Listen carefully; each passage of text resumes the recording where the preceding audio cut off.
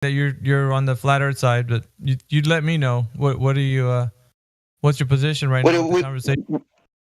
When you say suspicious, like no, what do you mean? Like I was saying that when you jumped in here, like my suspicions were that you were on the flat Earth side because of the way like your name and you have your picture.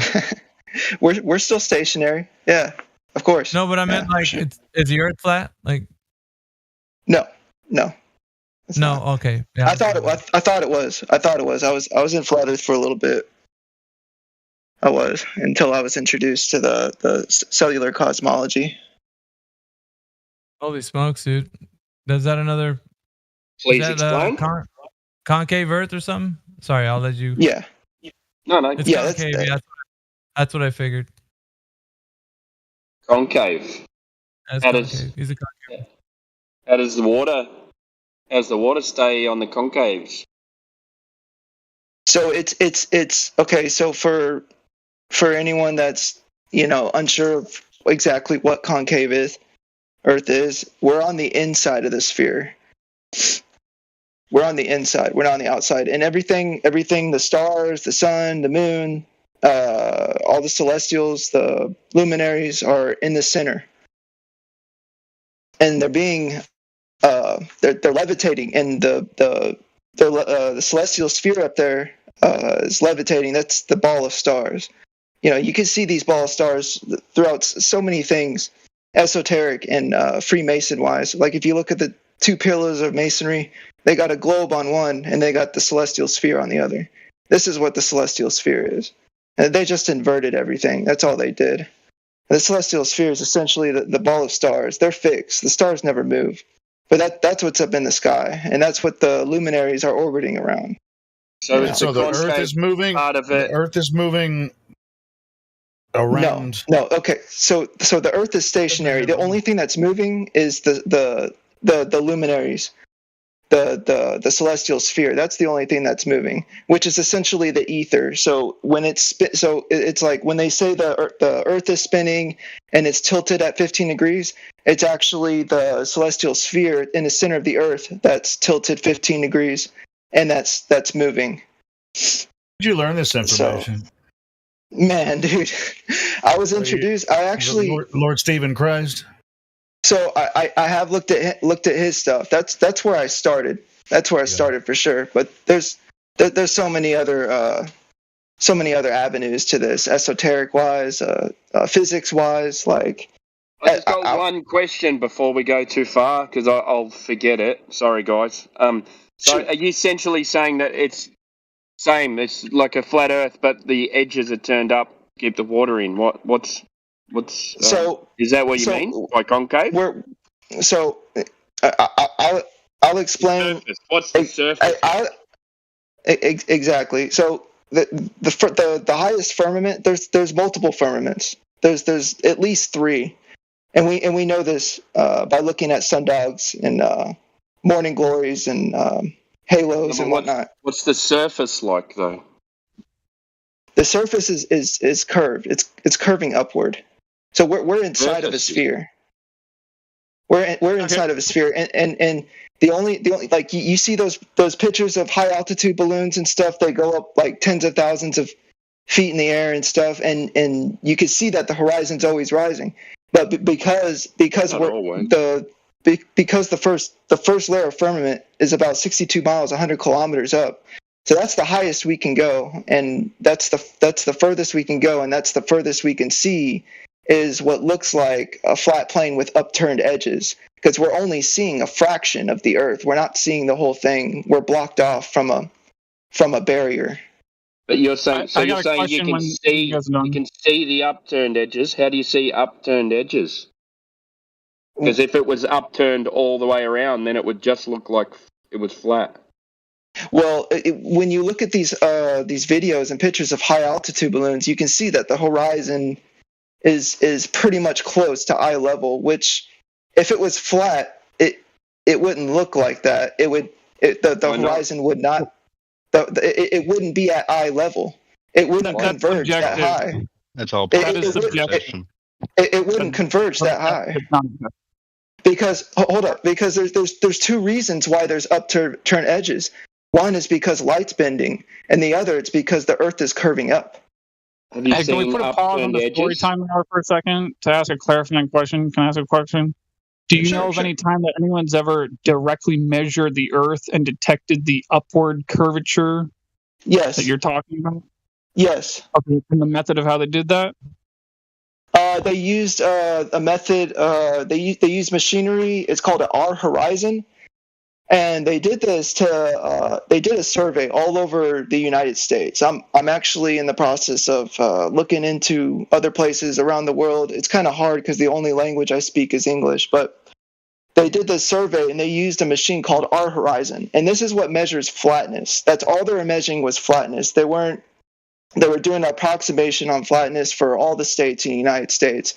And you can actually go to this site. This site's, if you go to Google and type in flattest states, what are the flattest states in the United States? It'll take you to this site, worldpopulationreview.com. And they did a survey using this same machinery, the R horizon. And the R horizon, you look it up, it describes like how it does it, how exactly this machine is. Can you describe it to me though? You're being completely and totally vague. I have no idea what you're talking about. You're not answering my question at all. Like, can you describe this precise method, like the measuring device used to measure the Earth? Like you said, a machine. Okay. A car is a machine. A car is not a measuring device. I mean, I guess you could use a speedometer, sort of, or the.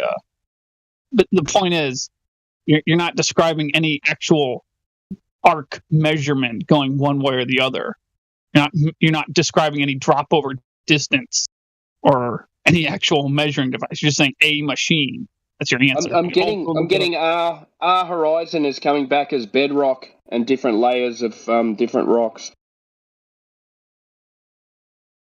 That's what our horizon is. Have you got any example? Have you got a clip of the machine? I'll be honest, I'm not exactly prepared on that one. I did have it on my other phone before it broke. I just got this new one, so I lost like a lot of the stuff I had on it. Okay, sorry to interrupt. Go, Ryan, mate. Sorry. But the percentages that they provided on this site. Plus, I mean, you could also go to you could also look up Kansas is flatter than a pancake, and it actually gives you a graph of the topography of Kansas. And the same they use the same method for this as they did also. Man, I wish I had that. I looked up the whole thing, man, and I completely lost it. I don't exactly have the best comprehension. I guess what we would be asking for is a direct rise over distance as opposed to drop over distance measurement, because that's what you're claiming. You're actively claiming that. So until you present to us a direct rise over distance measurement, what you're saying is merely empty words and merely empty beliefs. Sure, but I'm directing y'all in the right way. I mean, I'm. Well, yeah, but no, not really, because if you can't give me an actual number, like the Globers claim 8 inches per mile squared, that's their claim. They haven't measured it, but that's their claim. Now, if you were to measure the Earth and detect something like that going the other way, then we'd be talking. Then we'd be talking about objective reality and the Earth being concaved in objective reality. But until you present that to us, it's just empty words and empty beliefs. Nothing more, nothing less. Before you get offside too, mate, like it's just, we're just looking for empirical kind of, evidence of what you're claiming, like it's not, no one's attacking you as well. It's just, we're just having a conversation. And I appreciate that too. I'm always about, keeping things kosher. But you can look, I mean, I can direct y'all to a site with a bunch of information. All this stuff can be validated. Yeah. There's actually the consequences of it having upturned edges. So you're in a sphere. Are you still in the vacuum of space then? Or? No. We're in an electrostatic field. Everything's magnetic. everything's based on this, on the ether and the electrostatic field. That's what's compressing us. What's the sphere that we live in? We're in the Earth. We're inside the Earth. We're inside the Earth. He's basically describing, if it helps you, Timbo, he's basically describing it as a stationary inside-out planet Earth. So he's saying we're on the inside of a spherical Earth, not the outside of a spherical Earth. And then it's stationary. The heliocentric model inverted. They just inverted everything. That's all they did. And they did it. Okay, but keep saying that. That's why I said, is it in space or... the heliocentric model. So, your sphere still goes around the sun. So as far as what's outside of the Earth, it could be hell. But if heaven is what's in the center, it could be hell on the outside for all we know. So you're saying we're in heaven. I just want to say, it's probably the reason why they don't want us near Antarctica or the North Pole, because there's probably holes there, and it probably leads to something that they're trying to keep us from exploring. Again, you don't have any evidence for this, not direct evidence. Well, there's no direct evidence. Well, there's no direct evidence for an ice wall, but there's hell of a lot more evidence to back up the concave in the flat Earth. Hold on. There's no good reason. Like, when you say ice wall, are you talking about just the shoreline of Antarctica? Is that what we're talking about when you say ice wall? Like, what are you talking about specifically? Anyway, the point I'm trying to make is since water gets colder, even salt water eventually turns into ice if it gets far enough from the sun, if it gets far enough from a heat source. So doubting the existence of an ice wall that's far away from the sun, that doesn't make any sense. You have no logical reason to doubt the existence of a quote-unquote ice wall. It makes perfectly logical sense. So I don't know what the hell you're talking about, dude. I don't understand your question or your rebuttal. Well, no, I just said to you. You just said, there might be holes on the north and or in the south and going deep, side of the Earth or something like that. You're making that, that's like probably a thing or whatever. And I was saying to you, oh, well, those are just stories. You haven't directly validated that. And then you rebutted to me, oh, well, you haven't directly validated the ice wall. And I said to you, well, I don't have a logical reason to doubt the quote-unquote ice wall. That's my point. I wasn't directing that towards you. Let's not chase him off, though. Yeah, it's all good. It's all good. I understand what you're saying. I have no proof for there be holes at the poles. I have zero proof. Yeah. It's all speculation. A lot of this is speculation anyway. But so, what would you say the rise over distance is? Like, do you have any idea or any claim of the rise over distance of the curvature rate that you say is going upwards of the Earth? Like, do you even make a claim into that? What? So Orion wants to see how you arrived, because you said it's all speculation. He wants to see what you have that gears you towards this particular speculation, if I'm not mistaken. Speculation into the concave Earth? Why? Yes. Okay. There's actually radio telescope pictures of the orb. Like the Seymour Observatory took these radio pictures, satellite pictures to find where the origin of sporadic meteors. And they had this on their site. And doing this, they came up with these pictures of this orb with a double pyramid. It's called an octahedron shape in the center. And that only confirms that all the meteorites come from 6 different places. That doesn't confirm anything else. That doesn't confirm that the ground. That doesn't confirm that the ground that you're standing on is curving like a concave Earth. Okay. You can definitely see the 6 radiant sources and see the shape of creation up in the sky, but that doesn't say that the ground that you're standing on is you're inside a ball or something like that. Okay, right, right. That doesn't say that. Okay, so I mean, I don't know if I'm here to like convince y'all. I don't know if I'm here to just like drop some knowledge a little bit. And, well, we want to hear what the knowledge is. You know, we want to know what piece of information made you believe it so strongly, right? And curvature calculation. Curvature calculation? I haven't done any experiments myself, not yet. Bro, I think what you were mentioning just now is probably like a big piece that might be someone kind of described it as this is proof that the Earth is concave, and since you actually understand the imagery and this electro-optical scans for what it is from what it looks from the ground. But I'm telling you, bro, I've seen it as well, and that doesn't mean that the ground that you're standing on is concave. Do you understand that? I'm sorry. What doesn't mean it's concave? The observations that you mentioned of you said it's an octahedron or whatever, yeah, right? The 6 radiant sources, and in the middle of that you can see like the pyramid shape, which it looks. I wouldn't say it's an octahedron. I will speculate to say it's like a pyramid of light, but the bottom is like a shadow of it. Because if you think about it, it's light at the top and like a darkness on the bottom, right? Have you seen it? It fluctuates. It fluctuates because towards the end of the year, as the sun oscillates downward, both pyramids light up, so you can see both of them. Okay, so an equal opposite, right? Like, yeah. But the thing is, like, the ground that you're as above, so below.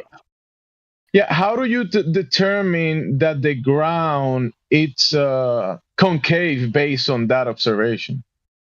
I was just someone asked me what had compelled me to move over to the concave, so I was just mentioning that just off the top of my head. But there's also videos of water curving upwards. I mean, I don't have a camera myself. I didn't actually do it, but I do know of someone who dedicated a lot of their time going out there in different atmospheric conditions, holding a camera inches off the water, and with a P900 or P1000 and zoom, and there's boats, and you can literally see like the water's curving upward. Of course, our vision is still limited. Didn't you just say before that light bends? Light does bend upward. That's why with just our eyes, not just the light. Okay, so whenever we're looking out into the ocean and we see boats going downward, that's because light is curving upward. It's a mirror image of what's actually happening. That's why like mirages are called mirages. It's essentially a mirror effect. Mirages are different. Refraction, mirages, it's the same thing. It's bending light. Is this effect that you're observing, is it in relation to the ground, or is it in relation to the medium and maybe the ceiling causing this effect, the light and the medium? But what do you determine that is the ground curving like you're inside of a ball? And basically saying that the other continents are basically you're standing on the ground, and then the celestial bodies is like a sphere in the sky, and the other continents are above that. Yes. Or on the other side, all the way around. I'm not underneath you guys. I'm on top of you guys. But you're actually walking sideways, like similar to the ball, but you walking, like my head is pointing towards your head. Yeah. If we are on opposite sides. Yes, exactly. Yep. So what keeps us attached to the inside of the outside of the ball? Universal compression. We're being compressed through magnetism. Why aren't we really short? There's a giant torus field in the middle. and the magnetic field generated from this is what's pushing everything. We're 70% water. There's a lot of water. Essentially, water is diamagnetic, which repels away from magnetism. So if we all left and went up 90 degrees, we would all meet at some point? Well, I mean, we would hit. There's some firmaments in the way, but if there was no firmaments and celestial sphere or luminaries, yeah. So you're basically saying that there is 8 inches per mile square curvature, but upwards. On a small scale, that works. That doesn't necessarily work on a large scale. Yeah. To 1,000 miles. Yep. Is that how long it works for? Yeah, it's pretty close up to 2,000, isn't it? No, the parabola works up to 1,000 miles. You can be pretty safe with that. Yeah, well, you don't really need to measure much more than that, do you? Otherwise, the Earth obviously measures 24,901 miles circumference, but you can feel good about your Earth curve calculator and parabola up to 1,000. Yeah, but he's saying he's curving upwards instead of downwards like the globe. So you are inside the ball, at the edge of the ball, or inside of it. Like if you were walking inside a sphere on. Yeah. Sorry. Yeah. Yeah. Does anyone know like what they? I haven't even looked it up. I could probably look it up. You know that they did the rectilineator and those tests were failed, right? They couldn't measure this curvature upwards. They successfully Cyrus Teed in 1897 conducted his own with his team. Has it been done recently? Didn't some people try it and they couldn't do it? I think in 2018. One university did it. I could not find it. I briefly looked for it one day, but I couldn't find exactly. I heard that from someone. Weren't you talking about a documentary the other morning, Gemsy, with that same type of? Remember that concave Earth documentary that you pointed out? Oh no, that's convex. It's different.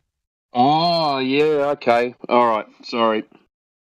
Yeah, that's different. Concave is basically... Yeah, the opposite. It's the opposite of the globe. You're not on the sphere, you are in the sphere. Yeah, I can't... Exactly. I can't grasp that one. God's right in the center, or source, or whatever, however you guys want to word it, is right in the center, and you can see us all.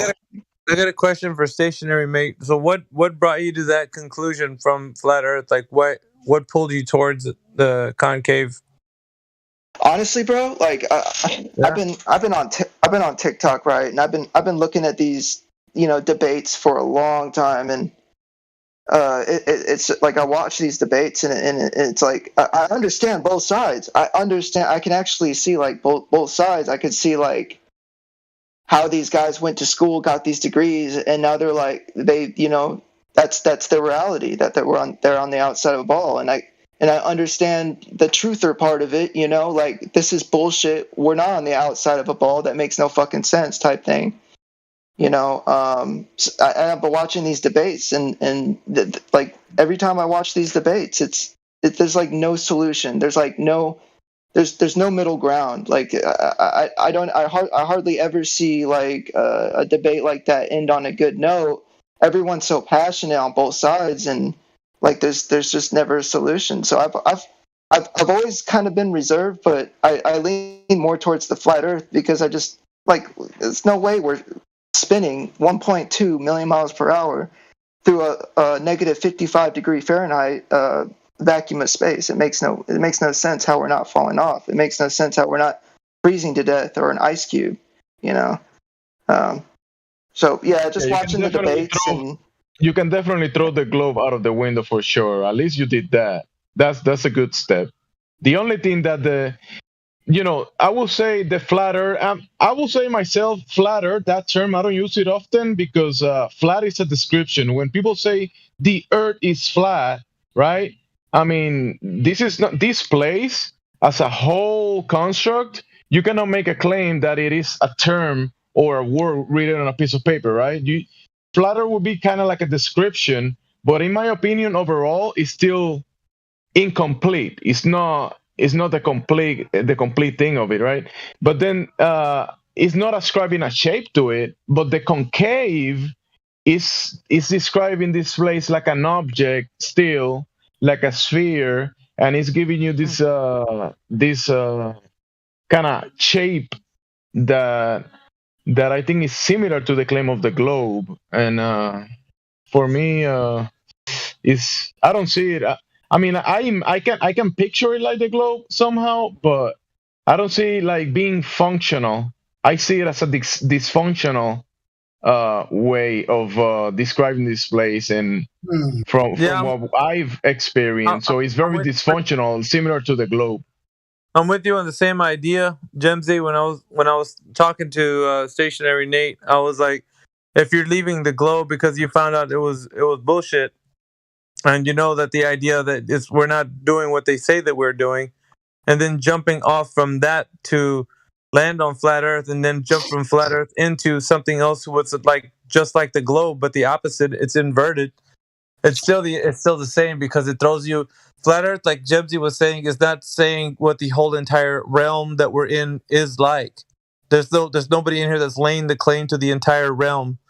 However, the globe and the concave are laying claim to a physicality to the shape. So one of them's the ball, the other one's inside of the ball. Either way, you're inside of a geometric shape. So now you have to deal with the claim is the same, except inverted. So when you landed on flat Earth, that was a place where it doesn't have a shape to it. That's the one that doesn't lay claim to the realm that you're in. It's a realm for sure. We don't know the extent of it to say like what else could it be. We just know that what we understand to be true in our reality is that there isn't any curve going anywhere up or down, because that curve could be measured. And so that's what we're saying. It's a bit of an issue for those who have that cognitive dissonance on the globe side to come to terms with that. But if you're like a third party perspective listening to both sides, and then you're like, well, I don't think it's either of those. I think it's actually the concave. Well, really, it's just like jumping out of the fire or frying pan into the fire. Because if you think about it, you're jumping from one claim to another one. It's just inverted, but it's still a claim. And you're going to have to deal with how do you reconcile the claim of the shape of the inverted Earth, being that it's a concave inside the dimensions and so on and so forth. There's a lot more to deal with, that you're more of the unknown than the globe. At least it has its rhetoric, right? It has everything, all the explanations and things like that. But when you go inverted, there's a lot less explained, and there's a lot more questions. And it's like, even though you think that's a better way to look at it, you still have to deal with the curvature aspect, which is there isn't any to be found. Now, when there's people saying that there's rectilinear lenses that are looking through, every lens is going to have a slight barrel distortion to it. So it doesn't matter what lens you're looking through, there will be a slight amount of barrel distortion. Even if the straightest rectilinear lens that you try to put up there, it's not going to give you the exact straight, view on it. Sure. So that's what I'm trying to tell you. It's like there's a lot more to deal with the concave, and it's cool that you're looking into this stuff, but you still have to deal with the claim, and I think it's still hanging over your head no matter what. And you can't just bypass it and say like, no, we'll just accept it as a upwards curve, because there's no demonstration of that. Even though you say that there's videos and such like that, okay, where has the measurement been taken? Because I'll say this to the concave earthers, whoever's out there that's a concave earther, like Paul that's in the YouTube live stream chat. Sometimes he comes in there and it's like, how can you reconcile that the method hasn't been done to demonstrate how curvature can be measured? There's only these mathematical constructs, right? Like for the globe, the metrics, how they came with the idea that the radius, diameter, circumference has those measurements, but they are not measurements, they're just calculations. So then inverted, you'd be dealing with the same issue.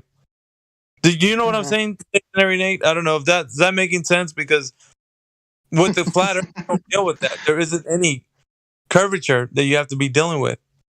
Because right now you have a geometric shape at hand. So hold on, Stationary Nate, are you there? Yeah, I'm listening. I'm listening. But how can you like just reconcile what I just said? Like,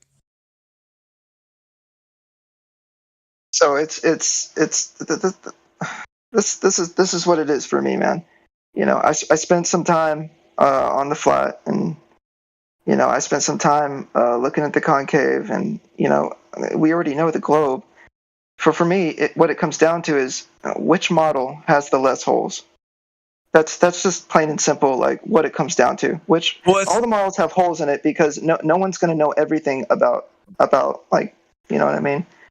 But the reality is not a model. This place that we're in is not a model. So when you're looking at a model, either the globe or the concave, those models have nothing to do with the actual place that you're in. That's the thing. And also, I'm sorry. Can you elaborate a little bit more on that statement? Go ahead, Miguel. Elaborate on the model thing. So yeah, what Jemsy's talking about is simple. So I'll give you an example. Like with the globe, you have when you're young, they show you this globe that's spinning around in classrooms and all that, and they show you this like idea, this concept, right? And the teacher tells you live right here, and they're pointing to something, and it's something to look at. So the globe has its models and it's got its map projections, and it's filled with explanations of like what you're living on. So they're showing you these things in like depictions, right? So you can see it, you can touch it. It's like something you can show people. It's a globe, you know. With the concave, it's the same way in a different style. It's inverted now, and what they're showing you with the videos and stuff, right? These guys who are proposing the Earth is concave, they're showing like models of a concave Earth and like what it looks like on the inside, and so your mind is able to see that. With the flat Earth, you don't have that. We don't have that. Now, however, I will say this: there's like people that stand to say like it's a dome and all this. Like the people that are in this room don't claim all that stuff. We're saying we don't know what the realm, like what it is. Therefore, we don't have like something you can put on your desk and say, "Oh, look, this is the flat Earth. This is the globe, which is the globe Earth. You can spin it around, and this is the concave." So the flat Earth doesn't have that. However, the globe Earth, it does. It has a globe. You can spin it around and you can mess around with it. And the concave now is starting to have that. So people on either the globe or the concave, they like to have models of what they look at. You like something to look at. With the flat Earth, it's a realm. You don't know the extent of it. None of us do. So we don't know like what it all is altogether, like the whole thing. You understand even on a small scale, though, even on just what we know is within the realm that we're aware of, you don't think they can? I mean, I know some right now that I'm in touch with. They're actually busy building a flat Earth model as we speak. But I would think even on a small scale, there'd be a way to make a model of it. Yeah, you could. I think you could kind of like make something, but since we have limitations of exploration and the places that we can go to, can you go anywhere you want on Earth? Stationary. Yeah, but what's your name? Stationary Nate. Yeah, Nate. So remember, like, will you agree that the globe model is being given to us and everybody almost from like a priesthood perspective, like like Neil deGrasse Tyson, kind of like a religious. They actually act like a religious priest, and they give you this model. Will you agree with that? Yeah, for sure. Yeah. So I will kind of point out that, in my opinion, the concave is also. I think they have like a leader that is called Stephen Christ, doesn't he? Stephen Christ. He's the one that actually has been like building the model and presenting this model of the concave Earth, and he claims himself as God. He said he is the Lord and Savior. He is God, doesn't he? So he's. I mean, if we're gonna base like our research on like how a person is, and I mean, I just don't. No, but look at from our perspective, like from where we're standing, right? And we have the priest from the globe, and then we have someone and other people that will present the other model, the opposite of that, the concave Earth, and they do it from a similar standpoint, and they claim a similar thing. Like he's claiming that he's Jesus reincarnated, right? Yeah. Doesn't he claim that? Yeah, all I can really say for myself is that shit doesn't matter to me.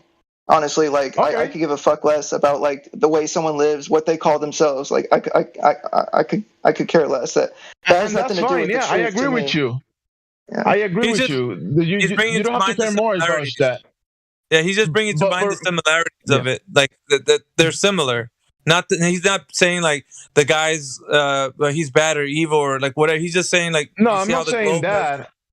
How the globe has like the priests, like they have all their globe zealots and the people that are teaching it in academia. Well, the same way you have that in the concave. But when you go to flat Earth, there isn't any. There's those the big name guys, right? But there's nobody that's like saying that they're the leader of the flat Earth. No one's saying that. We're all just people learning about what the Earth is in a realm. And real quick, Miggy, my bad. The thing, my point about that, real quick, Nate. My point about that is that some people are actually claiming the whole construct of this universe, right? This reality that we're in, including heaven or not heaven in the globe, right? Because in the globe there is space, emptiness, right? In the concave, they're giving you this. I kind of agree with the sphere, the heaven above. I do. I'm pretty sure. Yeah, there is heaven. This is what they're hiding. But in the concave, they're giving you this model, and they're giving you this. I'm sorry. They giving you this. They selling you this model, and claiming as kind of like as God that they had like God's view of the whole construct and giving you an imagery. And that could be dangerous because if someone actually believed that this guy got revelation from God and God gave him the whole construct of this place, and you believe that, yeah, I can see people definitely falling under a spell. And I think it could be a little bit dangerous because if you actually believe that he's telling the truth, because I think he probably believes he's telling the truth, in my opinion, possibly. He might be lying, but he probably believes he's telling the truth. And he's presenting this idea, this model that other people are going to believe. And since he's claiming he's God, Jesus incarnated, I mean, some people are going to believe it. And the thing is that could be dangerous because it's very similar to the globe. And I think claiming that perspective, that outside perspective from outside of here and giving you a whole thing, like this is what this place is as a whole construct, like you're basically looking from God's perspective, that is, for me, it's pretty dangerous. So you got to be careful with that, in my opinion. So if someone walks up to me today and says, and they're just crazy and irate and look a little insane, and they're like, "Hey man, tomorrow's going to be the last day, man. Your last day on Earth." You know what I mean? And then go, and then the next day comes, and that's my last day on Earth. I die somewhere, or it's Armageddon or something. The fact that this person was crazy has nothing to do with what they were saying. What they were saying was correct. I think the problem. Well, I never say he was crazy, but I think part of the problem here is that you still haven't really provided like any substance of evidence for what you believe, and the guy. The big talking head for he's dead. So he's not I don't know why his name keeps Stephen passed away. Stephen passed away.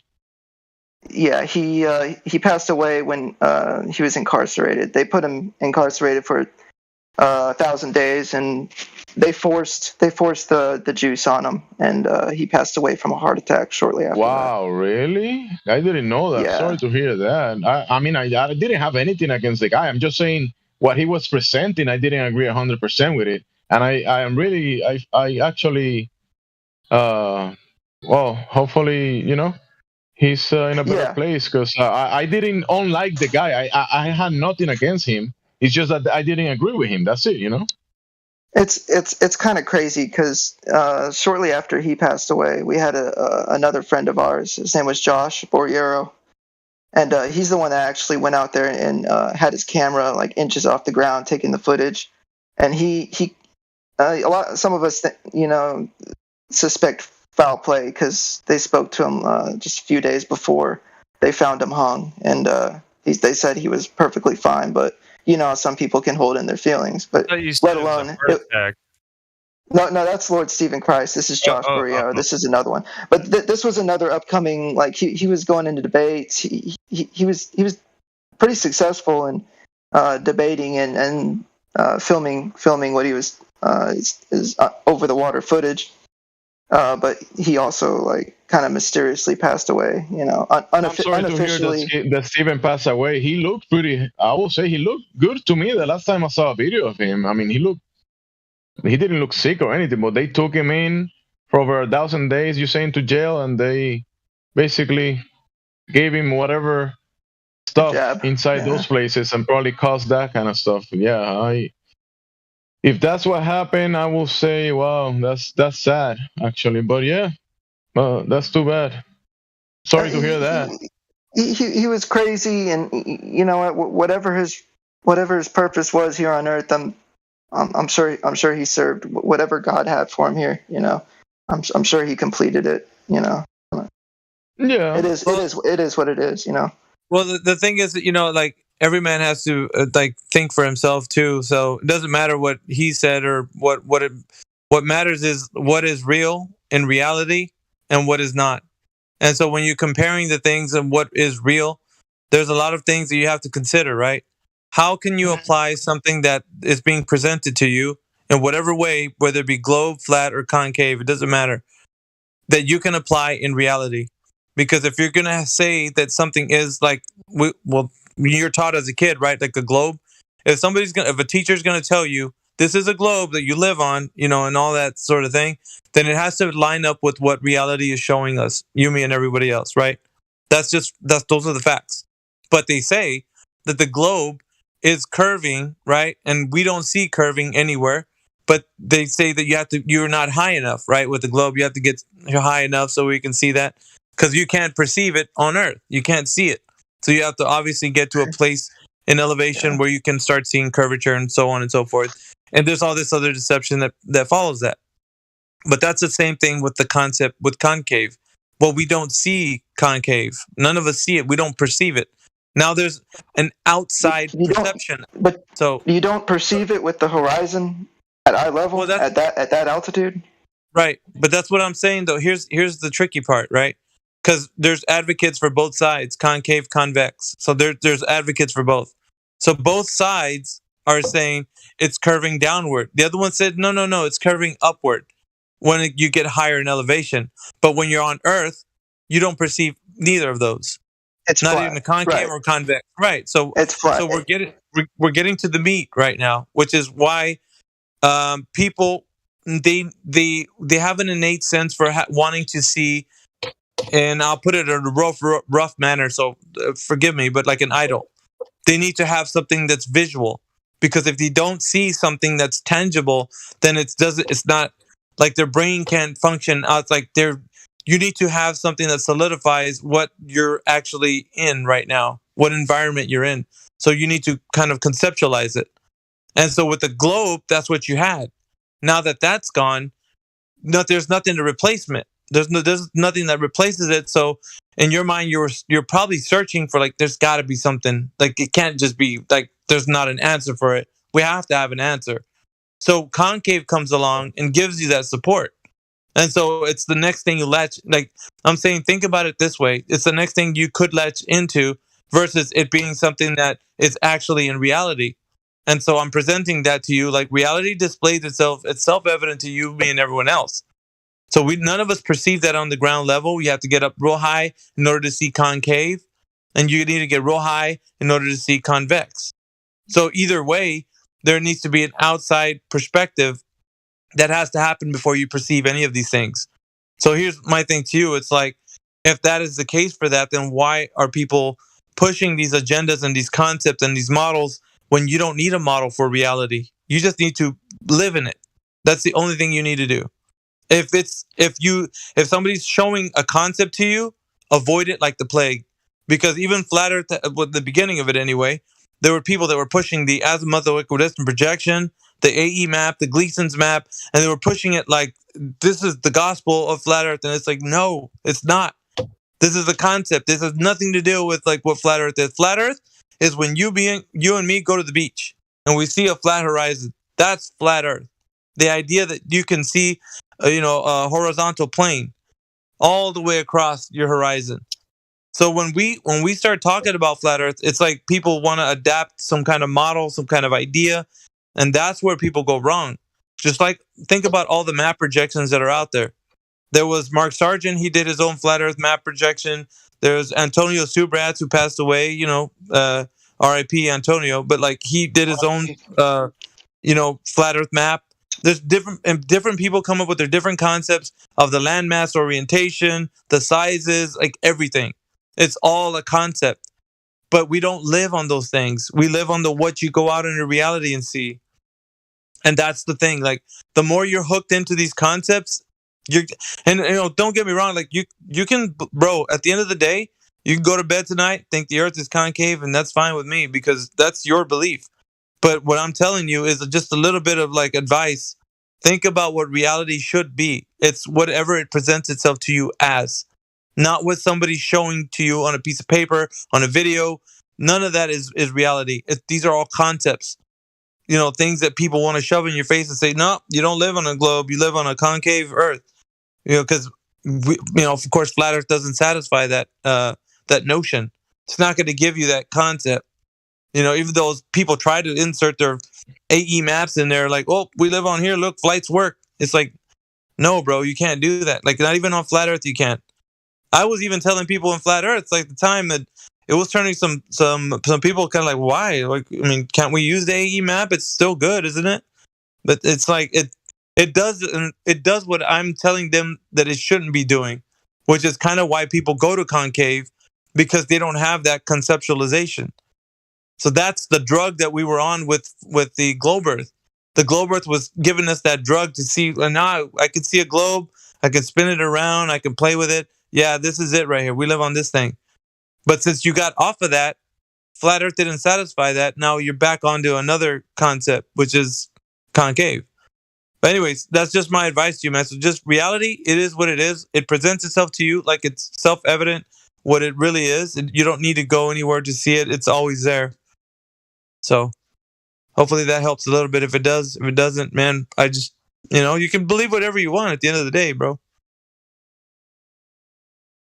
I absolutely love everything you just said. Do you subscribe to anything at all, or you just kind of know Earth or flat Earth, or yeah? Just like I considered like what Jemsy was saying, because he speaks a lot of like the same thing that I think of. I don't think we can say, we call it flat Earth, right? It's a trigger word, man. It actually triggers a lot of people. But it's not. It's the realm that we live in it's much more complex, but it's still beautiful, and we can say that it's a flat level horizon from as far as we can tell. Other than like anything extra they could be, I'm not going to speak on it. I think I'd rather stay silent. I think everybody likes to fill in the gaps and say like, well, we live on this, this and this, and I'm like, you go ahead and knock yourself out. Like I'm good where I'm at because I'm comfortable knowing my reality. I think people are uncomfortable because they want to conceptualize it. So they, in their haste, they're trying to be like what Jemsy was saying. No slight to the gentleman you were talking about, that Lord Stephen Christ or whatever. But like some people want to take the idea that they're telling you the entire realm, what it is, and it's like it's incomprehensible. It's so vast. So for us to kind of like conceptualize it in a way to put it in a box form, either globe or concave, I think we can't do that. The reality is what it is. It's much more complex and better than what any concept can provide you. Anyway, I totally get that. and like I totally understand. Like this is like something like essentially like something like keeping me busy, keeping me interested. Passing time, something to learn something from. Like I totally understand that. You're welcome to come in here anytime you want, Nate. Just pop in. If you want to stay busy, bro, there's enough work in here to you come in here, man. This conversation's up the wazoo. But yeah, we're 24/7, man. Like this is the place to be if you want to have those conversations. However, like I want everybody to feel comfortable in whatever they believe at the moment, because like we're not in the convincing business in here. We just want to challenge people. It's like that's it. Want to throw up the challenge, and hey, if at the end of the day you're a glober or concave or whatever you are, like the hollow earth, there's other things you want to add in there, but you can be whatever you think. It's just people that are in here, just be honest about what where you're at. That's all that really matters, man. I appreciate that too, man. Yeah, I appreciate that. I'm still like a newbie in this truth movement, man. I just took off with it. Like once I found flat Earth, man, I was like nose to the grindstone on this thing, man. Just like there's some real intelligent people in here, brother. Like I'm telling you that from like just the gentleman that I've been talking with for this has been years, bro. But I mean, like these people here, they're gonna refine we refine each other. Like I want to tell you this, man. Like I was maybe 3 or 4, maybe 5 years or something. But I was talking about like I was standing on the fact that the Earth was a dome with an ice ring and like the AE map and stuff. Like I was on all of that, man. Because at the very beginning, I was just like, no, it's this way. It's an ice ring, and I was telling people, and I was confronted with like the idea, like, hey, you're saying that it's an ice ring, but do you know? Like, did you verify that there's this ice ring that you're? What if it comes up to a shore? Like you're saying that these, the ice shelves are there, like the ice walls. And I'm like, well, I wanted to be proud and say, yeah, it has to be an ice wall. How else does the water, come up to stop at the point? And they're like, well, did you verify it? Or do you know? And I'm like, yeah, man, like probably no, it's not. I haven't, so. And then I started to think about like how I'm presenting truth. If I am presenting truth, it's like, well, to be honest, I can't say that for myself. I can't say that I can verify an ice ring. So I had to drop it. Like it was my own ego, my pride, because I was saying it for a while, that's what it was. So I had to come off of that because I can't be honest to you guys and say that I'm verifying that in any way. But that's just like what I'm saying. Like it's just a bit of like truth to myself and to everyone. If I'm going to speak truth anyways, I have to be truthful about what I'm saying. I can't give you concepts about what Earth is, and then because that's what it's doing too. It's saying there's an ice ring. Do you know that? Like it could go on for whoever knows how long. Like yeah. But you start to learn like it's different things, and the majority of it I would say is like being real with yourself. That's the majority of it. Like, do I like? You have to start thinking like, am I saying this because I want to sound like I'm right and I want to be involved in like actual people that are speaking truth, or you know what I mean? Like, and then you start like finding your own way. So it's just encouragement to you, man. Like, because I know like it sounds like you're passionate and stuff. So yeah. I mean, this is why I don't subject myself to just a certain group of people or a particular label. I mean, yeah, someone call me a concave earther, but I'm up in flat Earth and Glober chats all the time. Listening to what they have to say and participating in conversations. You're definitely not a label. Even if you entertain the idea of the globe at a moment, or the concave, or the flat Earth, I'm not any of those three things. I could speak about them. I could talk about flat Earth, but I'm not a flat earther. I'm not a label, right? So we talk about things, including the fantasy side of things, that a lot of our time was spent thinking about that was reality, right? Like the globe and that kind of stuff. And now we entertain the objective reality, and we kind of try to get what is actually going on, and that's why we realize it's not a spinning globe, right? I just want to tell you, Nate, that topic that you touched about the scans of the sky and the electro-opticals and the sources of the sporadic meteors, that is a very underrated topic, and I will say that's a really good topic that I like a lot. And don't it's good that you spoke about it. If you have any like information about it, can you DM me? Do you have anything about it? Any like information about that? What was that? Or which one? Which? I honestly, I don't know how to. Are we talking about DM on Telegram or the Discord? Oh, DM is here, like the direct messages. Yeah, you can direct message in here, Nate.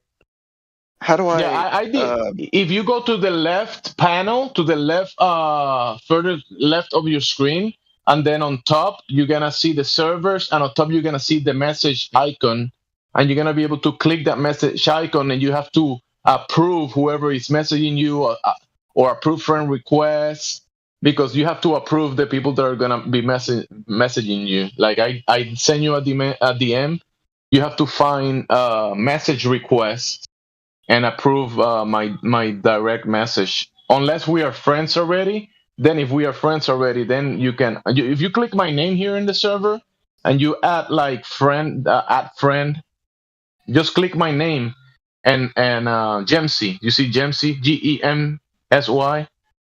You can click my name and press message or add friend, and then you can see I DM'd you already. Hey, I got a quick question for you, Nate. What's up, brother? Did you say you said you're new to Discord? Yeah. This is my first time. Oh, because I thought you said you were on Glober and Flat Earth Discords all the time. Conversations on TikTok. Yeah, I'm big on the TikTok thing. I got you. You know, I'm also on Telegram as well. Those are basically the only two apps I use. Yeah. Gotcha. So, but how did you find us, anyways, Nate? Which were we a link that you clicked on, or someone? I don't know if he's in here. I thought he was in here earlier, but someone from the DFW True Earthers. I actually went to some of their meetups. Some of them know me, and I met them in person. They gave me. I was talking to someone. I'd mentioned the concave Earth or cellular cosmology. If anyone had looked into it, and had a guy told me to meet him here at Discord. I don't know if he's here right now, but I forgot his name. Can I exit this app and I'll still be connected? Oh yeah, you can exit the app and you'll be connected. Depending on the phone, there's phones that cannot kind of like have the background apps as heavy as this one. But if you have like a modern phone, you should be able to just press home, go whatever you want, and still speak in here. But if you're gonna be in the background talking, and you should mute yourself. So if you're gonna be speaking to someone else in the background or something else, we don't hear where you're talking in the background. You know, but you can definitely go to different apps. My bad, Mickey. Yeah, no, if you do that, like Gemsy said, just make sure you mute yourself, because you could be talking to that other person and you'll be saying what, to us in here, what you're saying to him. So just make sure you mute. For sure. Yeah, that's like the same thing with TikTok or Telegram. Yeah, the dude's name is Jackson. I don't know if he goes by the same name in here, but that's what his name is. But I've been in that chat for quite a few months now. Shoot, invite some more people in here, man, if you can. We're trying to get more people in here.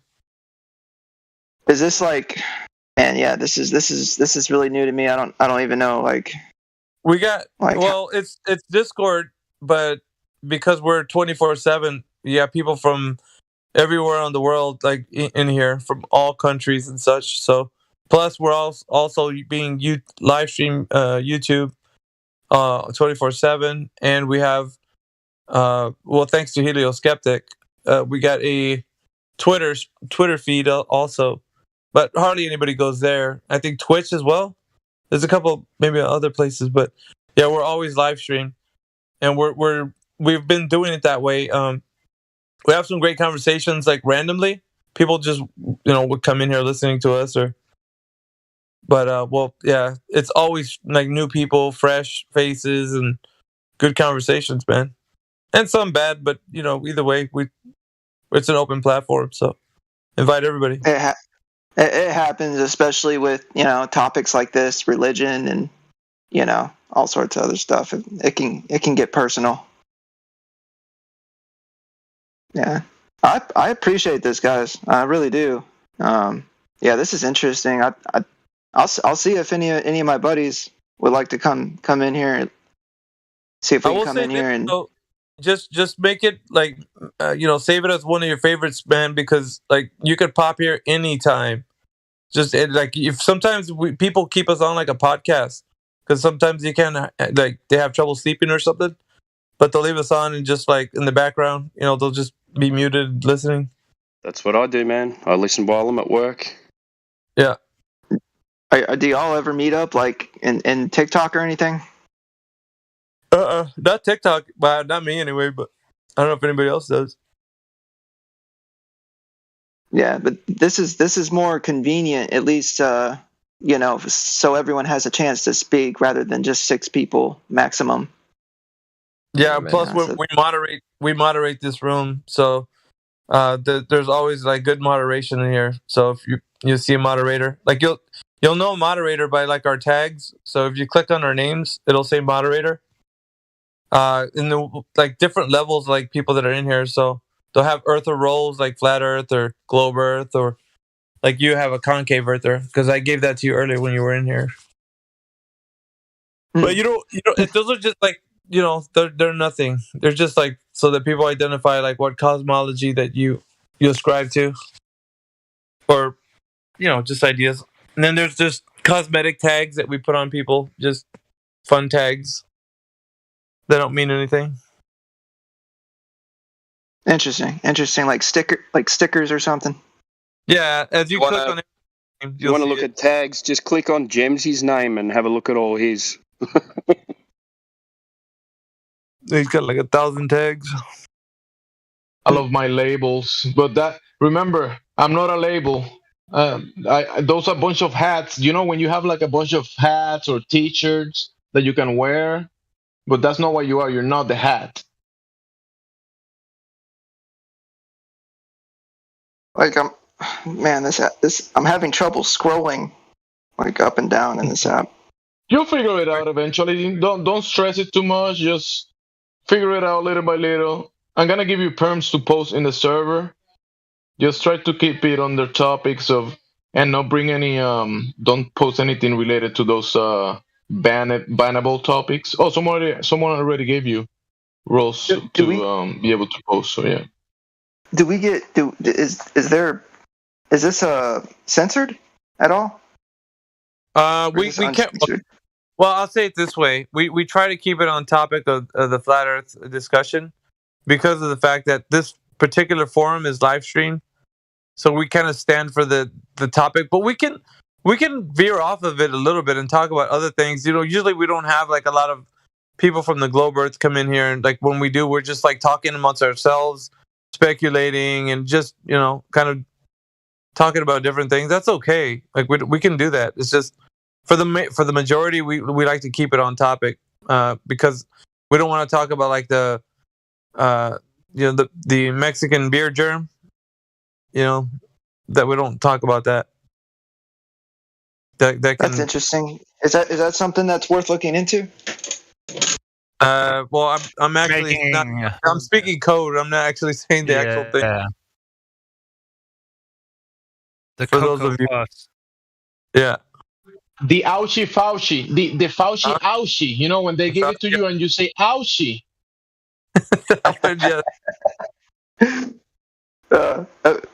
I have to ask: has anyone seen the rocket footage yet? Artemis? Yeah, we've seen it. Yeah. And what do you think? It's a parabolic. It was a parabolic curve, and it missed the moon. It missed the moon. I'll show you one that someone posted the other night. Let me see. I gotta have it somewhere around here. Can we? I mean, I just want to say you know it's real because it looks so fake, right? Yeah, it was super. No, we can't screen share, Nate. Oh, okay. Or we can't screen share or turn our cameras on. Not in this channel. Not in this channel. I see. Yeah.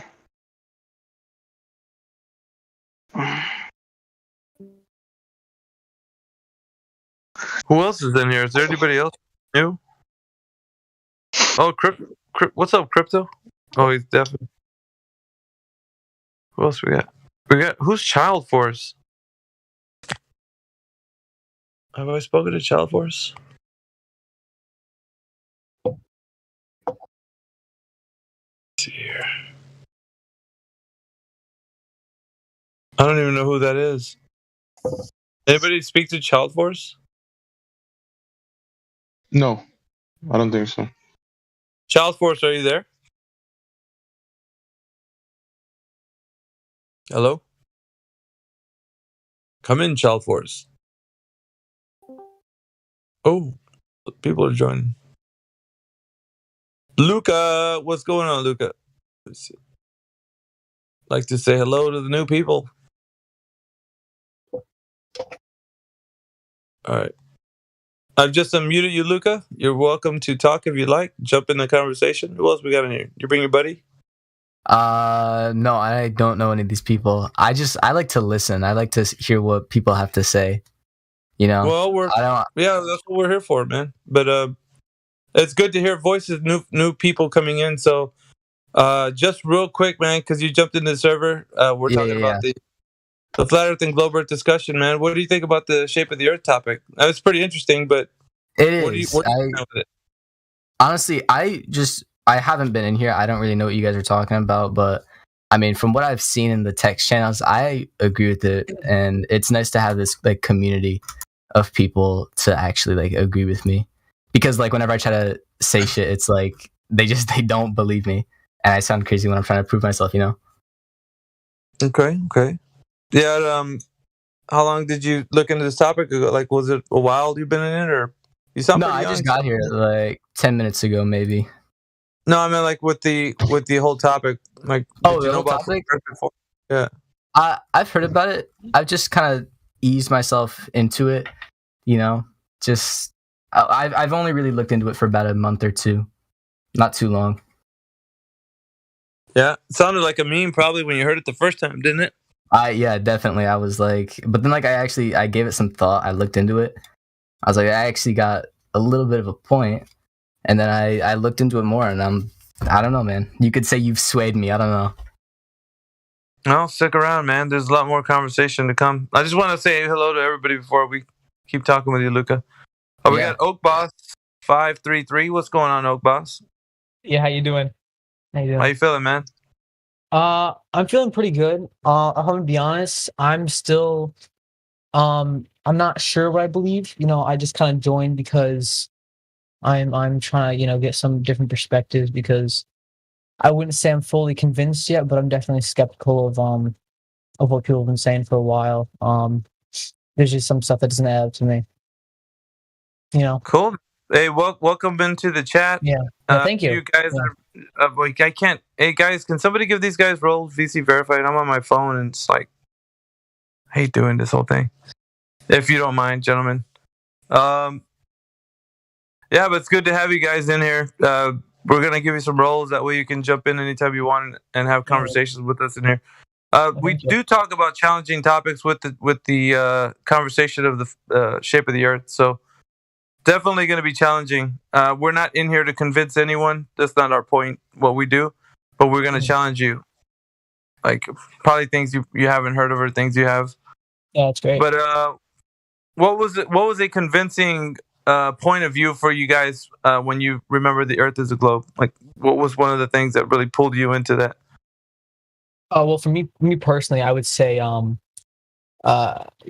maybe some like, I'm a bit of like a I gotta see it to believe it kind of person. You know what I mean? And I don't know. Like a lot of it seems like it could be. I don't want to say it could be faked, and I think, you know, when people say if you look from like a plane, you're way high up. You know what I mean? You should be able to, from the size of the Earth, like mathematically speaking, you should be able to see some curvature, but you don't really see any curvature. And I've always found that strange. Some people mention that could be because of, I don't know, something about the atmosphere, but I don't know if I believe that. I think it's just made up, to be honest. Yeah, were you ever on a flight, Oak Boss? Yeah, I took a flight not too long ago, about 2 months ago, and I was actually looking out for that to see if I can, because I've been thinking, like, for maybe a year now. I've been kind of thinking about it, and that was kind of what was like the breaking point, I suppose. That's cool, man. Well, at least you're being honest with it, Do you have any experiences like that, Luca, where you were on a plane or you've never flown? Not really. The last time I was on a plane was when I was like, I don't know, still in like school. It's been a really long time. A lot of the stuff I'm just basing it off of rough theories and rough pictures and stuff. But I think they're honestly pretty convincing because, I mean, I'm here now, That's good, man. You guys sound pretty young. Like, you guys still in school, like college, or like what? I graduated last year. Out of college? No, out of high school. Oh, out of high school. Okay. I'm a junior. Yeah. You're a junior? All right. Yeah.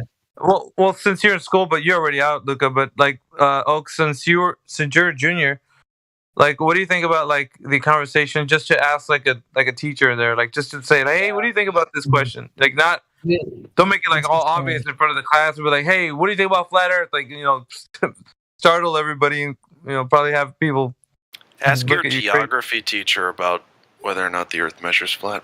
That's actually, it's interesting you bring that up because my science teacher, who I like my science teacher, he's a good guy, but I've kind of asked him about it, alluded to it in some kind of way, and he's very dismissive. I mean, I guess most people are, but I just feel like it was a bit strange, and but it's kind of weird how no one ever brings up that kind of conversation, Oak Boss. Yeah. I think maybe a nice way to really see if he's like onto something or wants to achieve, like if he wants to hide stuff, is you can bring it up in this kind of way, right? You can say like, well, some flat earthers on the internet, they've been saying this, and I've tried to refute this argument, but I have a hard time. So like, can you maybe okay. assist me a bit? Because I think if you start saying like I'm doubting, that's even a red flag, right? They will think that you're like no longer a full glober, no longer fully on their side. Yeah. If you bring it in the way that I said, they'll think that you're, maybe a glober, and they'll do their best. And that's what might get them thinking too, because then they'll be forced to be honest. Mm-hmm. Yeah. That's definitely something I should think about. Because I don't know, I need answers, Yeah, like maybe don't try it. I mean, obviously on the same guy, but like on some other science teacher. Another teacher, yeah. It's tough too in his place to work, like his or her place where he's gonna, like off the cuff, out of nowhere, it's asking about something like that. These folks might have an opinion outside of their workplace or whatever, but they may or may not share that with you at school. That's true. It's very controlled. That's a very good point, and that's what I was almost exactly going to say. Is like, if you ask him what he thinks about anything, he's probably just going to give you the textbook answer. So, I mean, you might really probably. I mean, you never know, though. You never know. It's like if you sorry to interrupt, man. If you see, because I've done it before. All through school, I've done that. You know which teacher's cool, right? Which one would be like, I'll bet I can just ask Mr. Anderson about that. I'll bet it'd be no big fucking no, dude. I bet it'd be no big deal. I'll bet he'd say yeah or no to that, right? Let's check it out. Let's try it out, right? That one cool teacher. Anyway. Yeah, I know what you mean. Just definitely a teacher that you have to be comfortable with, though, because otherwise they won't really listen. Yeah. Well, anyway, it's interesting to think about how I would react. I'm 40 years old, so if I were teaching high school kids right now, it would be an interesting thing, knowing what I know now. If I had to toe the line for a high school or university or something, and tout bullshit for a paycheck, and I was actually stupid enough to do that, why I would have someone like yourself perhaps come up to me and start, breaking it down. Like, is there measured curvature? Like, when do they actually do that. No, I'm not talking Eratosthenes, right? Because you and I both know we can't prove that. So when did they get the measurement of the curvature? Isn't it crazy how I can't find it?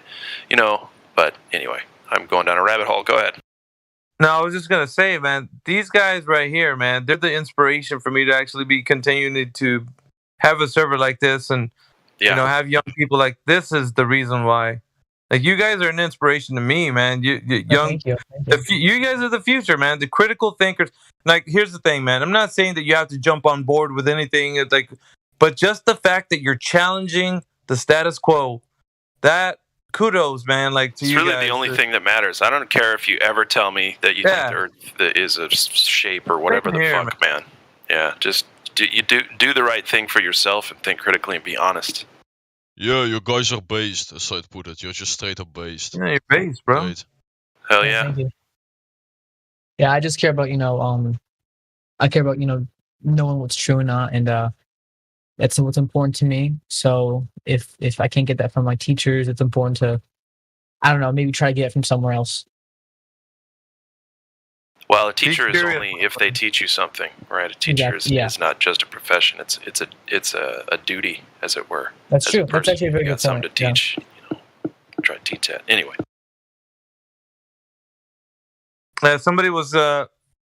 Somebody would ask me too, like, man, what do you get out of this, man? What are you in here day in and day out? What are you doing in here? It's like, and basically, you guys are the answer. Like, that's the reason why I want the future generation of young people to be critical thinkers, to think for themselves, to think freely.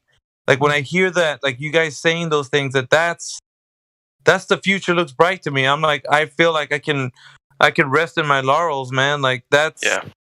I don't know. It's such an uplifting feeling for me, because it's like because day in and day out we get people coming in here. It's like, man, like, these people are like so close-minded.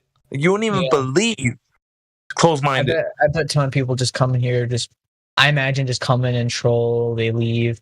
They're not adding anything. It's so much worse than that, dude. But yeah, you don't even want to know.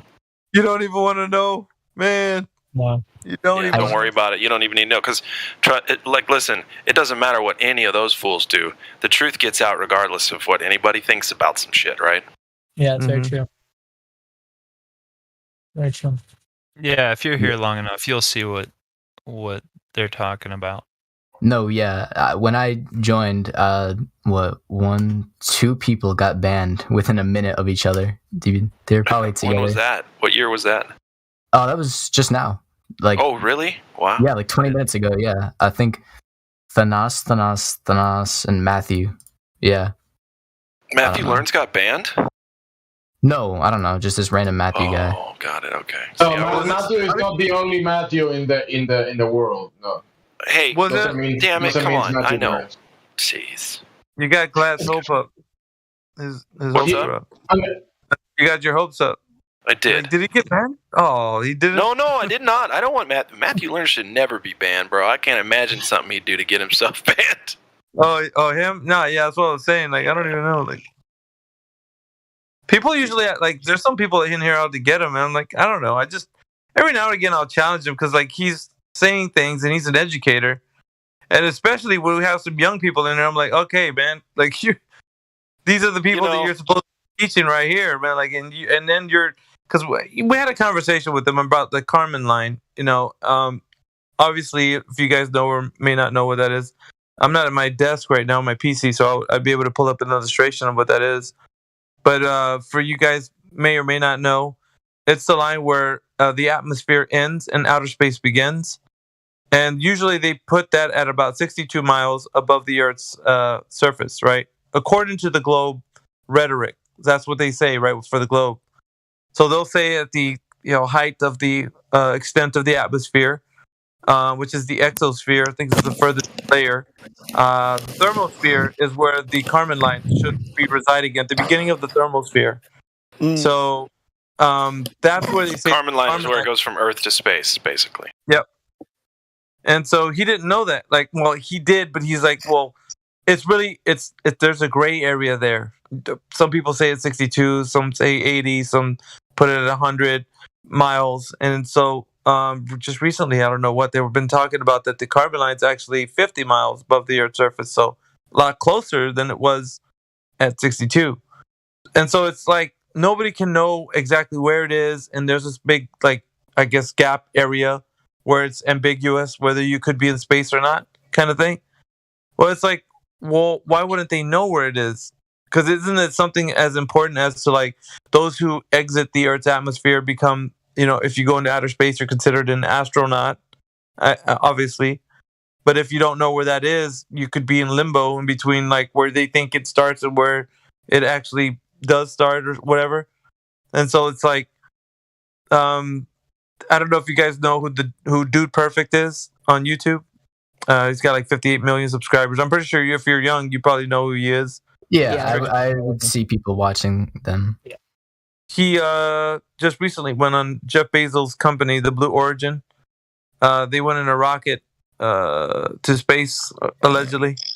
And it went about 198,000 feet up. So I heard about that, and I had a ton of doubts because it's like, what kind of YouTube? Because like, it's a lot for somebody like a regular YouTuber to go to space. So I was pretty doubtful. But looking at it, I think they're fooling a lot of people. And I don't think it's good to spread misinformation like that. But that's just me. It could be a reach, but I don't know. Sorry to interrupt. No, that's the way to think about shit. Yeah, it is. I got a 1-minute clip of them actually coming back from like after Cody and them came back from, flying around. And it's like the theatrics are there, man. So they made it like really like, what do you call it? Like if you've ever seen theater in your school, like the way you like the people are just acting. And so he came back he jumped out of the capsule. He's like, "We've been to space," like all like excited and whatnot. Stuff, yeah. Fell down to the ground and kissed it. And I'm like, come on, man. Like, and then on top of it, it's like they went only 198,000 feet up in the air, so it's not considered space because the carbon line is a little bit further past that. So they weren't technically in space. And then he was lying. He's like, well, they asked him, what did you see up there? And he's like, well, it's all black, but I saw the whole entire Earth. It was like a circle. And you hear Neil deGrasse Tyson. I don't know if you know who that guy is, but he's a science communicator. And he speaks for, people in the, realm of like talking about what space is and all that. He's the superstar, the space superstar. Star Talk, man. Fucking A. Yeah, he pretty much is like, is Satoshi sleeping? I think he's sleeping. Just mute him. Let me mute him. All good. Okay, that's awesome, though. Come on, guys. That's funny. Yeah, he's... Yeah, go on. Real quick, who was the guy that said that your friends got banned? So, who was it? Luca. Oak Boss? Luca. Oh, no. I just noticed that these two people got banned. I don't know. I don't know who they are, but... Oh, you don't know who they are? Okay. I thought you said your friends joined with you and they got banned. I wanted to check that with you, but it's all good. Oh, yeah, no. I guess joined at the same time. I don't know who they are. Oh, all good then. Yeah. You mean in the lobby and where did they get banned from? Yeah, in lobby. Just scroll up a little bit. One of them has like a purple kind of profile picture. What was the word they chose to get banned? No, it's all good. I was gonna check because people do get banned because we get a lot of trolls. But I thought that's what I was assuming. My interpretation was that you joined with some friends and they got banned. So I just wanted to maybe bring your friends here, unban them, and maybe they can ask questions and stuff. But since you don't know them, it's not a big deal. I'm sorry. No, it's all good. I misinterpreted what you said. Sorry about that. You're good. Yeah, so just going back to that, we're all talking about Neil deGrasse Tyson. So he's a science communicator, and he's basically like an authority for like where space is and all that. And so, what was it? I want to say 2 or 3 years ago, Felix Baumgartner did a Red Bull space jump. I'm pretty sure, I don't know if you guys know this or not, but the Red Bull had like a sponsored jump from this guy. His name is Felix Baumgartner. And he jumped from a gondola. He went up in a balloon. And he jumped from 123,000 feet up in the air. And according according to them, it's considered the Red Bull Edge of Space jump. You can look it up on YouTube. You can see him jumping out of the gondola, and he's wearing like a space suit and whatnot. It says Red Bull all over it. But when he done that, it was marketed as to the people that he jumped from the edge of space. And so, with a camera angle that was being used was a wide angle lens. And so that wide angle lens was taking a look at the Earth, and it was like pretty rotundity. You could see it like looking like a globe. And so it was like Neil deGrasse was kind of talking about it in like you could tell it was like in a conference or something. So he had like an open panel where he was not an open, he was speaking to an audience, but there was a lady that was there kind of like interviewing him or something. And he was going on about the Red Bull space jump, saying that, and Felix Baumgartner's Red Bull space jump, I mean, I don't have a problem with it, him saying that he went to the edge of space or nothing, but, it's not what really, like, I'm paraphrasing. The honesty of it would greatly diminish. Yeah. He's like, yeah. And so it's amazing that he did say that he wasn't at the edge of space because he had like a little plastic beach ball, and it was like a globe beach ball. And he was like, he wasn't even 2 millimeters above this beach ball. So he's like, he couldn't see the curvature of the Earth because he was saying that because the video that you see with the Red Bull space jump, I mean, the Earth looks like a globe on there. But he was saying that camera was using a wide angle lens. So in other words, people that were looking at Felix Baumgartner jump from the gondola, they were convinced that it was looking round because it was a globe, and that. And Neil deGrasse Tyson was like, no. Neil deGrasse Tyson is for the globe, right? But he was saying that specific Red Bull space jump, you couldn't see the globe, that were using a wide angle lens. So at that height, you don't see the curvature of the Earth. He said that stuff is flat. And that's his words. At that height, the stuff is flat. You don't see curvature. I remember I forgot when this was. It was back in my high school days, but they showed that video to us. That exact video where he jumps out of the thing and all the Red Bull stuff. And I remember thinking exactly what you just said. It looked like they were using a camera or like a fisheye lens or something, and it was just so obvious, and you could see that everybody believed it. I was just like, come on, it's pretty obvious, but I don't know. Well, no, it's true. Even for the people that believe the Earth is a globe, like the real hardcore guys, like they would say that is a wide angle lens. Like you have to be obviously much higher to see the curvature. Like they definitely would not just. But what I'm saying though, man, is like this is dishonesty. Like even at those levels that it's happening on. So like you said, like everybody's presented, but what is people's first take though, Luca? They look at it like this is like the Earth, man. Check it out. It's all looking like it's a globe. So everybody's totally convinced just by that. So let's fast forward till today, or a week ago, when Cody went up with the freaking Dude Perfect, kind of thing, Blue Origin, Jeff Bezos rocket, and I'm telling you, man, that thing looks like a phallic symbol. The thing looks like a flying, dildo. I don't want to say the word, but I get. No, I get that. But it's like they're doing these things, and I feel like they're just mocking people. And then I have like at the end of the video, it looks like they do like a strike a pose kind of thing, like all the friends together, Cody and his buddies, and they're like pointing at the camera, like, hey, gotcha, and I'm showing people, I'm like, look, man, like this is literally these guys, like, because this platform is huge, man. He has 58 million subscribers. That's a pretty huge platform. He had 10 million views. Yeah, dude had 10 million views on that one video. It was a 13-minute long video in like 4 days. Because I remember seeing it like on the second day, it was only like 7 million views, and then like a couple days he had like 10. So I'm pretty sure right now he's probably got 20 or something. Well, my point is, like, just like the Red Bull space jump, Dude Perfect is a part of this whole kind of deception of getting people to think that they're going to space, and they're not. Obviously, like what Neil deGrasse Tyson was saying is that they're not even high enough to see the curvature. Yet he was saying that he saw the whole entire Earth, the whole thing. So this is what they're telling the masses, man, including all your friends and everybody that's looking like, dude, man, come on. Dude Perfect got in a rocket and went up, and there's Earth is round. And why are you guys saying this? You know, that's.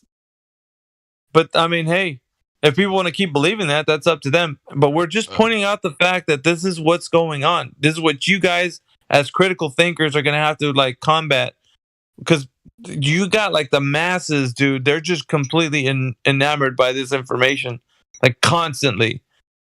Definitely, you got to, and it's not going to end here. I'm just saying, like, just for you guys to know that. Go ahead, whoever else. Yeah, Oak was also like a little thing I'd wanna remark in regards to, like, you know, how people who doubt globe Earth are treated, right? If you think about it, it does have a very cultish vibe, right? Because there are aspects of science you can discuss, let's say, you know, stuff that's not taboo.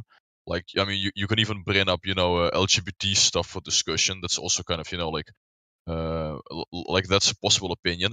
But the second you start doubting the globe, even well-educated people like, you know, professors, judges, doctors, they will all snap. It's like a little switch happens in their mind, and they're like, they believe that you're totally inept. That like, even if you show them that you're good at your stuff, that you're, let's say, you know, a respected man of good standing, the second you say like, hey, maybe you know, maybe it's not round, they flip, you know. That's at least what I've noticed, that once you reveal that you have doubts, it's like a cult, right? Like, you're in the Jehovah's Witnesses, and as long as you say like, yeah, the Watchtower is, you know, the truth, but if you say maybe the Watchtower guys aren't the only source of authority, it's like, it snaps, right? So that's a pretty good way to realize that you're in a cult somewhere. See, if you're not in a cult, or at least if there is no let's say brainwashing going on, then once you bring a certain topic up for discussion, people should be relatively chill about it, right? Like, be like, oh yeah, sure, like, bring your points, open you know. discussion.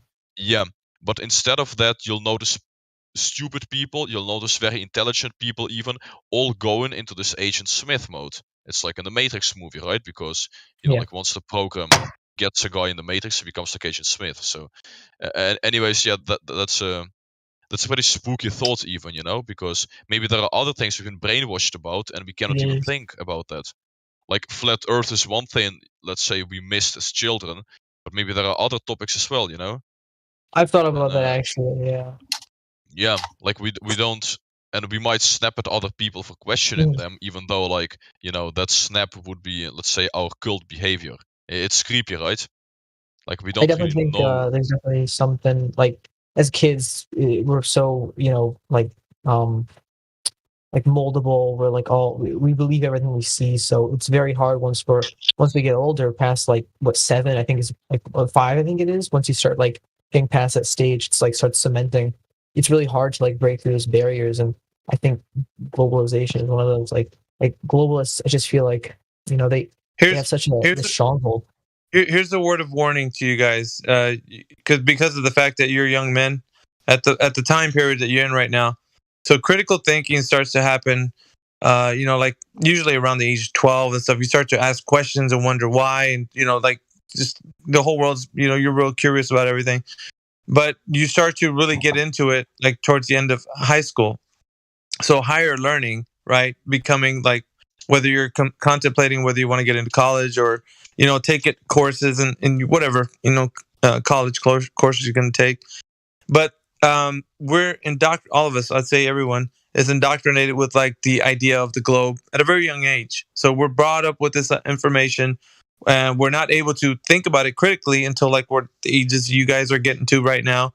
And you're starting to like actually start to ask questions, and like maybe somebody that wants to answer them or whatever, but you're starting to at least, you know, ask the question.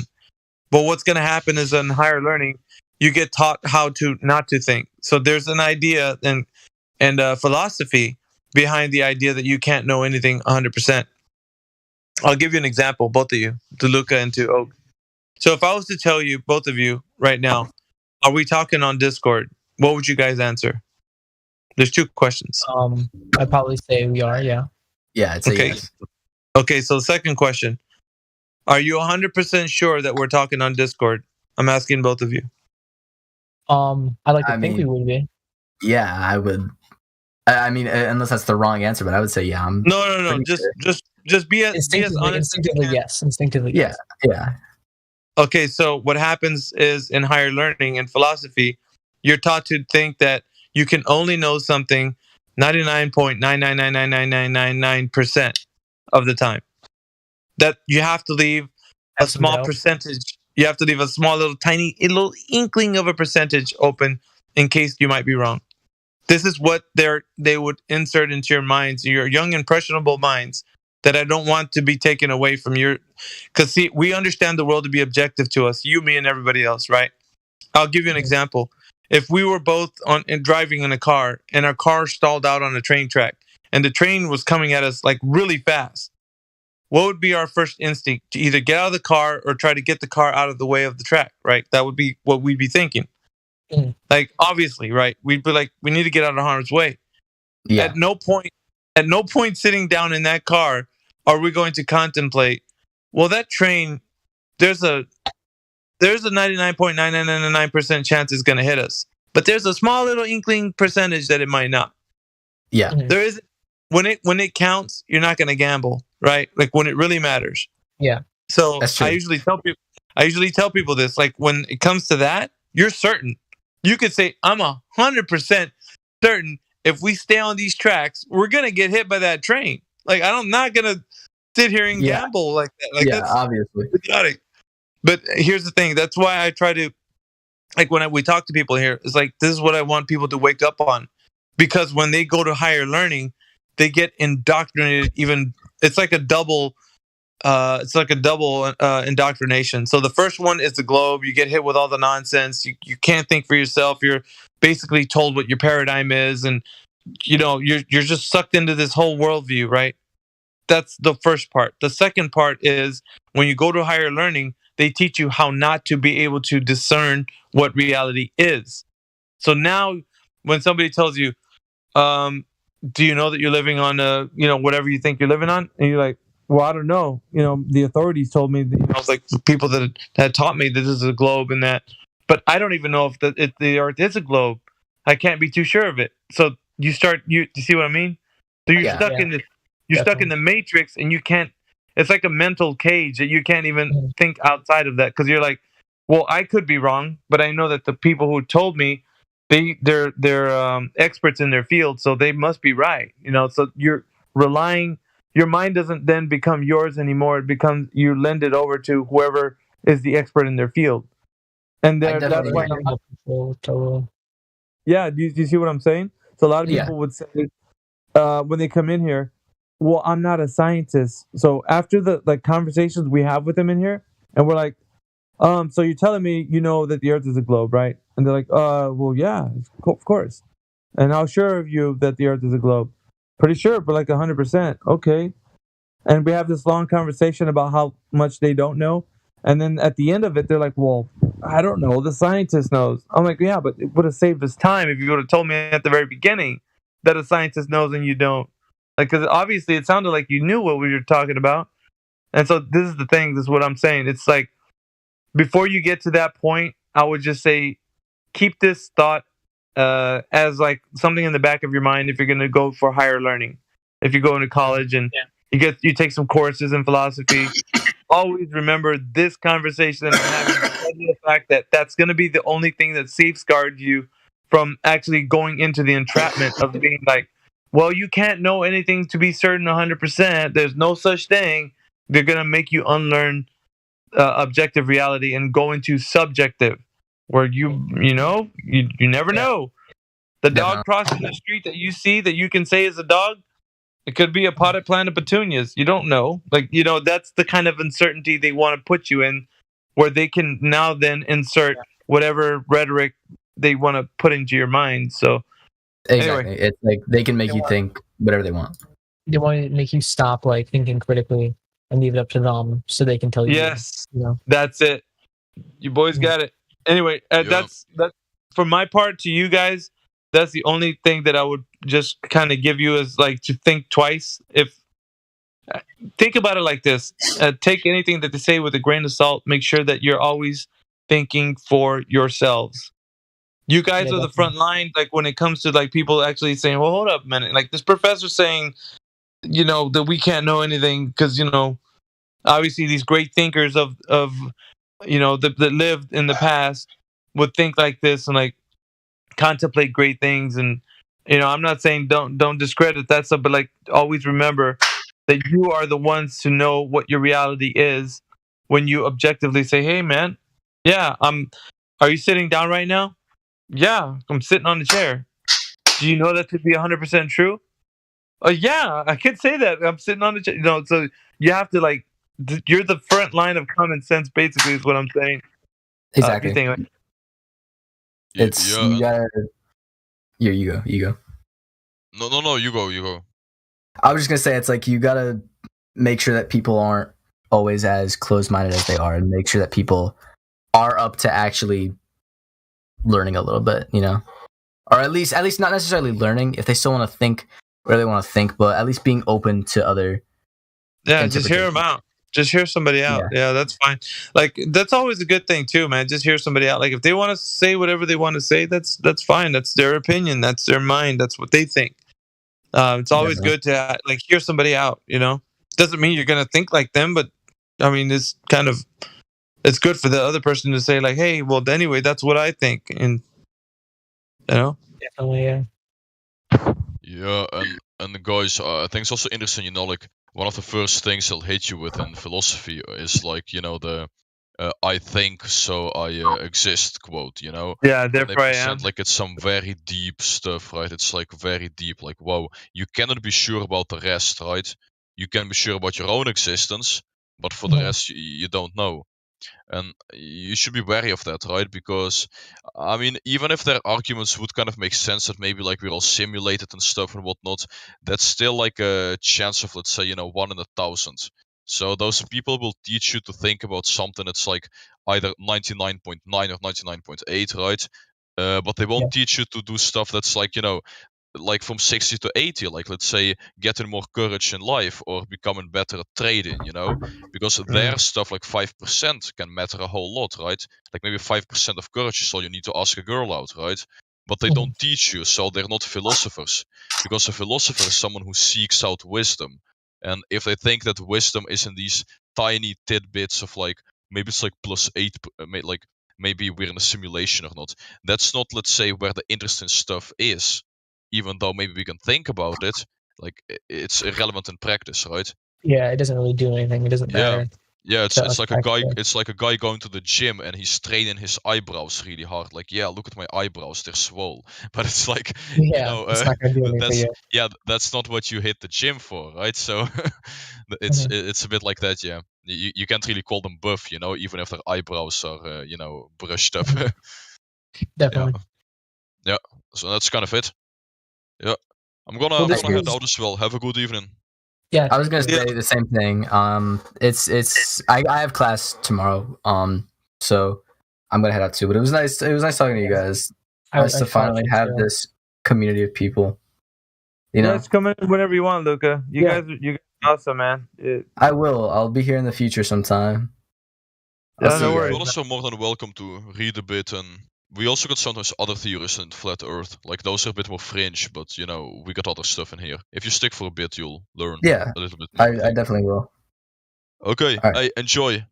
99. Thank you. You too, man. See you guys. Yo, see ya. Yeah, this was this is definitely really this is great actually. And I'll definitely be back again.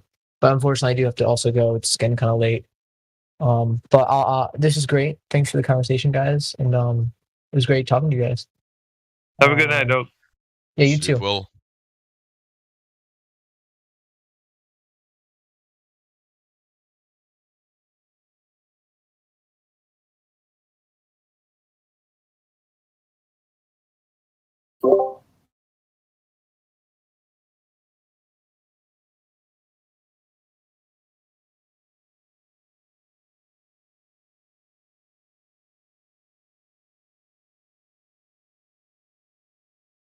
That's what I'm doing. That's why I do this every day, man. To see that. I'll tell you what, man, that brings me so much joy.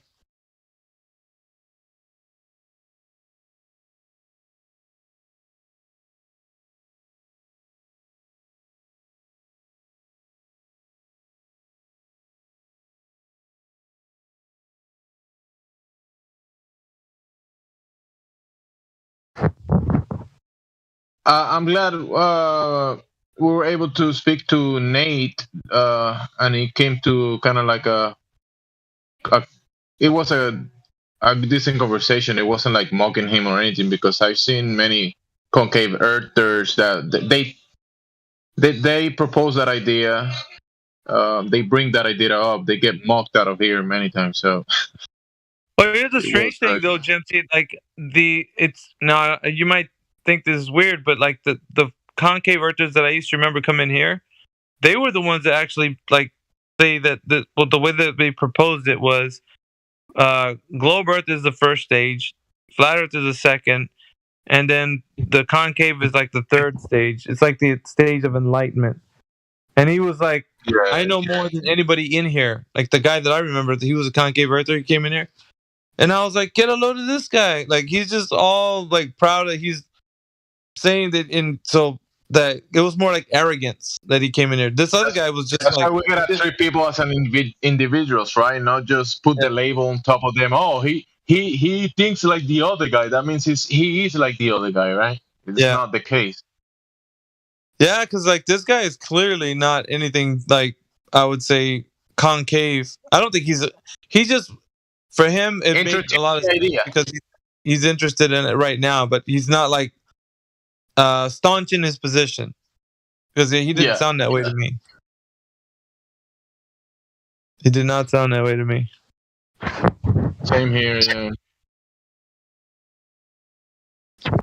But the interesting part is that, like you said, it's case by case. Because if you start to label them all just one thing, then that's where you could get in trouble there.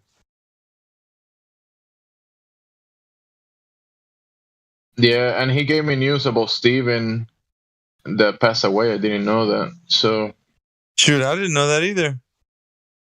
Yeah, he died. Like, he got the jab, I think, in the prison. He said that Steven got arrested and for over 1,000 days or something. So you imagine inside of those institutions, they kind of like make people take it inside because it's part of the requirements, right? You have to take it. Shoot, so they experiment with people inside those places. That's horrible. Yeah. Basically, human gimmick. That was sad. Today was a great day. Those news actually put me down a little because I didn't dislike the guy. I actually liked the guy and a lot of what he spoke, but obviously I didn't agree with the cosmology of the whole thing. But I did like a lot of the stuff that he said. No, this guy, if I'm thinking it's the one that I'm thinking of, was a blood over intent kind of guy, and I think that's akin to witchcraft to me. I don't know if that's the same guy. Might be a different I think I never heard him talking about blood over intent. No, I didn't. Maybe it's not him. But I don't know. There was a movement close to concave. It was probably another, because the concave was guy. It was about the same time that flat Earth, around the same time the flat Earth was being talked about. Yeah, at least from what I remember. But there was Hollow Earth. Yeah. Do you remember Hollow Earth? That was Hollow Earth as well.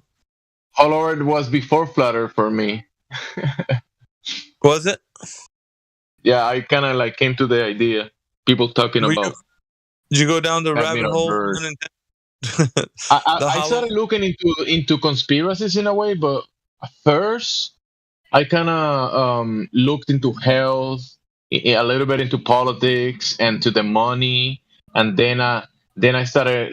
I saw like the moon landings, right? And some people were saying different things about what actually happened with the moon landings, and then the Earth is hollow and all that kind of stuff. And there was some depictions about it, and I was kind of like entertaining different ideas. I wasn't believing it, but I was like, there's something off about the stories that we've been given in so many topics that I was entertaining the idea about the shape of the Earth and stuff. And then I was introduced with some videos on YouTube about the label Flat Earth, right? And then I started going through that, listening to the communities and stuff talking about it, and yeah. Well, they had I want to say it was like months ago where they had like this big cave that they found in China. It was like a whole ecosystem underneath the inside of that. There's a little bit to the hollow earth of as far as like caves go, like in the earth, like in what is it? South America. I don't forget what place there. I don't know if it was Brazil or someplace. There's like these huge caves you can dive into. Yeah.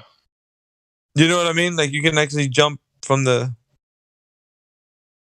Yeah, I've seen videos of caves that have like flora and fauna. They even have birds and insects, like between like it looks like it's between big sinkholes and stuff.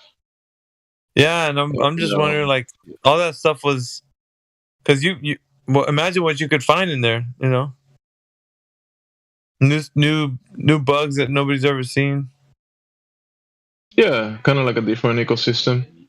I also seen depictions of like underground tunnels and underground actually like cave systems that go all over the place, and they're huge, and they depict like people actually setting shop in some of these tunnels, and you see in the like very old books that will depict these very huge cave systems, and you see they kind of have like towns in the caves, like actual towns and people kind of living in them.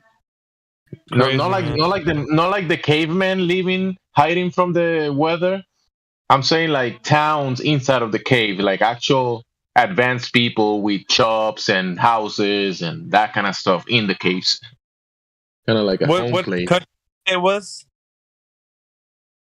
There was some books that I was looking in the past, and I remember seeing. I remember having some imagery of that. It wasn't photographed; it was like people depicting this. But this imagery from those books, it wasn't just like a cartoon being drawn. It was almost like it looked to me like an image that you know when an artist is looking at something and he's kind of drawing it in a sense. I don't know, and I'm just saying cave systems. Bro, I remember looking into so many PDFs, looking for information. I don't remember that book, but many of the books spoke about the Americas and maybe many of the cathedrals and what's under the cathedrals and a lot of the real estate that was around the Americas in before the 1900s, and have you seen these old books? The imagery in those books is really amazing. The way it looks. Yeah, I think I know what you're talking about. I just like I'm trying to figure which one was it because I want to even look. I want to look up what you're saying. I'm fascinated by that. There's so many books of the past that depict this kind of different world than the one that we live in. What do you have any of those PDFs with you? Not right now. I saw it was like a 500 gigabyte file with thousands or I don't know millions of books, and I was just going through it. Where did you, dude? You need to hook me up, man. I need that stuff. This wasn't a computer, and I don't. I'm gonna ask my brother because I think he might have that file saved somewhere. We're talking about so many books that like a huge save file of books. I would love to like. Obviously, that is the digital version of that, right? Because I imagine all of those books that were put in the digital, and people, you know how people scan books with photograph and then put it in the digital, like in a PDF. So there was a lot of that. Most of it was like that, like actual books that were digitally scanned with some type of optical, and then make a PDF, and you were looking at the actual books actually, but in a digital sense. But I imagine all of the books out there. I'm sorry, Mickey. I imagine all of the books that are out there that have not been that are not in the digital world yet. You know what I'm saying? Did you ever come across one that has like a layout of like what houses used to look like in the past, and the houses look like really crazy, like amazingly built, And you're like, how the hell did people have this kind of construction knowledge? And then with the tools they had in the back in the day, like there's no way like you can get this precise. Not just that, bro. The technology, the old technology that people use, they have like air system that will heat up the whole the whole community. Yes. It will light up the streets, and there was like companies that will. It was like a very intricate commercial world. They will, you know, like the advertisements that we have today. It was very similar to today, but you have this very interesting kind of like I would say technology back then that it was very practical, like heating systems. I remember reading from this book, and they were speaking about heating up a building, like a whole building, with hydrogen gas, like hydrogen gas, and lighting up the light of the building. It was light up with hydrogen. What the hell? Yeah, like the gas from the hydrogen, the HHO, whatever.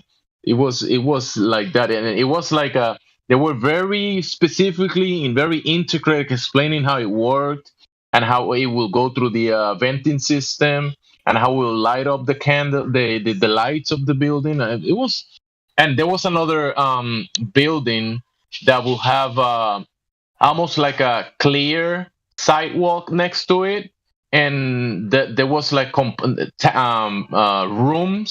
on the basement, and the light of the sun will come into the walls and this light eating material that will light up the whole inside of the building as well. Like light from outside, it will light up the inside of the building. Wow. That concept is not so foreign. I imagine you could actually do that, right? Yeah, but what? Like, I'm imagining like there's a reason why that we don't have that stuff right now.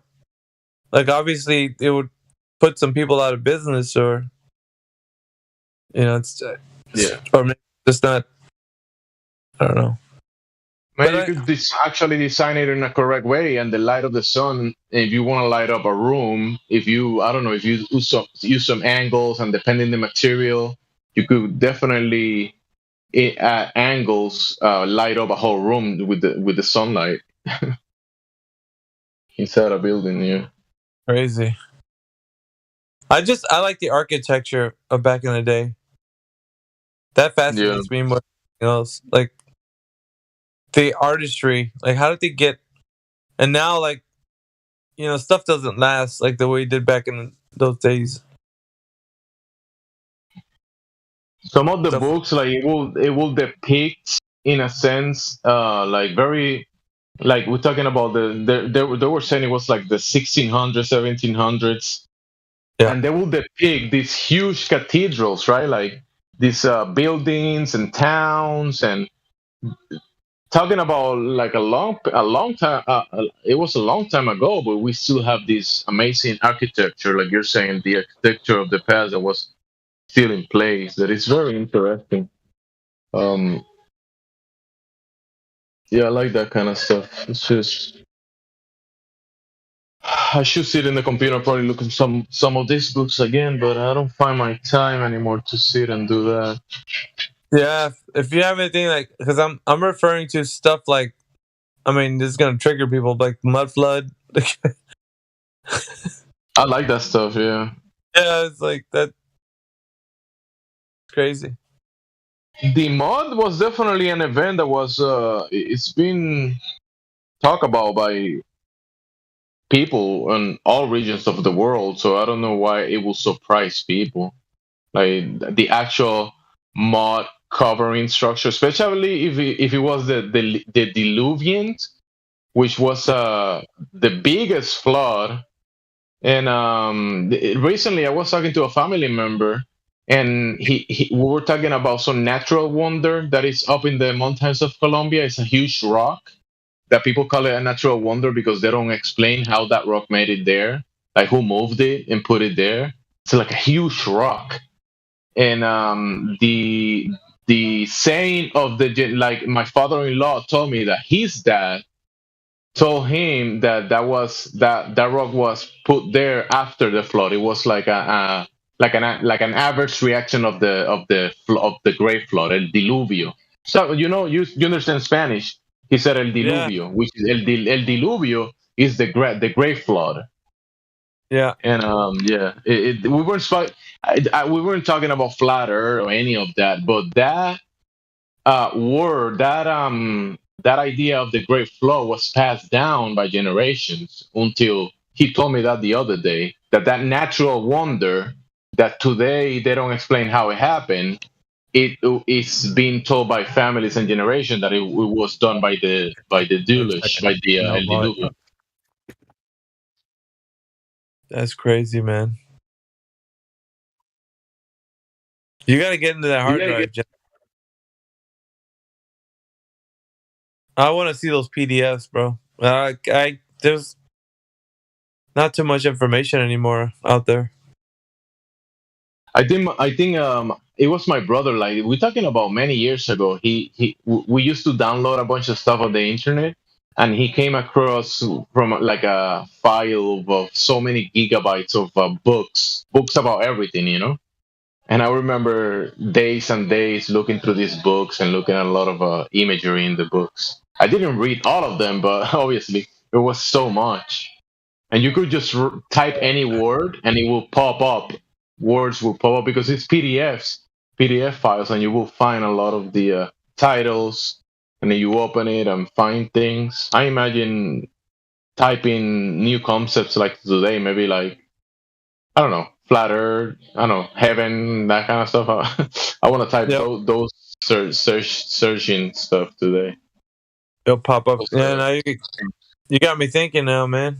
As soon as I log off here, I'm gonna do a quick search before I go to bed. I'm gonna see what I can find. Yeah, I imagine there's people out there that probably put together a lot of books. There should be a file out there in the internet of like a whole file of many books all put together. I remember back then my brother used to go a lot into Pirate Bay, that kind of stuff, like they call it Pirate Bay. Those torrent stuff. So he found it there, yeah. Hey guys, I wanted to chime in because Miggy, I was gonna put something of this guy's channel that I watched called Carameo Ahua. And anyway, because it's concerning the area you live in and the things found there that people don't know about. Wait a second. Let me Iowa? Yes. Nice. And also Arkansas and Tennessee and Kentucky and all kinds of areas where Paleo Hebrew has been found, and artifacts from the Bronze Age, and the copper's from Michigan, because there was the purest copper. The Phoenicians were here, bro, right here in America. Damn, dude. I need to have that, dude. Whatever. This is mind blowing. Hold on. Let me go to the YouTube. Can you DM it to me too, Sonny? I'll DM it to both of you because I think you'll really enjoy it. And he's got like 2-hour videos. He goes through old books, eyewitness, primary source accounts of what they saw and what these people were in America. Like, it's incredible. So the old world is America. I'm fully convinced now. I've done a lot of research. Hold on, let me get his channel. I freaking love his material, man. He goes through these old books. Like freaking, they're old, like the scribes in expeditions, the ones who were there to take down the information from, let's say, Columbus or somebody like that, supposedly, who was a totally different person. I would be shocked. Was a Moorish black, and Moorish black, he was taking over Moorish black conquistadors from Spain in the Iberian Peninsula. Anyway, I digress. One moment. You're gonna trip out. Wait a second. Oh, yeah, you're looking for something? Go ahead. Hold on. Let me post this. If I can get my there we go. Let's see. Did that work? No, it didn't work. Sometimes I lose control of Discord. I can't like paste. I can't get to the live stream voice text. It's really weird. Okay, hold on. Let me copy. Let's see. Maybe I did that wrong. No. Hold on a second. Unfortunate. No control of the Discord. Freaking hell. Okay, what? I can't even stop it. Okay, I'll have to disconnect or something. I don't know what to do.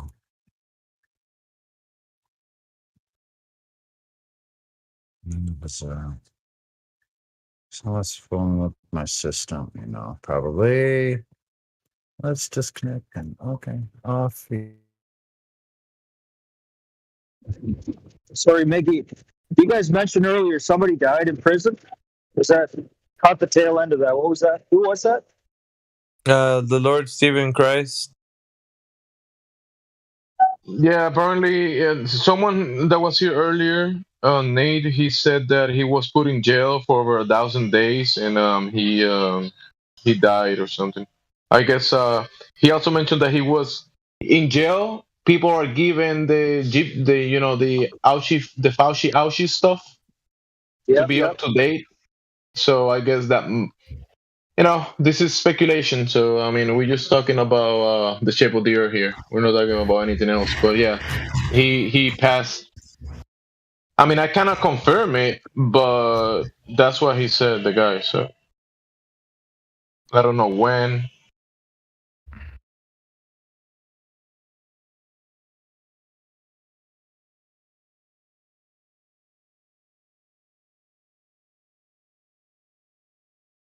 Yo, Miggy, changing the topic a little bit. Do you notice the name of oh my goodness, the guy that is in the news?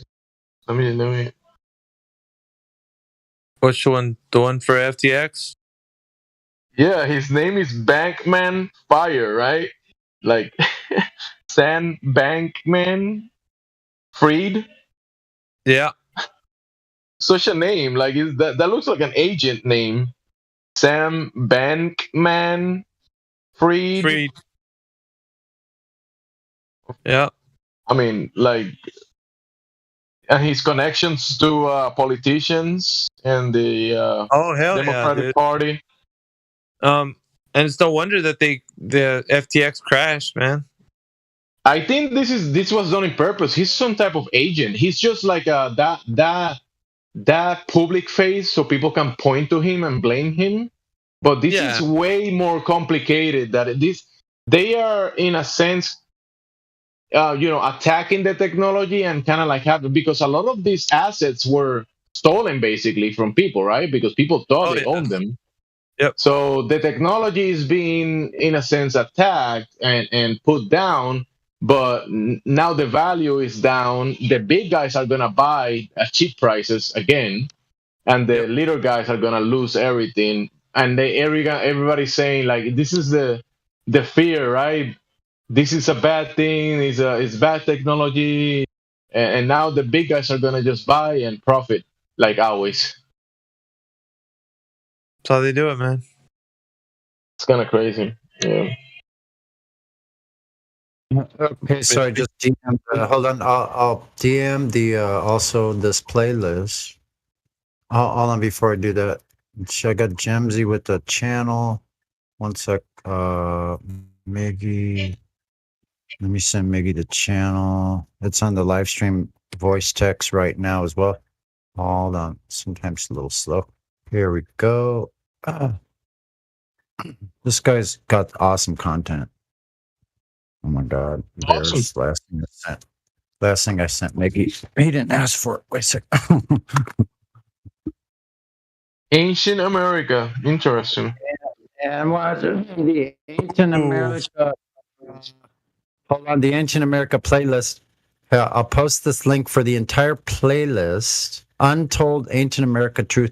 Here's I'm gonna pull up the whole playlist and give you the link where that entire playlist is. I'm on number 18 myself, or 19, I think.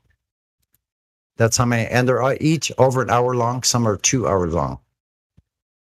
So here's the I'm one subscribed to this guy. Awesome, man. So shoot, this guy is incredible, man. He brings up all these old books. Like, hold on. See, Miggy, got you. And Jamsey. Here you go.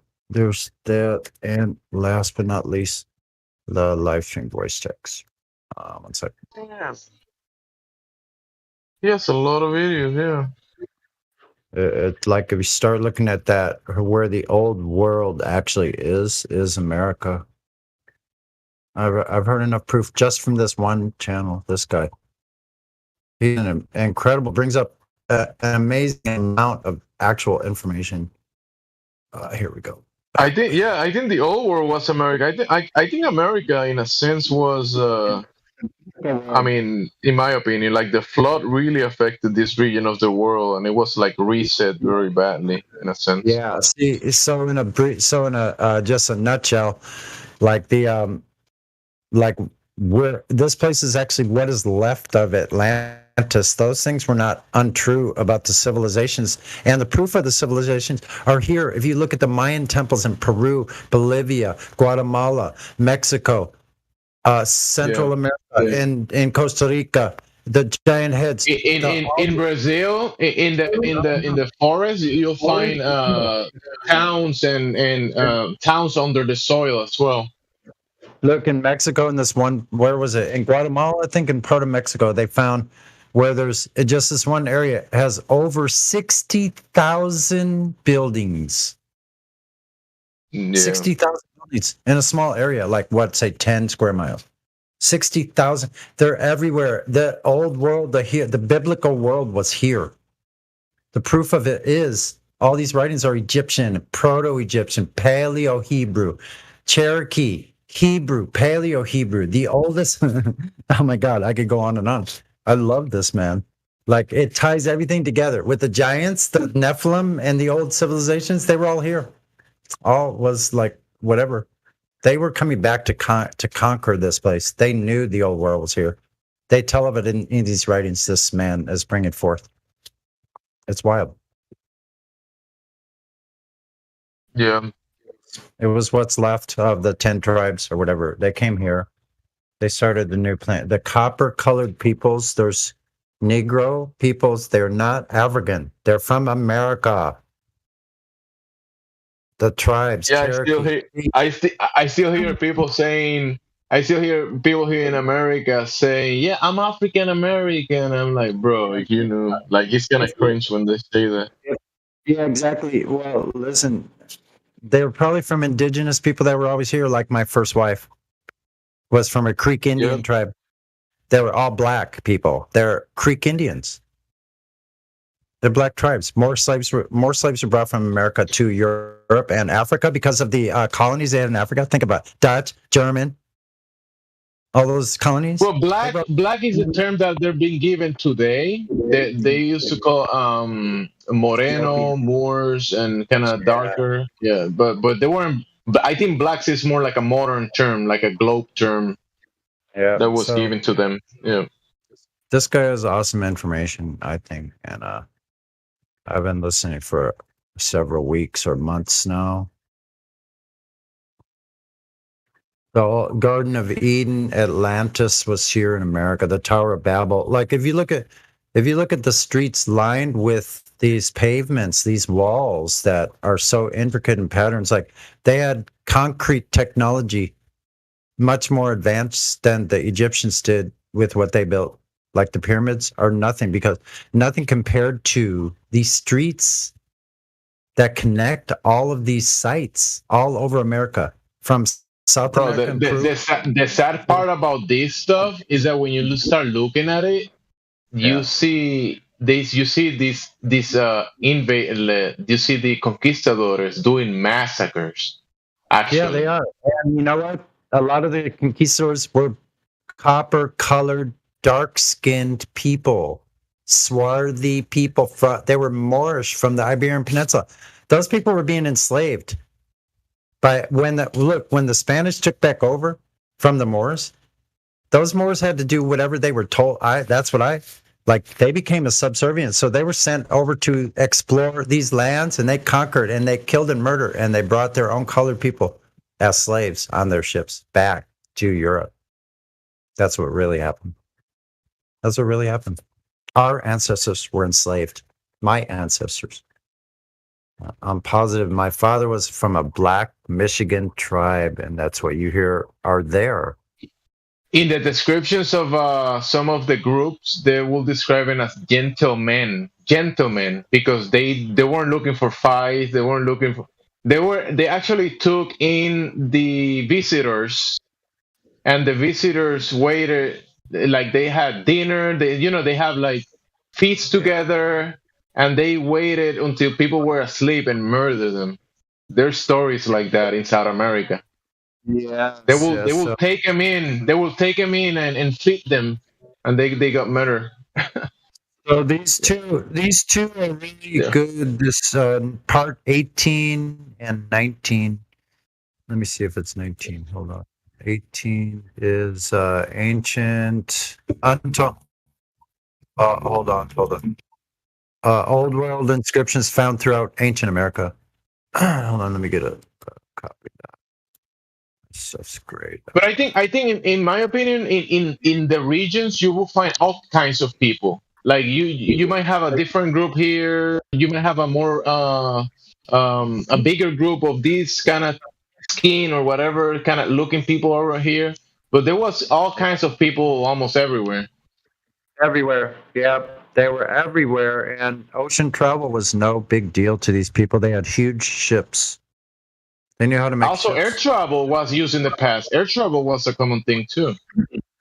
And they talk about giant cedars. Who do you think has giant cedars? America. They could make ships from one giant cedar tree from America, not from the Middle East. Are you kidding me? Like, it was all in America. Memphis truly is the Memphis. It's Egypt. There's many depictions of people traveling on hot air balloons and that kind of stuff. Like I think hydrogen or helium was more common used as a way of transport in the past, like hot air. Yeah. I think so too. I think going way back to even in BC times, of course. I think so. Yeah. Yo, who is this Kurmu Ahahu guy? Like, what's his specialty on? Ancient America, that America is the old world. Old world spoke of in Genesis in the Bible, and like a lot of it afterwards, like after Romans, where people had to go somewhere because there was the Holocaust happening. I think fall of the Roman Empire. That's all we heard of it. Those are the only words we heard. But what was really going on was people were escaping to America. The remains of Atlantis, the destroyed, and there's actually maps and testimony from Plato saying that beyond the Pillars of Hercules, you couldn't get past a certain area because of the mud and weeds. You couldn't cross the Atlantic for a while because there was mud. From Plato. How about that? Yeah, the Great Flood definitely stirred a lot of mud because all that heavy water. Because there's difference between water, but I imagine the water that caused the flood was definitely something more powerful than regular water. That will definitely steer the mud and change the landscape. Wait, didn't they say that was the reset? It was one, probably. Yeah, probably was the main one, the flood. Like they're talking about. Where is this? Actually, this Carameo guy is talking about ancient water lines of ancient lakes in California called Calico Hills. These were islands and peninsulas going out into huge lakes that were giant lakes, like over 2,000 feet deep. These lakes. Like they're finding the shorelines at 15, 17, 1,800 feet up in the mountains, ancient shorelines. And they're finding that people lived here, like in California, more than 100,000 from more than 100,000 to millions of years ago, according to their own testimony. People like Leakey came to California. People don't talk about this. Leakey was the main guy. This is incredible stuff. Leakey is the one who said, "Oh, out of Africa." So why were they calling him as an expert to California? He said there's no doubt that it came from the Pleistocene. They had a conference in 1970 in San Bernardino, Bloomington, California, and San Bernardino. They had all the top paleontologists and archaeologists and geologists and all these people there in a huge conference. Leakey was the top of the people that were there. And he said that the shorelines came from this, showing absolutely that these people were living in the Pleistocene era, which is from 2 million years ago to 11,500 years ago. But that timing, the timing might be, the timing is tricky though. I don't know about millions of years because that's pretty tricky, Right. Doesn't it say that in religion? It says that it's 6,000 years, right? Well, you just have to look at the evidence. So, okay, yeah, I agree that I don't trust their method either of timing. Like, I don't agree with their timing either. Yeah. But they're saying that it's clearly there was people living antediluvian before the flood in California, in these places, and there's places in Mexico even longer. There is definitely many people even today that they still have passed down generational information. They have a timing that is before the deluge, before the flood or the deluge, and after. They call it before I think they're saying antediluvian because I say in Spanish they say antes del before the flood, antes del diluvio or después del diluvio, before or after. Yeah. Yeah. So yeah. Wait, so when do you think? How old do you think the Earth is then? If you give a specific number. I don't know. We have no way of telling. There must have been a beginning. You're cutting out, Sonny. Oh, sorry, I went further away for a second. Is that better? Yeah. Oh, yeah. Yeah. So I think where all the water exited was here, right near Southern California. That's where I think it exited. You have these big flat plains here that are 60, 70, 80, 100 miles across. Outlets where all this water came from. Like I see it all around me in this area. Huge cavernous, like that, like you have a valley, right, with a completely flat floor of the valley, and it's, let's say, 5 to 10 miles wide on each side of this, north and south, because they're running east-west primarily. Some of them a little more to the south, but the walls of these valleys on each side of the 5-mile wide valley, got it? They had farmlands in there where there were dairy cattle before there were freeways, and malls, which are now they're malls and condominium, but it used to be dairy farms all throughout. But the sides, I digress, the sides of the canyons are like 500 feet tall, straight down. Think about that. Straight down 500 feet on each side. And it's 5 miles wide. What kind of water made it 5 miles wide and straight down on the edges on the sides? Think about it.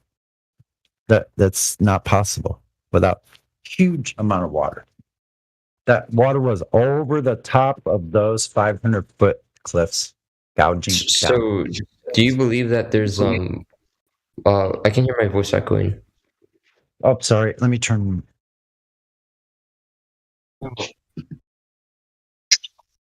Do you believe that there's a firmament and then there's water above that firmament and then there's another firmament that cuts off that water and then there's after that is the other stars? Well, here's my speculation. It is only my speculation. People could say whatever they want about it, but we're in a bubble. If you separate the waters above from below, then you're in a bubble of some sort. Period. Well, yeah, that's what I said. Yeah, but like, I think there are. When you talk about the firmament, there is definitely the ceiling that is the nearest ceiling above our head, but there might be other layers. Yeah. So Gemshi, let me see. Even below our feet, I think there is part of that construct that we call the firmament. I think there is also like probably a limit below our feet. Possibly that is called the firmament in some sort. Yeah. So Gemsi, if you look at like I was watching a video on this. If you look at like local stars, like all the random stars, they say that they're not like planets or whatever. They're all like moving and they're like changing shape and stuff. And then I've heard like theories that's because they're underneath the water, they're in water. And then the other like distant ones that are like, you know, like Uranus, Jupiter, they're not moving at all. And those ones are farther away and they're not in the water. So like the theory was that there's firmament above us and there's water with those stars that are moving and pulsating. And then after there's another firmament that like stores them in there. And then after that, we don't know what's afterwards, but then there's the other stars. And then because you have the stars. You have the stars that we call the ones that rotate around celestial north and those ones are in the water. That do, yeah, and I think you're right that those are in the waters above, in one of the layers above, which is I think those are kind of like expression of the movement of the structure that is above everything. And so that's like an expression of the rotation of that structure that is above the firmament, above the waters above. So that's an expression of that. And then you have the planets or the wandering stars that are always in reference to the sun and the moon. Those are kind of like those are expressions of the layers. Yeah, no, further maybe those ones are outside you mean closer to us. No. Listen, so there's a firmament right above the sun and the moon, right? And then above that firmament, there's layers above. Yeah, there's water, and then in that water layer, there's all the stars that make up the like the Polaris, like the Orion, like you know those ones, right? That are rotating around slowly, and above, and that's in water. And then there's another firmament above that like traps those stars in that water, and above that firmament is the other like distant like stars that make up the seven heavens. I get what you're saying. The only thing that we don't know exactly. Yeah, we don't know. Yeah, I'm just saying a theory. Where is what, right? Where is what? I know what you're trying to say, and I agree with you in many senses. It's just that which layer is what and where because when you're looking at the light, it's probably going through multiple layers, and it might be having some type of lensing effect of some sort, right? And to tell where it is exactly, that is definitely speculation in my part, at least. But I like what you're saying. I do like what you're saying, though. All right, thanks. If you take a telescope and you look at the planets or whatever, they don't even look like anything like what they say. Like they all look way different. There's videos on this too. Like Venus isn't even like a ball of red rock. It's like a pointed star. It's like a 6-pointed star. Or Jupiter doesn't have that big like round red dot on it. It's just like there's no dot on it at all, and there's no like white top on it either. Have you seen Venus when it's near the moon faces? Like when the moon is having the faces that Venus and the moon look similar in their face. The moon and Venus faces are pretty similar. Have you noticed that? I haven't done my telescope by myself, but I noticed that like I can try to find a video on it so I can explain better. Yeah, I think when you're looking at Venus and when Venus is in relation to the moon, and they look pretty similar, the Venus faces and the moon faces. I think you've seen the expression of what we call the light, and because when we see Venus as a light and the moon as a light, we're seeing that expression at multiple levels. The Venus being one of the levels, and the moon being another of the layers above. Yeah, that's why you're seeing two similar lights. The moon is underneath separate locations. Wait, so do you think that Venus is above the first I could firmament? agree with you. Okay, I think you said that the moon it's on the first firmament above our heads, like the ceiling above our heads. No, the moon is underneath the firmament. So above our heads, the nearest ceiling. Yeah. The moon and the sun are above the firmament. The moon has I think the moon has a either negative or positive charge to the sun that has a negative or positive charge. I forgot which one's which. And when the moon and the sun look like equal opposites, and when you take I think the moon almost looks like an image that is being expressed on the ceiling above, almost like an actual image.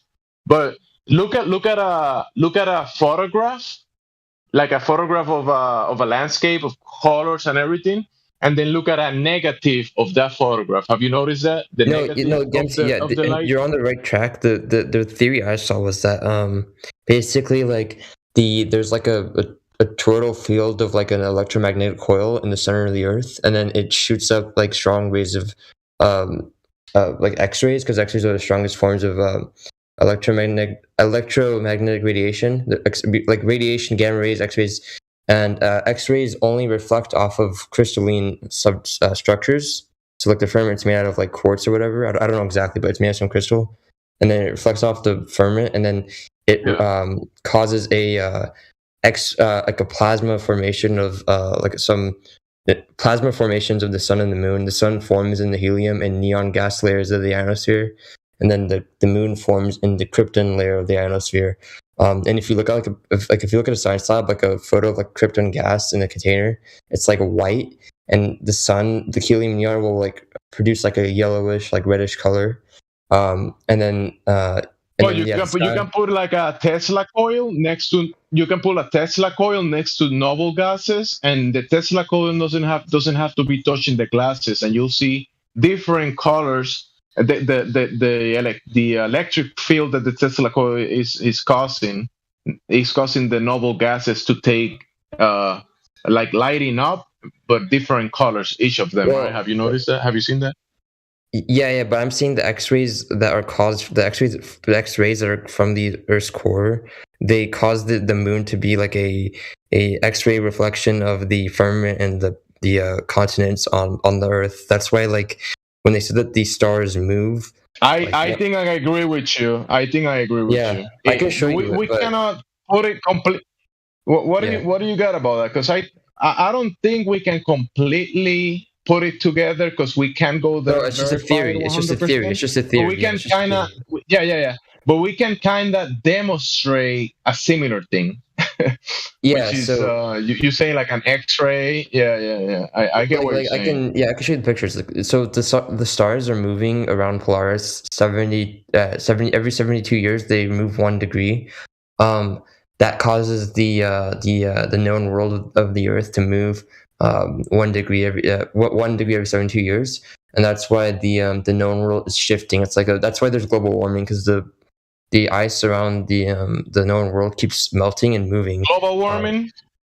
No, that's why there is global warming, because it's natural. Because the Antarctica is, the glaciers around the ice wall are melting and moving. This is just one theory I've seen about. That's and that the moon is like a X-ray reflection of the Earth, and this is because the X-rays only reflect off of crystalline material, and the firmament, like rock that they found, I think in the desert, that's worth like $9 billion, was made out of quartz or something, like some type of like weird quartz, and that's why it's able to reflect off of quartz, because quartz is a crystalline like material, and it shines back onto the. I agree with you. Just when you say global warming, you kind of took me off, because there's no. No. So global warming. Sorry. Like, do you know how they say that the glaciers are melting, like Antarctica is melting? You know how they say that, right? Okay. The reason why that happens is because it's the known world of the Earth is constantly moving around the vortex, or like the center where Polaris is. I have to show you pictures of it. Can I send you the photos? Wait, you mean that the ground is moving? Yeah, can I send you photos just to like explain it better? Yeah, you can send me the photos. All right, because I can't post them here, so I'll send you. Yeah, I sent. Check your messages right now. Look, it's that. That's what I was trying to say. Post? Okay. Do you see? Just scroll up. Did you see the Lost History of Flat Earth, Jimsy? Yeah, that's what I'm talking about. Because what he's saying was covered, but never finished it. Oh, there's a part you need to watch about, like, the Earth is this kind of clock that it every X amount of years, every 72 it moves. Yeah, 1 degree. Every 2,106 years, it goes 30 degrees. It goes over a entire constellation. Right. So like how the moon map shows the land. Well, that's all the land that's on the Earth, but a lot of it's under ice. So the land that we're living on eventually will be under ice, and there'll be more land that isn't. So when they're saying global warming, it's natural. They think, it's natural. It moves like a clock. And then that guy also showed pictures of like old astrological clocks that they got rid of that literally shows the same type of the Earth, where it's like it's at a part of the Earth and it just points up like a clock. I could send photos of that too. A lot of this stuff is harder to explain. Yeah. I have you in my DMs and you send me some stuff, but I can't see what you send me for some reason. Is it deleted? It's up. It's just scroll up. Yeah, you send me stuff, but I can't see it. Send me a screenshot of what it looks like. That's weird. Yeah, I'll show you.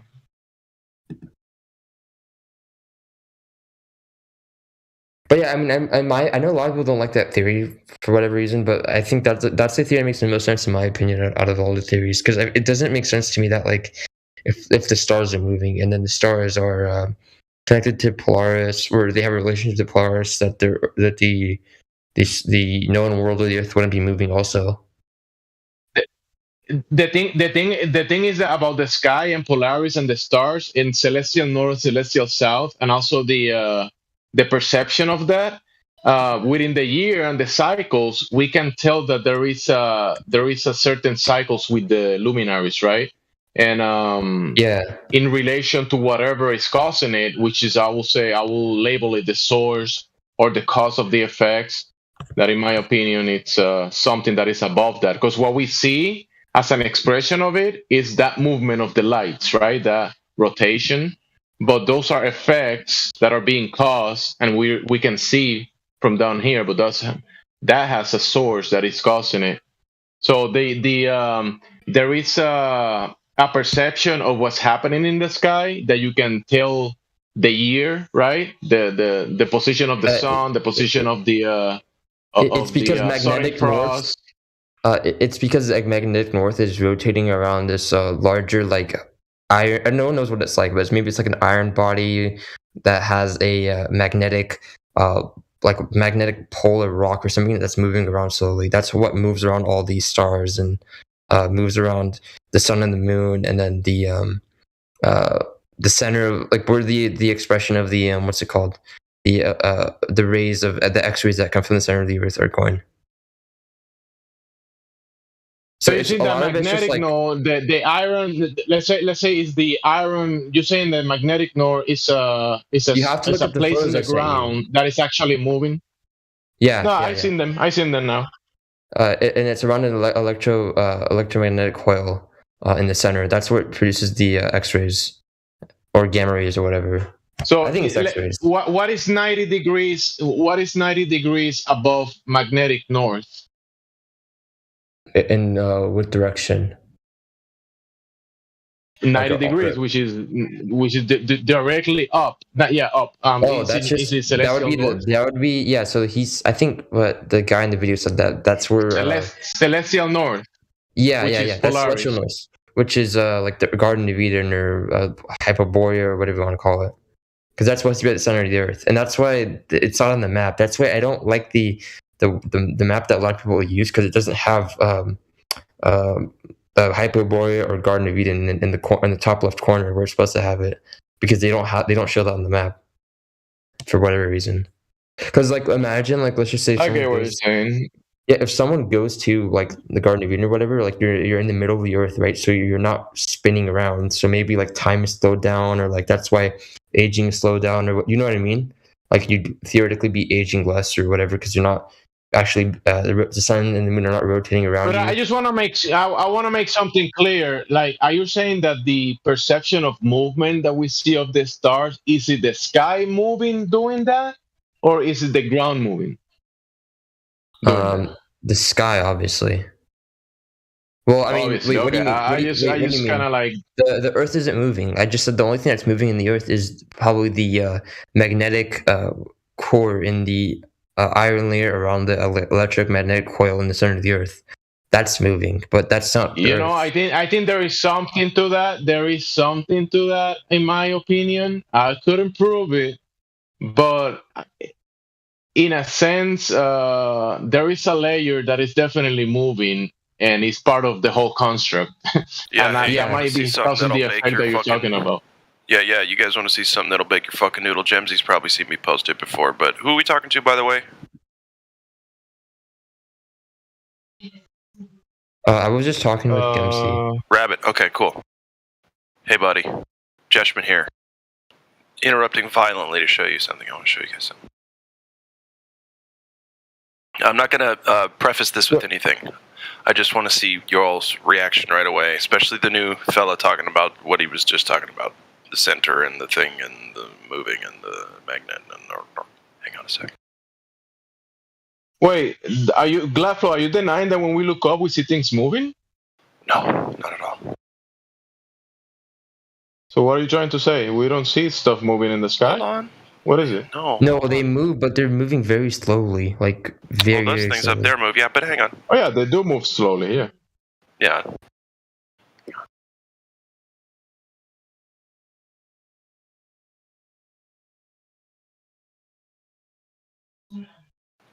$15 seconds.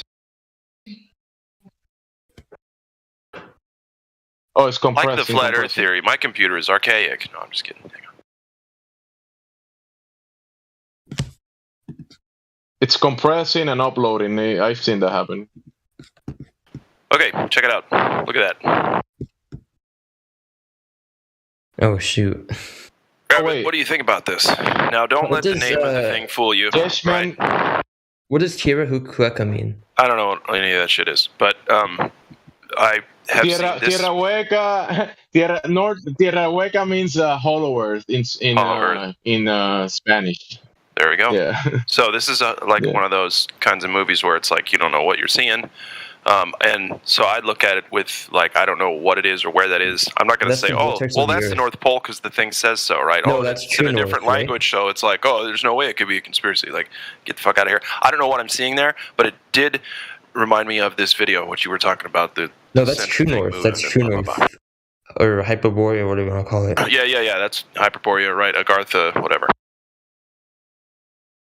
Yeah, so if you watch that guy's videos, it seems like he's reading it off of a piece of paper or something. So I think someone else is telling him all this stuff because there's no way in hell that someone would have the IQ to be able to like know all this stuff. You know what I mean? So maybe someone that's who are you talking about? The guy that made the Lost History of Flat Earth video. Oh, that guy, yeah. Yeah, I feel like he has like connections with someone because there's no way you would think and he doesn't explain stuff. Oh yeah, he doesn't come out of nowhere with just all that crap and just be like, hey, here's some videos that it's just some stuff I was working on. You've never heard of me either, no. And by the way, Anan is in my name. Yeah, but no big deal. Here we go. Here's some stuff. So that video that you posted, Gladflow,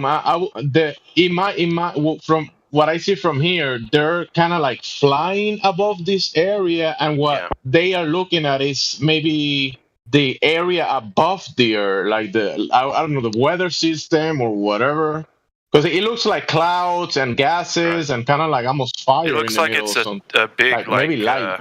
Like an interdimensional toilet constantly flushing. It looks like that, yeah. I could. You know what I mean? But from their perspective, they're kind of very high up in the sky. Yeah. I don't know how high that is, but whatever machine that is, it's got to be. I mean, and that's the thing. I'm just gonna say right now. I don't have a belief one way or the other. I'm just going to say if that's the North Pole, that's fucking cool. That's cool. No, that's not the magnetic north. That's the the one that we're talking about, the true north under Polaris. That's what we're because you know what I mean. Well, I would think that if there's a vortex doing what that thing's doing, that it would be Earth. That would be more like the engine of creation or destruction or whatever of this place. But that's what I'm telling you. That's what I'm telling you. The thing is that on the ground, what is causing that vortex that we see in the sky? I'll give you perms to post so you can post what you're trying to say. I'm gonna post this picture. He's gonna say he's gonna agree with me on this. You keep going, Jimsy. The movement that we're seeing up in the sky that is above this area of the ground, right? And in between is causing these patterns of this movement of the air, or even the northern lights that you're gonna see like a vortex. And we see celestial north, and we see the same vortex expressed in the sky. Above that, there is a structure that is actually moving like a magnet, like a structure made of, I don't know, maybe gold or many materials, or the most magnetic materials there is, electromagnetic. And that is moving, and that is what's causing all of the movement that we see expressed in the layers above and in the medium below. And look how it's going clockwise too, which everything... Right? Why would they call it clockwise if the world didn't do that? But anyway, go ahead. Dempsey, can you give me perms? I'm trying to post this picture. Sure. Just keep it on topic. Obviously. Don't post any stuff that you wouldn't show to your mom. Or your mom I got you. Like your grandma, even. Yeah. Although sometimes my grandma's a little more nasty than my mom when she's just getting crazy. Anyway. Hey, I did want to bring up, like in the Bible, it talks about the 4 rivers. You know, the Tigris, Euphrates, and like 2 others. Yeah.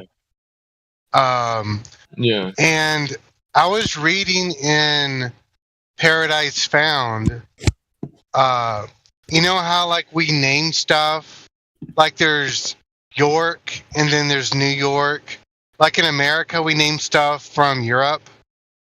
And the guy was speculating that the current Tigris and Euphrates River that we know of may not be the original ones that was being referenced in Scripture.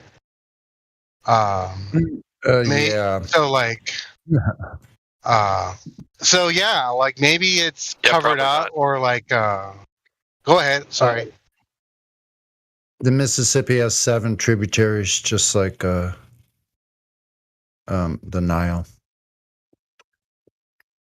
So Memphis is actually in Egypt. Memphis, Tennessee is the old world, the old Memphis, the old Egypt. I got to look into that. That's awesome. Yeah, if you look at what I posted at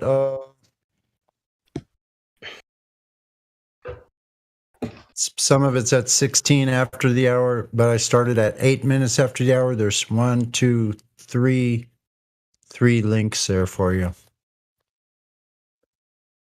Yo, if you look at the part where the red dot and then the 2 black circles line up, that could be where that video is from. Because that would make sense because there's no other land around it, right? So. Yeah, and I mean, I found some crazy cats, different groups of weird ass people when I started to stumble upon Flat Earth, and the Blood Over Intent crew. If you guys know who I'm talking about. That just sounded weird from the very beginning to me. I'm staying away from that. What that? But anyway, yo, Josh, who do you think told that guy all the stuff? Sorry to interrupt. Which guy? The lost history of whatever. Oh, Flat Earth theory. Yeah. Yeah, go ahead and talk about that. No, I'm just curious how, like, is it all the other stuff is like stuff that you could know, like most people could think, okay, that makes sense, but like with all this stuff is like it's like so like far deep. It's like someone just randomly writes a huge equation that makes a lot of sense. But how would you get that right? Like I just.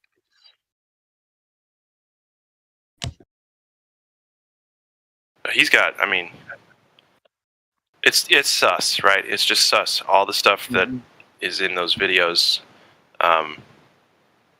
But I don't know. I wouldn't I don't know his story. I need to know his story. Otherwise, I can't say one thing or the other, I guess. And then did you notice he deleted his channel and started making videos on buildings now? And he's like, oh, don't look at my other stuff. Like, something happened, dude. Well, he wasn't the only one talking about all that stuff. All he did was just consolidate it into one big series. But, like, it's not like he was the only one that came out with that information. Yeah, I guess what I'm saying is the presentation was just like, it's just really streamlined, right? Really well put together.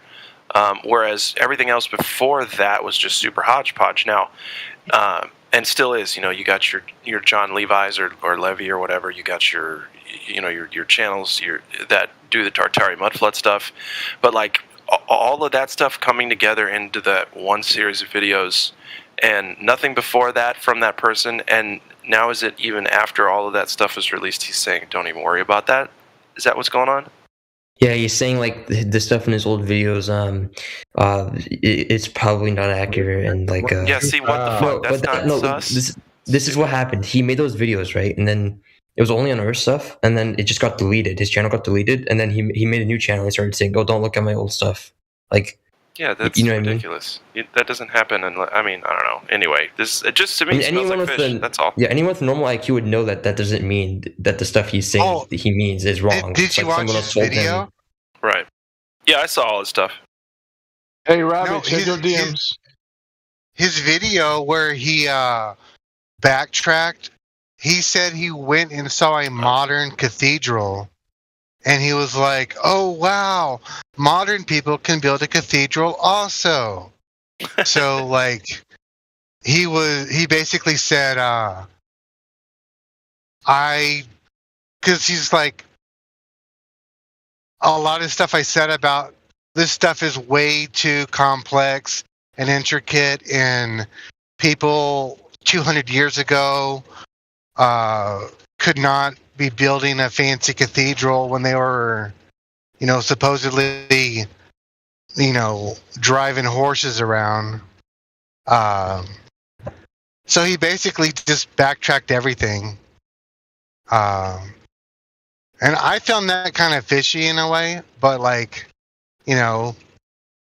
whatever. I mean, I noticed that over the last few months, like random channels that were uploading his videos would just get terminated, like randomly. Like there was other channels that would like upload his videos and then their channel would get deleted when I would click on the link again. So like that's kind of weird to me, like why random channels are getting deleted for uploading his videos again from like his first few series. Like if you search up the stuff on YouTube search, it doesn't come up. You have to search it up through Google. Well, this is why I don't like when people get hung up on a personality, because like I just look at the information. Is there any truth to it? And there's truth in every lie, pretty much. So, I mean, it's just like a giant puzzle I'm putting together. I think if I still did drugs, I'd probably like this stuff a lot more. I'll just be honest with you. Well, yeah. But, like, it sort of is a drug going down all these rabbit holes for a lot of people. It's like they get addicted to it. Do you guys ever talk about, like, other stuff kind of related to this, or no? Like you know what CERN is? CERN? People have spoke about it before. Yeah, so did you see how like they were trying to build like a portal or something? I don't know. I don't know the specifics of it. There is definitely speculation, but they might be trying to break out of this place. Maybe break it. They're trying to break it. Do you think they're trying to make a portal to like underneath or whatever? Possibly. but I don't really know because it's it's difficult to know what they actually trying to do with it because they on the surface they tell us they colliding particles, the speed of light or whatever, right? That sounds like from the global idea, and they're trying to find the God's particle, whatever they were trying to say, but it looks like a huge effort and a lot of resources to quark and Higgs boson. So all of them are theoretical particles that they don't even know exist. So they're searching for things that they don't know exist. So to me, it sounds like a whole lot of shit. So what do you think they're trying to do? But they did allocate a lot of resources, money, energy, huge amounts of landscape to build this thing, right? And it's not. I heard it's not only one. It's multiple of these devices in many places. I don't know. Something else I noticed is that Awar said that, or Ewar, whatever, he said that the theory that like the core of the Earth is extremely hot, that's why no one can dig more than like 5 miles down, is not true, and it's just to get people from digging. Yeah, it's not. He's saying that. Yeah. Well, yeah, he's saying it's just to get people from digging down because they don't want to find whatever's down there, like the firmament or whatever. Yeah, it's possible that they actually reach a limit. It's possible, but the description of it, who knows? I don't know. Because remember, back then. I'm sorry. Go ahead, bro. Go ahead. No, you're all right. I was just saying what I noticed with Iwaranon was that it just took little bits of information from other people and then kind of threw it into a bit of a mix and match, and because a lot of it didn't meld well together. It was very incohesive. So that's what I think he did. But he's come out lately and corrected a lot of the things that he said. So that's something to think about. So Timbo, why is he just talking about building so much now? Like he went from Earth to just building, just like not to say that it's bad or anything, but it's just like it's less. I don't know. You know what I mean? Sorry, go ahead. Yeah. You mean with the buildings? Yeah, he's talking about cathedrals and stuff. Like he spent more time talking about cathedrals and Gothic churches and stuff than. Yeah, that's a whole nother subject in itself. I'm not sure that really has much to do with flat Earth. Yeah, exactly. So I feel like someone told him like, "Yo, you gotta fuck off with the." Sorry for cussing. You gotta screw off with the videos on this stuff. Like you're giving too much. And then he deleted his channel and started talking about like churches and stuff, and then he said like, okay, scratch what I said in my old videos. Like that's kind of weird to me. Yeah, I really enjoy that subject. I'm not sure how truthful it is because a lot of people have come up with a lot of speculation. A lot of it is explainable with the main narrative. Some of the buildings are actually not as solid as they look and could have been built later on.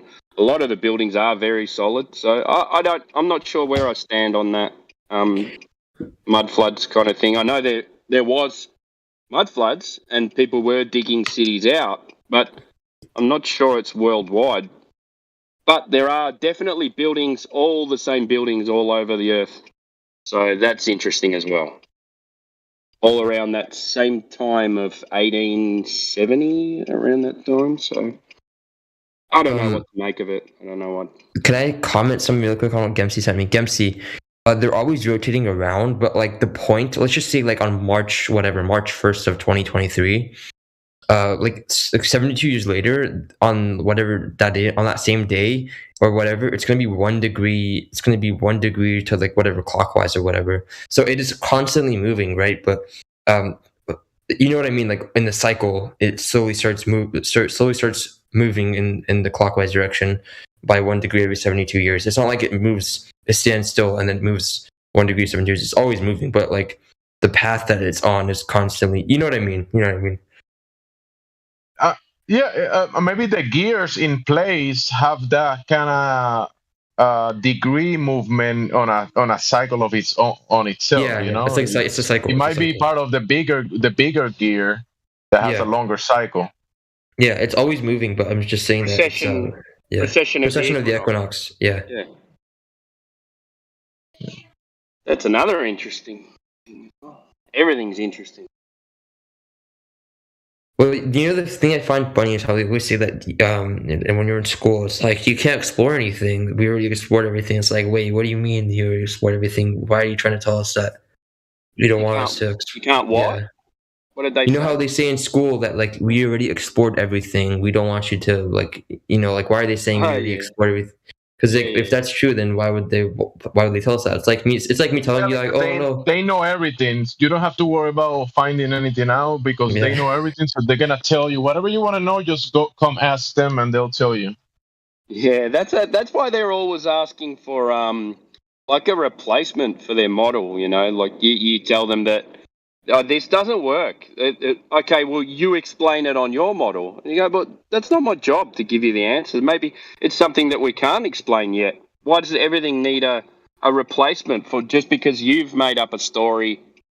Doesn't mean that we have to make up a story in its place, you know?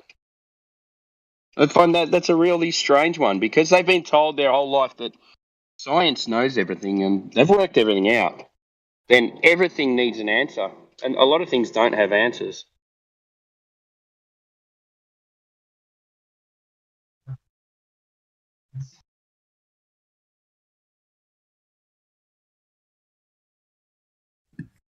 Did you see how like they always do stuff where it's like they'll try to put like little things just to like make fun of us? Like at the CERN thing, they did that thing where there was like 5 different people like outside of their building and they're doing some weird stuff with like robes, and then they said it was a joke and like nothing happened or whatever. Yeah.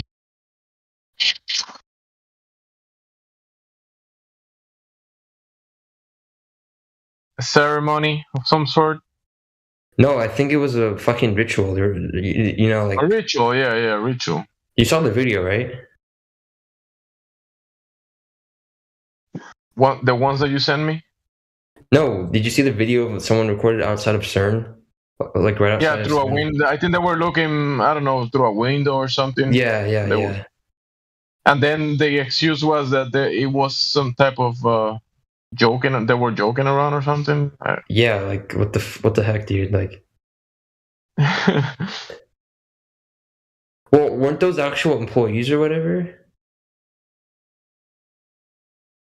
Who knows? Yeah, obviously they do rituals with that kind of stuff. So yeah.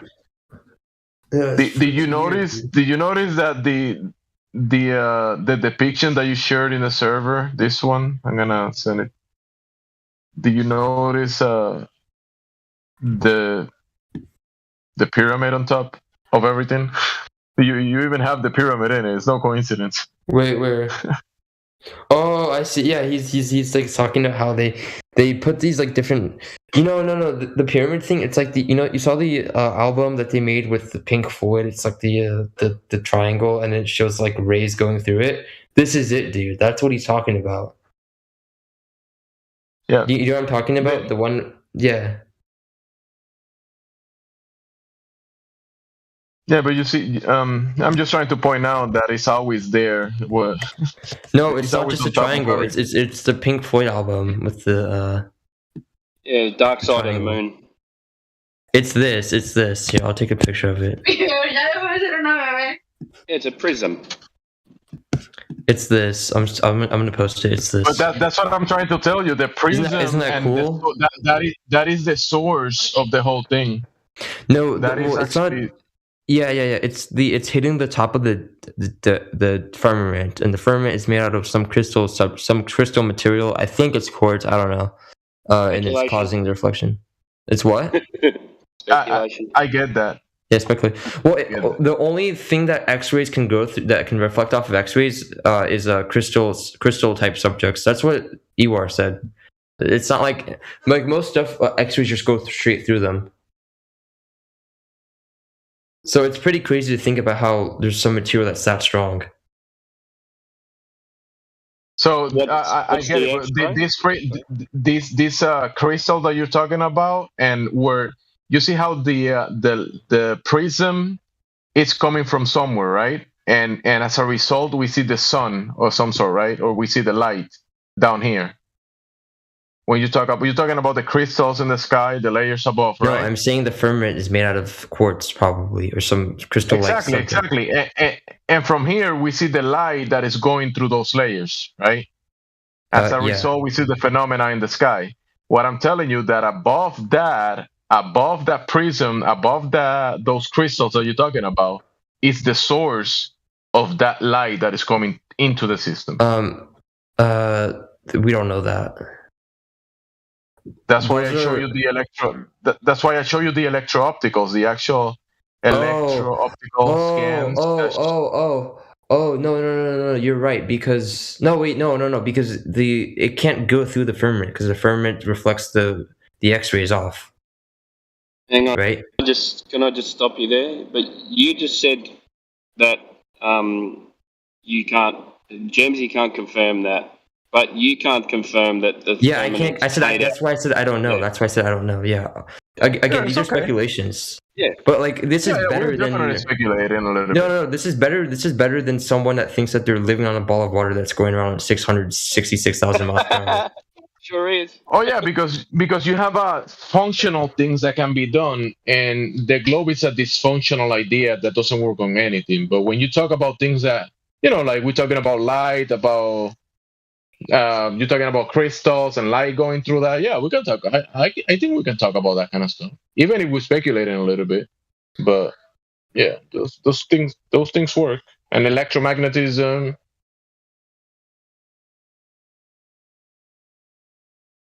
Yeah, I remember when I was in school, I would tell people, I was like, "Yo, wait, so if we're moving this fast, how come I don't feel it?" They're like, "Dude, doesn't matter, bro. The teacher said that. Just go with them." Like, what? Like, come on, like in physics class, we never do problems where it's like a hill. It's always flat on the ground.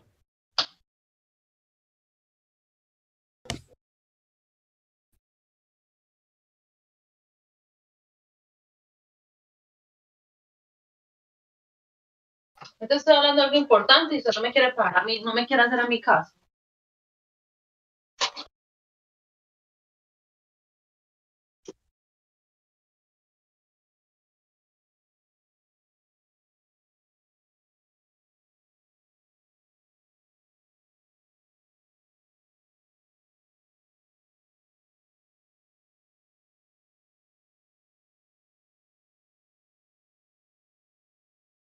School, Rabbit?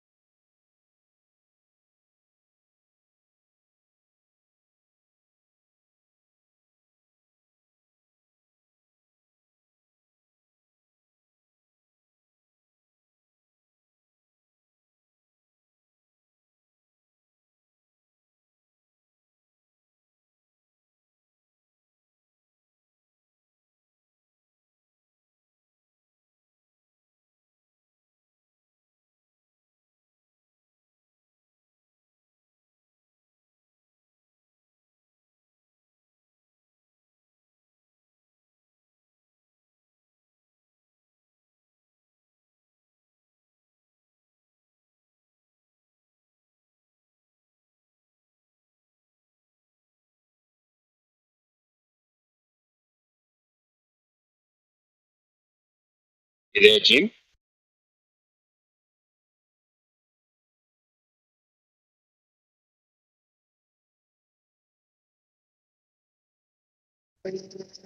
Yeah, I'm here. They just stopped talking, I guess, eh? Yeah. Who's that? Where's that? Kovac. Yeah, how are you, mate? It's good. Sorry, I can't talk too much. I got a lot of noise in the background. It'll just muffle everything up. Yeah, no stress, man. Hey, is Don Pettit available? Is Yokemaster available to give us a little Don Pettit? I don't know if he's listening or not. He's really good at Don Pettit. Yokemaster, you there? Maybe he's not. Hey, Sorry. so Jim, I wanted to ask you a question, mate. So what brought you back? Did you miss the server? Oh, it's a long story. You don't want to hear it. Nah, that's all right. No, it's I remember you one morning going off, but I thought, oh, that's a shame. Sounded like a nice bloke. I don't know why he's left. Are you in the UK? I love the word bloke. I love that word. I'm an Aussie, man. Oh, I love that word bloke. It's the coolest word. Bloke. I love that word. We use it for an insult. We use it for endearment. We use it for sarcasm. We use it to be serious. So it just depends on what tone you say it in. Are you in Melbourne or Sydney? Yeah, or? I'm in Melbourne. Yeah. Okay, very good. Very good. It's the same with mate. We use mate the same, like as a insult, as a friendly term, as a in an argumentative term as well. So Sydney is 33.86 degrees south latitude. So I assume Melbourne is maybe like 31, 32 because you're a little further north. No, we're south. So we're. Oh, you are. I'm sorry. My bad. We're around about 40 degrees south. So you definitely can't see Polaris. Okay. All right. I've never looked for it, but I doubt it. Yeah. Maybe if you go to the top of the top of a big hill, right? Maybe up north, they might be able to see it. So I think Brisbane's on the Tropic of Capricorn. So and then you go up, you start heading up towards Darwin and places like that. They're pretty high.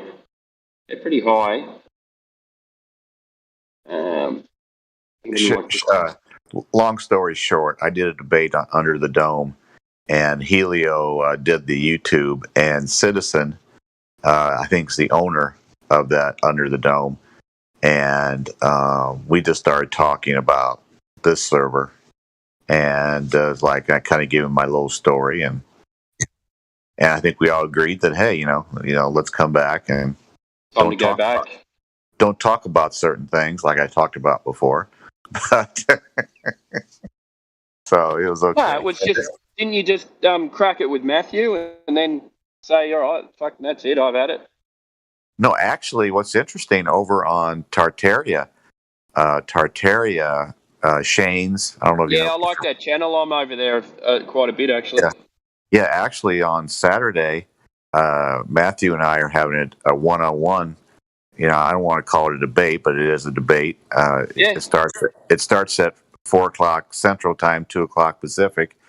It's probably going to take longer. We told ourselves we're not going to go longer than 2 hours at a time, and we're going to include biblical cosmology because he's into the Christian. He's into the Christian globe. University, isn't he? Yeah. Yeah, he's a instructor at a Christian college in California.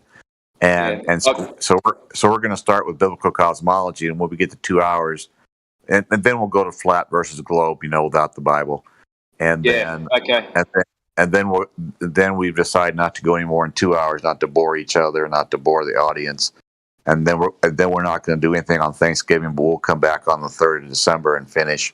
So it could very easily take 4 hours. The biblical part might take an hour and a half. I don't know. But I'll jump in. No, I think Shane will go around and send out a reminder. So I've got a reminder blocked in for Witsit and Fight the Flat Earth. Earth. That's tomorrow night. Yeah, tomorrow night. Yeah. Yeah. So that'll be interesting. Yeah, they're lining up debates over there, and so I got one Saturday, and then Matthew and I will probably finish on the 3rd, and then Ed Freeze and I are going to go on the 10th. And so it's interesting. I like Shane a lot. The only reason I'm on that server is because of Shane. Shane, the great guy. He's a nice guy. He's a nice bloke, isn't he? I like bloke. That's so cool.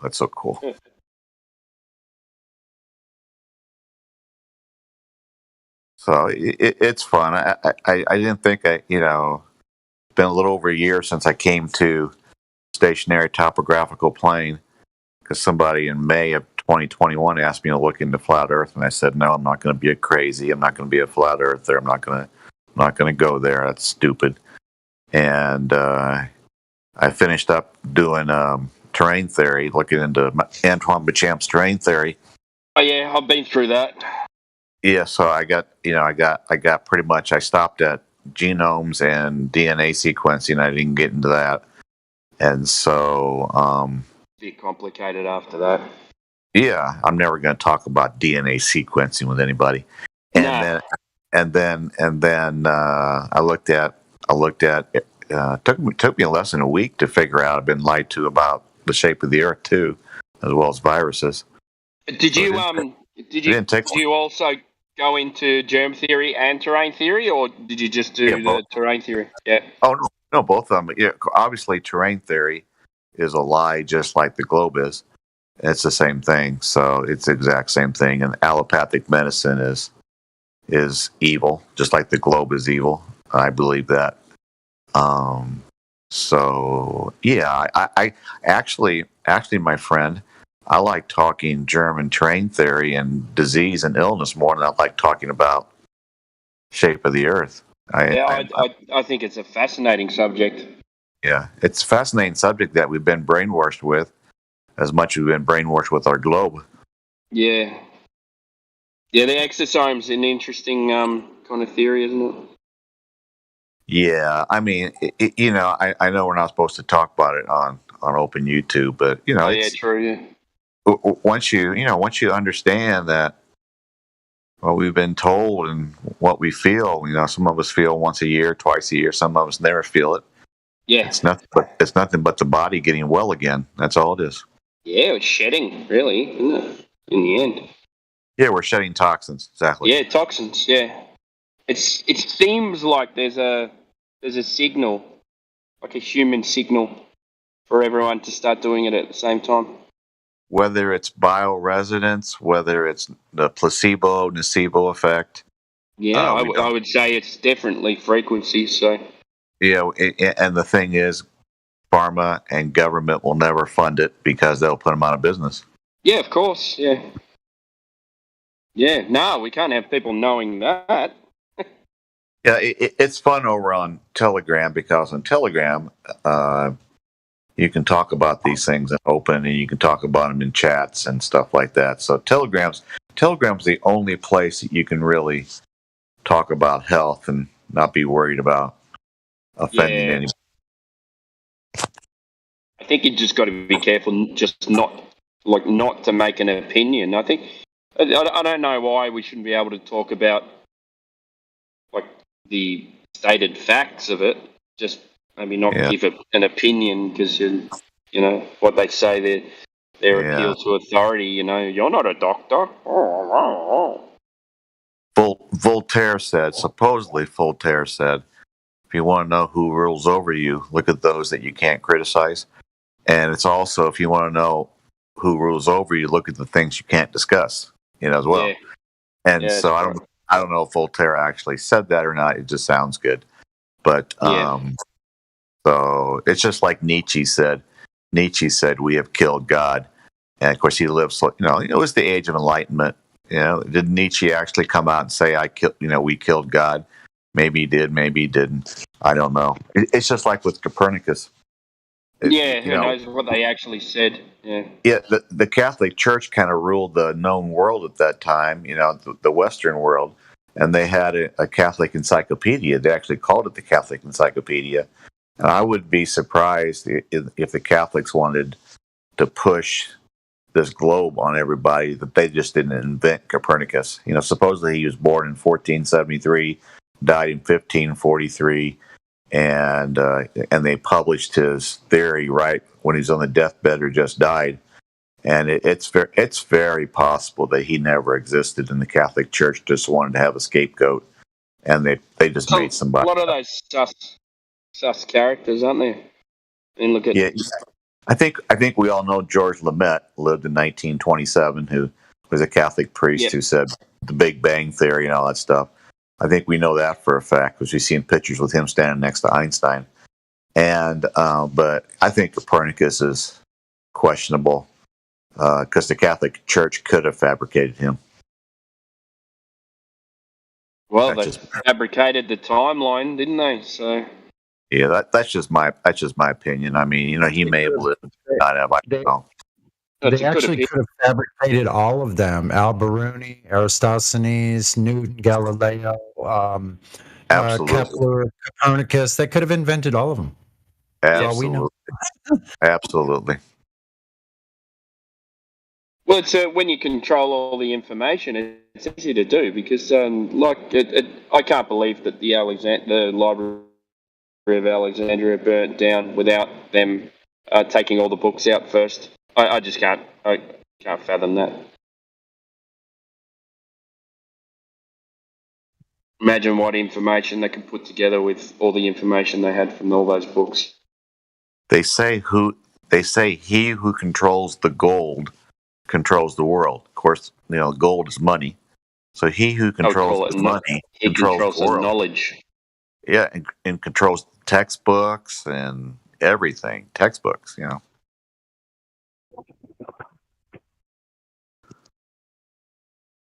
All they had to do was get a globe in every classroom, whenever that was, and the party was over.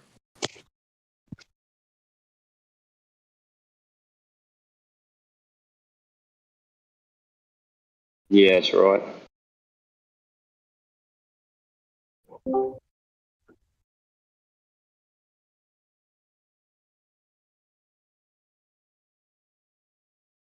Have you ever looked into that missing 1,000 years? Somebody mentioned that, and I haven't. I've heard about it, but no, I've never looked into it. So the J and the I should mean, from what I gather, it means the same thing. It's at the time of Jesus Christ. So in other languages, the I could be the same as the J on the how they would call Jesus. So you got maps with the I in front of I-762. Yeah, it's not 1762. It's not 1762. So there seems to be a missing amount of time, and just so happens that in that time was the Dark Ages, so they could just write whatever they want. Oh yeah, just the Dark Ages. No one kept history books in the Dark Ages, so this is what happened. And yeah, we needed some formula for our fake globe that showed us how to get to the middle. So they came up with Al-Biruni, and they came up with something, and somebody else built upon his work, and we came up with 3959, and it's never been challenged. And it's like, okay. And what about that? Oh, wait a minute. What about those Dark Ages? Like, that's a perfect thing to just blot away and use whiteout over history. Yeah. And make up whatever story they want to, which they did. Yeah, they kings and castles and knights and like people having famines and disease, and the world was poor and dark and everyone hated. No one wants to remember the Dark Ages. It's a time where they make people want to forget that history ever happened, and they make it sound so brutal, and a good way of doing it. When they actually probably already knew, then they probably actually already knew that Marco Polo went to the Andes. That's where he explored. That's what he found. He found the civilizations that should be in India, but only in small fraction of the size or magnitude of the buildings and edifices in ancient America. Like nothing compares in what they're calling the old world to what was here. Yeah. There's a lot of mystery around United States. A lot of mystery around it. Yeah. I'm really of the firm belief now stance that this America is the remains of Atlantis. It is where the 10 tribes or whatever tribes, whoever was leaving, but there's proof of Phoenician writing and up the Mississippi River and through the Arkansas River up and through, in the Grand Canyon too. Yeah. And yeah, up into Colorado, which is close to the Grand Canyon, right? And I think a lot of we just got little glimpses of it here and there a few years back, but about the Kincaid explorations up the thing. But watch this guy's channel, Carameo Ahawa. Ahawa. I'll post it again. Hold on. Here it is. Ooh. Watch this guy's channel about ancient America. This is the old world.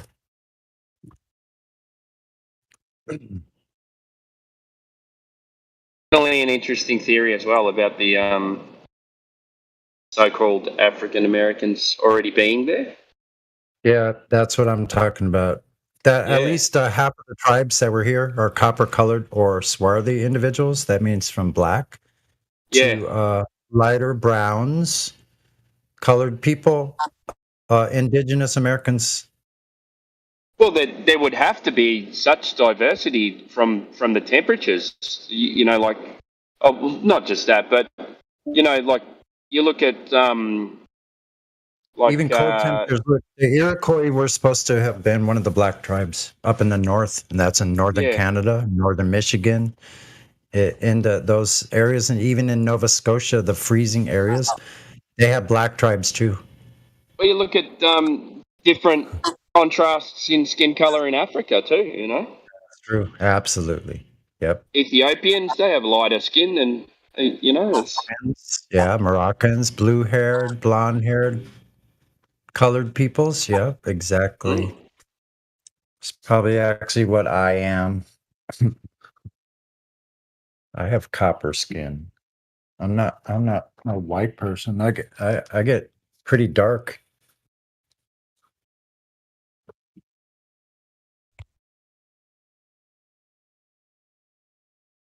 And blonde hair and blue eyes, like no one else in my family, though.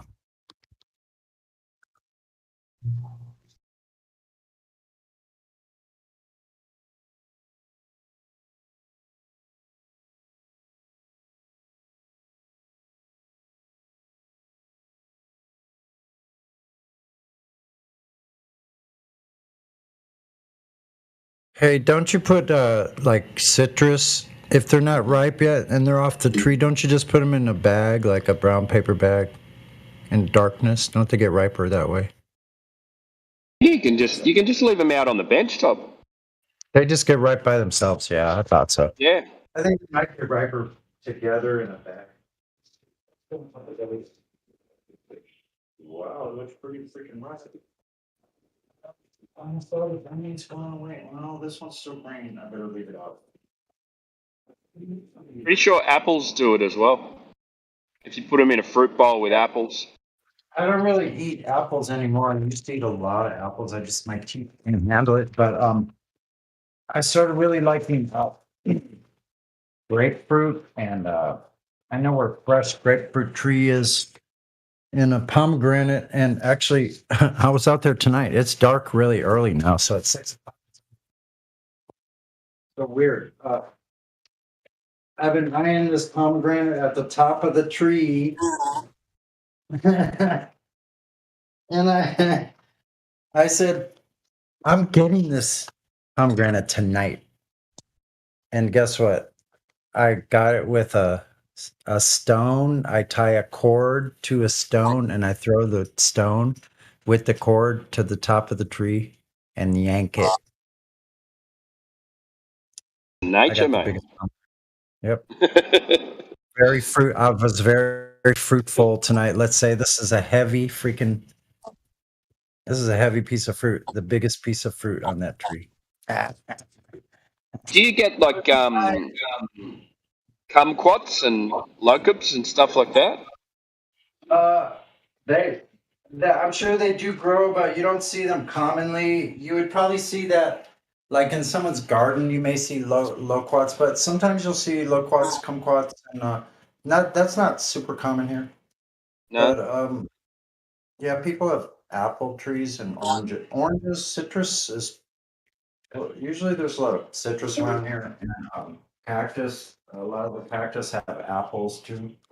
Cactus apples. There's a lot of that growing here. But for the most part, out in the wild, it's really dry. And so it has to be a place where it's watered, like in creek beds or people's gardens. But you don't find just fruit growing everywhere. It's too dry here, literally. It's so dry, man. There. Everything's scorched earth here.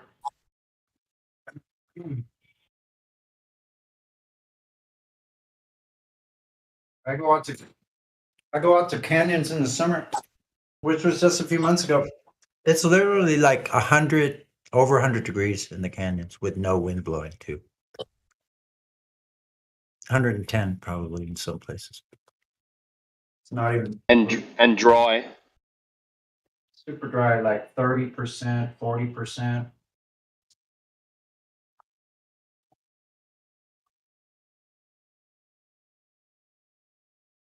We don't get a lot of wild fruit over here down in the south. You get heaps of stuff up in Queensland that grows wild, but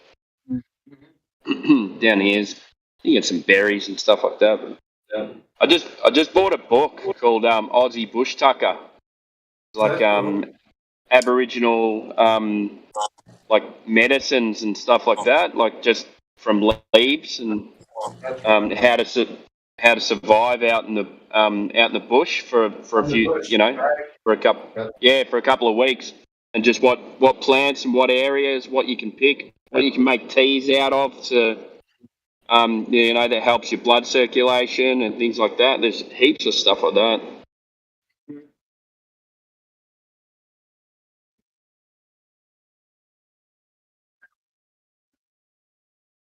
Yeah, so I've been eating these pomegranates for a few days now. Pretty awesome.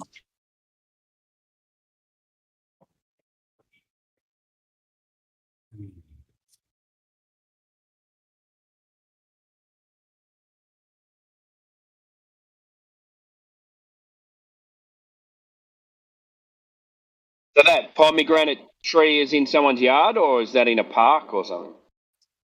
It's in a park that's in a part of a mansion. They had gardens growing all around it, so they have fruit trees.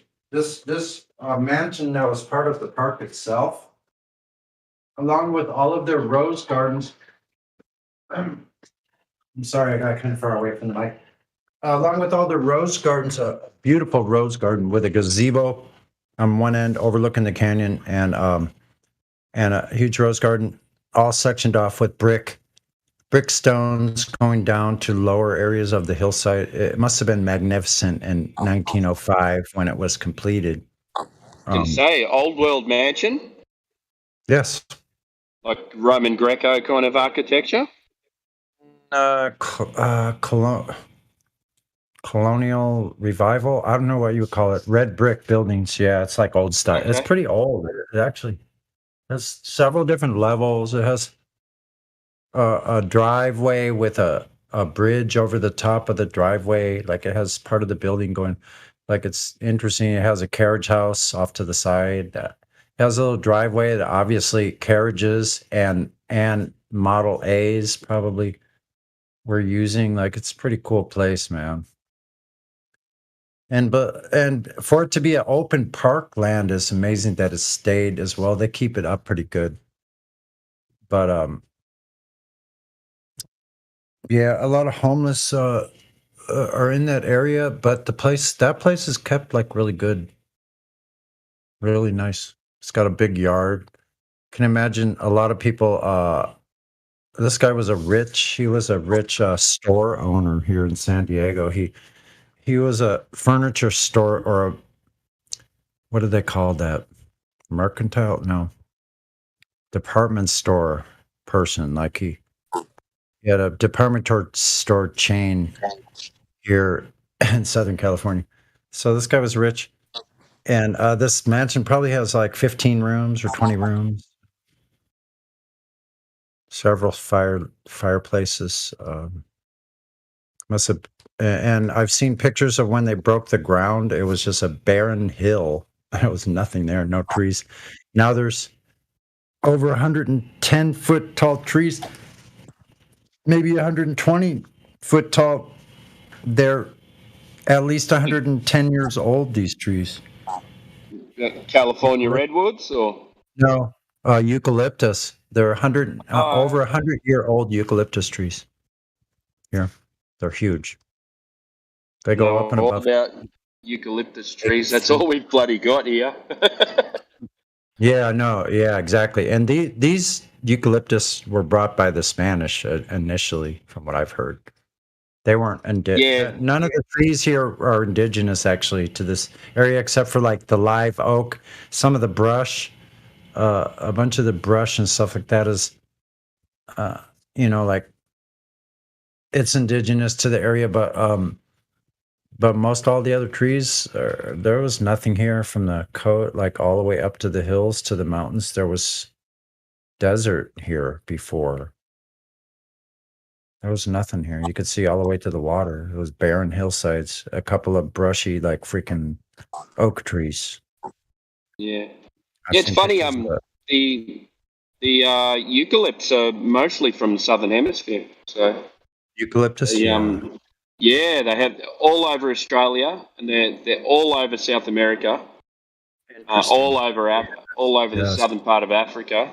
They grew really well here. They grow really well here, and also, there's this. Oh, they love the dry. Yeah. Yeah, there's a trees for health, and they have actually tea trees growing here, and lots of other medicinal plants from all over the world growing. Yeah, we have natural tea tree forests here. Right. So that oil from the tea tree, or you can grab the leaves and you can boil them. And then let it cool down and scoop off the oil from the top of the water when it hardens. I actually have a still, so I could actually make distillates. I could make it. I could just get it. I could get a bunch of that, crush it up real good, real fine. Try to mash it up as much as I can. Put all that green and the twigs and everything, and boil it with distilled water and distill out the alcohol parts of it. Yeah, well, you can. I discovered that I get eczema during the spring from allergies and stuff like that, all in my joints. So I use tea tree oil for eczema. I use it on my son as well. Well, that's good. Really good. You mix it with some kind of base, right? Like coconut oil or something, right? You mix it, right? Yeah, coconut oil. Exactly. Yeah, exactly. That's what I do. Yeah. Mix it. And if I run out of coconut oil, I'll even use olive oil. But I use it as a pesticide too. I put that tea tree and eucalyptus oil in my hand, and I put some oil and I rub it on my legs, around my ankles. Oh yeah, and I spray it like around my shoes. I try to. I should do it more. You see, the koalas rub themselves up against the tea tree bark to use it as a natural repellent for mosquitoes. See, yeah. So it's interesting to me, like what grows here. That topic about this America being the old world, it trips me out, man. Because I found this quince tree. Quince doesn't grow here unless you have to freeze it to germinate. Quince is a European fruit. It actually comes from. Guess where it comes from? Mount Ararat is where they say the origin is. Oh, really? Isn't that amazing? And I find this when I'm going back into flat Earth, like in the last couple of years, about Genesis, becoming a Genesis believing creationist, basically flat Earth reborn creationist. Me, anyway. So I find this tree that comes from Mount Ararat, where Noah was supposed to have landed the ark, and I'm like, am I in Mount Ararat? Where am I? Like. How is this going here? I started thinking, my imagination, this thing was just put here for me to find. Like no one else seems to care. As part of your here. journey. It never freezes here. Like, so 40 years ago, when these trees that are 25 feet tall now, two of them, 40 years ago, when those 40 years ago, then it must have frozen. How did those quince seeds get down there on that creek bed? Did they just wash there and then it froze? Miraculous, because I haven't seen any others anywhere further downstream no quince trees anywhere. Just this one spot in the whole entire place. So pretty special. Pretty cool stuff. And there's also a thorn tree, and I think I got one of the only pieces of fruit of this whole entire huge thorn tree. It's this giant, it's a dangerous place. Like if you step in the wrong place, these thorns are 3 inches long. They'll go right through the sole of any hiking shoe. 3 inches long? Yes. And some of them are 3 inches long coming from a twig, a branch that's only like a 1/4 inch thick. But huge thorns. These thorns are deadly. Like you get an injury from one of these. Oh my God. It's like a hardwood spike that's such a sharp point. It would just go right in you. It's not going to break. It's going to just keep going in.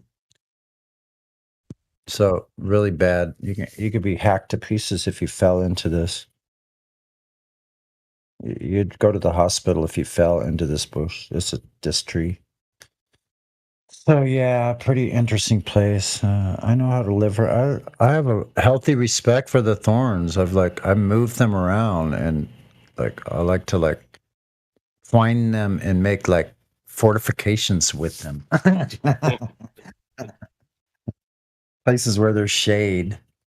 How good's it to get into nature? So Yeah, good. When I go camping and stuff like that, I come back and I feel foreign back in the city. I just want to go back. I think I want to go back. I went for 5 days. I went on the beach by myself with my bike and my trailer, my electric bike, and I went for 5 days. Yeah, by yourself too. All by myself. Yeah. I ended up about 15 miles away from home on a secluded beach where I was the only one on there, and saw some strange lights.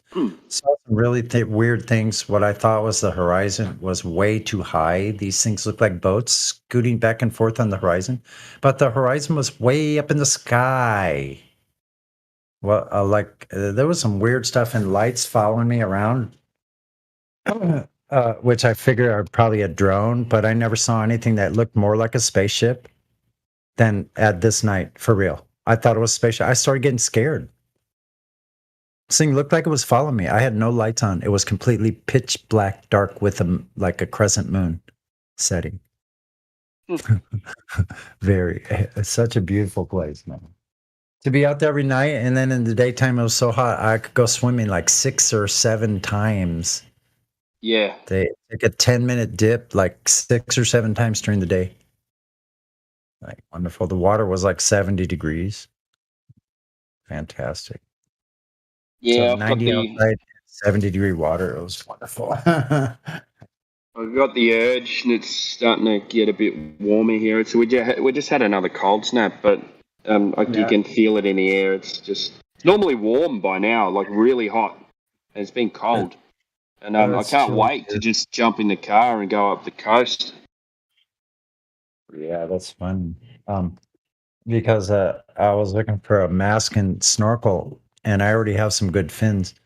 So I just found some people just put a bag, and the mask is a better size, like the mask I got from a thrift store. The snorkel was like a professional snorkel, so I got that for really cheap, but the mask was too small, like kids. Now someone put an adult's mask and another snorkel and another little backpack pair of fins just out in the hallway. Like they don't want them anymore. I'm like, I picked that stuff. That's going to be good with my Hawaiian sling, man. Like, thank you. Thank you very much. I'll take that. A good tempered glass like mask. Now I have a big wide mask that fits my big face. It's great. I'm going to get me some fish. I bought a full face one last year, and it's got this, instead of the snorkel separate that comes out the side, it's got this like tube that runs out from the top of your forehead. Oh, yeah. Yeah, it's really comfortable to wear because the mask fits around. The tube comes right out of the top of the mask then. Yeah, yeah. Bet that's convenient. Heck. And the mask fits the whole way around your face, so it seals around your face, so you don't feel as like that. Your mouth. You can open your mouth and you just breathe, and it comes in and out of the tube, and you don't have a snorkel in your mouth. Yeah, that's outrageous. Yeah, but it's not good in choppy water. It's got to be dead flat. Oh yeah, I guess. Otherwise, but it's got a one way. It's also got a one way. One-way valve. Yeah, so it works really well.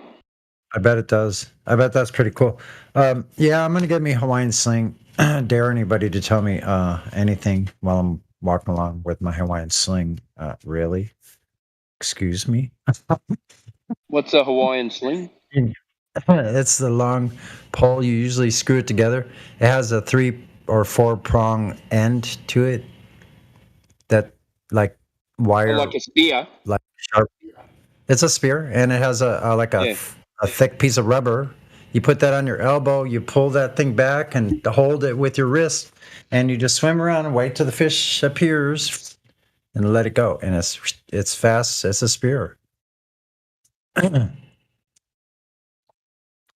A quick lunch, I would say that would be quick work for a lunch. I've seen some at least 12-inch long fish jumping out of the river where I camped.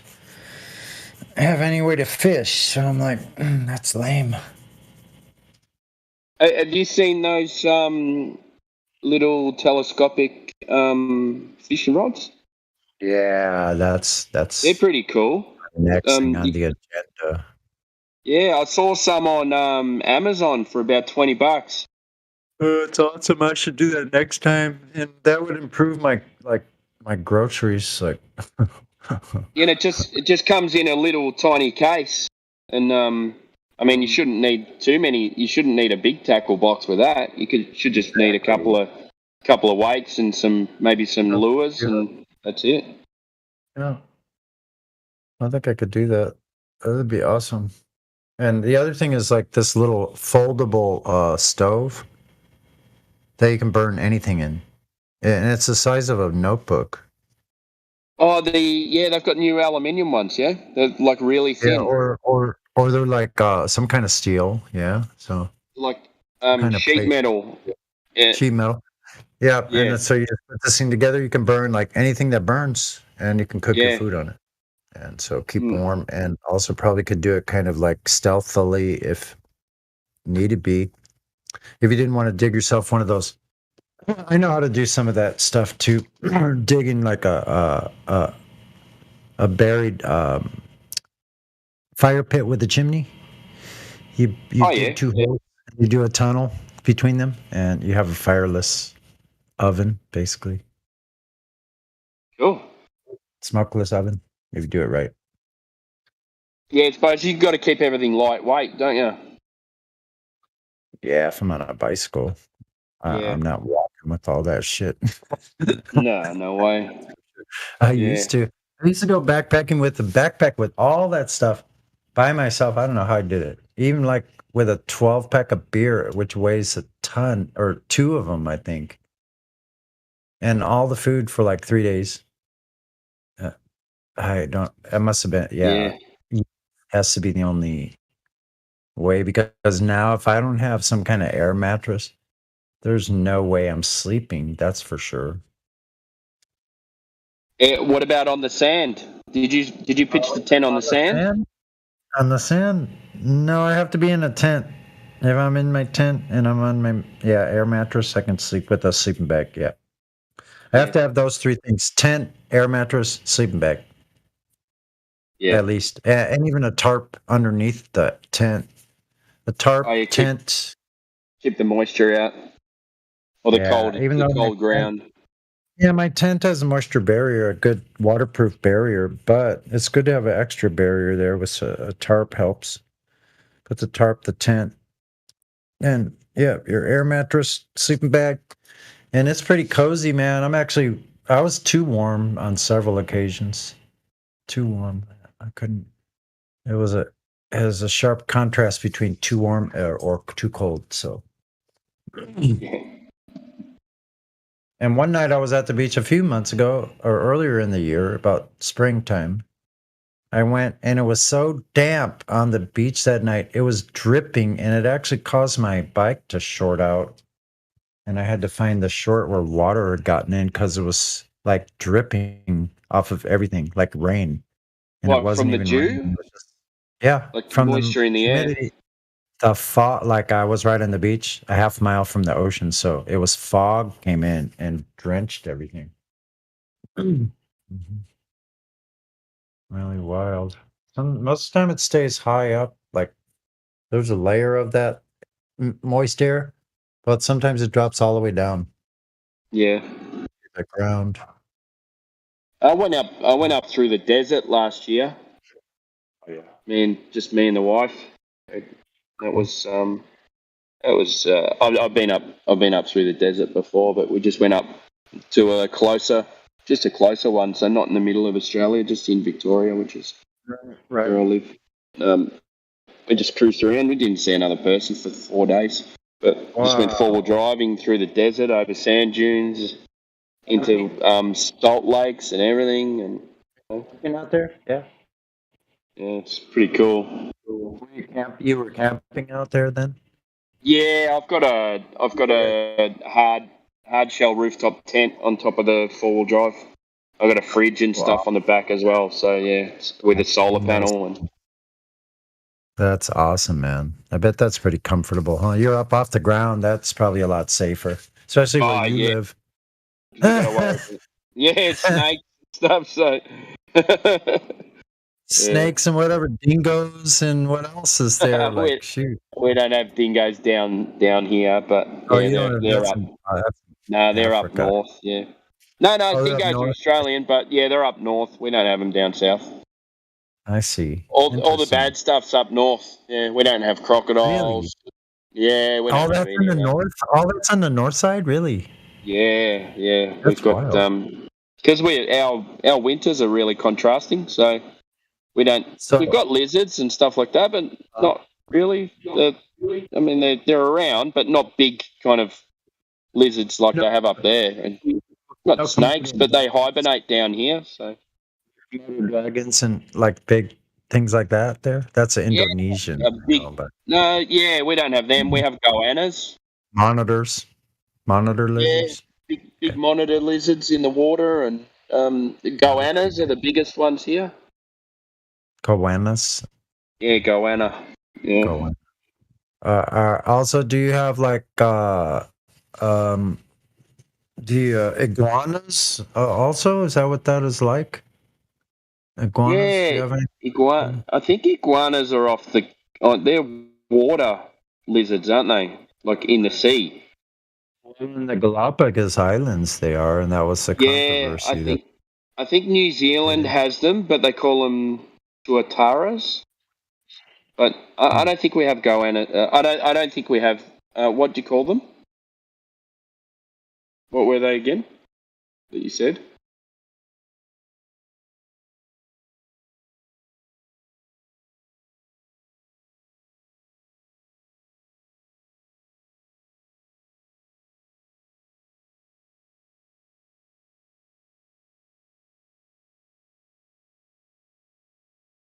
I've heard in Australia they have got like the most poisonous spiders and snakes, all that kind of stuff, worse than any other place. Is that true? 7 of the top 10 most poisonous snakes, and pretty much there's heaps of poisonous spiders. Is that God rockin' speaking? It might be. Is that Loch Ness refraction monster bothering you? No, I got him caged up until I see you. I'm gonna let him loose on you. Is he in your backyard? No, he's in a kiddie swimming pool. Does light refract around the refraction Loch Ness monster? Yes, it does. It does. So light light bends. Refraction causes light to bend around the ball and to bend around your Loch Ness monster. That's good. I like it. I like it. How you doing, Jim? Hey. On the ball, refraction is 7/6R.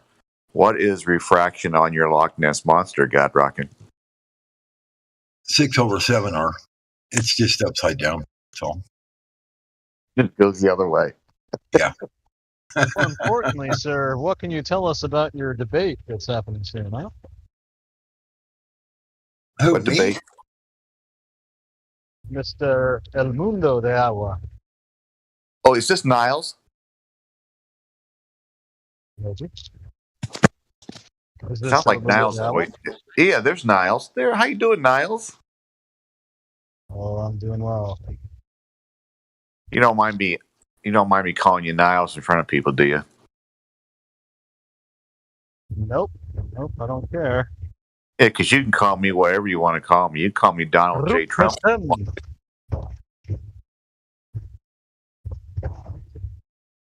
Hey, Niles, what do you think about tomorrow? What do I need to know?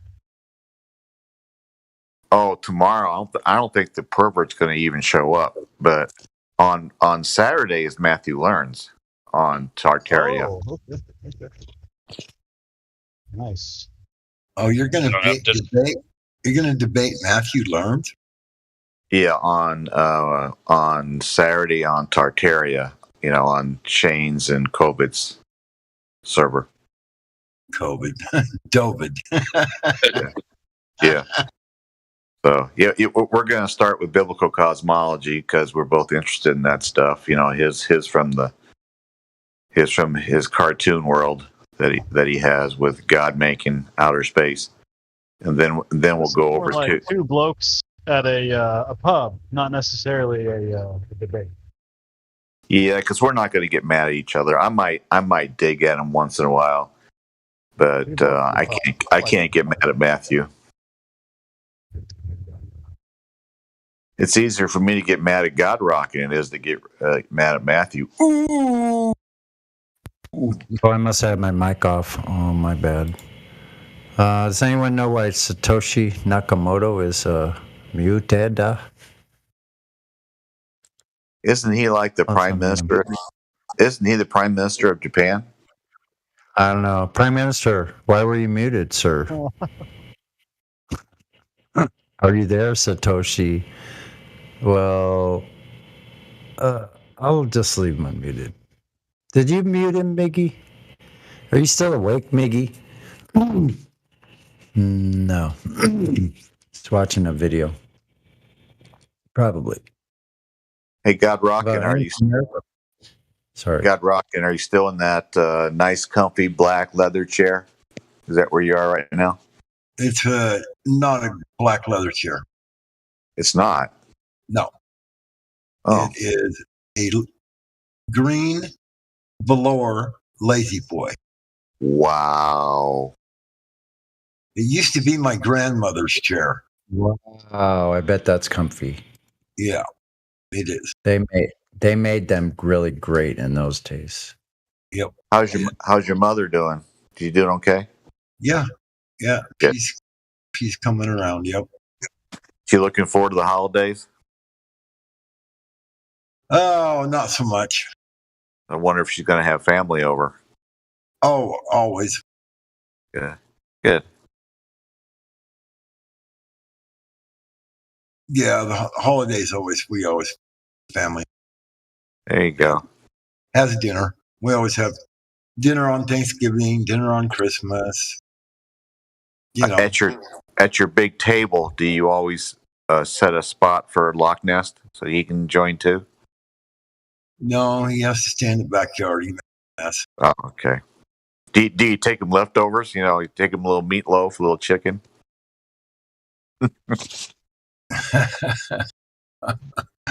Yeah, I'd just as soon take him a little kid or something. He prefers. Can I interrupt real quick? Sorry. Ooh. Can I interrupt real quick? Can anybody not be hard? Please, yeah, go ahead. I'm sorry. Go ahead. I got a guy at VC Chicken and needs to be VC verified, but he wants. I think he's going to bed, but he seems like he would have sincere questions at some point. But I don't know how to give him a VC verified role. So can somebody do that for me? It's the guy sitting in VC Chicken.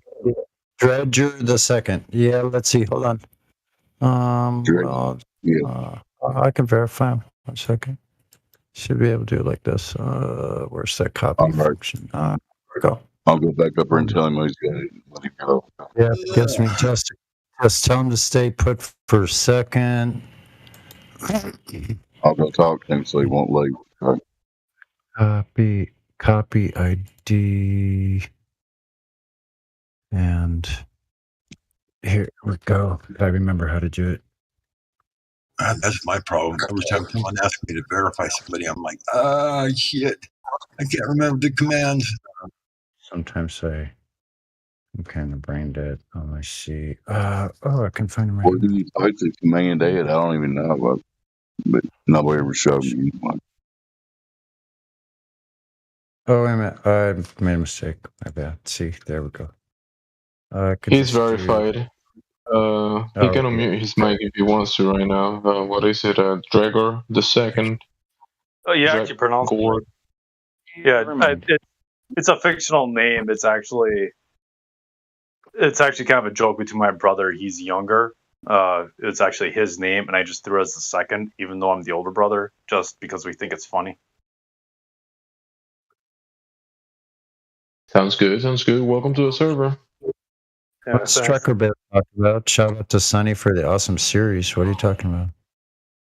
What series? Oh, the series I put out. Oh, okay. Yeah, awesome, man. Have fun with that. It's a great one. All right, like I said, I work a 12-hour shift. This is like my attempt at being a little bit more social, and I'm tired, so I'm gonna crash out. Thanks for the verification. Oh, you're welcome. Thanks, Gemsy. Caught it. Come back anytime, Director, where you don't want to leave us with one question and we can discuss where you're going. You can come back anytime you want to. Yeah, thanks for your help. No worries, we're here 24/7 debunking the globe, so come back anytime.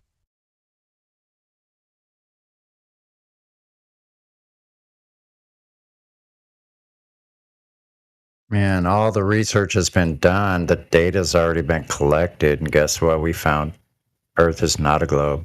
Definitively, irrefutably, and provably. Sorry, Sonny. I posted Witzett's debate against conspiracy cats. Anybody watch that? On Modern Day Debates. I just posted it again. He debated Mr. Sensible conspiracy cats and totally intellectually destroyed him, of course. I definitely will catch up with that debate. Yeah, I haven't watched it yet, but I will be watching it. Who is that bonehead anyway? Look at his face. I don't mean to pick on someone's face. That doesn't look like the face of a sensible person, if you ask me. I don't know. It could be just... Yeah, that's Mr. Sensible. His proof was that the hot air balloon, he showed a flat horizon the whole time and tried to say it was curvature.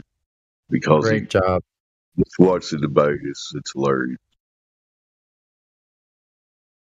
Well, yeah, keep it coming, and you keep us flat earthers rolling on the floor. Thanks. If it wasn't for people like Mr. Not Sensible, then, I mean... I wonder if those people that actually say they see a curved horizon are actually hallucinating in their brain and actually think they're actually seeing one, or if they're just straight out lying between their teeth. What would you guys say? It's one or the other, right? Like, yeah, but they're actually seeing it because they're creating it in their mind, and so they're seeing it. That's something they're creating, or they're lying like you're that. They're full of shit. Like they're not crazy. They're not lying. My guess is they're lying through their teeth, but because I've never been able to create hallucinations in my brain. I've tried. thinking, maybe I could see some curvature at some point, but I've never been able to, as hard as I've tried, I've never been able to get my brain to bend the horizon. So especially after realizing zoom cameras zoom in the boats that went over this curved edge. After that part, there's no going back. You're like, what? Yeah, never been able to have my brain create that image. So, guys, I just got here. Have y'all already tried to talk to Child Force? Hello, Child Force. It says you're unmuted. Hello. Child Force. Use the Force, child. I'm showing him unmuted, so I guess I don't want to talk anyway. Now, don't try to force the child. Okay. All right, thank you guys. Sorry. Use the Force, child. Use the Force. Did Force, you guys? I am your father. Sorry. Did you guys catch before the a few hours ago the concave earther that came in? No, what happened? Did he prove water? Is that the one that put the vortex? Had the video of the vortex? No. This was so maybe 5 hours ago. Then I think it was concave earther. We live on the inside of a ball.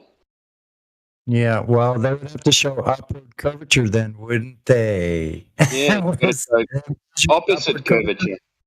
Well, if you're on the inside of a ball, wouldn't there be walls that went up on all sides of you? I mean, that should be pretty easy to show or prove. That means there should be measurable upward curvature of the oceans then, right?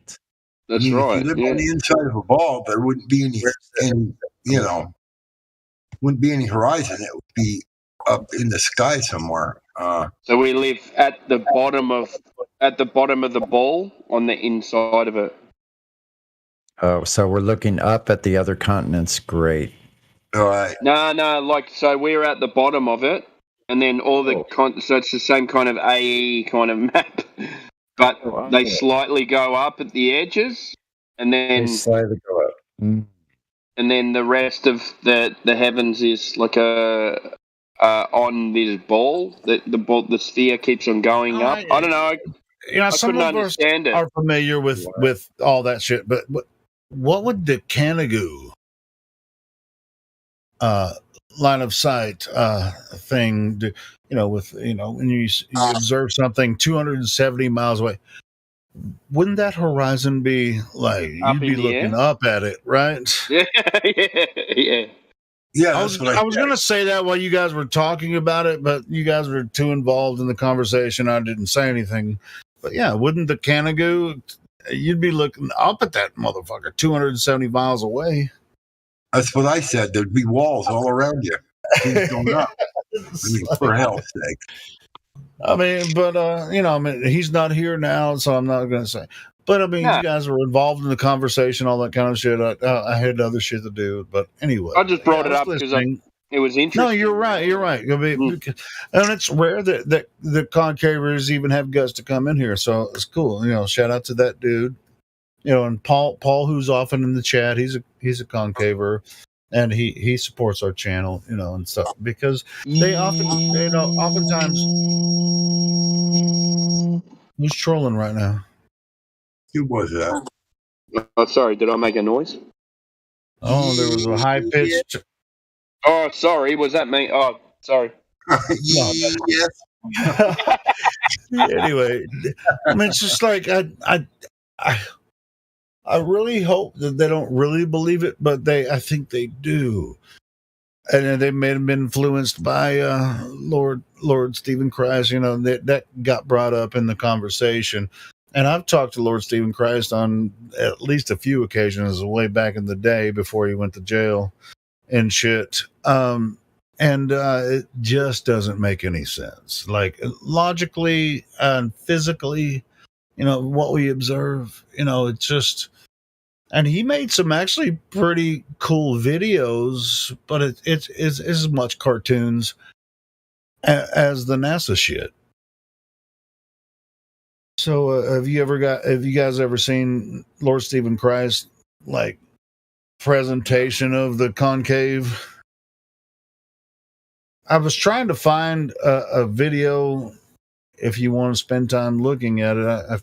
I did post a video that I came up with earlier. It was one of his fans, I guess, but it was only like 8 minutes long. But he has like a whole documentary about the concave Earth, but it's not up on YouTube anymore.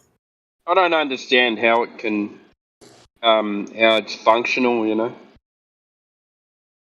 Well, that's like I'm saying. I mean, if you're going to see Kenegu or just like Critical Inception just shows you, wouldn't that be like you'd have to be looking up to see that?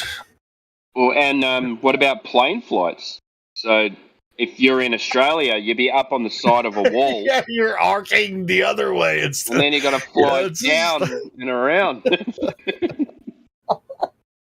They call them airplanes for a reason, right? I mean, who is out of their minds? The flat earthers, the globe earthers, or the concavers?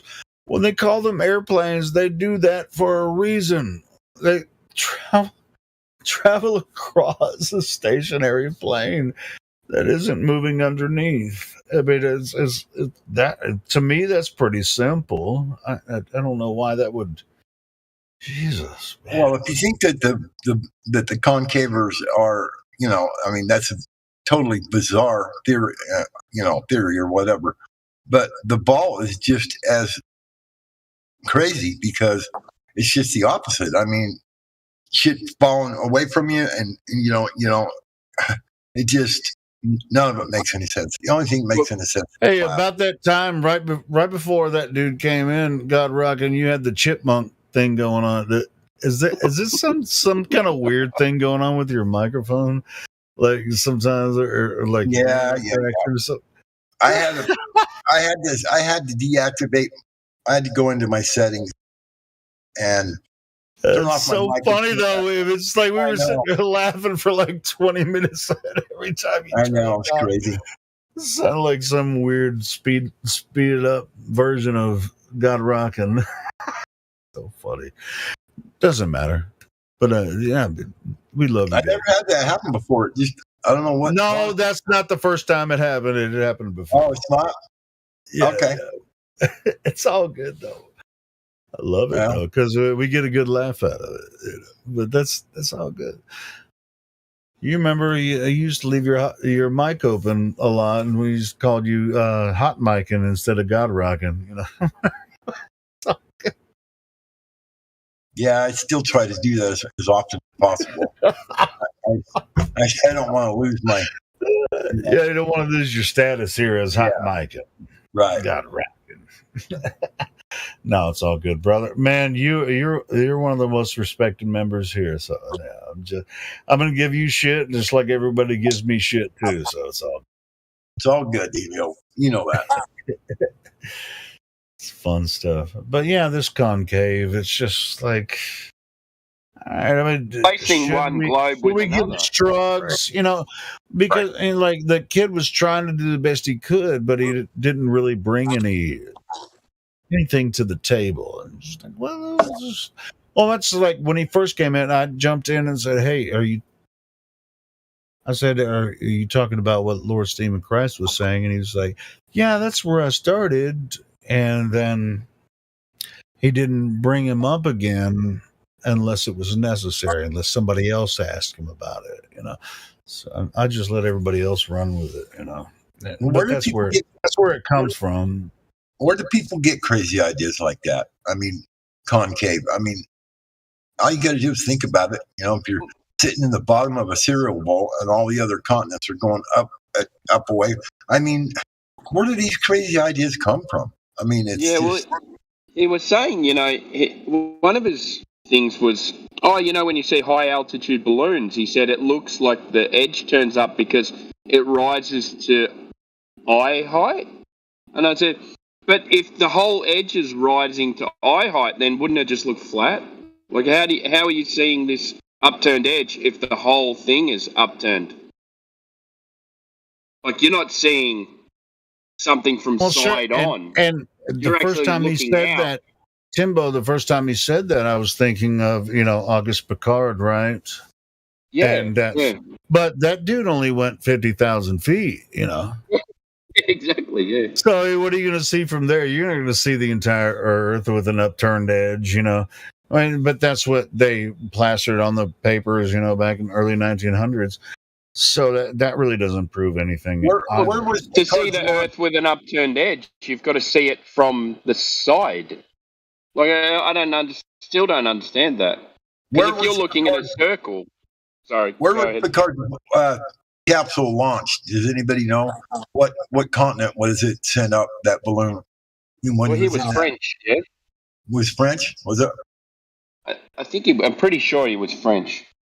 I'm trying to imagine how close to Antarctica he may have been in order to see. He wouldn't have. He was nowhere near Antarctica. But that's why I'm asking. Obviously not. So. Yeah, I'm not sure which country. Critical inception.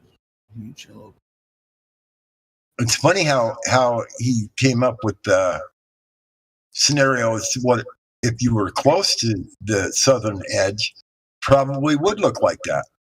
It would look flat with an upturned edge, with the but no, at that altitude, you might have a presumption about it, but look, people go flying airplanes that 35 to 45,000 feet every day, so it's not.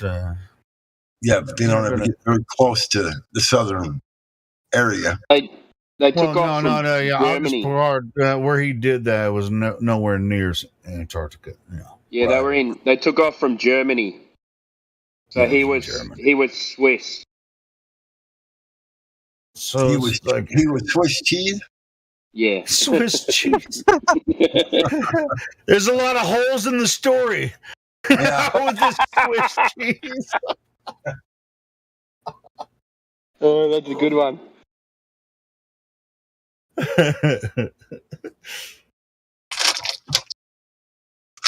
I'm thinking, how maybe the how the windows are curved and they see the curve.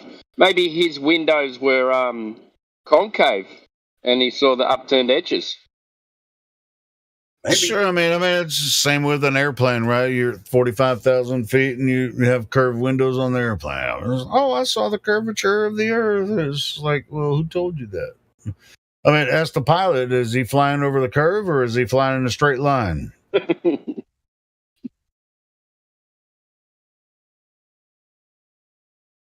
Any pilot that is honest with themselves will say, I'm traveling from one airport to another in a straight line. If they say they're flying over a curve, they're a goddamn liar.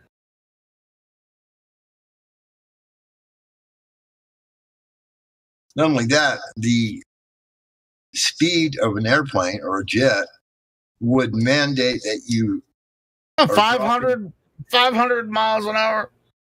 Yeah, you'd have to be dropping so many thousand feet every couple minutes. It's just like, go ask a passenger looking out the window. I see the curve. They go up and ask the pilot, are we flying over a curve? And he'd be like, no, I'm just traveling from this airport to that airport. We're traveling in a straight line.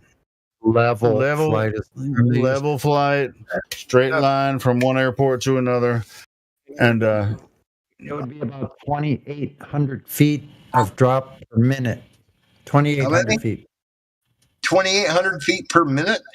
Yep, at 500 miles an hour. Mm-hmm. Holy shit. That's a long way.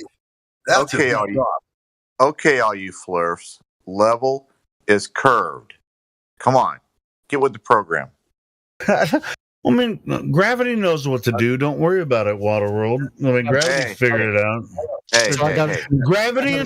Gravity is conscious, and it can figure out what to do with level flight.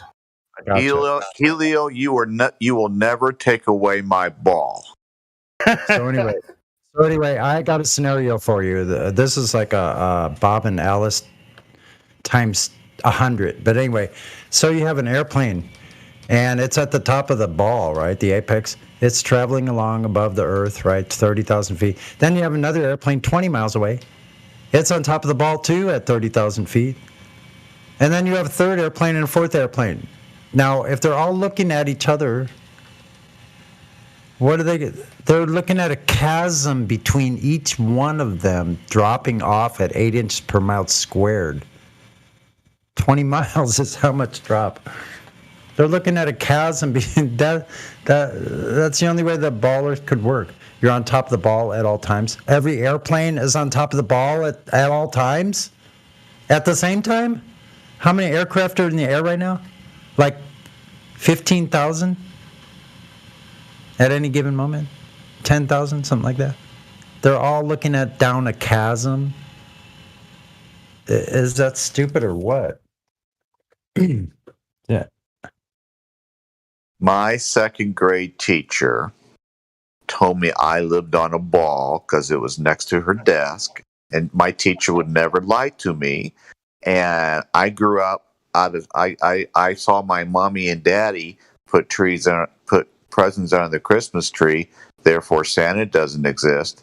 Somebody put a quarter underneath and got my tooth, and it wasn't the tooth fairy. And then I saw the Easter bunny didn't help me do eggs anymore. So I grew out of those three things, but I didn't grow out of my ball.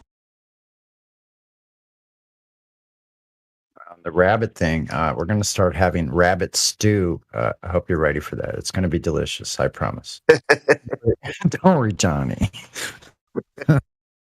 We went from eggs to rabbit stew. That was good. I like that. Make sure you don't eat jackrabbits. They're not good. They got parasites.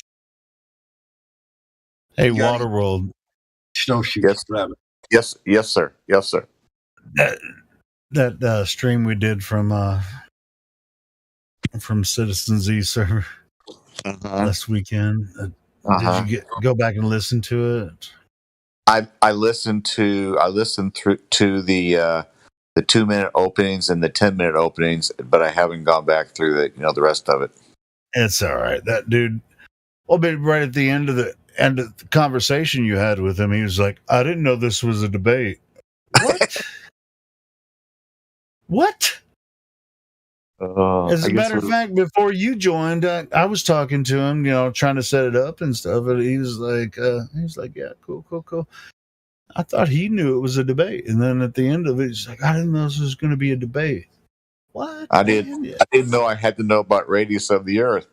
Oh jeez. Oh jeez. I knew he didn't know about the radius. I knew it was going down there. Yeah. But anyway, if you guys haven't listened to that debate with Waterworld and whoever, Alex, his name is Alex, right? That was funny. It was a fun time. When he said he didn't know radius of the Earth, was like, oh no, it's going to be a long hour and a half. Oh no! Oh no! Oh no! I really I didn't know you were going to ask me questions about Earth. I really liked your opening song, Hilo. You got a really good voice. I just want you to know that. I really like that song. Thanks, man. I hadn't heard that one yet. It was really good. Yeah, just go on my channel. There's a few more parodies on there that I've done. Yeah, I've heard 2 of your parodies, but I never heard that one, that you sang before the debate. That was really good. The Queenswhack one. Must now tell you why. As you awaken from this global lie. Helio.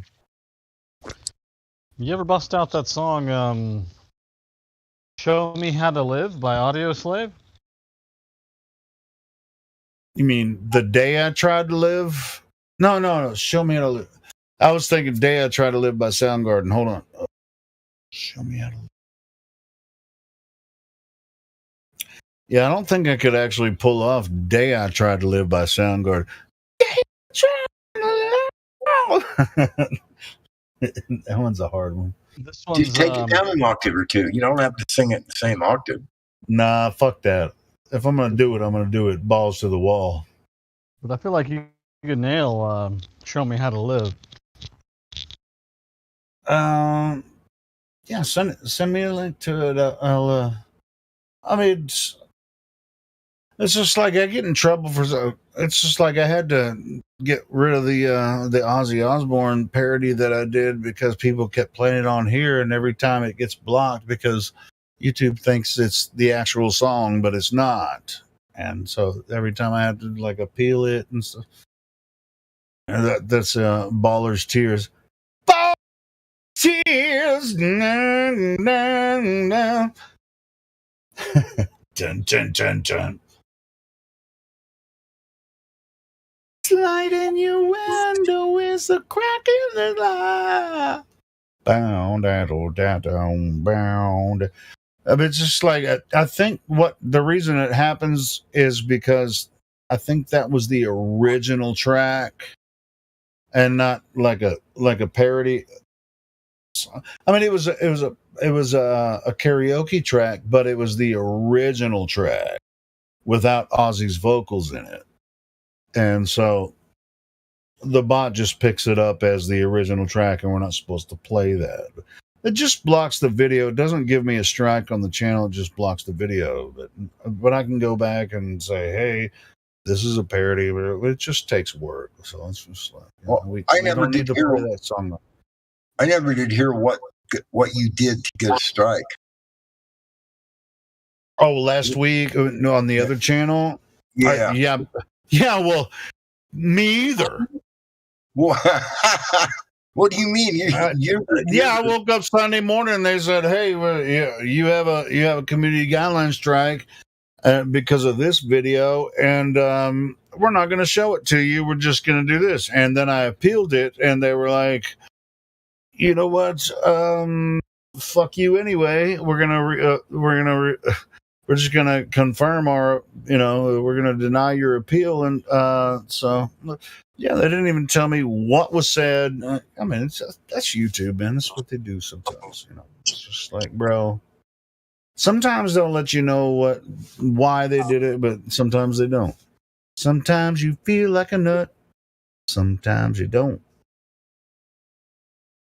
Yeah, but they didn't even let me watch.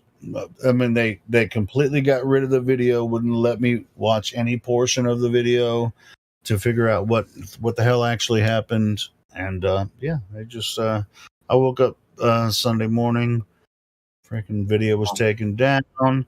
They said you got a community guideline strike. I appealed it, and I was trying to find out how I could see which section of the video they thought was, it was offensive to their community guidelines, and they were like, well, it'd be kind of nice to know so you could avoid having that happen again with the same video. No shit, brother. Yeah, I agree. But they didn't even let me know, so do what it do. So this coming Sunday, we'll be back up on the other channel. So in the meantime, we're on this channel. It's all good. Yeah, it's kind of strange. But hopefully we don't do anything to fuck up what we're doing here right now. So I don't think we actually did anything.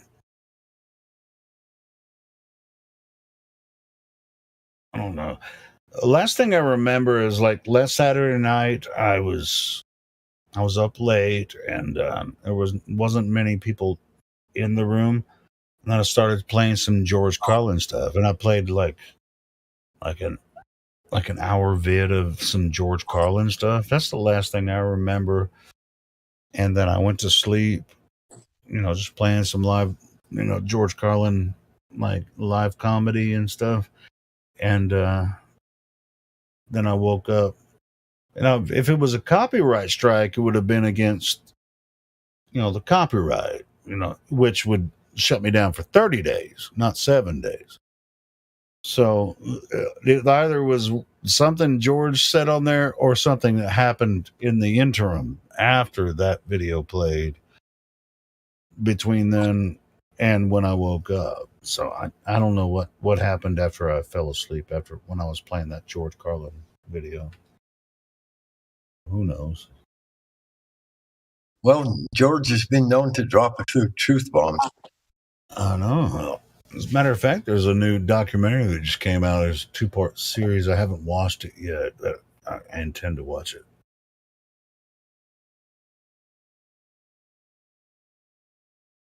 Called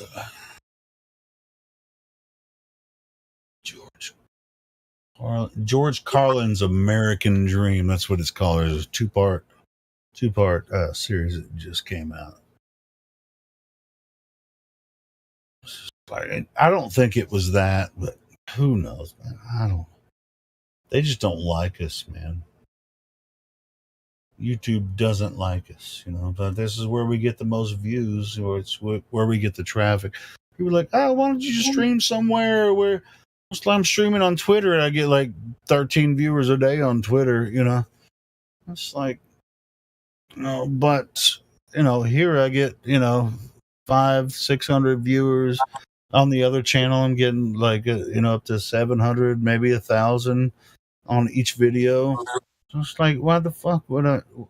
It's like, go to Rockfin. Well, I have to pay Rockfin to stream on there, and everybody that listens has to pay to listen on Rockfin. So I'm gonna get probably 0 viewers on there. So I'm gonna do the best I can to keep this alive.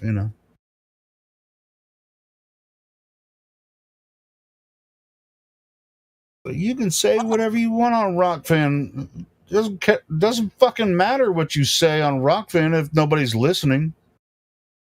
Yeah, fuck? No doubt.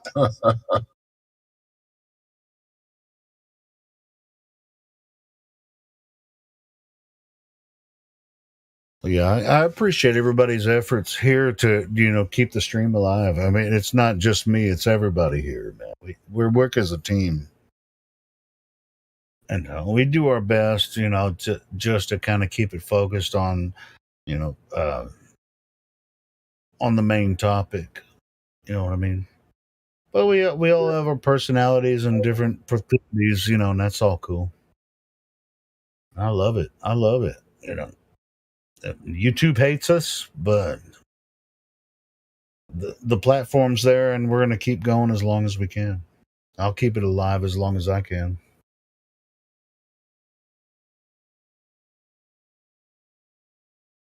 Good on you. Good on you. Appreciate all you guys, man. So. Oh, it's magic when I'm with you.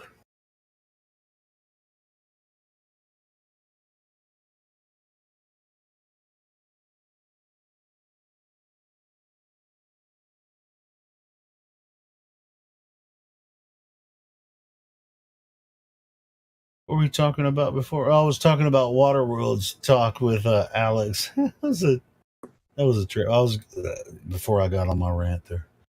Let me find that video so I can share it here if you guys want to listen to it. Alex, he seems like a little gamer kid, like in front of in his gamer chair. It's like, oh no, I didn't realize this was a debate. Like at the end of the debate, he's like, I didn't know this was the debate. Just debating with a flat earther for like an hour. What the hell are you talking about?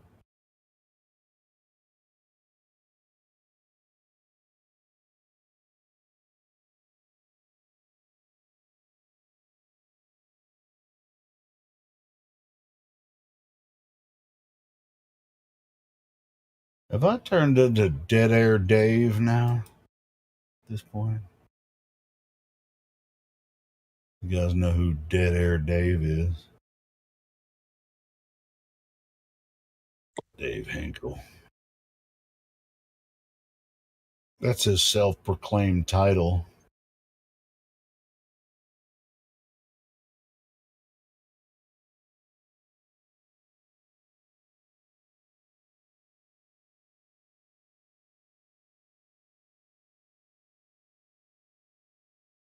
I can try to do the Kentucky accent if you guys want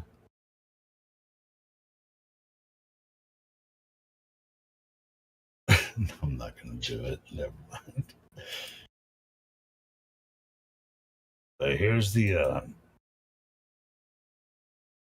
debate with War of the Worlds and Alex. Oh.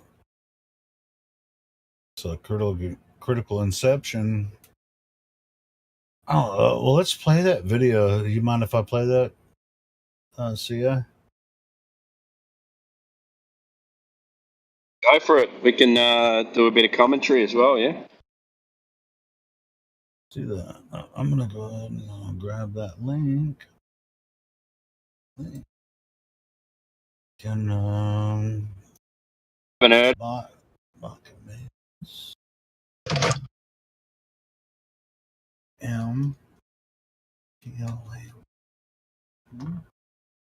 Should work. I just put a couple of pictures of. Pilot,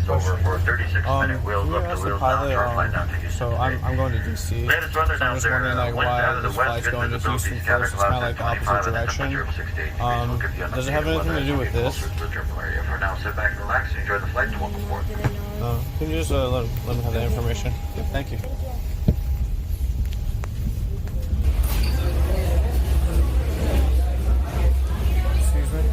I just want to ask you, do you dip the nose like it shows here, like to go over curvature, or are you worried about this? You know, the target generation facility that they train you on? I'm trying to figure out, like, you guys, like, you dip the nose going over the curvature, or is there no curvature? There's definitely curvature. There's curvature? Okay.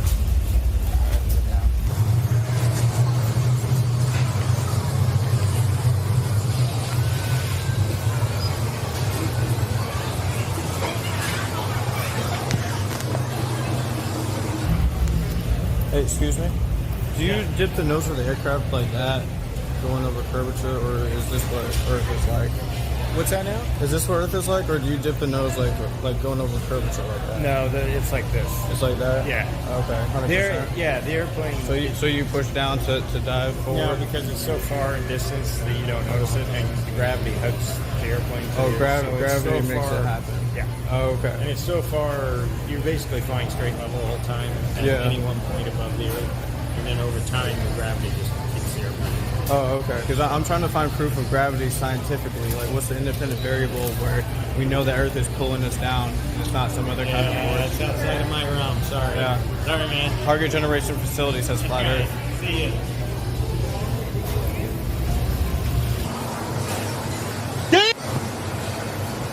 Gravity pulled it down.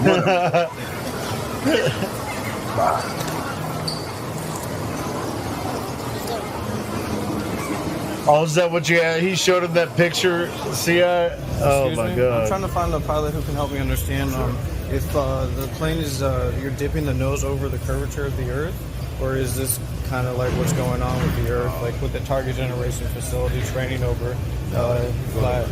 Okay. Okay, so it's gravity that's pulling you down. You're not actually pushing the nose down. Well, you're in the atmosphere. No, you're not pushing the nose down. Because I've heard that you're always constantly like maybe a 3 degrees nose up the whole way. When you're in cruise, yeah, but you don't. As a passenger, you won't notice it. Yeah, because I always see like a flat horizon at eye level, so I'm trying to look for the curvature and because figure out to solve this debate. Normally about 35,000 feet, you won't see the curvature at altitude. Okay. You get to go about 60. Yeah, because about 50. I think it was Neil deGrasse Tyson who said even Felix Baumgartner, that was a GoPro lens that made the curve look like that, but even at that height, 120,000 feet, you can't see curvature. He says that stuff is flat. 120,000 feet? Yeah, that's Neil deGrasse Tyson. That's like my science guy, you know. 120,000 feet, you'll be in space. No. That's Felix Baumgartner. He was like the edge of space. But Neil deGrasse Tyson is like explaining in a video that, you know, that's 2 millimeters above, like, he was holding a beach ball that looked like a globe. That's 2 mils. You don't see curvature at that height. I'm not sure what the exact altitude is, but I think as long as you about 60,000, I think you can see it. Okay, I've seen like so many different things. Like some people say yes, other people say no. So I'm just trying to figure out, just be objective about it. Oh, this is a pamphlet that I got. I was just at the International. This is Conference crazy. in Dallas. And there was like 800 people there, like trying to figure out this problem. Like, are we living where NASA? You can tell he didn't know what exactly you were talking about. I don't think this is. Sounds like conspiracy type of thing. But I mean, like the horizon rises to your eye level. I thought like we would have to look down if there's curvature, like it would be curving down in a way at some point. But it's always right at our eye level. Like, there's computer models show that's what happens with a flat surface. Yeah, but it's not flat. We're just so small. Okay. On the ground, we're so small. On the ground, we're so small. You can't see it. You can't see it. Except when you go up about 60,000, 70,000, you can start to see it. Yeah. Okay. All right. Fair enough. Why don't you take this and take a little study? You have some free time. Are you traveling?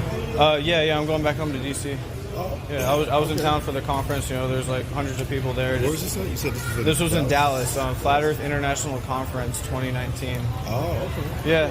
It's something you can look up. I mean, it's all over the internet, and YouTube is kind of suppressing it, mocking it, making fun of it. We're just trying to be objective about like what's the science, what our observations tell us, versus what does the government tell us? I mean, does everyone really trust the government 100%?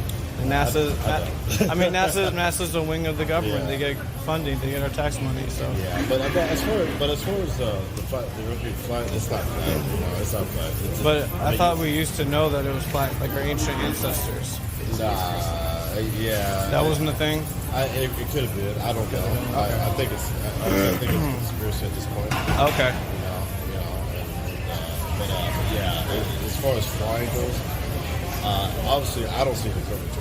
Right. We're not, but there's certain flight routes that shown like on a flat map versus a globe. Like the flight routes from southern hemisphere, like South America to Australia, like they always go across the equator to the northern hemisphere and then go back down. That's true. Like they never go across the southern Pacific. No, because let's say several reasons. Number one, because of the winds, the interference. The winds. Okay. Number two, the Earth is round. So it's better to go that route, to go up and above. So more miles, more fuel going north. You got one of two, right? Okay, I would encourage you to look up flight routes on a flat map versus a globe map. It's just a spirit. The Earth is a spirit. And that's okay. And so that's the way to do it. So it's if you go to Europe, they go north. Not over the North Pole. Yeah. Over Greenland, Greenland,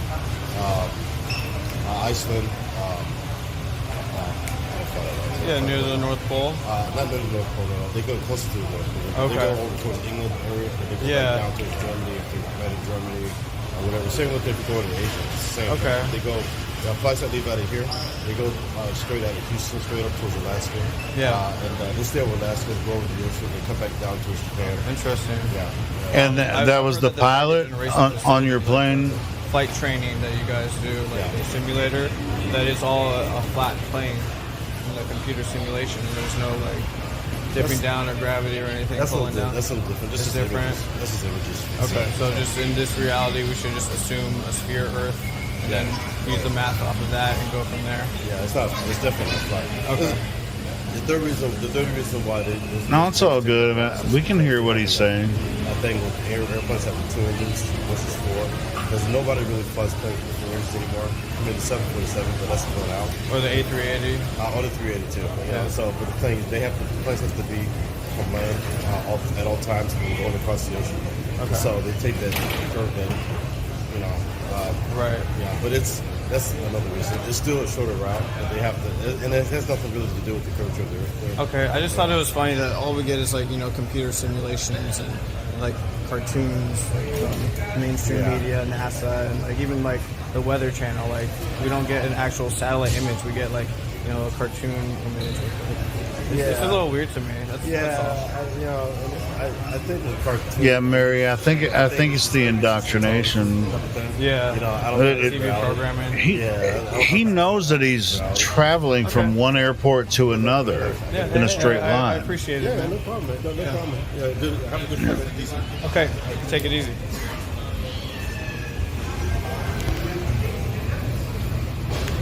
How about that, guys? How about that? That was very interesting. Really interesting, brother.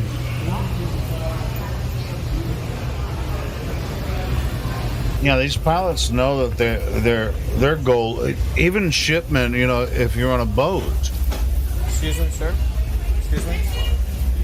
I'm just trying to find out if pilots dip the nose to go over a curvature of the Earth like that animation shows. I mean, it just flies that way. Like you're not pushing down on the stick. So No.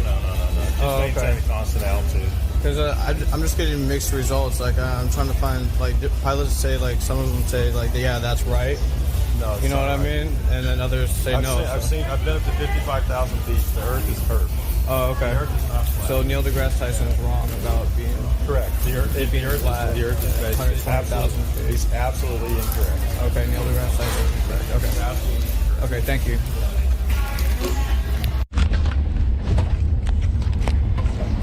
Steve, I had a question.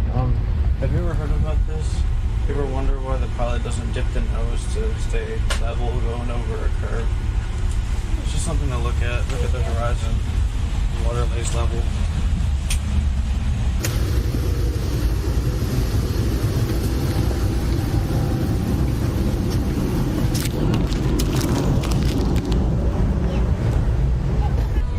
Excuse me, you're aware, right? He got his. All the I pilots gave- know, right? Of course, man. That's what I've been trained on. Yeah.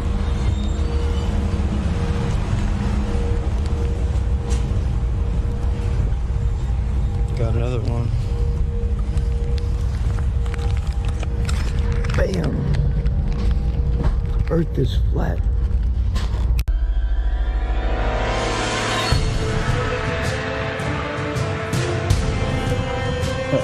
Is that it?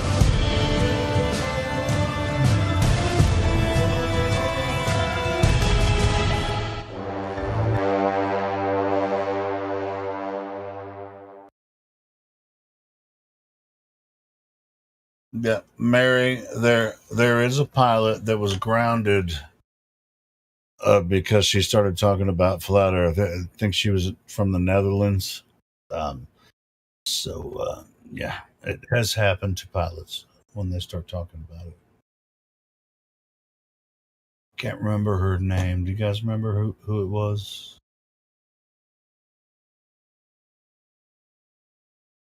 She wasn't fired because they couldn't fire her over that, but she was grounded. You guys remember that? It's like 4 or 5 years ago. I think she talked to Mark Sargent. I was trying to find the video with her interview. And she told her story about how she was grounded by the company. They couldn't fire her over that, but they definitely wouldn't let her fly anymore. This is like, okay, so I can't fly over the flat Earth, even though I was flying over the goddamn flat Earth the whole time.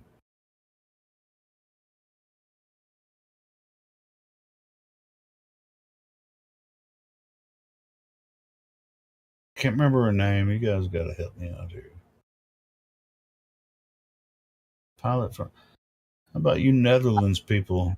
Help me out with it. They're sleeping right now.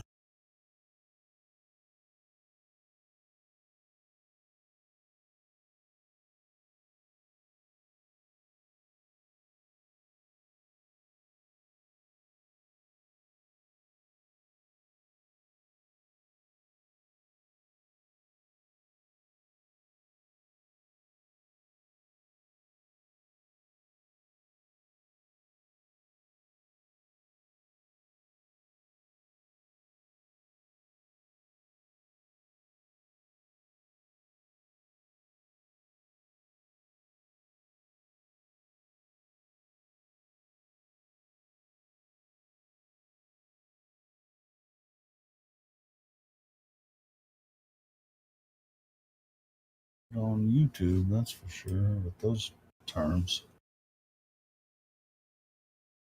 I should have just joined voice chat from the start. I was texting too much. I'm like trying to make a salad right now, and I'm just like, had a couple drinks, and this would have been a lot easier just to chat.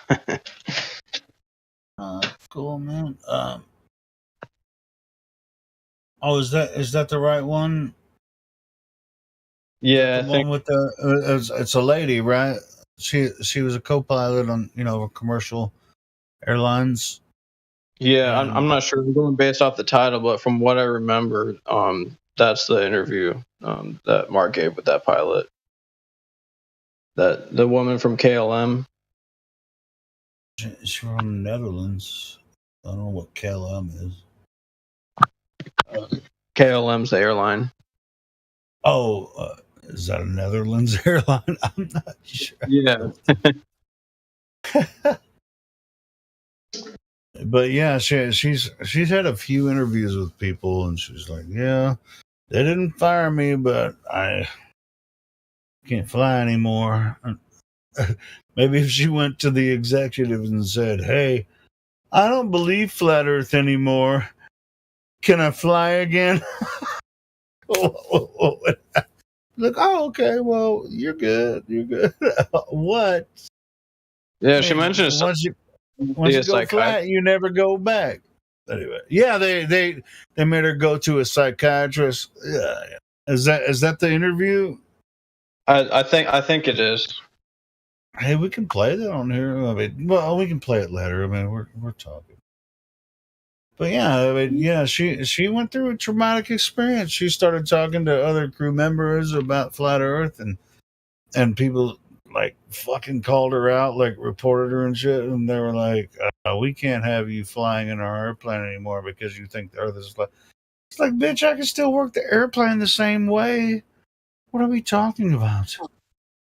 Yeah, they basically held her job hostage. They said, like, all right, you're grounded for now, but if you can't, then you can fly again. Are you guys talking about Claudia, lady co-pilot? See, it was Claudia. She's from Netherlands, right? Something like that. I got to hang out. I got to hang out. We're on a hangout one night, just as she was going through all that shit. The way I understood it, told me, and said, she called Mark Sargent. He recorded like an interview. She asked him not to fucking post it, but he did, and that's how the airline. No, but that's not the only time she had an interview, though. She was like, "Well, fuck it," That was the first one. Maybe she's done one. Yeah. There's a video where she's like teaching a class about it on a whiteboard. It might be a different girl. It might be a different one. Yeah, it might be.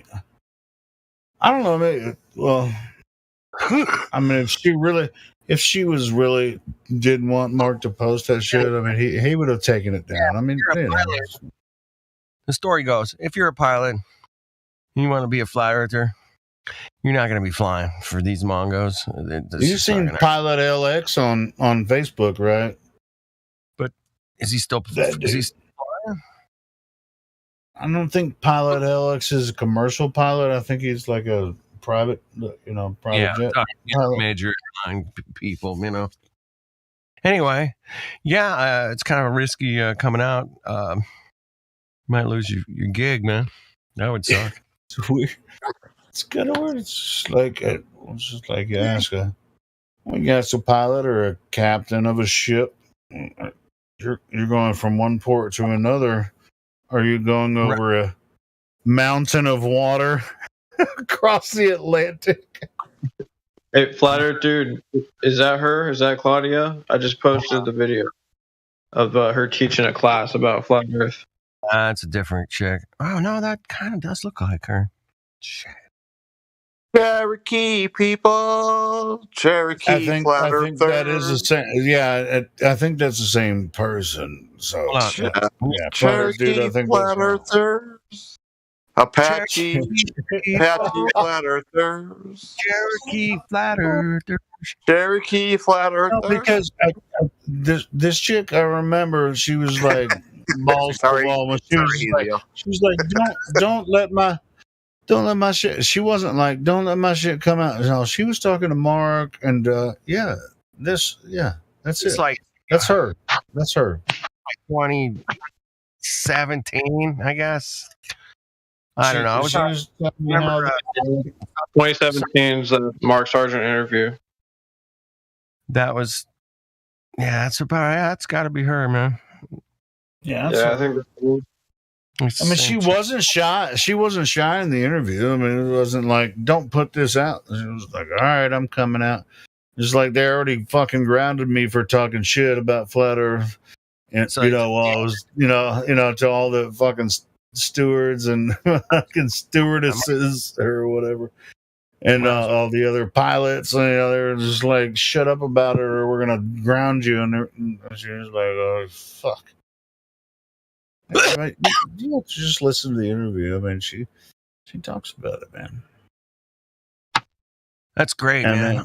And then now, that second thing that he just posted, she's doing a presentation. How about that's great? How the Earth can't be a fucking globe. Right?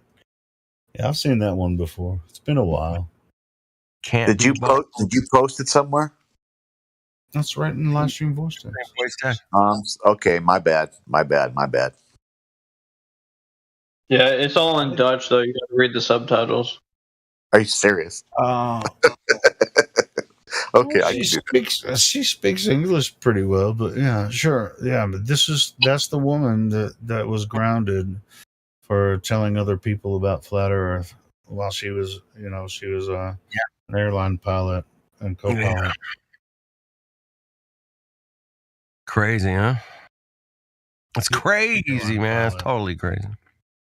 Yeah, that one guy at the end of my video, I don't think he knew I was filming. Otherwise, he probably wouldn't have said that.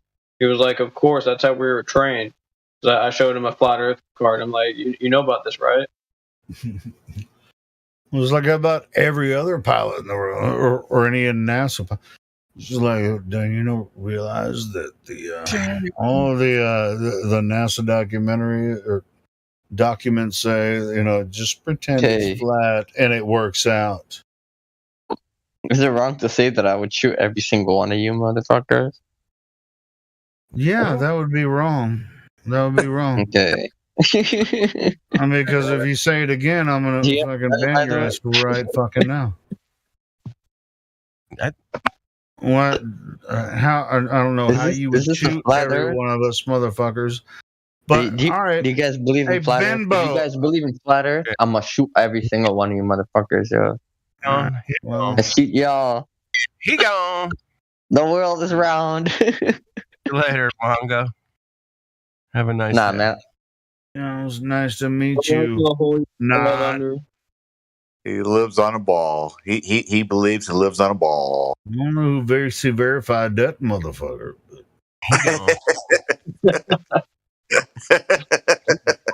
Who verified him? What for me, man? What for me? Would it be wrong if I said I'm going to shoot every flat earther? Would it be wrong? Yeah. Would it be wrong? Yeah, that's kind of wrong, bro. You shouldn't say that in here because you're going to get fucking gone. You're going to get gone, baby. Spring 1645, Cherokee chief Baganga Hulani proclaimed Earth flat. How you like that one? I bet you guys didn't know that one. I did not know that. That's a new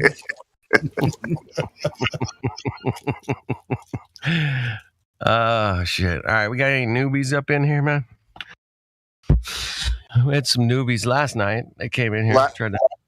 Last one, Dr. Dude. Dr. Flat, Dr. Dude. Fast forward 1651. Apache chief Bagalanga Muhari declared Earth flat as well. Okay, I just want you to get those couple dates. Damn. Love that. So much cool history out there. I can't catch it all, man. It's hard. All right. Welcome to 24/7 Flat Earth Discord. Anybody out there wants to jump in, man, and get kicked out of our server, man. We're available for you. You know, it might be fun. Hey, I do give money back guarantee on if you become a flat earther for a week. If you don't like it, I'll give you your money back, 100%. Just come check it out. Trust me, man. Trust me, you'll love it. You'll just love it. It's quite freeing. That's all I'm saying. All right. Let me shout out the YouTube chatters. Globe with Proof is in there. Always up out there, man. Always my boy. What's up? And we got Carbonic. What's going on, Carbonic? You guys are welcome to come in here. We won't kick you out unless you just want to shoot us, apparently. That'll get you kicked out of here. Yeah, give me like 30, 40 minutes, man. I'll be totally fucking hammered, wrecked. I try to come in sober. I don't always leave sober. What are you going to do? But yeah, come on in. Anybody else? I heard Sonny found a laser or something. I was like, what? I don't know. Anyway, I'm just drinking a little bit of wine. It's Thursday night, man. I'm usually doing a music show, but I'm putting it off right now. Couldn't find any good copyright-free music, man. Just wasn't jiving. No. What kind of wine you got? A warning? Warning.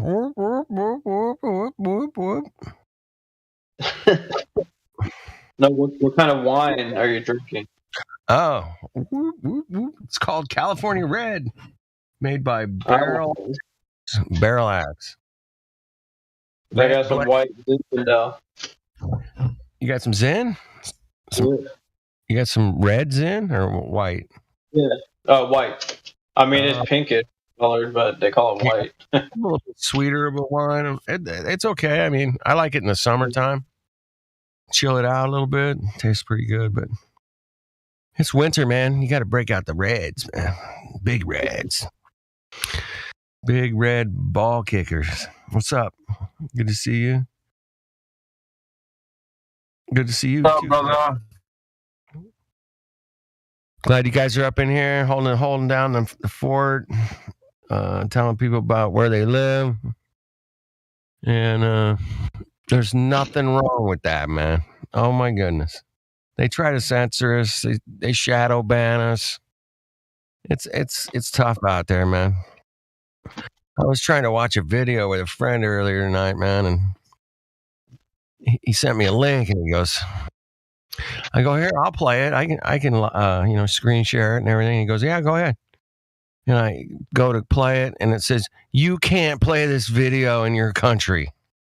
It's like, damn, those bastards, man. He can watch it in Canada, but I can't watch it here in America. So yeah, we're getting sniped, man, as they say. I'm gonna put you flat earthers in the corner over here where nobody can find you, and we'll just make fun of you over here on our big platforms. We just make fun of you. That's all they can do. So we got Flat Earth got a shout out on Saturday Night Live last weekend, man. Shout out Dave Chappelle shouting out Kyrie Irving. I heard about that. How was it? I didn't see it. I didn't see the whole thing. Somebody just sent me a clip where they were like in a barbershop. It was skit, and hey, check this out. Speaking of whatever happening on TV. I love Wheel of Fortune, for the puzzles and stuff. But anyway, there's been a thing going around on Facebook. I don't know if it was recent or whatever, but they had a puzzle, and the puzzle answer was The Earth looks flat to me. The Looks Earth. pretty flat to me. I saw that Or one. what is it? What is that? Is that what it was? Or? The Earth looks pretty flat to me. Yeah, it was like the Earth looks flat to me, and it was the puzzle they were spinning. It was a celebrity Family Feud, and then one of the dunces, they're just like said, oh, they started getting all the letters right, and then she was like, a B, and B was obviously not in there. And then the other guy, like that was supposedly a celebrity. I don't follow Hollywood and whatever. A lot of times, I do have fans. I'm fans of some Hollywood celebrities, but anyway, this dude just like he's like, I want to solve the puzzle. The Earth looks flat to me, and it was just, and then Pat Sajak was like, yes. The Earth looks flat to me. That's the answer. It's just like, wow, that's insane. So this got the link for you guys in the voice chat. Glober with proof. He's got a bunch of accounts, sock accounts, man. They're called sock accounts. You don't even know what they're called, man. Yeah, well, we try to stick with not calling each other names and nothing, but stick with evidence and things we can test and measure.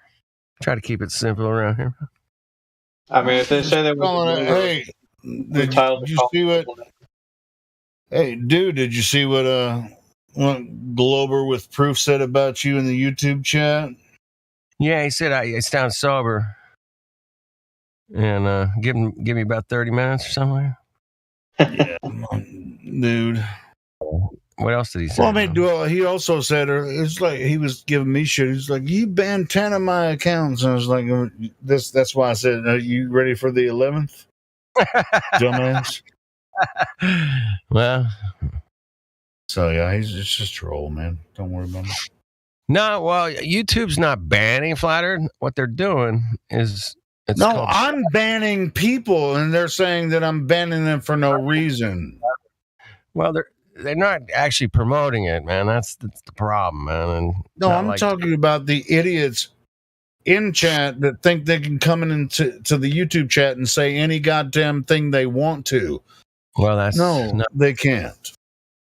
Shut that shit down straight away, man. Careful. I mean, we have so much patience with some of these idiots, but anyway, you guys continue with the YouTube channel. We are live, so some people should have, maybe if you have the ability, go ahead and watch what people are saying about what we're talking about on YouTube. But other than that, you can speak freely. But this guy, I don't know which accounts that I already banned, or he thinks I banned them all. I mean, it could have been the other moderators that banned him because he's such a shithead, Fuck it. This is not the main channel, so there's a few more mods in this particular chat. True. Our main one, I don't think we only have like one or two in the main one. We got 3 days left till we get back to the main channel. I don't even like streaming this on this channel, but I mean, otherwise, So Flatter, yeah, we're still getting shout outs on TV. Thank you. Yeah. On TV. Yeah, David Weiss posted that on the It's a compilation. You talking about our biggest fans that hang out and troll all day? That's who. Island is on. They mentioned Flatter. Oh shit! All right, I gotta go watch this. I'll be back in a little bit. Not directly, but I mean it's implied because I guess this lady ate some radioactive carrots and she could see really far, and she was talking about seeing a boat that was far beyond the horizon, and no one else could see it but her. But she's like, yeah, I see it. And she started describing it. It's got a red stripe on it. There's these girls in bikinis, and like, oh, I wish I could see that too. But yeah, she was describing a ship beyond the horizon. Radioactive carrots. Yep. All right, we got Child Force up in here. No rolls. Welcome to service. Child Force. That sounds Is that like a knock on Space Force? I don't know. Because people that believe in Space Force are child. Does that person have a role yet? No roles. Child Force. That's a weird kind of name. It is. It's a little creepy. Should we do that in VC check-in first, or just go ahead? All right, go to VC check-in. Child Force. Your name is giving me the willies. Yeah, it's kind of weird. Giving me the willies. VC check-in. There you go. You got it. You got to check tonight. The last check-in didn't work out so well, so we're on our toes right now. He just wanted to shoot us all. Wow, what a way to introduce I had a death threat. A community. What a way to introduce yourself to a community. Hey. Based on his accent, I think he lived in a country where they're allowed to have guns. And we're doing the wrong thing. We have one of my channels shut down.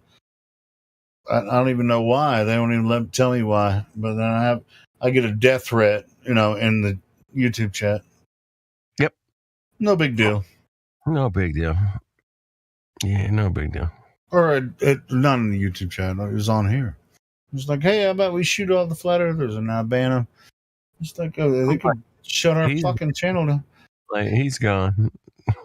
Anyway, Child Force, if you want to talk to somebody in this room, you know what? I'm gonna go to VC check-in 1 and I'm gonna move Child. There you go. He's gone up there. All right. Oh, you're up there. Helio went up there. Child Force is up there. All right. I got to go up there now. I'll be back. Carry on. Talk to the chat out there, man. They're firing off tonight, man. I can tell, man.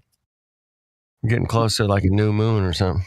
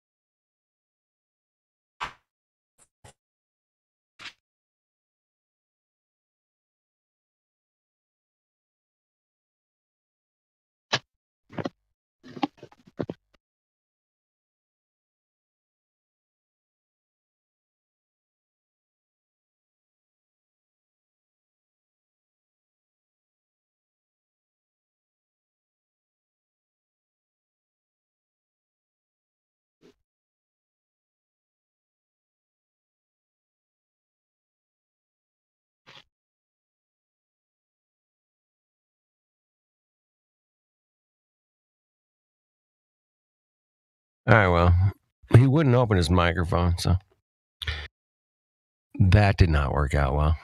Sorry about that. I tried. We tried. We give it a go occasionally, man. We try, man. Or we all get anxiety from time to time. Like, hey, Child Force, if you're listening on the YouTube channel and you thought you were going to come in here and do whatever Child Force people do, something else. We're not about to. That's the weirdest fucking name. It's one of the weirdest names I've ever heard, Yeah, it's kind of creepy, man. Like, it just gave me the willies. I'm like, dude, really? Come on. Well, it's like sometimes if somebody comes in with a, some kind of random name, it's like, hey, I'll meet you on the live stream and see, hey, what are you about? Hey, welcome to 24/7. He's still comes in with a name like that. It's just like, I'm gonna check this motherfucker out somewhere else. You know? I'm not gonna unmute that motherfucker on the live stream.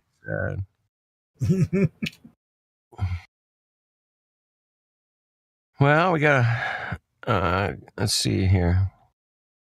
Got like 14 people out there in the chat watching. Huge fans of the 24/7 Flat Earth Discord, by the way.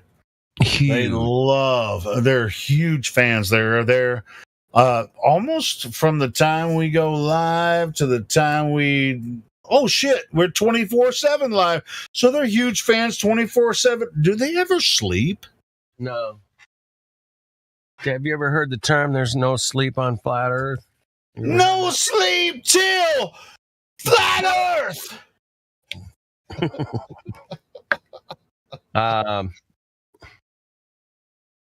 Cheerio, Dennis. Good night, oi. Cheerio. Cheerio. Cheerio, mate. Cheerio, you mongo. Cheerio. Cheerio, you mongo. Are you out of your bleeding mind? Fucking knocker. You're numpty. Are you out of your fucking numpty? Dude, I lost my. It's like I can only get away with the British accent for like one sentence, and I just can't speak Brit. You know, like I can attempt it, but I always feel weird. Well, it's just like when I go to a Mexican restaurant, I want to say gracias, or when they say, I can say sí, or que paso, or something like that, you know, but I always feel weird, you know. I don't. You don't feel weird for saying sí or no? Well, no is the same word. You're welcome, which would be. What's the fucking word for you welcome in Spanish? Anyway, cool people. I love Mexicans. Love Mexican food. Love Mexican culture. I like. The nada. Yeah, that's you're welcome. Yeah, but an Australian had to tell me what the nada was. I love. Gracias. The nada. Right? Yeah. I don't even use it enough. I mean, I go to Mexican restaurants all the time. And I just feel like it'd be weird. Just the simple terms, just like, you know, que pasa means what's up or whatever. I know how the shit works. Don't feel comfortable. I feel like they would be like, you white motherfucker. Hey, essay, man. That's like. No, I won't be using essay in a Mexican restaurant. What's up, essay? ¿Qué pasó? Essay. What's up, Holmes? No, but sure. I mean, just like say instead of. I mean, I say thank you. They know I'm saying thank. But if I say gracias, they would probably respond the same way. But I just don't do it. You know, it's just kind of. Yeah. I don't know. Growing up in Southern California, man, I had a lot of Mexican friends, man, and they were great. They know how to party, and you know, I would always go, "What's up, Holmes? Essay, you fucking cabron." You know, say if somebody hands you a beer, would you say thank you or would you say gracias? Gracias, por favor. No, por favor. It means please. Right, so it's just like dos I can order a beer. Cerveza, por favor, or gracias for the. I mean, what? How do you say thank you for the beer? Gracias for, or would it be? See the inflection, you know. Oh, we got a real Mexican. Well, I mean, like gracias for the cerveza, but I don't think that's how it's said. Four, not four. POR. I'd just be like, cerveza. That's what I would. Because I don't know how to like the inflection, or it's just like, thank you for the beer would be, how would you say it? Any people Miggy's in here, he knows how to say it. Thank you for the beer. I told you. It's gracias por la cerveza. Oh, porra. No, por, P-O-R, P-O-R. I said porra, but you have to roll your R. Don't you? Porra. Let me spell it out. You're dealing with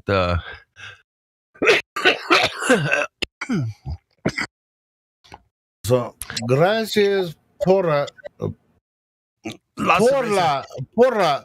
I mean, so if you have to roll your R and it leads into an L, it kind of is the same thing. Porla. You every single R. Yeah, it's just like porla. Gracias por la cerveza. Right. Thanks for the beer. Yeah. Is that it? Did I say it right? Gracias por la cerveza. Yeah, that's right. You don't have to roll every single R. Yeah, you don't have to roll that. Yeah, who fucking knows that shit? Gracias por la cerveza. I'm gonna have to start practicing. The restaurants are gonna be fucking pissed at me if I just practice. Like I'm practicing my Espanol. Yeah. Gracias por la cerveza. Oh, I've been there, man. They'll just respond to you in English. They're not gonna bother with that. Yeah, I know. I mean, it's you fucking white people. Exactly. Fucking trying to speak Spanish, you motherfuckers. Hey, He's like, bitch, you ain't even Spanish. You're from Mexico. 27. I'm half Puerto but you wouldn't be able to tell by looking at me. No, it's okay. I mean, I don't give a shit. I mean, as long as they can say please and thank you, I'm good with that. I mean, I can say gracias or por favor, you know, whatever. Por favor, gracias. Gracias for your fucking cerveza, motherfucker. No, actually, I bought that. So, gracias to you when I give you a tip for giving me the fucking first cerveza. Man, there's some real complainers out there in the chat, man. Complaining about getting banned, complaining that we suck, and we don't ever talk about flat Earth. And you guys are shit. No, it's only Glover with Proof who is getting the 11th ban right now. You getting banned and bye GWBP. You freaking whiny bitch. Come in with your 12th fucking roll. Whiny bitch. Don't fucking clog up my chat with your nonsense. Bitching and complaining rather than bringing the evidence. That'd be cool. I would like to hear about flat Earth rather than Puerto Ricans and stuff. Yeah, exactly. Yeah, we're just fooling around a little bit, and most people in here aren't watching the YouTube chat. Let's just roll on, you know, whatever. Globers, man, roll up instead of dealing with the drama with this freaking time waster. Dealing with YouTube drama. Any evidence of a self-perpetuating molten iron core? It's a molten iron core, yeah. Any evidence of gravity? Any evidence for the downward force, also referred as gravity? Hey, how come the Earth doesn't sink into the sun from gravity? If my life fucking depended on it, man, I'd be like, there's no way I can't copy that style, man. It's not possible. What was the question? Any evidence of gas pressure without a container? Why does the Earth rotate around the sun and not get sucked in from gravity? Does anyone have any evidence of gas pressure without the necessary antecedent of a container?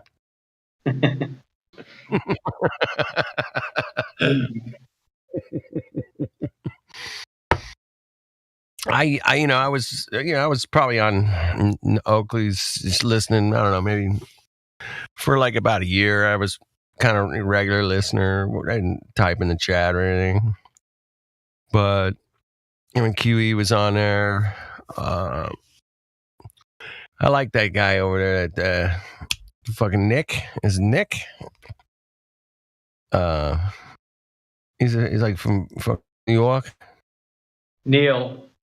There's a Neil. That's it, Neil. Yeah, he's fucking hilarious. But I only tune in like maybe once a month now. I'll just say, hey, what's going on over here? What are they up to? If I'm working on something in the yard, or, I'm putting headphones on and just listen.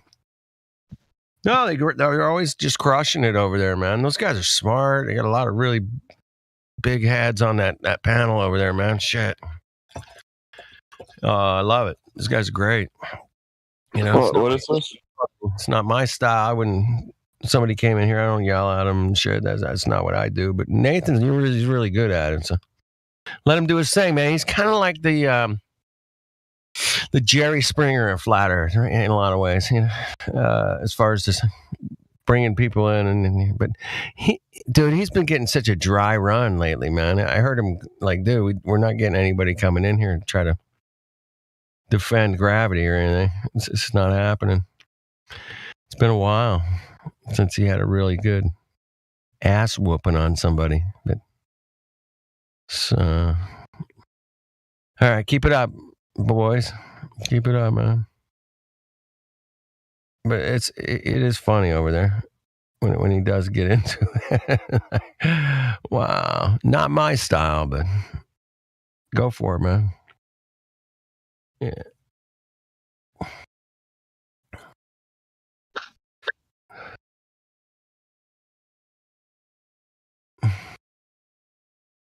Neil, yeah, he'll just point and goes, "Hey, that's totally fucking ridiculous. Are you kidding me? What the hell? What the hell? You think you're living on a spinning ball? What the hell is wrong with you?" like, where did that come from? I'm kind of surprised, I think it even makes Nathan laugh because you can't even like imitate him very good, really. And then there's no way Nathan could imitate Neil in 100 years. He couldn't do it. So shout out to Neil. Yeah, Neil Cosentino. That motherfucker is Brooklyn all the way, right? Or is he Brooklyn? I think he's from Brooklyn, isn't he? Or like or somewhere around there. Like really, it's fucking New York all the fucking way. It's just like, hey, he can't help himself but be so freaking. I caught him in here one night, man. I was like, it's like this time at night. It's kind of late, and he comes in and he goes, he was looking for somebody. I'm like, hey, are you the Neil from like Oakley?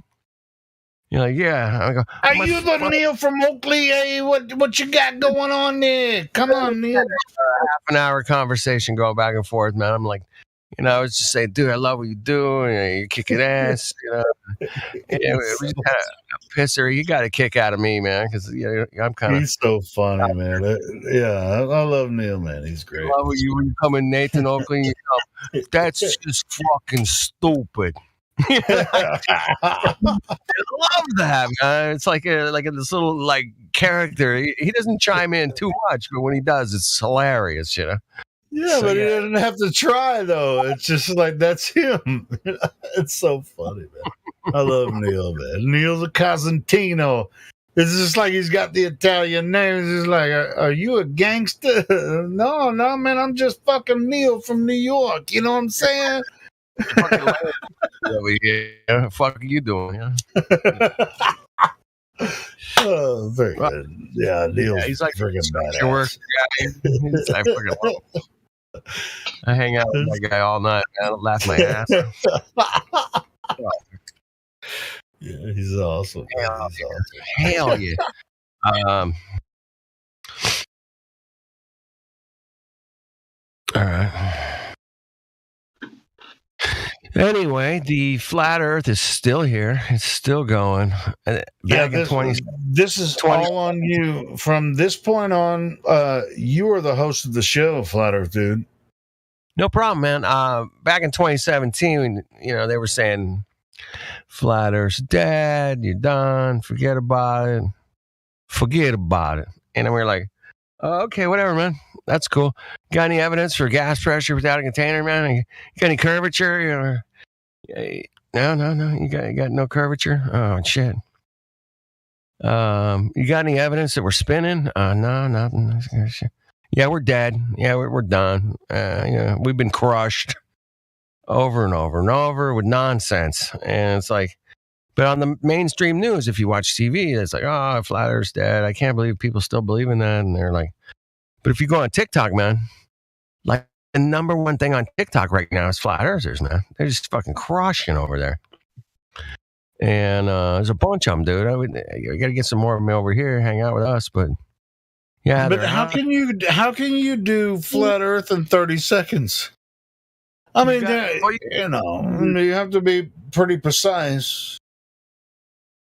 It's like, I think you can go like 3 minutes on a video, I think, right? Yeah, but seriously though, I guess if you make it interesting, hey, I'll tell you what, on your TikTok channel, how about you make some really cool Flat Earth videos and then put the link to this Discord server so I don't have to fuck with TikTok.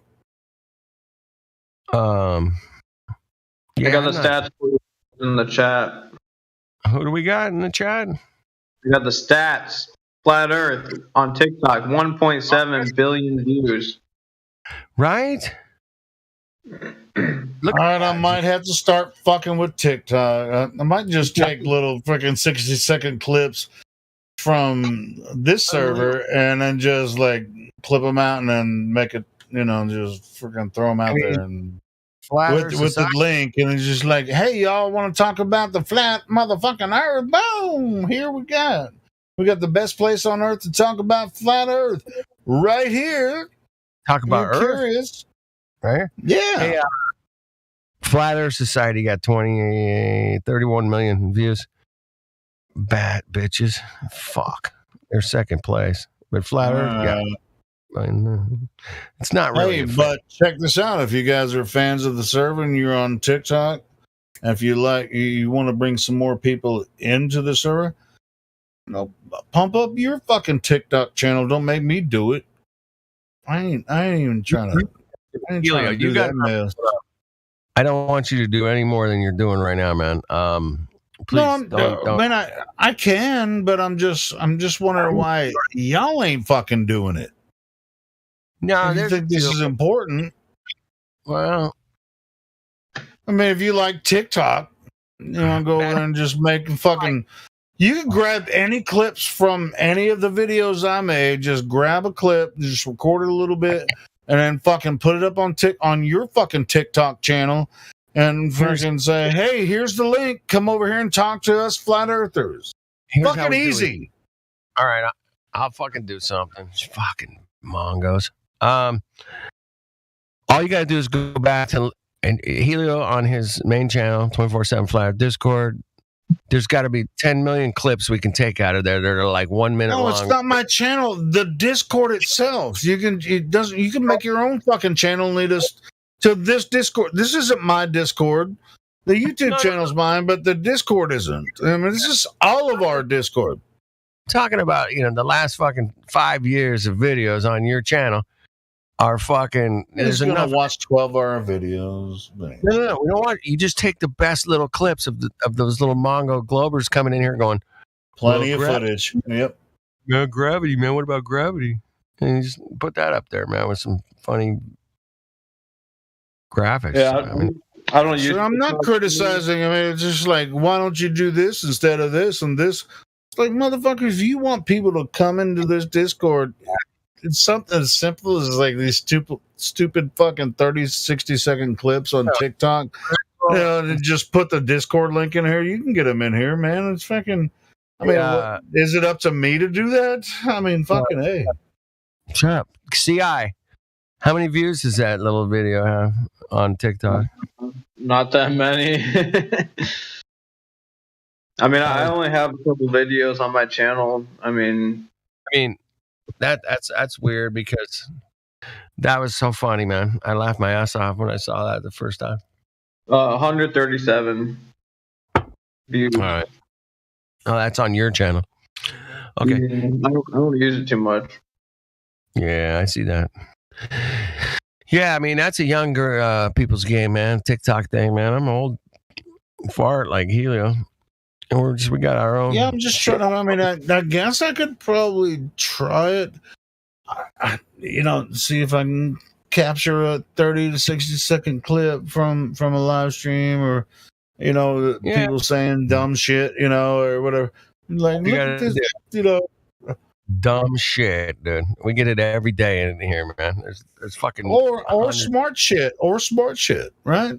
And just do it like several times a day. Upload a 30, 60-second clip on TikTok, and freaking just doesn't matter if it's smart or dumb, whatever, or on Twitter or whatever. Just I don't bother myself with that. But you guys can take any of the footage while you're in here. You can grab it from my live stream. You can record it while it's live, on your phone or on your computer. Take clips of when you're on there or when you think something's cool. All of my content is free. I will never report you or strike anyone that uses any of the content that I put out there. You can grab any section of it and utilize it any way you want to. You don't have to worry. It's not. I won't fucking report it. It's not copyrighted. Dude, what was that? Damn. So if you come in this room and you have a good talk with someone, grab a portion of it, freaking throw it on TikTok. Just share the link to the Discord. Mm-hmm. And everyone else can find their way from there. Yeah, just drop the Discord link, please. Thank you. What's the Discord link? It's called discord.gg/flat earth. Discord.gg/flat earth. Got it. Yeah.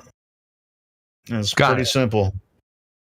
How fucking hard is that? I mean, it's really hard for people that don't even know what 3 times 3 times 3 is, but we'll try to figure that shit out later.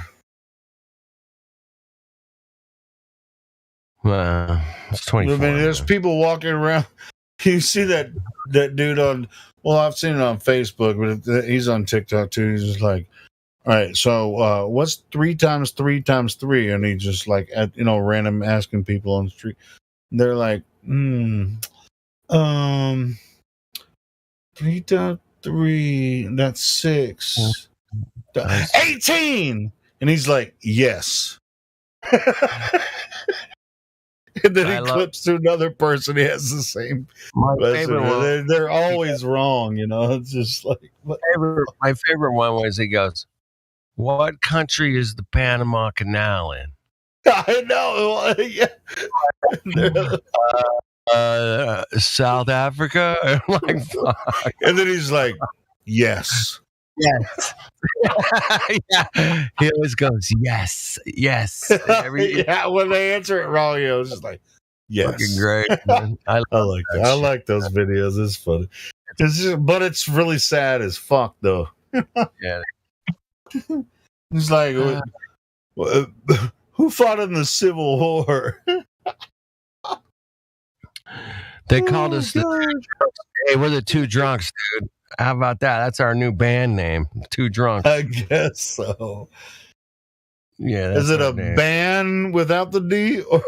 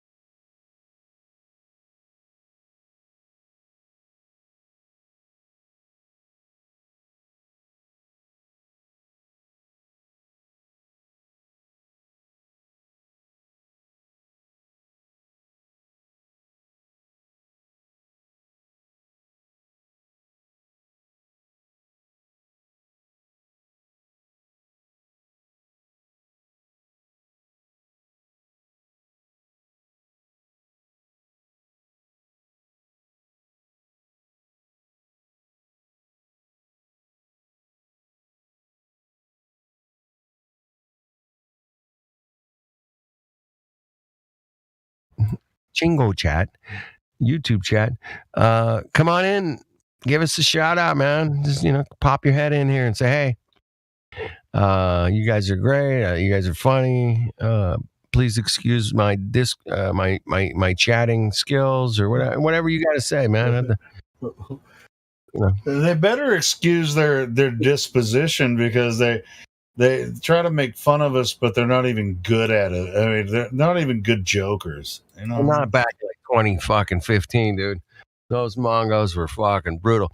All you guys have to eat bleach and die, fuckheads. Don't even get me started on how bad of jokers you are. If you think you're making a joke about flat Earth and you have anything to defend, I mean, don't even get me started on that shit. I mean, I hold back, when it comes to this shit. I mean, these assholes that dominate my fucking chat all the time, I'm holding back for the sake of the channel and the server and everything. But if I really said what I think about these fucking idiots, it's not gonna help. It's not gonna help anybody.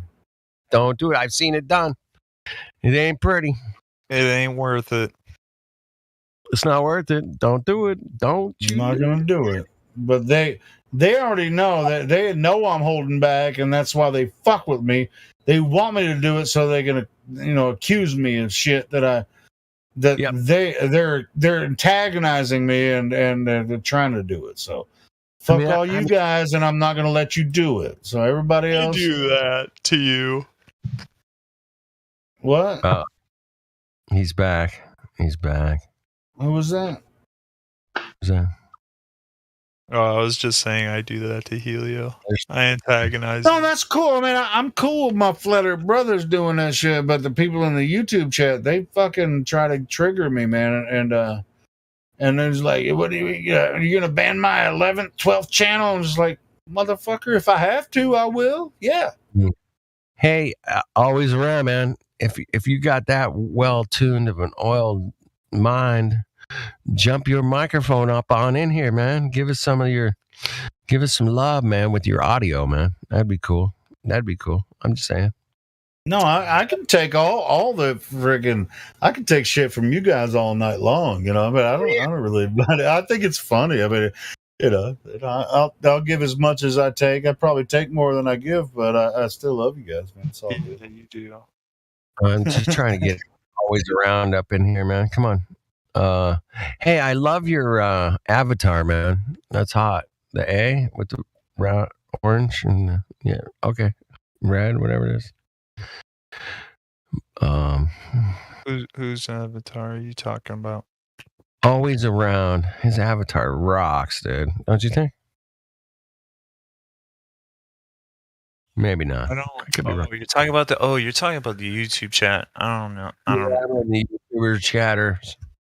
I always have the YouTube chat on. See what's going on out there when I come around. I don't Especially when the live chat, nobody's talking. I mean, but they're talking on the YouTube chat. So if you're on PC, it's really just keep a window open and watch the YouTube chat. You can see who's interacting. You can also tell if they're actually listening to the to the live chat or just talking shit in the chat. Some people just come and talk shit in the chat. They're not actually listening. So is the YouTube chat like the safe space for globetards to? No, it's not a safe space for anyone. It's not safe space. No. We allow them to be there, and they know it, so they're careful. It's not safe. If you want to get involved there, just come on in. Here's where you can find the YouTube chat. I don't care. I'm not getting up. Don't get up. That's all good. But anyway, if you want to fuck with some of these idiots there, then you can go do that. We don't. There's no safe space on Flat Earth, man. Sorry. I mean, we allow them to be there, and they know it. And if we ban them, they'll just come back with another fucking fresh account, or one of their hundreds of accounts that haven't been banned yet, on other platforms, because they're just a load of trolls that just troll everybody all the time.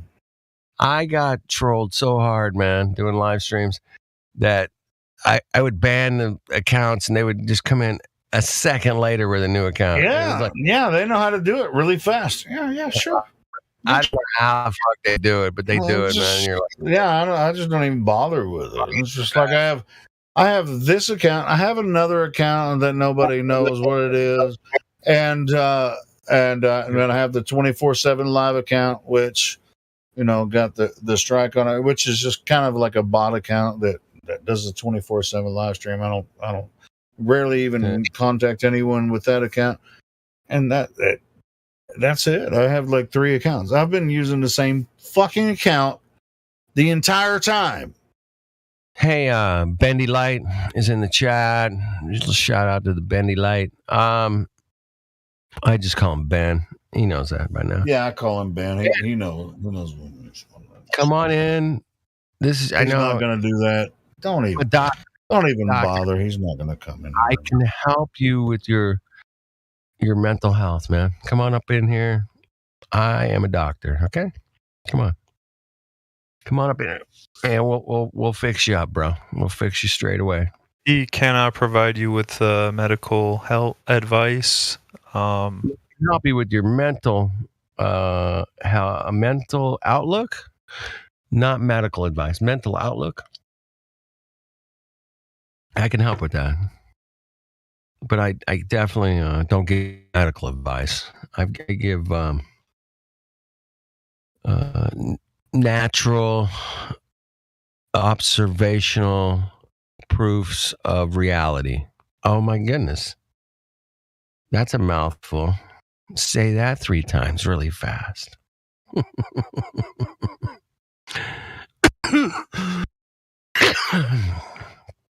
Observational awareness of reality, or is it observational proof of reality? I don't know which one I like better. Reality is bitching. Check it out, man. Far out. You'll dig it, man. It's cool. It's one of the cool. It's what all the cool kids are doing, man. Reality. They're sick of this not reality shit. You show them some reality, man. They totally are like, yeah. They're like, where's my gold globe? I need to hold it. I can't let go.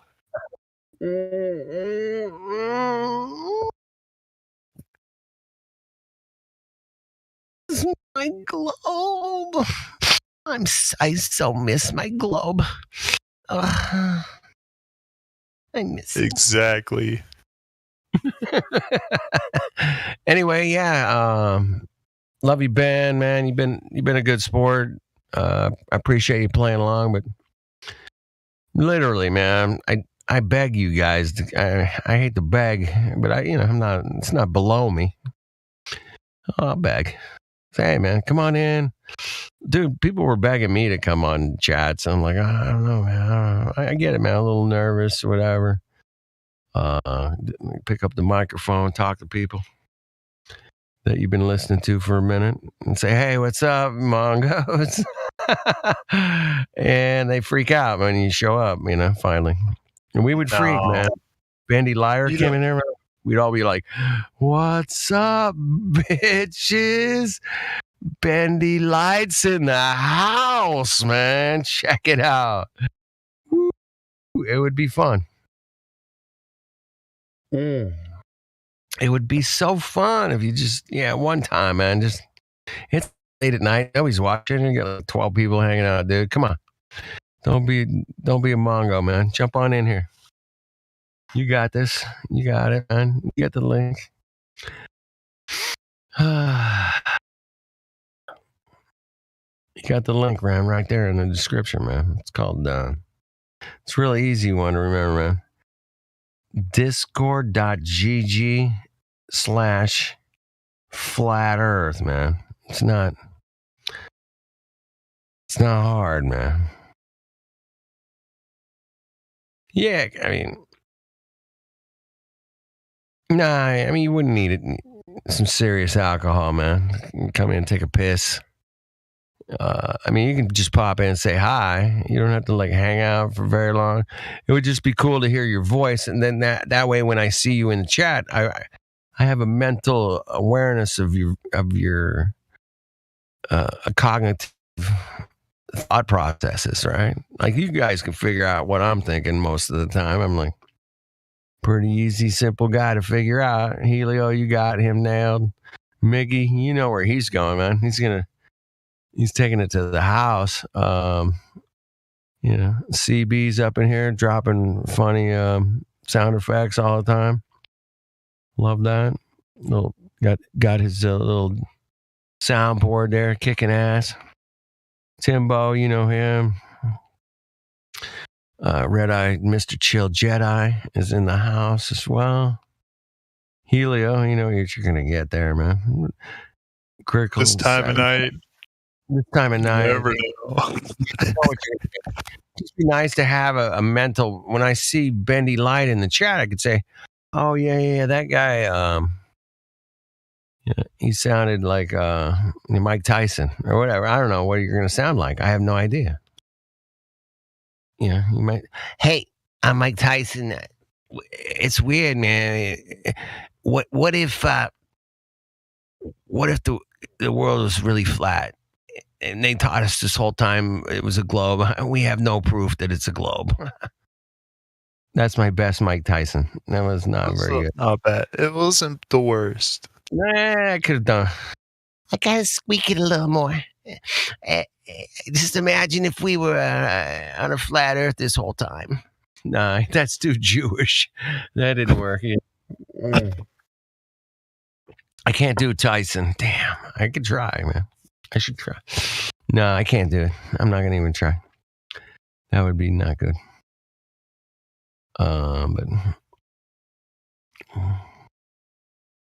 yeah, Bendy, always around. Carbonic, man, you guys are out there, oi. Come in and talk about that awesome Artemis launch. I would love to hear voices that I see in chats, man. I'm always finding, it's like, I don't know if you've ever talked to somebody on the phone for like years, and then, oh my God, you finally meet them in person? And you're like totally pumped to meet them because you've been talking to them, you've been dealing with them, whether it was work or whatever. And then you're just like, oh, fuck, I get to meet this person. This is so cool. And you get there, and they're like totally different than you thought in your head, whatever. I've had so many customers over the years. I do in-home service calls. So they'll call me, and they act one way on the phone, totally different than when I get there. They're totally different people. And they're like, what happened to that fucking weirdo that I talked to? I'm like, yeah. I'm like, they're so cool. They're like, hey, you want some water? How often does their face match up with their voice? Ever. Never ever, right? So it's fun. It never fucking matches up. I mean, I've posted my face on here many times so people know what I look like. Yeah, I mean, you and I, I hang out with New Perspective and Sonny and a lot of other flat earthers here in Southern California that, we've all probably been in and out of different. But it's just like after you talk, I've met so many people not on the Discord. I met Sonny on the Discord, and we went sailing last summer for 3 days. I mean, it's like, you remember Damsel Medic? Oh, yeah. Yeah, I met her, and she's great. I don't know where she's been. Hopefully she'll come back, soon. But she lives in Arkansas, not too far from me. I would say not too far, but about 2 hours away from me. I haven't heard from her in a while.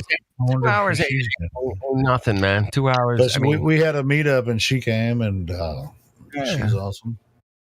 It's just funny when you hear people on here. You talk to them for months and months or years on end, and then you finally meet them. It's just like putting a face to the voice. It's fun. What is it? That crazy? Is it it's Jackie? Oh gosh, she's fucking I think it's Jackie. She lives in San Diego too, I think. Oh, you met Jackie? Oh my goodness. JACQI? She is the same in person as she is on here, man. Yeah. Energetic. Cool. It's flat earth. You guys are idiots. Piss off. And she's like so good, man.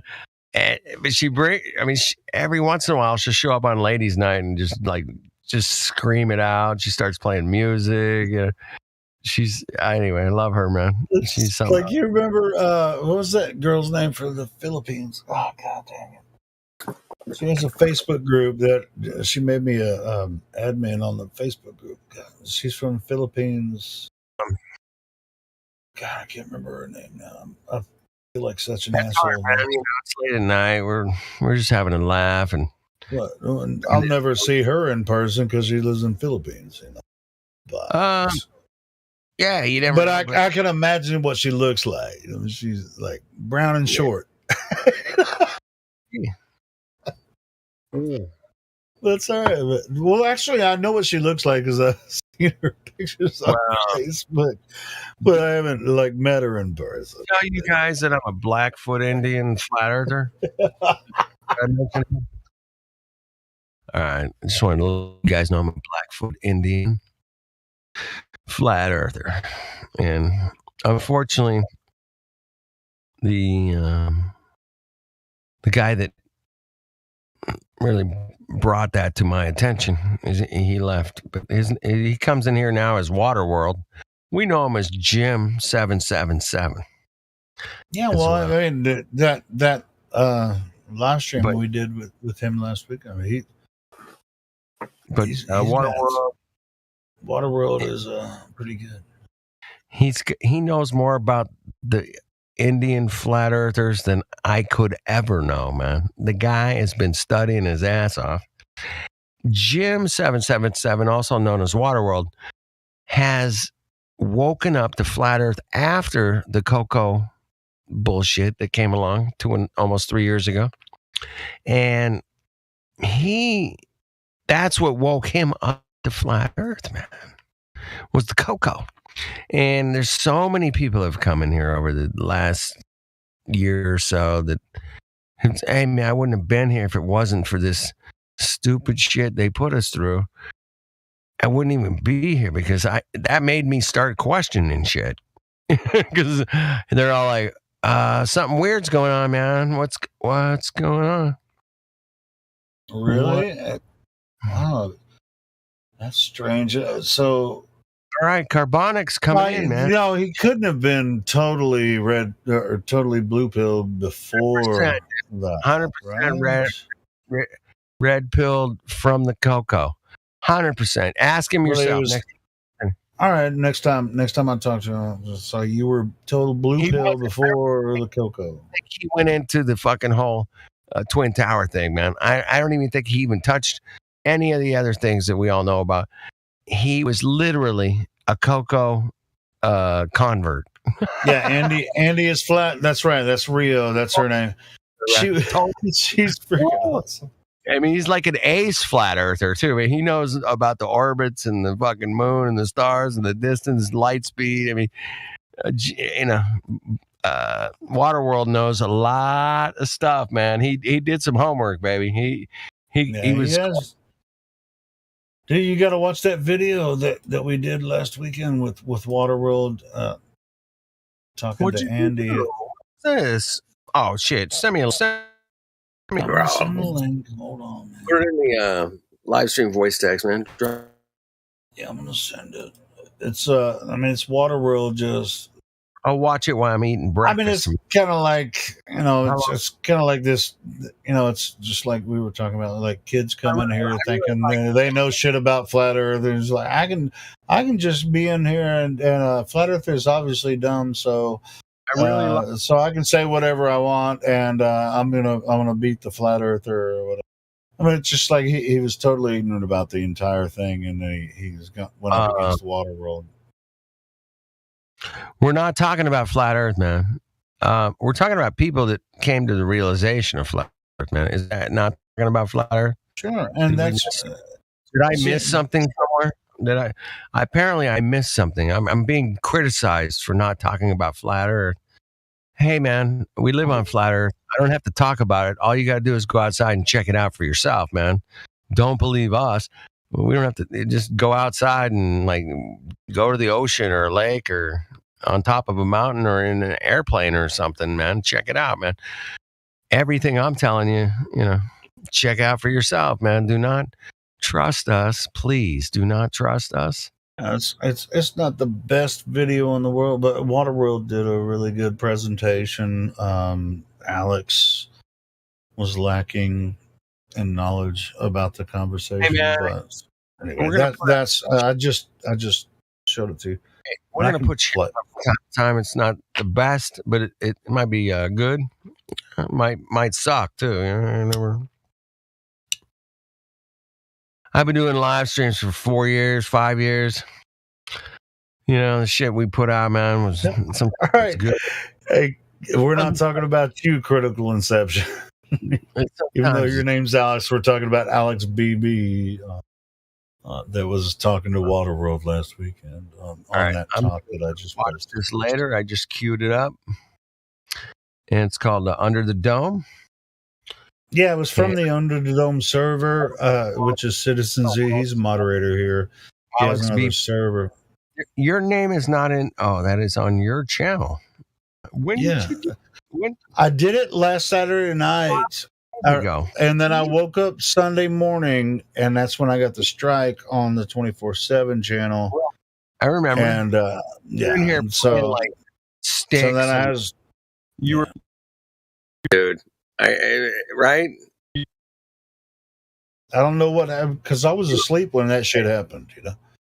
You played some sticks on here. Well, man. I came in after that, and I started playing some George Carlin shit, and then I went to sleep, and then I woke up. And there was like, "Oh, you got a community guideline strike. You can't stream for 7 days." I was like, "Damn, you're a bad boy."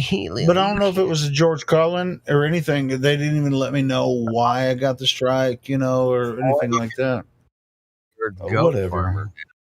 Hey, anyway, this coming Sunday, we're going to be back on 24/7 live instead of, this channel. It's all good. Well, that's good, man. When I used to get strikes back in the day, when I got a lot of them, Helio, I had to make up I had 5 backup channels. I was getting strikes everywhere. So, listen, man, they lasted. If I'm going to live stream, it's just like how they lasted how long? 3 months at a time, dude. There was none of this weird I know. That's what I'm just like. Well, they have a different. Hold on. On YouTube, they have community guideline strike. They changed it. Yeah, they changed it. Yeah. So the first one's a warning. The first one's a warning. Second one is a 7-day ban. Now I've already had 2 warnings, and so that's why this one lasts 7 days. Because the first warning went after 90 days, they'll release the warning, then give you another warning, and then. But it's not because of anything I did. It's because of what y'all motherfuckers are saying. No. Now, Helio, come on. I'm just live streaming this shit. I mean, it's just like if I get a strike, it's because of what you said.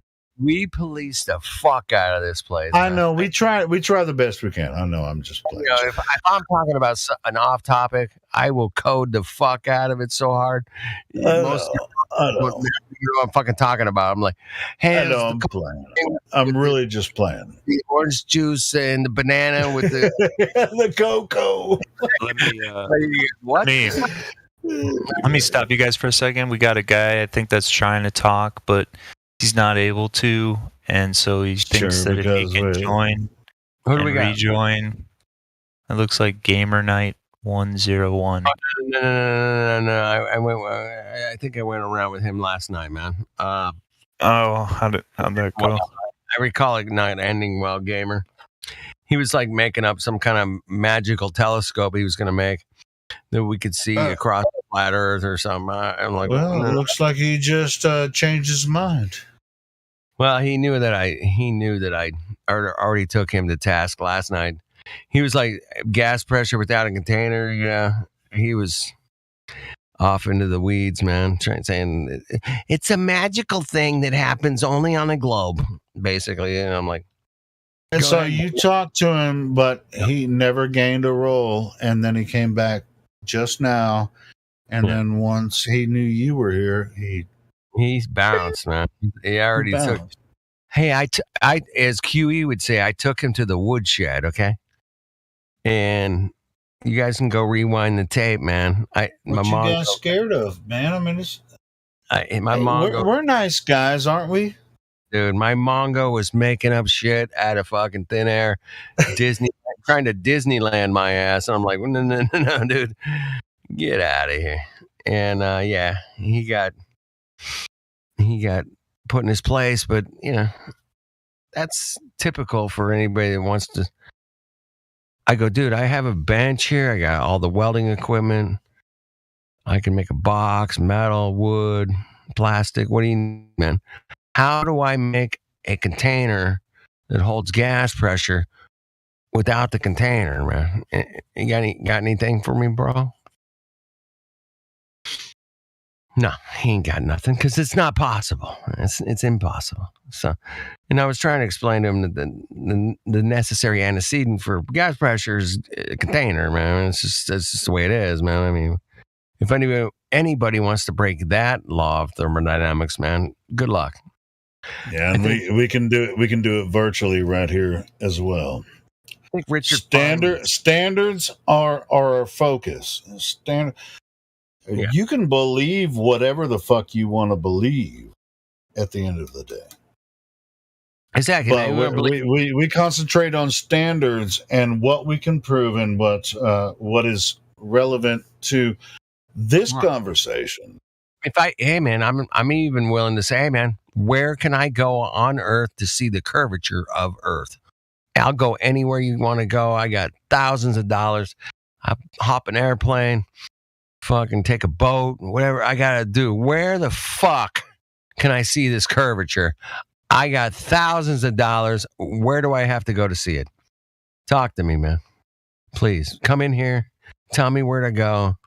I'm going, man. Sailing, flying, walking, driving. You know, Mojave Desert. You know, Salt Flats. You know what their answer is?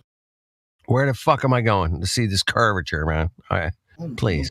Curvature, you won't be able to see it from Earth because you're too small. Neil deGrasse. Because you live on Earth. Is this individual muted? Which one? No, the individual left. No, he's back. Is he back? Yeah. I'll tell you what, man. Go ahead. I'll unmute Gamer. him. You're unmuted, Gamer. I'm gonna let Jedi handle this. I'm gonna lay back a little bit, Jedi, man. Yeah, what's going on with you? Nothing. I was just glitching, so I needed to fix I couldn't hear things, so I needed to. I thought it was a glitch with Discord. Oh, you couldn't hear things? Oh, maybe your settings were. Yeah, I think it was that. All right, yeah, it's fixed now. We can hear you now. Talk to Red Eye Jedi. Yeah. What brought you here? Well, I've been in here for actually a while now. I just have been. I lost my. I forgot my account password, so I only recently got that back. Oh, gotcha. So, what were you and Flat Earth dude talking about yesterday? I think it might be a different. Hold on, let Red Eye Jai 1-on-1. Go ahead, please. Gamer. Well, We were talking about. I remember one thing. We talked about phenomenons and stuff about the curvature. That it makes no sense. Okay. Did what he say make sense to you, or? Yes, it did. Okay. Did you have any more questions, or just listening in, or? Just listening in.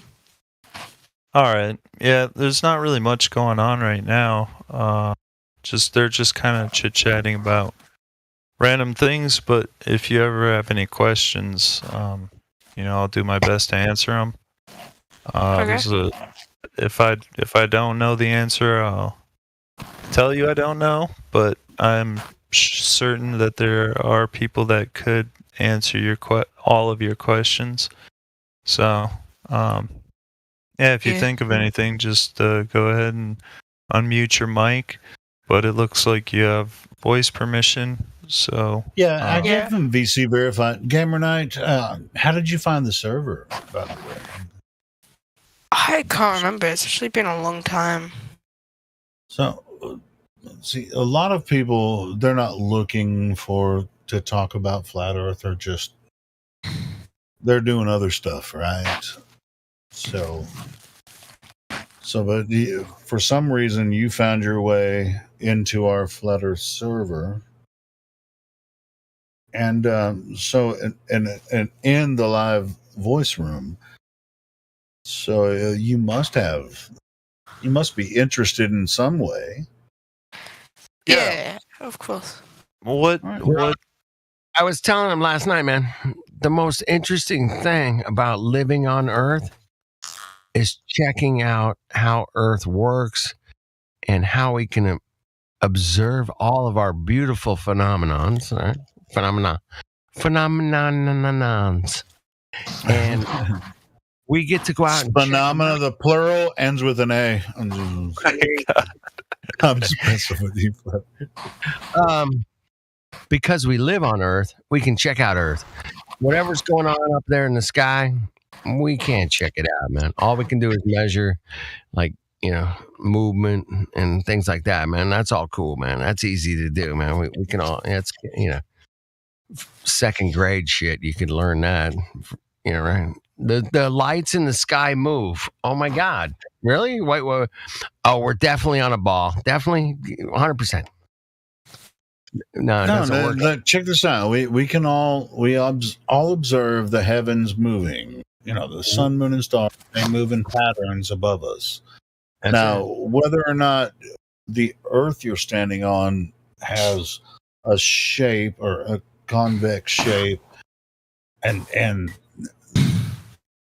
those objects you observe in the sky are stationary and the Earth is moving, that's the question, right?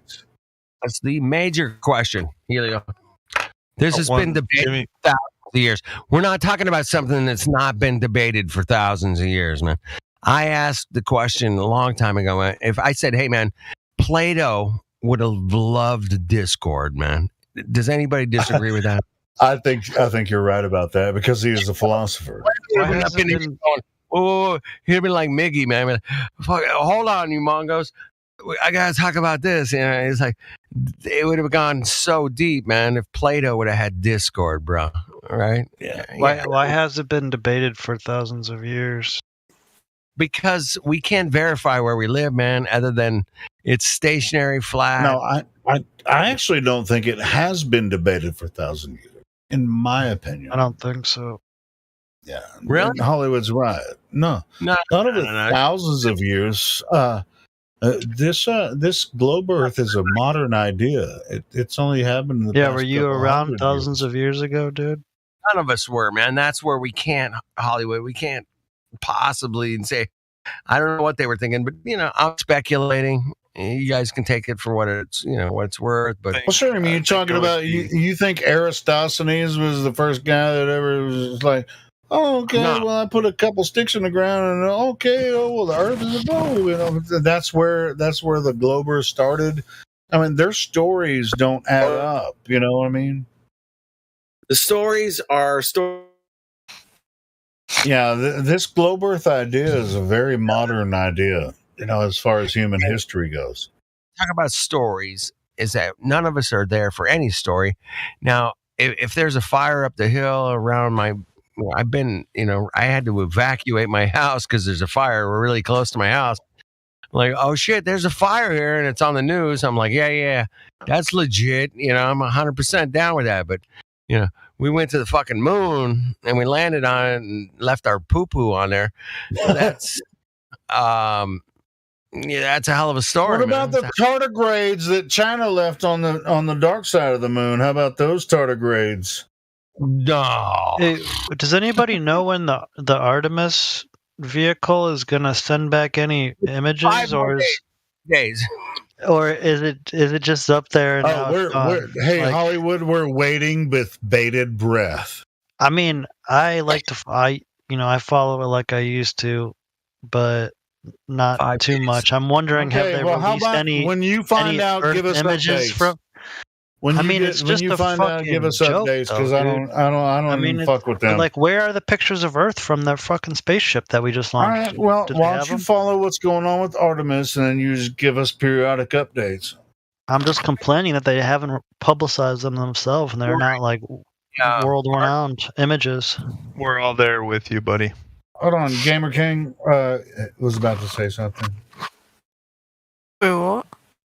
Man, they have all I these. just saw your mic lighting up, Gamer. How many billions of dollars did that launch cost in there, and they don't have a fucking picture of Earth yet? I'll tell you how much it was. $50 billion. No way. 0 billion. Okay. For this recent launch, $50 billion for that rocket. I read it today. And they better have an image. I'm gonna do some actual searching now. Let's do it. Let's search together, man. They better have something. You go on Google. I'm going Google. Good to go now. See ya. Oh shit, gamer! You gamer. Waiting with bated breath for some footage from the actual footage from the Artemis rocket in space. Dude, there is none. It's so fucking dumb. Yeah, it's bad, man. I was in here last night going, hey, man, let's search images for Artemis. Oh, wait. Oh, I got one. Okay. You got one? Oh, shit. Go to NASA, at NASA Artemis on Twitter. Right. I think they released one like same day. I'm so yeah, it was the one. It was just really blurry. I don't know. It showed the solar panel and the capsule. Yeah, so blurry, and you can't literally tell what. You can't even say that's Earth because it just looks like a sphere. I mean, there is no like continents. You can't tell what's what. You can't see any stars. Oh man, it was heavily scrutinized. Dude, yesterday. The whole thing is black. Like, and they expect us to. Why don't they have a picture on the sunny side? Like, what a fucking joke, dude. It's a joke. Oh god. Here's the other one. Hold on. Oh god, Hollywood, man. Hold on, he's got it, man. Dude, like they're like dude. NASA literally hires the worst photographers and videographers there are. No, they don't have They're to. literally the Everybody worst believes in the them. industry. Everybody believes them. They can make up the worst. They can put great cinematography out in Hollywood, but they can make the worst stupid videos in NASA and pay way more, $50 billion for this stupid. I mean, they literally launch. they get paid the big bucks to make it look fake. So fake it looks real. Hold on. I'm going for it, man. Hold on. I'm looking at the images right now.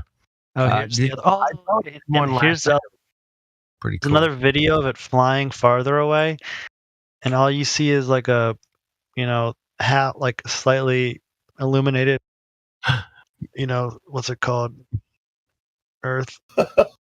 And it's all black around it. You can't see any stars for reference. You can't see anything. And then the best part is it transitions to a CGI shot to show, oh, this is where it is, and this is how it looks from a third-person perspective. Hollywood, after all these years, you're still like considering it something, and it's like, no, I'm just laughing at it because I used to believe this shit, dude. as anything. And I'm trying to analyze why I thought it was. Yeah, but I've been talking to you for 5 years. We're making fun of it before it even starts, and you're still like going over. I'm analyzing. So I mean, come on, man. What? He's no, on our. Dan. Listen, Hollywood. You know, I've been talking to you for like 5 years, right? Dude, they have the same setup every time. They have they show half of the image as the vehicle, and then they show like whatever else in the background. Well, and there's the same story. It's like well, what you're seeing, so you know, with basic the CGI. what you're seeing with the Ark, you know, going over. That's when they released the first stage rockets, and that. But they're actually. Like they use That's a real their set. story, right? They use the physical, look-alike object, and they just put it on a fucking green screen, and people believe it. And I can't believe I used to. Shouldn't and so it's just it's a story. That's the Globe story. It doesn't. The Globe doesn't exist. Nobody should believe it, but they do. They just use miniatures. No, they're good at what they do by manipulating the population, but boom. Yeah, but literally, they didn't convince everyone that this Artemis launch is true just from this Artemis launch. They prepped them through mind control long before this ever happened. Can you talk about that? We've already been talking about it for years on end. How they mind control the population. Preparation how they've for used this launch. This launch? Yeah. I don't see how it'd be any different than how anybody else is prepared for any other fake space launch. All right. So one of my first red pill was, hey man, all the satellites in space are fake, man. There's no pictures of satellites in space from space, bro. And that's what the guy told me, man. He pulls up his little, flip phone or whatever the hell he had at the time. And he's like, hey man, this is an actual satellite from space. A picture. Satellite from space. So so did they send a picture? Did they send a satellite into space to take a picture of the satellite in space? 8 years later, I'm like, oh, finally, man, fuck. So they're going to spend all this money to send a rocket up there with a satellite that's going to take pictures of satellites in space. Yes. $50 billion. Come on. Dude, what's crazy is literally all these videos could be made in like one warehouse, like one room. Could $50 billion. Could make all these videos. All you needed is a model and a dark room and a shitty light. I mean, but if it's that fake. I mean, it's just like you have to believe them over your own logical mind and your own consciousness. I mean, dude, why is it? Do they not make better attempts at fake videos or like cooler videos because it was? They don't have to because they've already brainwashed everybody. Right. But so here's what I'm wondering. Okay, so here, follow me for a second. So the videos are like all the evidence is so shitty, right?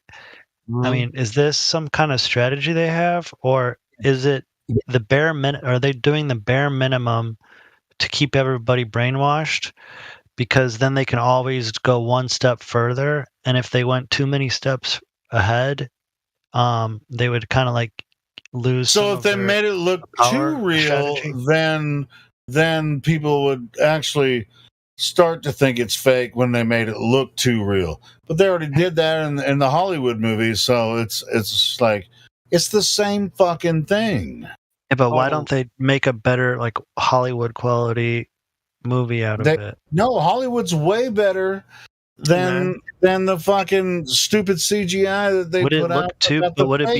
Would there be too many movie mistakes if they tried to do too much? Is that why they keep it so simple? No, what they do what they do with Hollywood is tell you the truth about their lies, and then they have the stupid astronauts making tacos in space thing to convince you it's real. And dude, even that, like, pizza. If people went on the moon like so long ago, and the best they can do is have some guys making fucking tortillas in literally a fucking room with no windows that could easily be a fucking airplane. You know, obviously we understand this, but it's just like, if they had the capability to go there and just build a big window, they could have the best backdrop to any sort of video, any sort of like demonstration. Yeah, if they could, they already would have. If they could do it, they already would have, and it wouldn't be a question. Yeah, right? it would be so. Just like it would be so obvious, right? I mean, Because they would be so loose. They wouldn't care of all these restrictions and what's it called? Sure, just like, I mean, why do we just listen to well, I did. I was listening to like a 2-hour debate with people about flat versus globe. These believers about space and everything, they think everything that NASA puts out is true. All the radar telescopes, those are proving that they're finding, objects that are trillions of miles away and shit. That is their belief, not functional reality. Now, the radar telescopes, they might be built for a different purpose, and the people that built them might not even tell the people that believe their stories about it. That's shit that goes on in my brain. You got any idea on what people are being used for, like on the mass scale? Like, what if let's say there's an entity in control. Let's say there's an entity in control, or sure, but if what are they doing with the people? What are we building for them? What are we servicing? What are we, what's going, like, what do you think, if we can just observe as well as we've observed Earth, like, if we've observed humanity, what's their goal? Where are they headed? Where are we headed? Well, is it just I mean, it's like we is not them, Hollywood. We is not them, Hollywood. We are a function of our own reality. Now, I know, but let's just say all these people are brainwashed. Jesus Christ! Why would you interrupt me when I'm about to? You asked me a question, and you didn't let me finish the fucking sentence. Helio, chill out, man.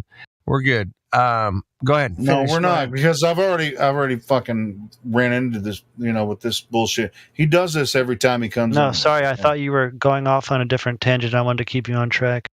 No, I was quite aware of what you were saying. I was going to answer your question, but okay. Hey, dude, do you want to answer his question? Yes. Fuck, man. Fuck. That's an inside joke. Anyway, no, you guys, yeah, it's all right. Like, what's the Matrix using all the people for? These tricks. Yes, man. I don't know if these Mongos play the long game, man. They are serious in their long game. You guys can check out the history, man. I've checked it out. World Wars. Yeah. Let's say there's two options, right? There's humans, and then there's another entity maybe on top of that. So if it's bad humans in control, what are they just trying to keep their power structure within their family for eternity? Or if there's another entity, are they trying to just keep control of the Earth for eternity? Hey, Flat Earth dude, let me know when you get tired of him interrupting you or anybody else. He's fun. Hollywood and we get along just cool, man. I know you guys have a little history. I don't with Hollywood personally, but I think he's an asshole. he can be an asshole. I can be an asshole. You can be an asshole. Yeah, I mean, I'm the biggest asshole in the room. That's why we don't get along. Probably. Have one asshole, so we can all be assholes. No, it's all right. Hollywood, man, just like if you ask a question, let someone answer it. That's the most frustrating thing. Sorry, my mind is going fast. Remember, we're all evolving, dude. I'm way different in 2022 than I was fucking 2016, bro. Trust me. I get it. Though. I get person, it. As a matter of fact, though, Hollywood, I will give you some credit. You sound a little calmer than you were a couple years ago. It's all good. You gotta get some grace. I'm just remaining calm so I don't get in trouble. There's somebody in VC check-in also. You want to get in trouble, Hollywood? Damn. No, he doesn't. He wants that's to. Why he I'm wants staying calm. Yeah, he wants to hang out here. That's all good. I recognize that. And that's cool. You want to get in trouble? No, that guy in VC check-in, we tried to check in, and that name is sketchy, and I already unmuted that person, tried to check them, and they wouldn't even open their mic. I have a fucking mixer, man. I could turn this shit up so loud none of you Mongos could hear anything else. I won't do it because I'm not an asshole. No, but I can be an asshole. I have the power to be an asshole, and all of us do, and that's fine, man. But can we just talk about where we live and figure out where the fuck we live, how it works? Hey, and I'm willing. Hey, Hollywood, I'm bygones. Boom. Let's move forward from here. Cool. Yeah, I don't mind. We're all grown, man. We've all been through hell, man. We all went through the fucking rigors of like, oh my God, it's the truth movement, and like these people are fucking like calling me this, and they think I'm gay or whatever it is, You've seen it all, man. You guys think I'm gay, man. Anyway, so how did they? Way past that shit. I think the culmination of what Hollywood's question is like, how did they put, even flat earthers into this position where they have to deny space, or the globers that have to fight the flat earthers is just like wrong and we're right and you can't be right about this. I mean, is that kind of, what are you getting at essentially, Hollywood, with that? It's just like, who should take a position one way or the other, and how should we move forward as a culture, and no matter what history is, because we're dealing with this now. Hey, we're in a super unique place, Helio. You know that. And time. We're in a very I'm asking Hollywood. Can you ask again, please? For him, because Jesus, were you taking a piss and not paying attention to what I just said? I was watching a dog video. You've been taking a piss. It was a quick one. It was a quick piss. I was asking Hollywood. I mean, how we were manipulated into this situation where it's flat globe, which is one conversation, or it's all globe, and every flat earther has been put in a position to defend themselves against everyone that believes the earth is a globe, but they don't really know it's a globe because everyone else believes it's a globe. And that's kind of the overarching kind of idea. It's like it, but you know what? If you don't understand, the flat earthers know more about the goddamn globe than the globers do. How about that? Do you understand that? I understand. Raise your voice, Helio. I need you to raise your voice, Helio. Immediately. That's all I can say. Well, I just get a little triggered when it's like, I know he understands what I'm saying. But I don't know, because I don't know Hollywood after 5 years, so I really can't say anything. Well, hey, man, he's pulling a great fast one, or I think Hollywood's grown into a more mature human being. We'll find out. I don't think it's true, but whatever. You guys can figure it out. Human being or not? Well, you're gonna. Hey, you I'm gonna guys ask fucking trying to figure it out. shit, dick around. You think you learned some shit in the last 5 years or not, man? Yes or no? I'm sure he has, but his attitude seems to not have changed. He doesn't like me, and I don't like him, so whatever. know him That's back not true, dude. So I'm gonna go with what I know now. But now, if he's still playing the same shit as he was 5 years ago, cool, man. Good on you, Hollywood. Go for it, man. Let's see how it works out. But if you actually have grown as a human being and understanding of all kinds of beautiful things that we can know for sure, then you'll be that next level Hollywood, man. You will be it. Or you won't, man. You don't. It's your decision, man. You can be the next level guy, or you can go cuck it up like you did 5 years ago. Yeah, dude. 2017. What's the difference? Well, dude, man, I was very, pissed off, man, that I got lied to about where I live, man, through mass media, education, all that. I was pissed. I said, hey, man, I'm gonna do something about it. I'm gonna start a YouTube channel. I'm gonna say, hey, man, kind of pissed at this cuck shit that they sold us that we can't verify. Ain't that something? If we could verify it, man, by now we would have just, okay, Globe, okay, we're done. See you later. But it's just not verifiable. And once you come to that realization, it's like, wow, well, if those Mongos are willing to lie to us about where we live, everything else is probably just as cuckery, just as much as a cuck show as you can get. And if you're the person in charge of all the information in the world, then I'm sure there's one of those cucks somewhere can produce whatever he wants. They're out there, man. If you don't toe the narrative, man, you don't get on the air, man. You don't get on the major networks, bro. You don't get there. That's Hollywood, man. That's the way it is. Yeah, I live near Hollywood. I know Hollywood quite well, actually. I know a lot of people work there.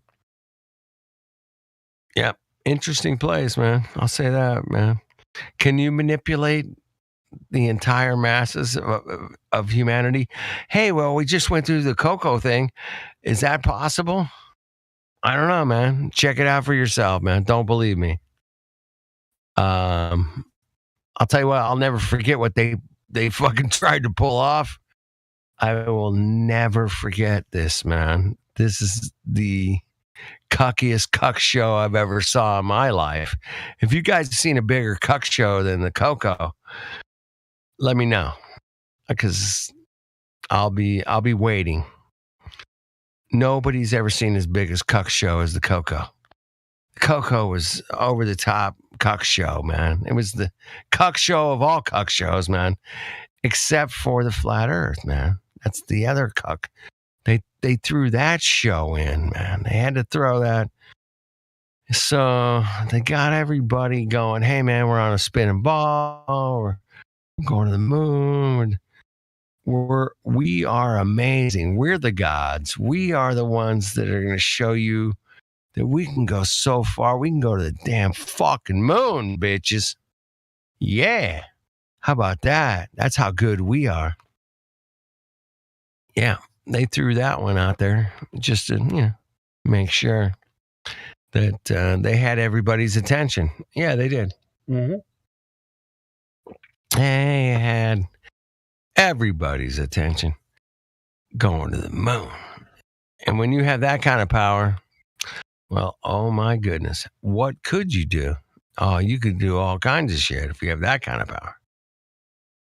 You went to the moon, man. The moon, everybody sees the moon, day, night. It's right there, man. Yeah, everybody sees the moon. We went to the moon. We're the first to go to the moon. Nobody's been back? Or Russia did not say you guys landed on the moon. I know we're in the space race thing. We should land on the moon. That makes sense. That's the way I would roll if I was a Russian rocketeer.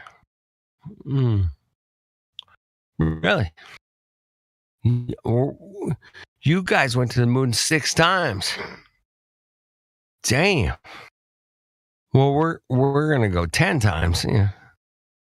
What do you think? No. Do you think there's a big script out there of like nation states and how they have their space industries? Well, like space industry or health industries or no, but like I'm saying, like if I mean, they sell these nation states as like all competitive with each other and like essentially fighting each other now on some fronts, right? Correct. And you would think that if one of them could like use propaganda against another and say, look, your people are being lied to, blah blah blah, look, your whole space program's fake, and reveal some big stuff like that, they would. But then you think, no, they're all on the same team, right, at some level. But then are they on the same team? And if they're not on the same team and they're still competitive, is the only reason they don't reveal this big truth is because they're all using it against their own people, and it's kind of like a gentleman's game. It's like a gentleman's game almost. Like they all have their own little crowds of people that they brainwash with the same techniques. But even in that manner, why wouldn't they try to, like China or Russia, say they can go to the moon and just make some shitty videos like the U.S. did? Why wouldn't they? Or is it because they're all scripted together? China did go to the moon and made really, really shitty videos. But why don't they send people? No, but why didn't China send people there? Well, they sent robots and. Yeah, no, but why not people? Like what's the rationale behind that? Question. It's not. That's not your question. That's our question. Right, but is it in this? But like, what part of this? Like, is it in a script that says China can't have a better space program than the U.S. because that's how the world's all balanced out right now, or is because like. I don't understand. I think you're on it, Hollywood, man. You're in the 3D chess level thinking right at this point, man. You're asking the right questions. Say, hey, man, is it possible? Is it possible that there's these, just a few families that maybe own, all the media and all the businesses and all the land? Let's say, the politics they could all be owned by whatever businesses or entities or whatever. But bro, I pay taxes. I don't know about you, man. I pay. But wouldn't they? Or does it all just one pyramid to the top of some bullshit? Because wouldn't they use it against each other to like say, "Oh man, they're all look, you faked that. No, you faked that." Like, why don't they do that enough? Why is it all? I don't know. I love that you're. The question, I think it's a great question, actually. Why is always a good question. Or is the censorship? I mean, like, because the way I see it is like we're either contained in these little boxes of nation states, or like for good or bad, I guess. We're not contained. No, but like the censorship on the censorship level, like the propaganda level, it's like we're only hearing like the Western side of. No, most we're not. things. Like, let's just say we're hearing, Australia, we hear, UK, we got people from Germany, we had a guy in here from Israel last night. Do you have people from Russia talking about what's happening? Because like, a guy, Sergey, comes in here. He's at the 69th parallel north. He's up there, man. Checking it out, man. Saying Russia's a cuck show just like America, bro. I mean, we talked. Yeah, but they must be telling their people similar things to what we're being told. That's what I'm saying. It's bullshit to their people that they're saying to us, man. It's no different. And if you ever dealt with other people from other countries, man, man, that you get people from Germany in here, people from the Netherlands, we got Iceland's people coming in here. So. It's great. That's what I always encourage people to come on it. wherever you're from, Kentucky or California, like myself, and give us your perspective from your geographical location, man. That's it. That's all we can do, man. We can't we can speculate, man. We have this beautiful new forum we got on Sunday nights. We just speculate on shit, man. I mean, we can do that all night, man. But the main purpose of the server is to say, hey, man, we were told we live on a ball, and what evidence do you have for such a claim? That's it. We keep it simple around here. We don't. That's what I love about this server, man. Is we're always trying to keep it simple. Where is the curve, man? There's no simple people here. Well, we keep it simple scientifically on a very high level. My goodness. I mean, if you guys don't think we're on a high level, then you're delusional, okay? This server is probably the highest level people I've ever met in my entire life. We got professors coming in here. We got mathematicians. We got physicists. We've talked to them all, man.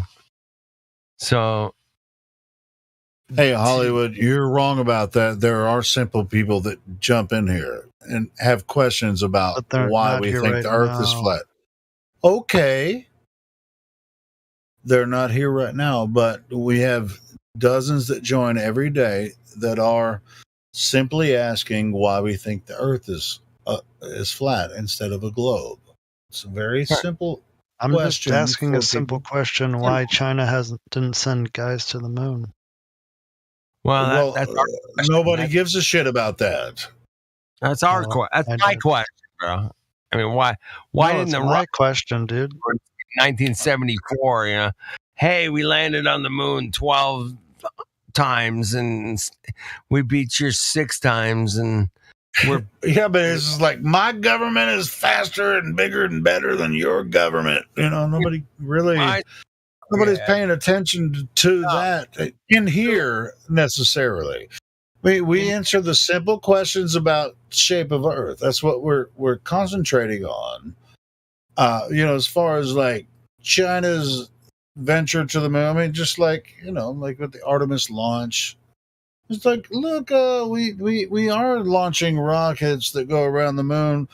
It's unmanned for now, but this is our plan. We're gonna do this, But China hasn't done it. Are we trying to beat China to the punch? Whatever. Israel freaking, did a similar thing, and they had a crash land on the moon, and there were tardigrades on the moon. You know what tardigrades are? Why aren't we just like working together for one world space? Okay, you're gonna have to ask your mama that. because if we're not working together, then ask your mama.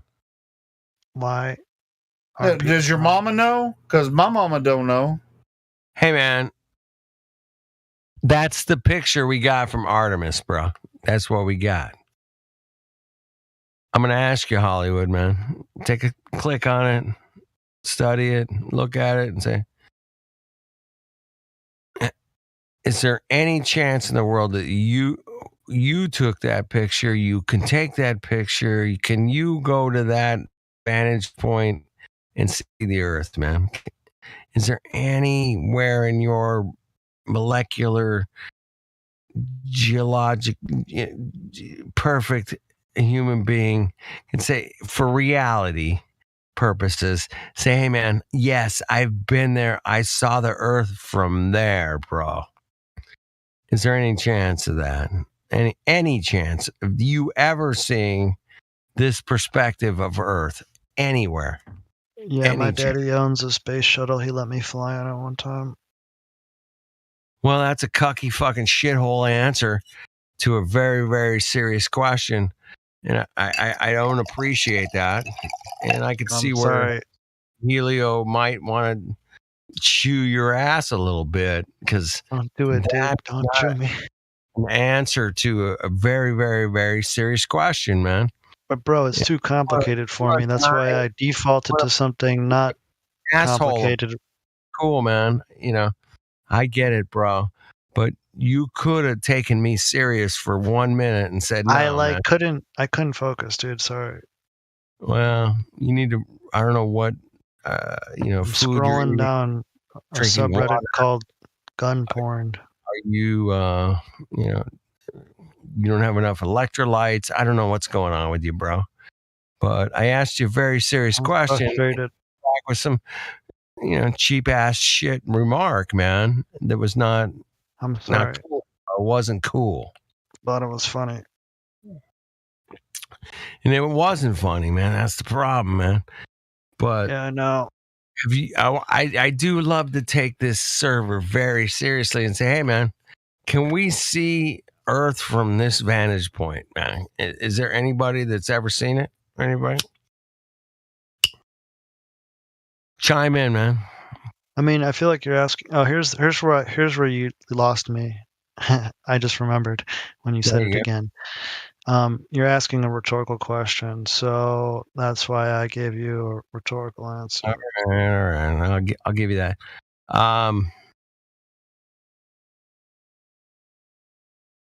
So do you think that picture, let me ask you this, Hollywood, man. Do you think they took that picture a couple nights ago? Really? Nope. All right, cool, man. I like the honesty. I love the honesty. No.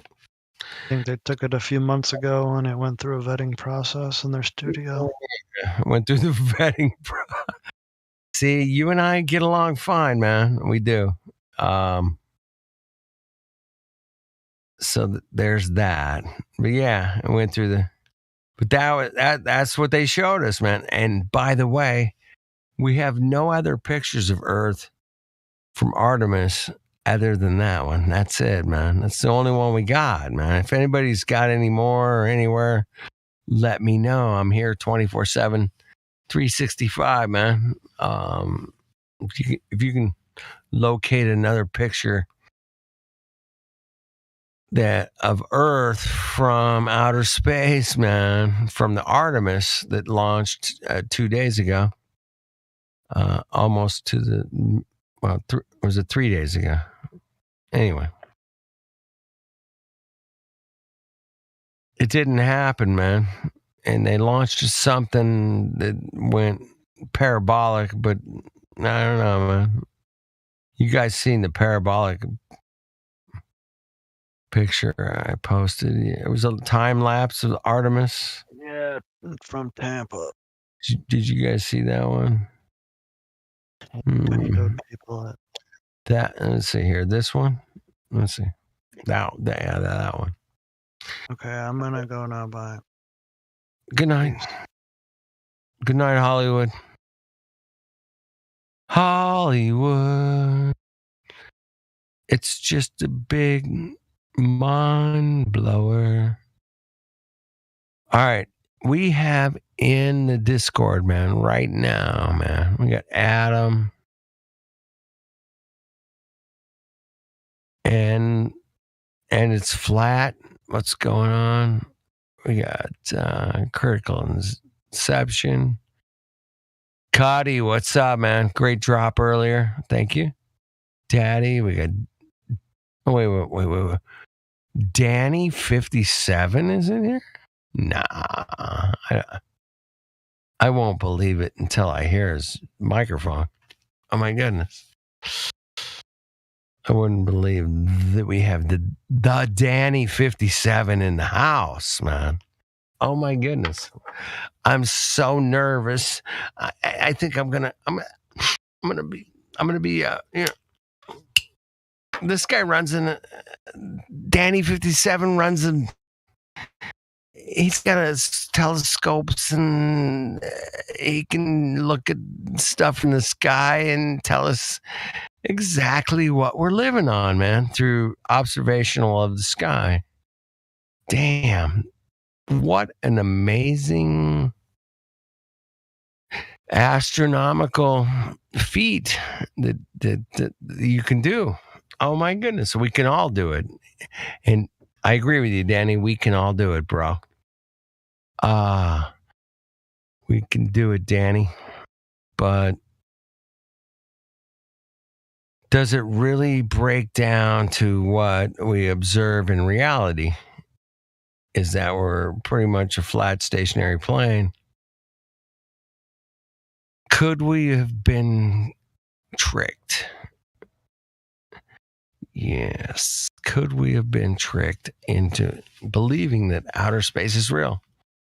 Damn. There's a lot of propaganda. Danny 57 would not disagree with. There is a lot of space propaganda, movies, TV shows, articles, and there's a lot of information and Hollywood information about outer space, man.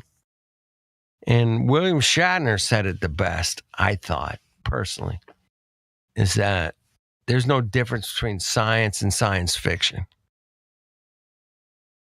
And I always thought that was an interesting thing to say, Mr. Shatner.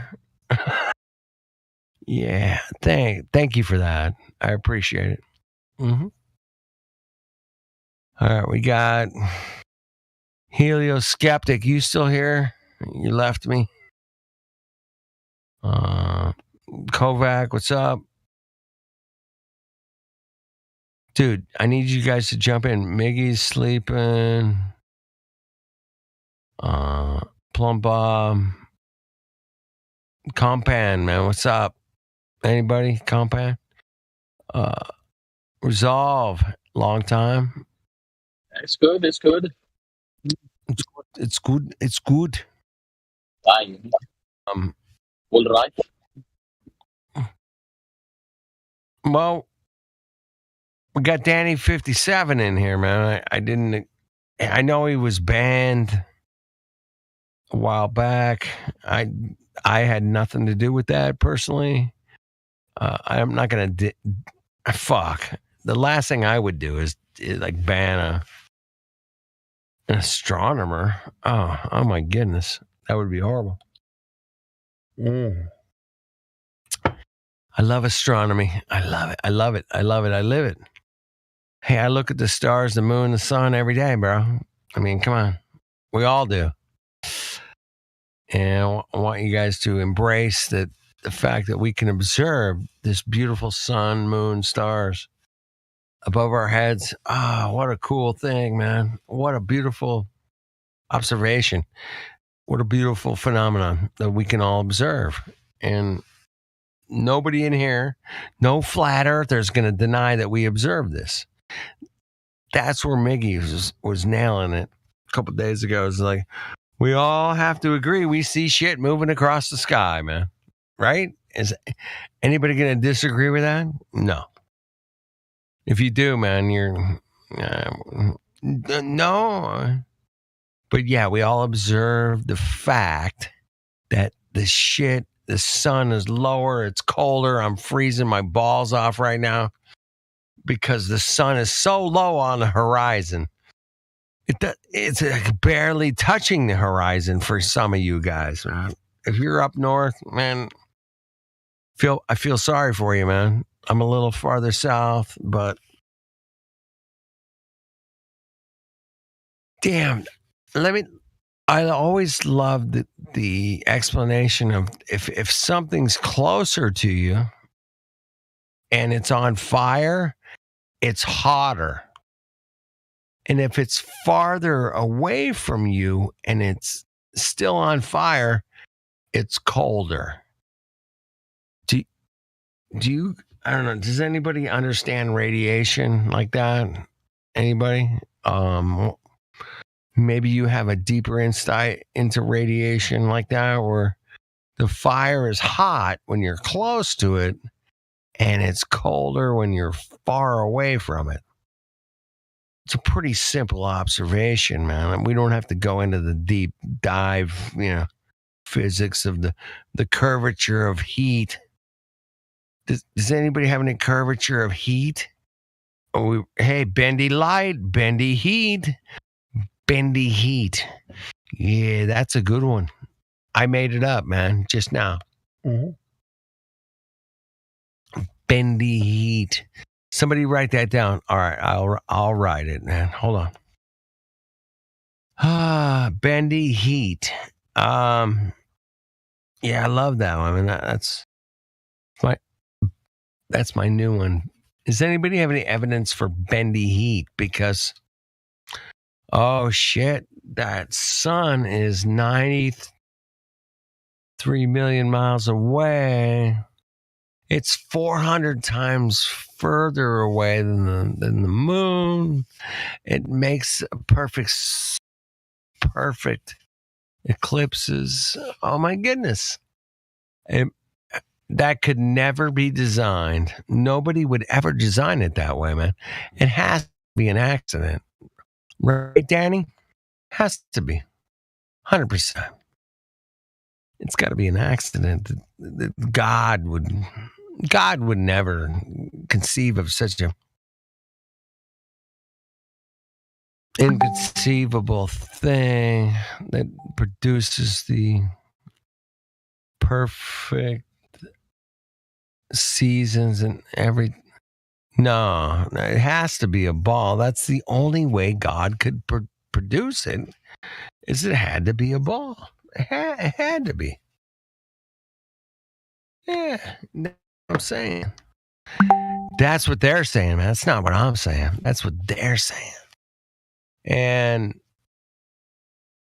we've called them out on it. We've all spent a little bit of time saying, hey, man, well, slow down there, Professor. Slow down. I need a little help here.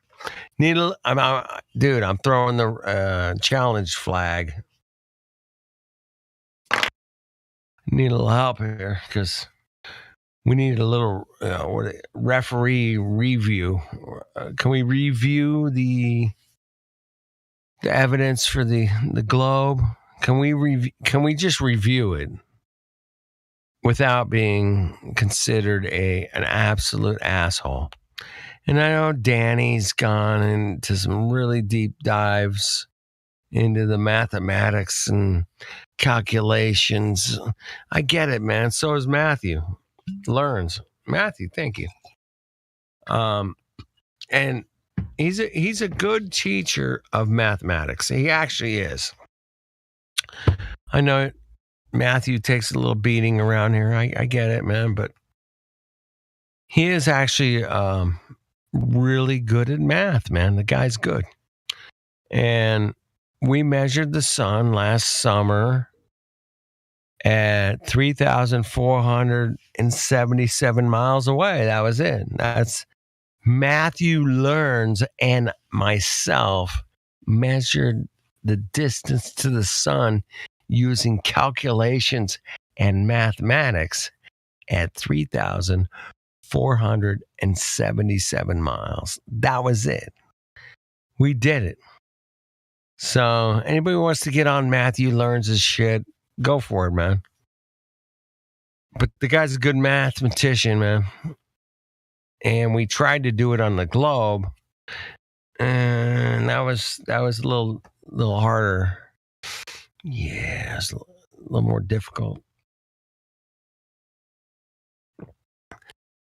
But we did it on the flat Earth, man. And I want you guys to remember that, man. Matthew Learns and I measured the flat Earth. Or the distance to the sun on the flat Earth. It's pretty close, man.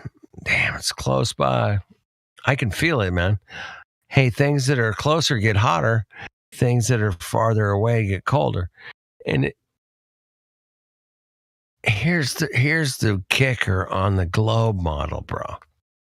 I always thought this was most interesting is that during the winter time here in North America, the sun is actually closer by like 3 million miles. And they say it's colder.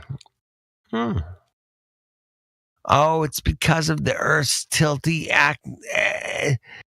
The Earth tilts. It's the degree 23.4 degree angle. That's why it's colder. It's because because the angle, it does, dude. It makes sense. It works in your mind, but in reality, all we know is that the sun is lower on the horizon.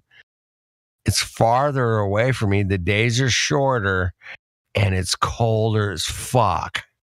It's cold, and if you can wrap your mind around that, then it's like that's a reality mind wraparound, I call it. If you can just do that, you'll admit it. Dude, the sun is closer. It's hotter. Oh my God, the sun's right above my head. It's fucking summertime. It's so hot. I'm gonna die. Yeah. But when it's way, way, way on the southern horizon, it's on the southern horizon. It comes up and then it drops down and it's dark and it's cold and I'm freezing my balls off, man. I'm freezing my balls off. It's because it's 3 million miles closer. That makes sense. Okay. What? You're telling me the sun's 3 million miles closer and I'm freezing my balls off? Because it's winter? What? Wait a minute. Time out. Technical foul. Roughing the Glober. It's been called roughing the Glober. Yeah, we've roughed you up a little bit. Hey, even Neil deGrasse Tyson got roughed up. Damn, ain't that a bitch? We see no curvature. There's no curvature. 128,000, 30,000 feet. I got a picture from 190,000. No, it's flat, man. But we're seeing boats going over the curve. But Neil deGrasse Tyson didn't mention that when he was talking about the Felix Baumgartner jump. Yeah, he what? The Red Bull jump? We call it the Red Bull. Hey, what an advertising campaign and that would be, man. Hey, let's do that, bro. We'll send this guy up there, man. Costs a couple million. Yeah, no problem, man. Let's do it. What kind of advertising? Oh, we're getting $1.7 billion worth of advertising out of it. And it's propaganda because they'll all think they live on planet New Mexico.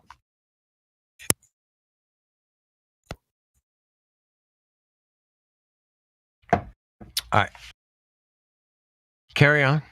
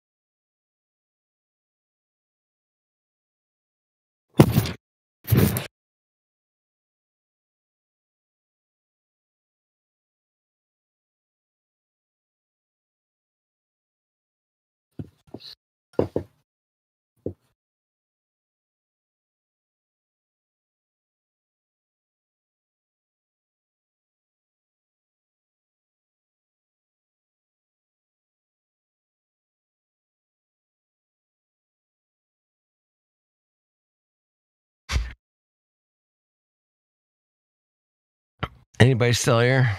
They all left. I get it. I get it.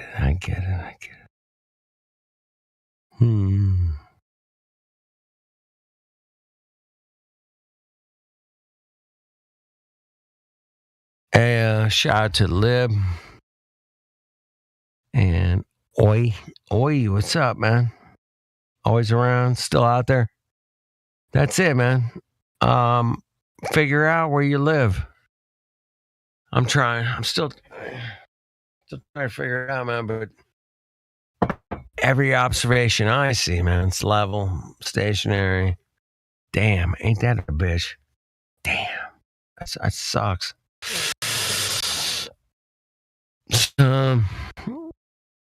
Good on you for getting the globe.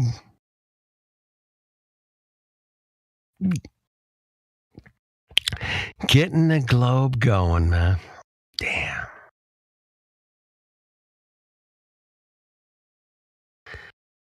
Yep.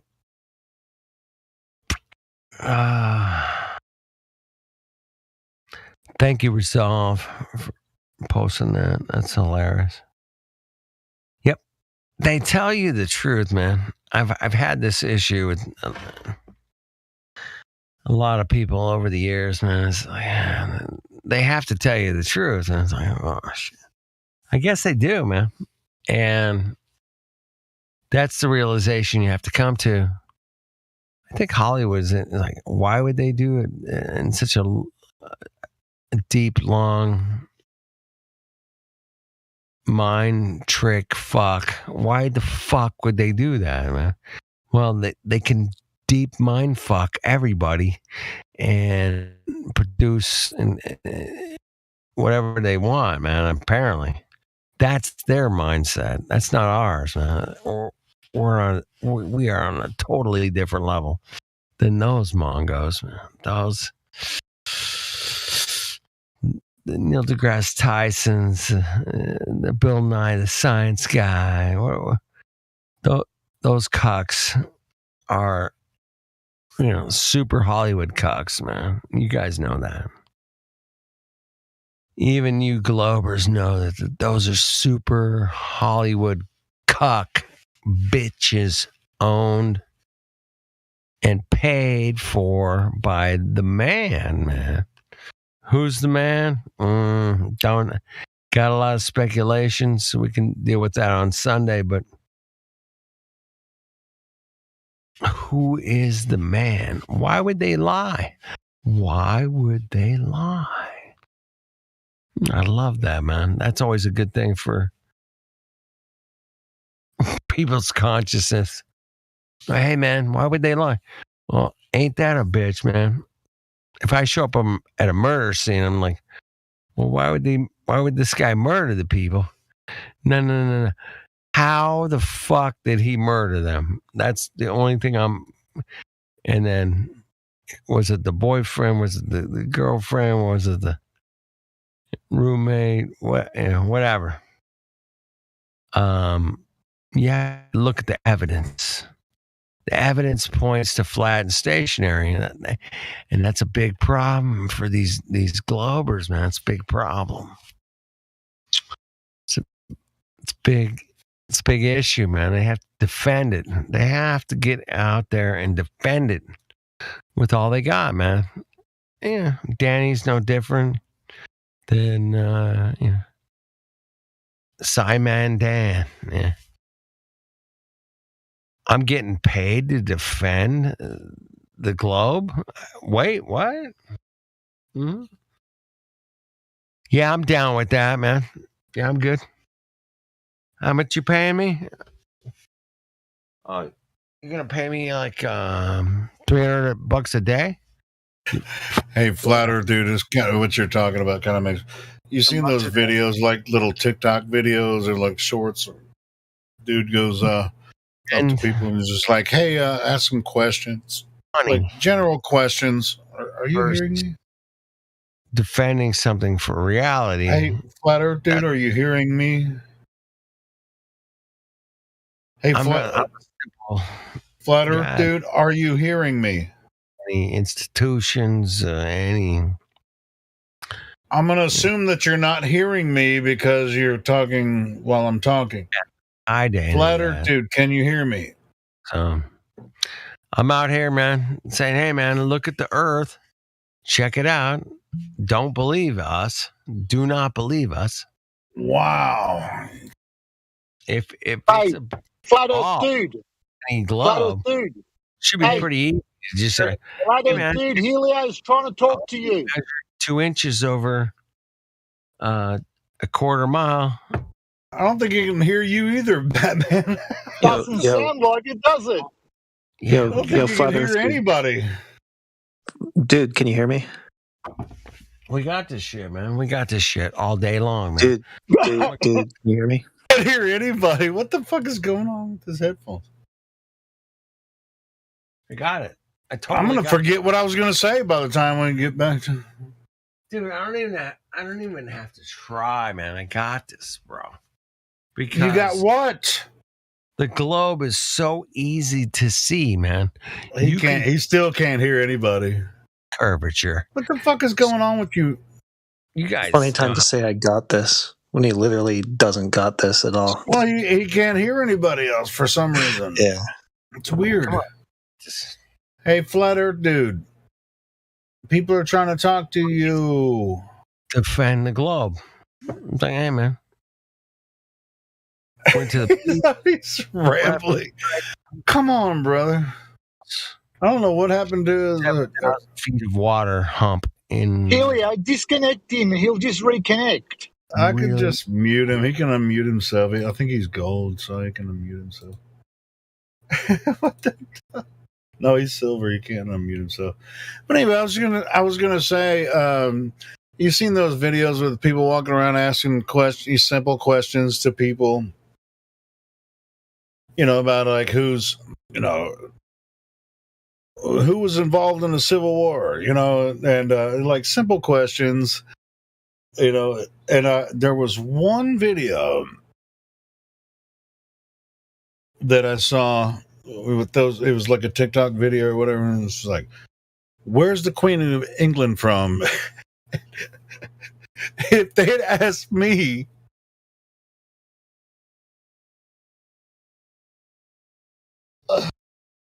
you know what my answer would be? It'd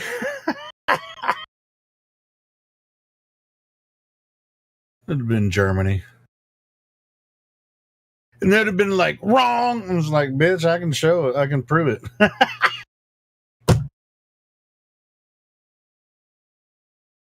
all the English families are from Germany. Anyway. Or at least from the Caucasus area, from that area. The Queen of England's family is not from England.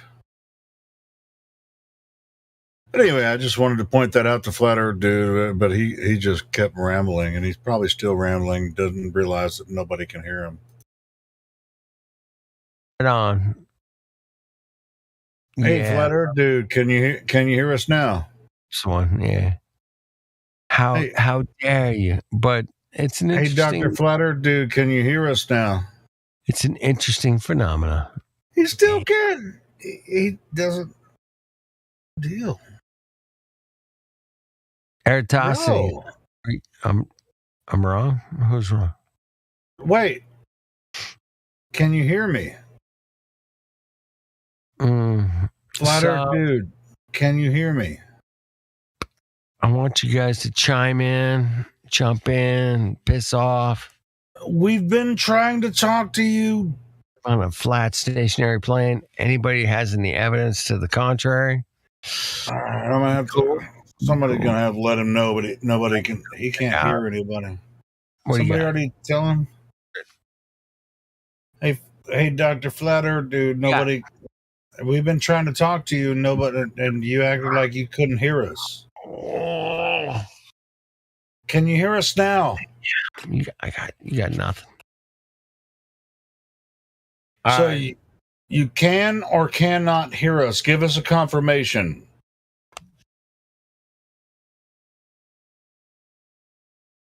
Dr. Flat Earth dude. You guys are. Go. Check 1, 2. Can you hear us? Late last week, man. Might have been early. Anyway, a guy came in here and says, man. Oh my God! On this Discord. Shut the fuck up! There, I just muted him. Maybe I'll unmute him here in a second. But I already did that, and I said what I had to say, and then I unmuted him. Oh, did you? Okay. Well. Yeah, I did. I unmuted him and said what I had to say, and unmuted him, and he's just still rambling. Yeah, Flat Earth Dude. Nobody. You can't. We're all trying to talk to you, bro. Fix your I don't think you can hear us, man. So I don't. Think I know. All right. Well, I'm just trying, like you did. All right. You guys have a good night. Well, I don't know if I could. At times. He's still rambling on. I know, right? This is the weirdest shit, you know? He's like, somebody come in here and talk to me, but he just keeps rambling on. Like, it's like, bro, we're trying to talk, bro, and you can't hear us. Hey, Dr. Flat Earth, dude. I got a trick. I got a trick. I got a trick. Why don't you move him? Move him down to chill chat for a minute, and I'll talk to him down there. I don't think he even pays attention. Well, maybe you tried another room, and then send him down to chill chat. I'll tell him what's up. I'll be down there. All right, let me chill chat. And if anybody's got any evidence to the contrary, man. Let's see if that works. Well, that was weird. I can't believe he couldn't hear us, man. That's really strange. He couldn't hear anybody, but he just kept rambling, which is cool, you know, but I don't mind him rambling as long as he responds when we actually start to try to talk to him.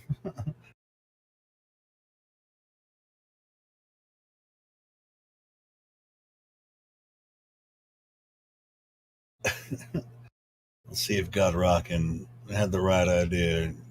If he can watch. I sent him to chill chat, and then there's people in there. So he's probably just talking over everybody in there, and he still can't hear anybody. Funny. I'm going to jump in there and see if that's the case.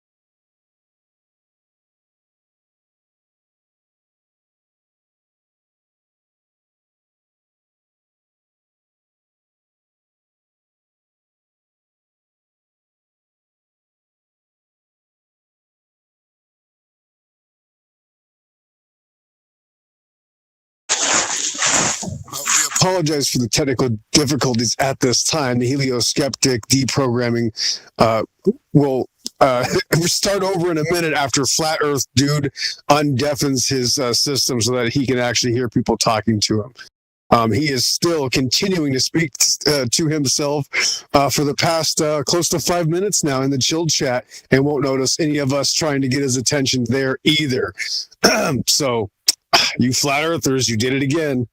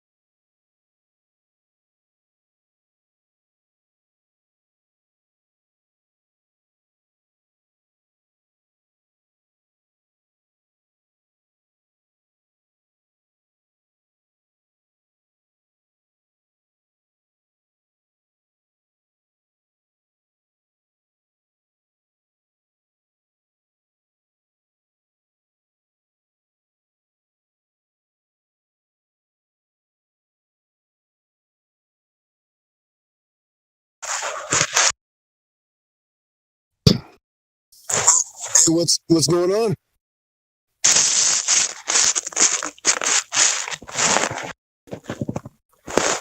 Did I deafen somebody? Isn't this quiet? Dark Side, you up?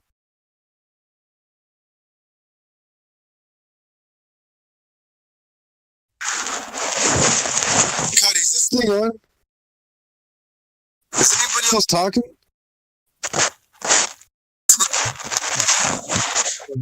5,000 miles an hour, bitches, in like 10 minutes. Good timing, Helio. Yes, he has no idea that you moved him back, and he's just continuing to speak. Yeah, Mongos. Yeah, he can't hear any of us, but he's just on a roll, I guess. You know, just like, perpetual Twilight Zone Rod Serling moment. He's holding a cigarette right now. It's in black and white, and the Flat Earth Dude is just going to continue.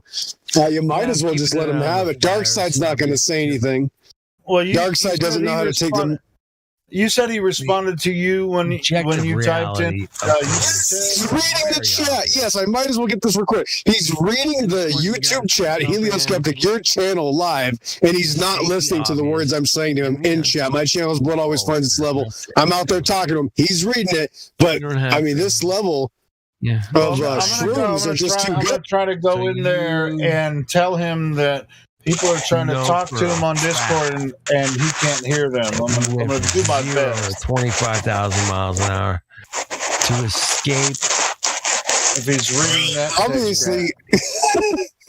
obviously, everybody's just captivated by what he has to say. That's the true story. We're here 24/7, 365 days a year, man.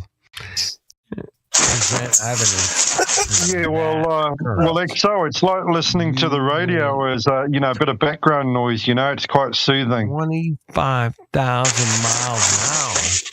And can Flat Earth do this more often so that there's no dry spells? I mean, he needs to get paid. Out of here. Really? I mean, it's just like a loop. That's what you understand.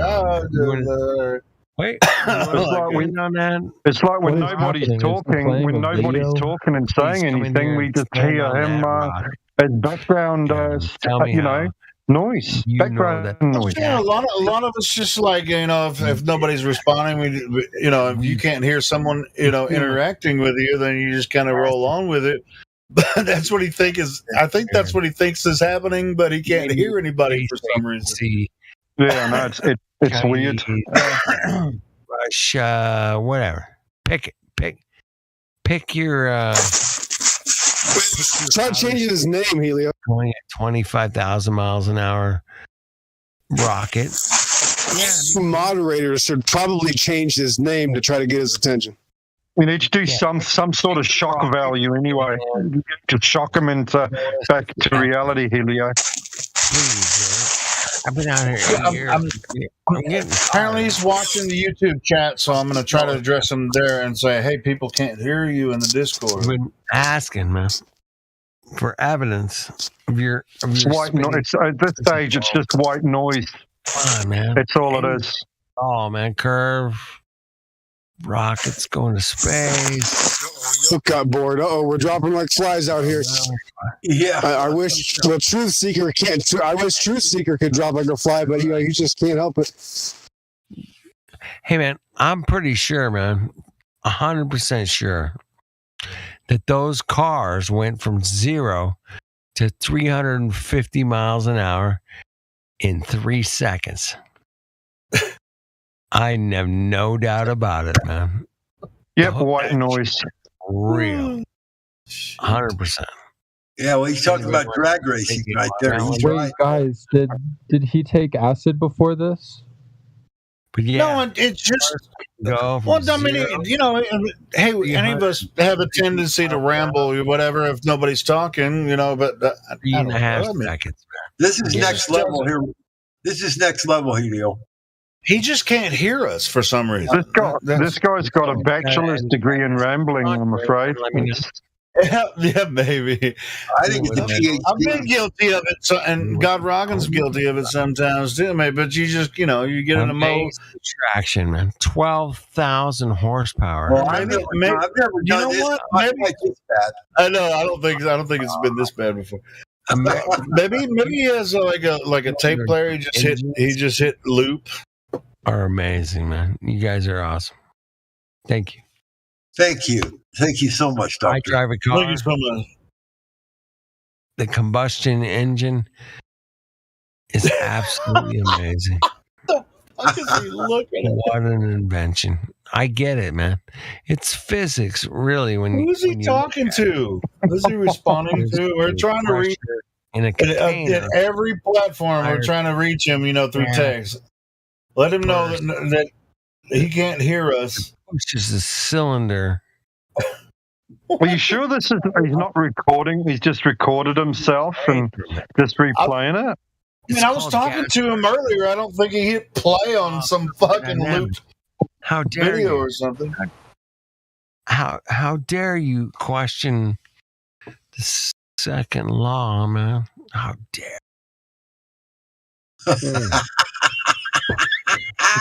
24/7, 365 days a year to question the second law. This is strange.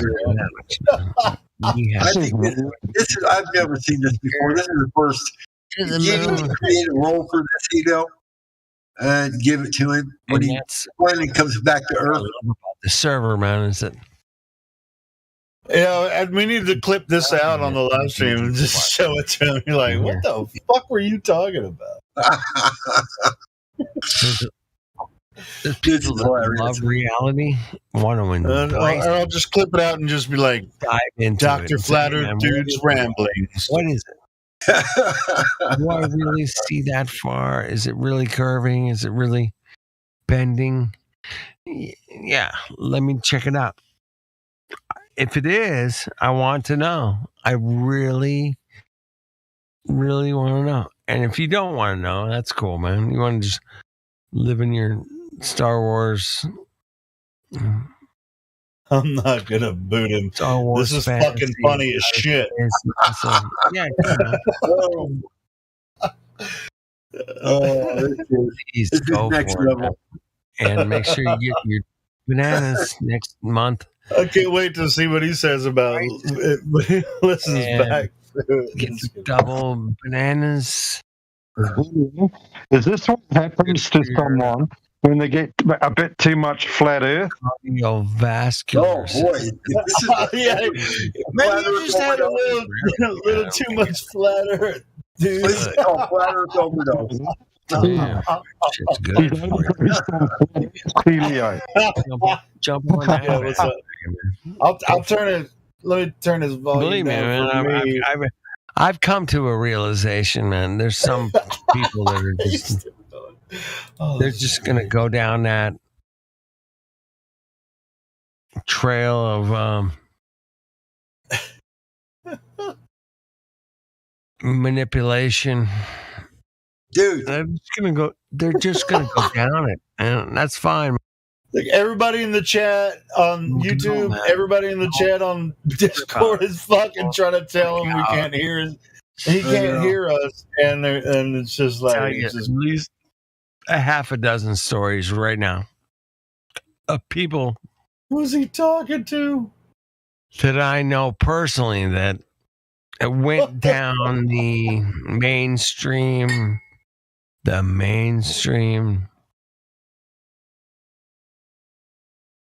over the last 2 years plus, way plus, almost 3 years. I guess it's the Dr. Flat Earth Dude show for the rest of the night.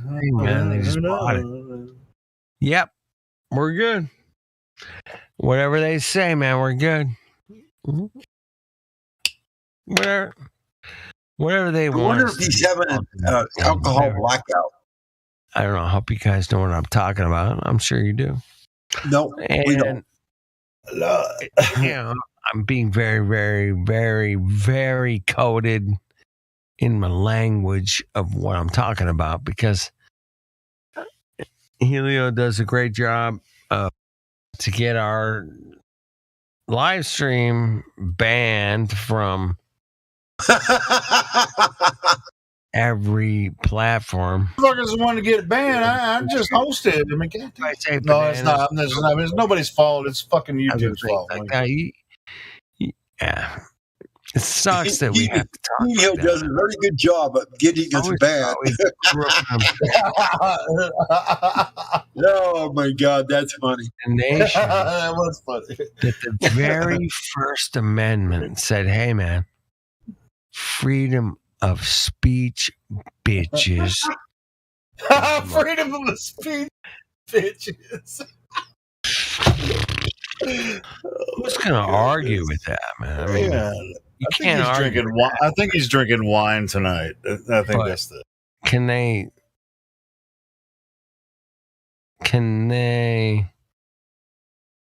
How do I? Can they manipulate our freedom of speech? Oh my God, they can.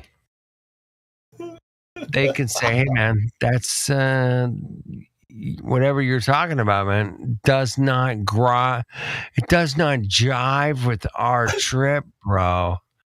It doesn't jive with our manipulation.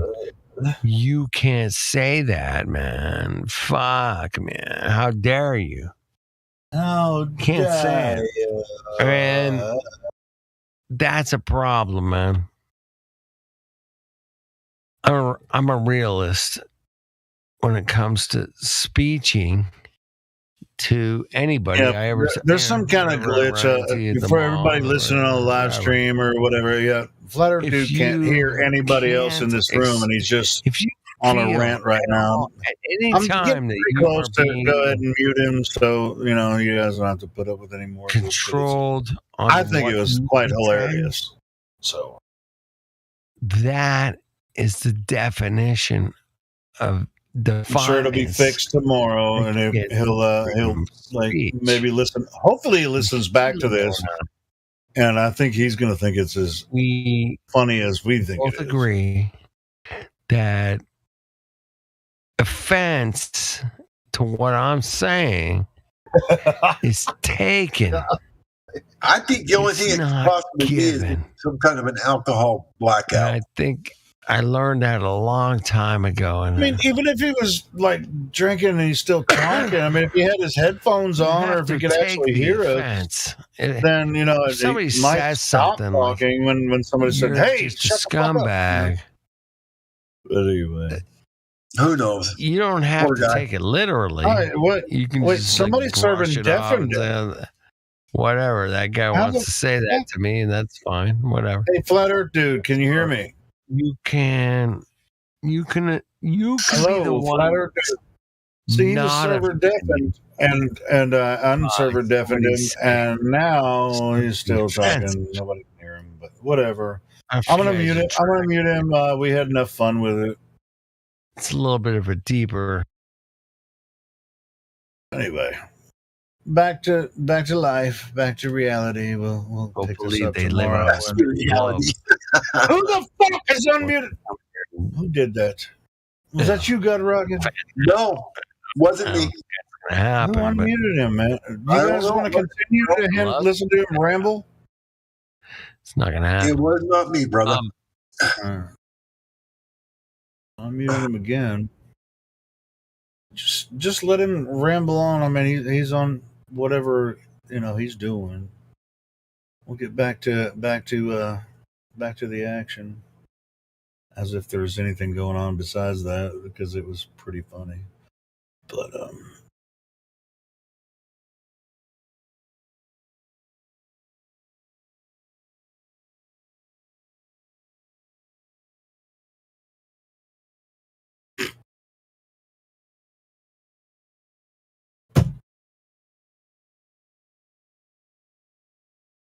can unmute it if nobody's going to talk. It's pretty damn funny. There's no way to stop it. I tried like every way I could think of to stop it. All right, Helio, I'm going to bed. You guys have a good night. Yeah, me too. I'm about to eat something, and when that started happening, it kind of kept me from what I was about to eat something and go to bed myself. Helio, can you unmute him? I can. Do you want to listen to him ramble? Maybe you guys can fix it. Just into a debate, into a discussion about what is level.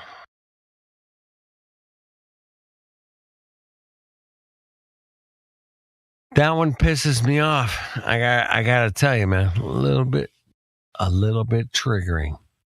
What is level? And for those cocks say, man, level's curved. What? Is this still happening? Is this still going on? Yes, it is. Those okay. motherfuckers. So the man's fried on flat Earth. If you go look up. Yeah, it's a flat Earth overdose for sure. Let everybody know the symptoms are here to be witnessed. Is there any sort of medical intervention we can do for him at this stage? Unbelievable. Aside from electroshock therapy, I don't think so. Change in electrode treatment has been known to work in the past. We all although leaves people with a big fat headache. No, we do. So we could try that. Yeah. We want to access. Who's he talking to now? Is he actually talking to anyone? Ever been written? He thinks he's talking to everybody on the live stream. Obviously, there's anybody. It's weird. It is. Wouldn't like that. I don't see how he can be. No. You can't access Professor Glutenberg's PhD paper. You have to pay for that. I'm sure he's in an alternate reality at the. There's paper, even though he paid for it to even write the fucking thing, and he had to put it through the peer-reviewed college curriculum. But now you can't access it for free. Fuck off, man. You can't access Professor Bloomberg's fucking paper from 1972, whatever. Yeah, fuck. No, you don't even get access. What's going on, man? This ain't normal. Pay for that shit. I know. There we go. Wait a minute. Way beyond normal. He just needed to take a breath. Did he pay for that? Why does everybody else have to pay for it now? Interesting. Oh, this is next level, guys. Pay attention. So you got to pay for it, man. I don't have any money. And there is no free access to information, man. The information we're getting handed nowadays is so contrived, man. I hope you guys, I know you guys know this, but it's fucked. It's total bullshit, man. If I want to access even Einstein's paper, man, for his theory of relativity, good luck, man. You're going to have to pay for it, man. you might find it somewhere. I don't know.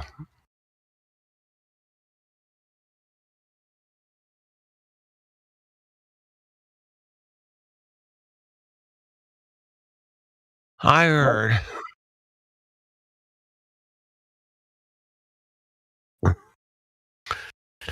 heard.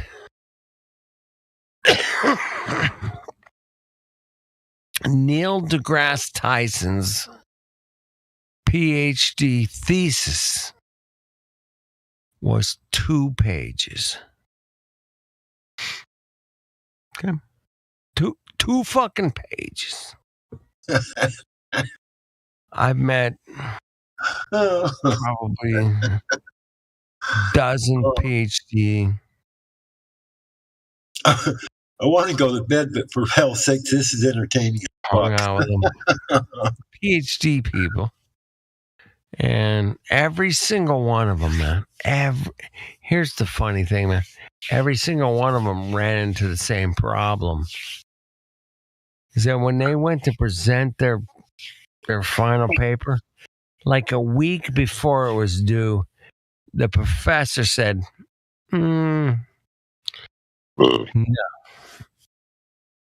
You got to redo it. And I've seen the look on their faces, and they look at me and they're like, dude, the professor fucking told me I got to redo the whole fucking, I only got like 2 weeks. I spent like, 9 months on this shit, right? Now I only got 2 weeks to redo the whole fucking thing. I call it the mind switch manipulation. They get you in those PhD classes.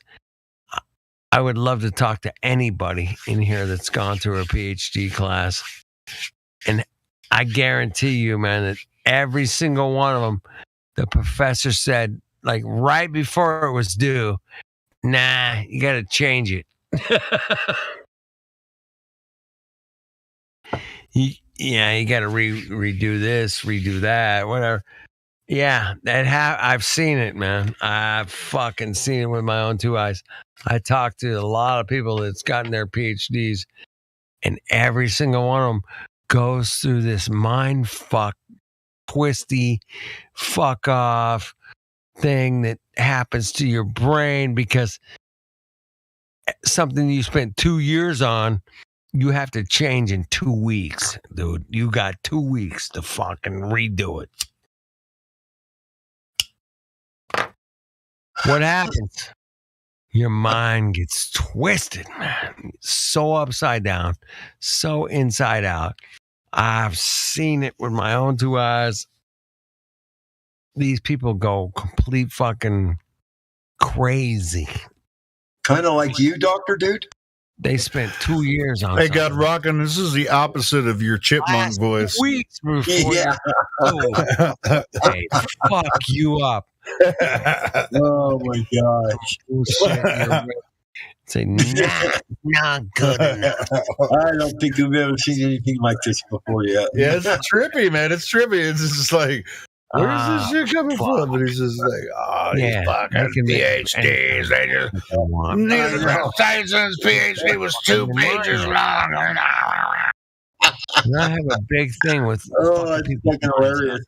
I have a big time issue. I hope you guys do too, man, because we got our minds fucked up from day one, man. We're born into this place knowing fucking nothing. And they just manipulate the fuck out of your mind every which way but loose. And they will, if you go loose on them like we do, oh my, you're bad. You're a bad boy and girl. You're bad. And we have to stand strong and say, hey, you know what? We're not bad at all, dude. We're not even close to bad. You're the bad ones, man. We have to point the finger at them, man, and say, you guys are the ones that are fucked up, man. Because you came up with this whole system that fucks everybody over. in every which way possible, man. Have you got? Maybe not. Every which way but loose, man. Every which way but loose. Yeah, they're gonna fuck you over, man. Every which way but loose, you turn me every which way but loose. Yeah, they fucked us over, man. I'm sorry. I hate to put it so bluntly, but that's the facts. Facts speak for the facts, man. Can you hear me now, Flat Earth Trapped you dude? in a system and then capitalism. No. Yeah, they trapped us all, man. Dude, believe me, man. I am farthest from escaping their manipulation, man. I've done a pretty good job. I mean, some people would say, man, you're good, man. I work for myself. I don't work for a big company. I don't have to bow down to anybody. If you can be in that position, I think you're better off. I don't think anybody in here would disagree with that, man. It's like, I don't have to answer to anybody, really. I don't. So I can tell them to fuck off, man. Yep. Anyway, I gotta go to bed. Please, somebody, Helio. A little G. Hey, T-Wad, man, you're up. Fucking Mongo. I know you're upside down, but... Dude, we've been trying to fucking talk to you all night. I think you actually hit your deafen button on your phone or whatever the fuck you're talking on. Estelle? How do I say that? It's doing no good, Elio. No, he recognized. I mean, he finally looked at live stream voice text, and he said, "Oh, I see Quad's still awake." And then you got this, man. Take over. Tell these people what's up, man. Because man, who's that's all server we can do, deafening, bro. Fucking stop server I don't have deafening. the answers. I'm not going to flip the world upside down. Say, hey, man, you're all a bunch of flat earthers. You don't even know it. That's not going to work, man. But I tried it. I did try it. I tried, man. I did. Tell him, T-Wad, you can't hear us. Sometimes that's all you can do is try. All we can do is try for 2 hours to get you to stop rambling and listen to what we're saying. What's that? No. What are you? I'm an objective realityer. Oh my God. He's definitely in an objective reality right now. I think it's better off that he just goes to bed like he said he was going to. Objective realityer is go to bed, sleep in time. They didn't teach you that. Sing him a lullaby. You know, maybe it'll put him out. How dare them? Oh, I got an idea. Hey, does anybody hear anybody in this? I'm gonna private call him. Class called Earth. Oh, maybe that's a good idea. College or high school. No, Helio, don't do that. Hey, man. Why? The sun's 93 million miles away. Just let him keep going. No. The moon's only 236,000 miles away. He's been going on for 2 hours, he said. What more can we hear? He's seeking truth. Like he has a moment of divine wisdom. We need to listen to this. All right.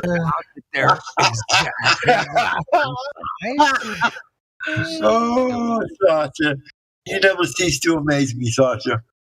Well, it just appears that they're not actually the same. You know what's really funny is it's like if he doesn't have anybody talking to him, it can still go on. And that, you gotta have some respect. You about the actual size. They're totally different sizes. But that's not why they're totally different sizes. it's because they look exactly the same size is just a coincidence of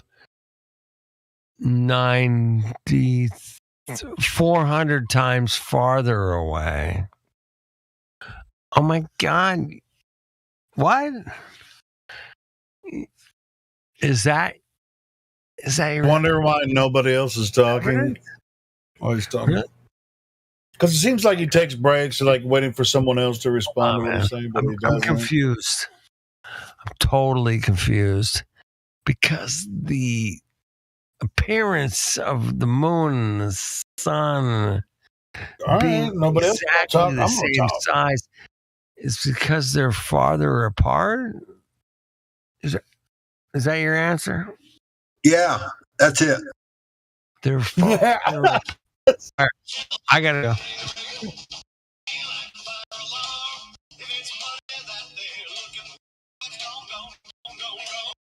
I think that's probably his alarm to get up for work. Oh, maybe so. No, he's 2 hours behind me. It couldn't be work because that's 1 a.m. over there in California. Dr. Dude, are you with us yet? Well, he stopped talking, so maybe he woke up. Or he fell face down.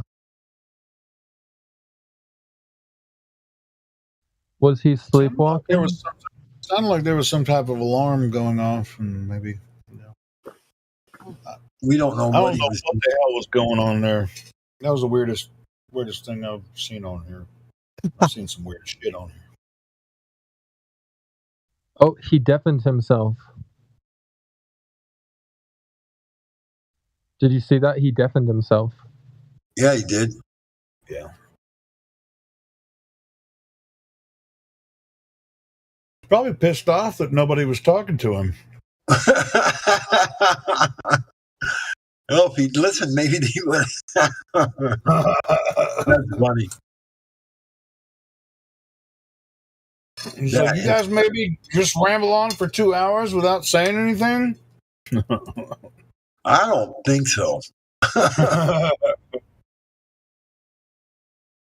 If I ever do that, shoot me. Just put me out of my misery. No, I'm not going to shoot you. I know. I'm just. Well, I mean, I tried to mute him a few times, and people were like, no, let's listen. But it was funny. I mean, I don't think he's going to take it too seriously when I send him a video of it. Here's you rambling on and on while we're trying to talk to you. I definitely have to capture that and freaking. Yeah, well, when you do that, let me know so I can witness what he says to say about it. I want to be there when you tell him, say, here's a recording of you last night, by the way.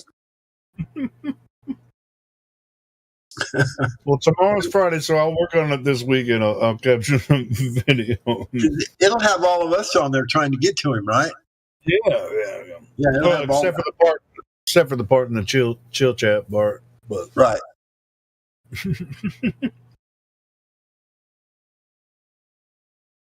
I don't think he'll take it. Oh, he'll be all right. He'll laugh. Funny as hell.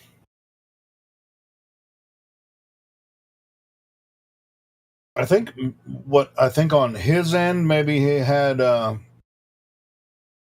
maybe hit the deafen button, the microphone, like I can hit this. Right? Yeah, but it shows up. Yeah, it's mute and deafen when I hit deafen. Let me see if I can unmute while I'm deafened. Hold on. No, I can't. Oh. So that couldn't be it. So when you deafen, it mutes you as well. So yeah, I don't know what the hell was going on.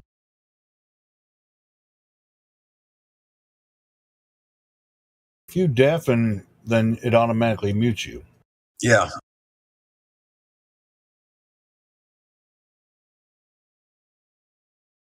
Well, that was interesting, to say the least. Yeah, it might have been a technical issue on his PC or phone. Could be. Yep. All right, Helio, have a good night, buddy.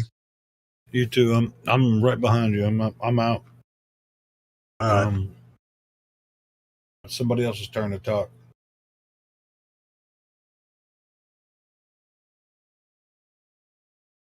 It's Twad. It's Twad's turn. Twad, take it over. You got this.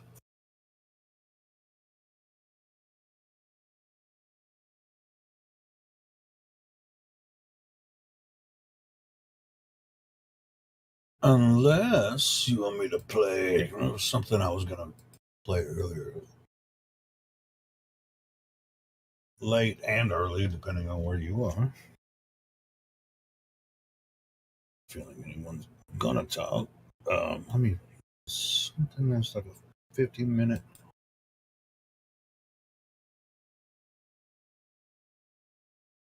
Something we were talking about earlier.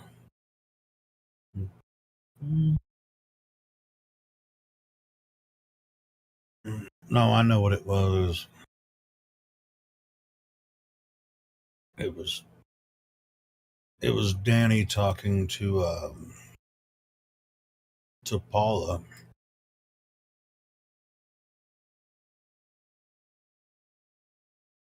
It's kind of. I wish I had that video where Danny jumped in and Miggy didn't know he was talking to Danny. I thought I had it. That's what I was looking for. But not that video with Danny talking to Paula is, it's bad or anything. It's just I thought it was funny that Miggy didn't know he was talking to Danny Faulkner until the end of the talk. It was like 45 minutes. I thought I had it saved somewhere.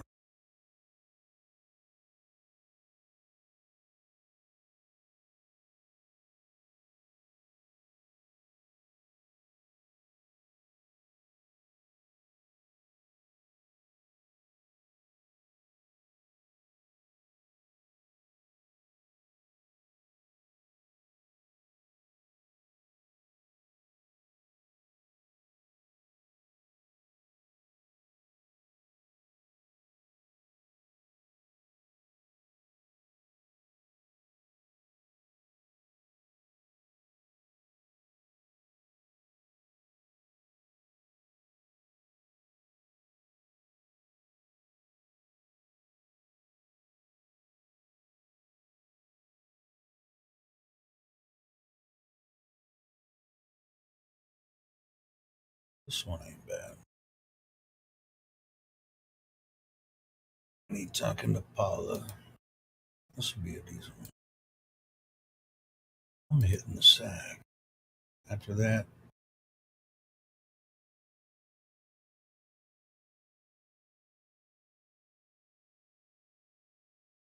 yeah, that was pretty funny to see that. Because God Rocket was like, "Hey, just throw him in chill chat, and we'll see if that changes, Mike's situation."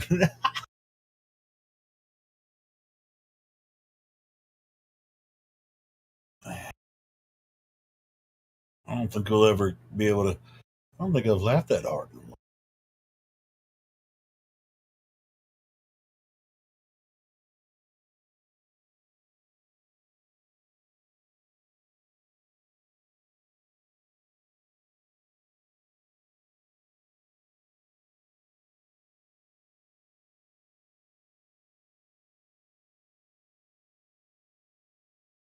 Paulie, you need to. You say you live. Where you say you live in Iowa? Is it? Yeah, Southwest Ohio. So it's like I said, it's a day trip to go to the museum. We went to the Art Encounter last summer too. What county are you in Ohio? Montgomery. Okay, I grew up in Fairborn. So. Oh, okay. I know where Fairborn is.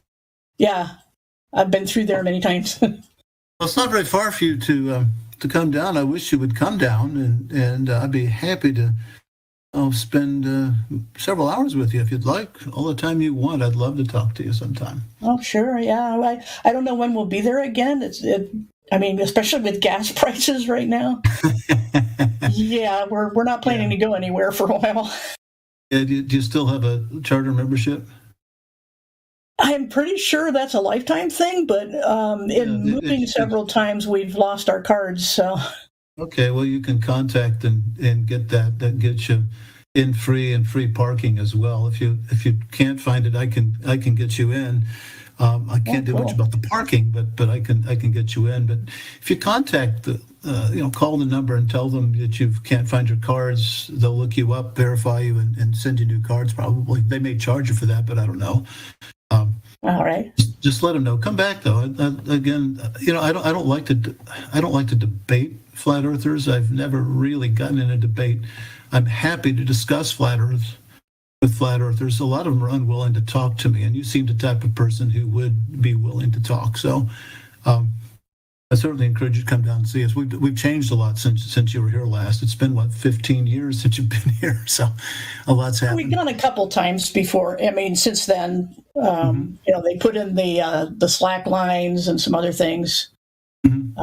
But yeah, I've still got pictures of when they had, like they would go down a hallway and there'd be a dinosaur head sitting there. Yeah. So yeah, I'm just to let you know, not interested in arguing or debating either. I like to just present perspectives and information and let people do with it what they want. I'm really not. I don't like to argue, but it just happens, so I deal with it. Did you go to any of the FEICs? FEICs? Flat Earth International Conventions? No. See, I don't even know what they are, what that stood for, because I've never been to one. Yeah, it's a shame they don't have them anymore. It's been 2.5 years since the last one, and apparently there won't be any more. And I went to all three that were in the United States, and I didn't know how I would be received when I went to the first one. I was a little apprehensive. A couple people spotted me and recognized me, so the cat got out of the bag. I was trying to kind of sneak around, I guess. But it surprised me. Most of the people were very nice to me.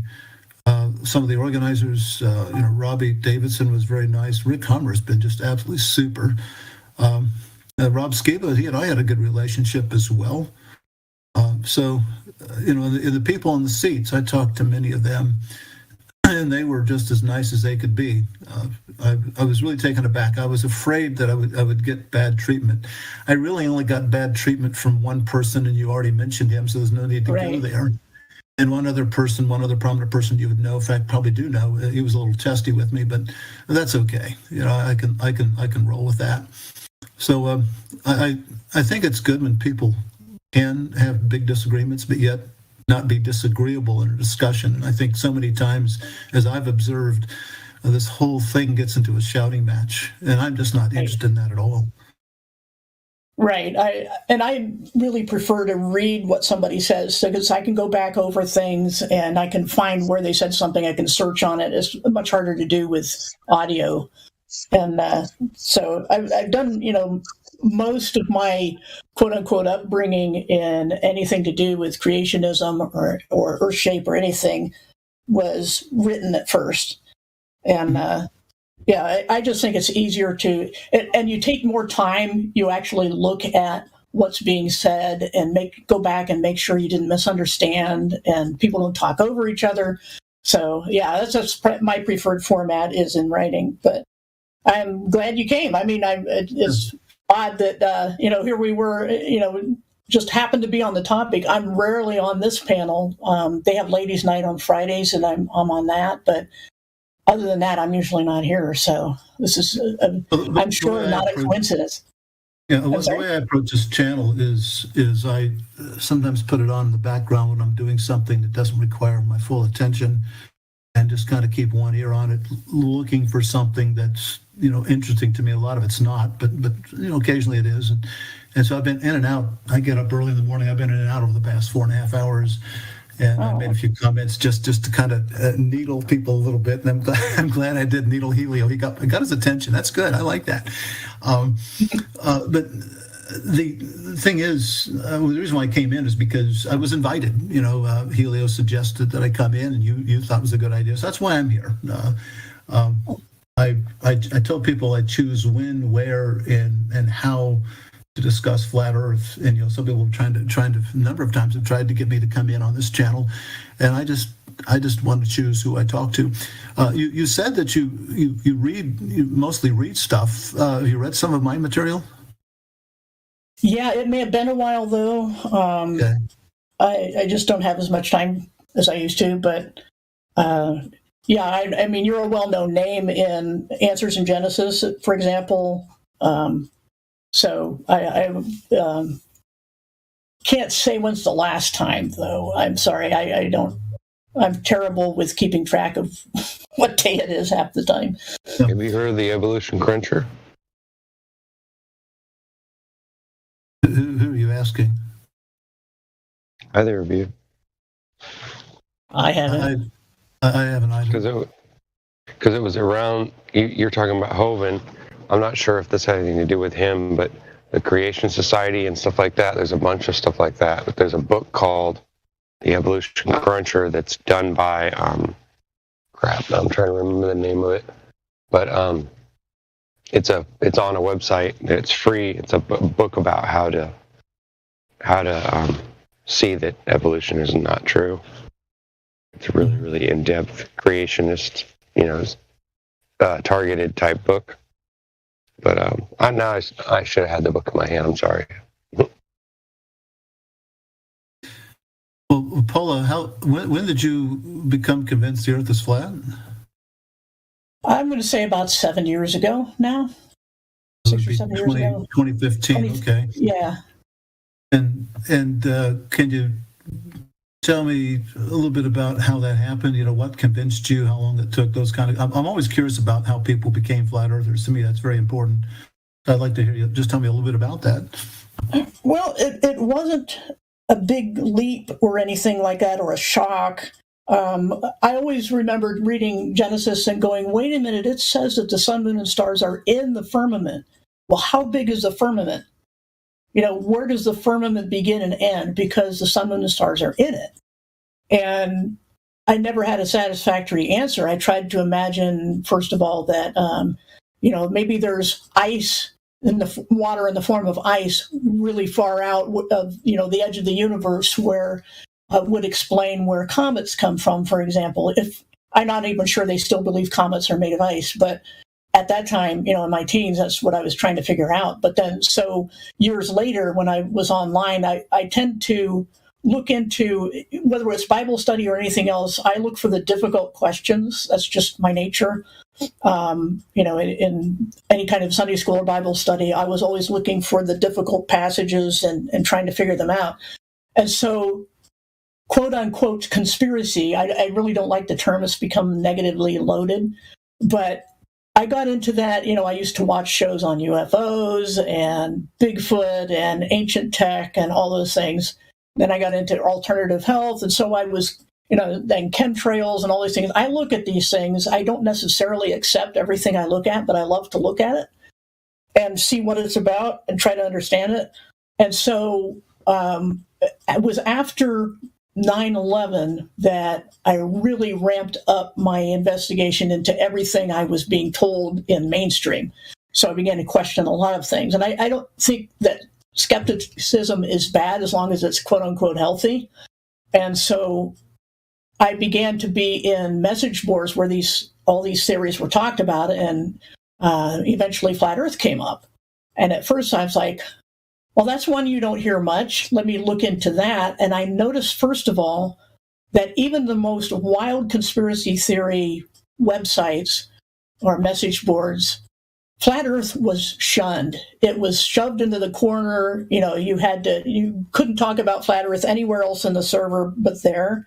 And I thought that is very strange, because why would a website, a message board, allow you to talk about Bigfoot and aliens, but not Flat Earth? What is it about Flat Earth? And so I looked into it more.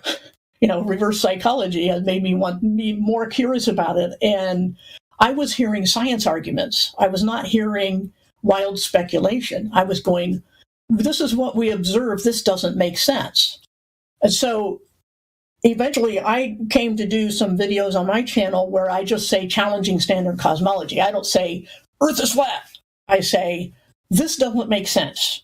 I watched the sun for a couple of summers. I took many pictures and videos and watched sunspots. I watched the moon and made some observations and just put it out that these things of the standard cosmology just don't make sense to me. That doesn't mean they don't work. It means I don't understand how they work. And so when it came to, is the Earth flat? I said, biblically and scientifically, there is nothing that says I must believe it's a spinning ball in outer space. The Bible presents it as flat and stationary. I mentioned Michael Heiser earlier. I know that some on the creationist realm really despise him. But nevertheless, I think he made a fair assessment that he believes the Hebrew presents Earth as flat and stationary, even though he himself doesn't believe that that's the case. He calls it theological messaging. But these things, when it comes to consistency between young Earth creationism and flat Earth, I think it is the more consistent interpretation theologically to say that it is flat and young than to say it's one and not the other. Heiser rejects both, of course, but so really it was kind of I just looked at it and said, there are some serious problems in the standard cosmology. And I believe at this point that the burden of proof is on heliocentrism and on the idea that the Bible must in some way bow to what is currently believed to be scientific fact. So I arrive at it by curiosity and testing things on my own as much as I'm able. And, still always being open to any kind of decent argument and evidence and scientific method that would prove otherwise. So there was no aha moment, something that really clinched it for you then? Not really. It's we like to use the phrase preponderance of evidence, and just spending time listening to both sides. If I went by behavior, I wouldn't be either. Would you be more of a globe Earth skeptic than a flat Earth believer?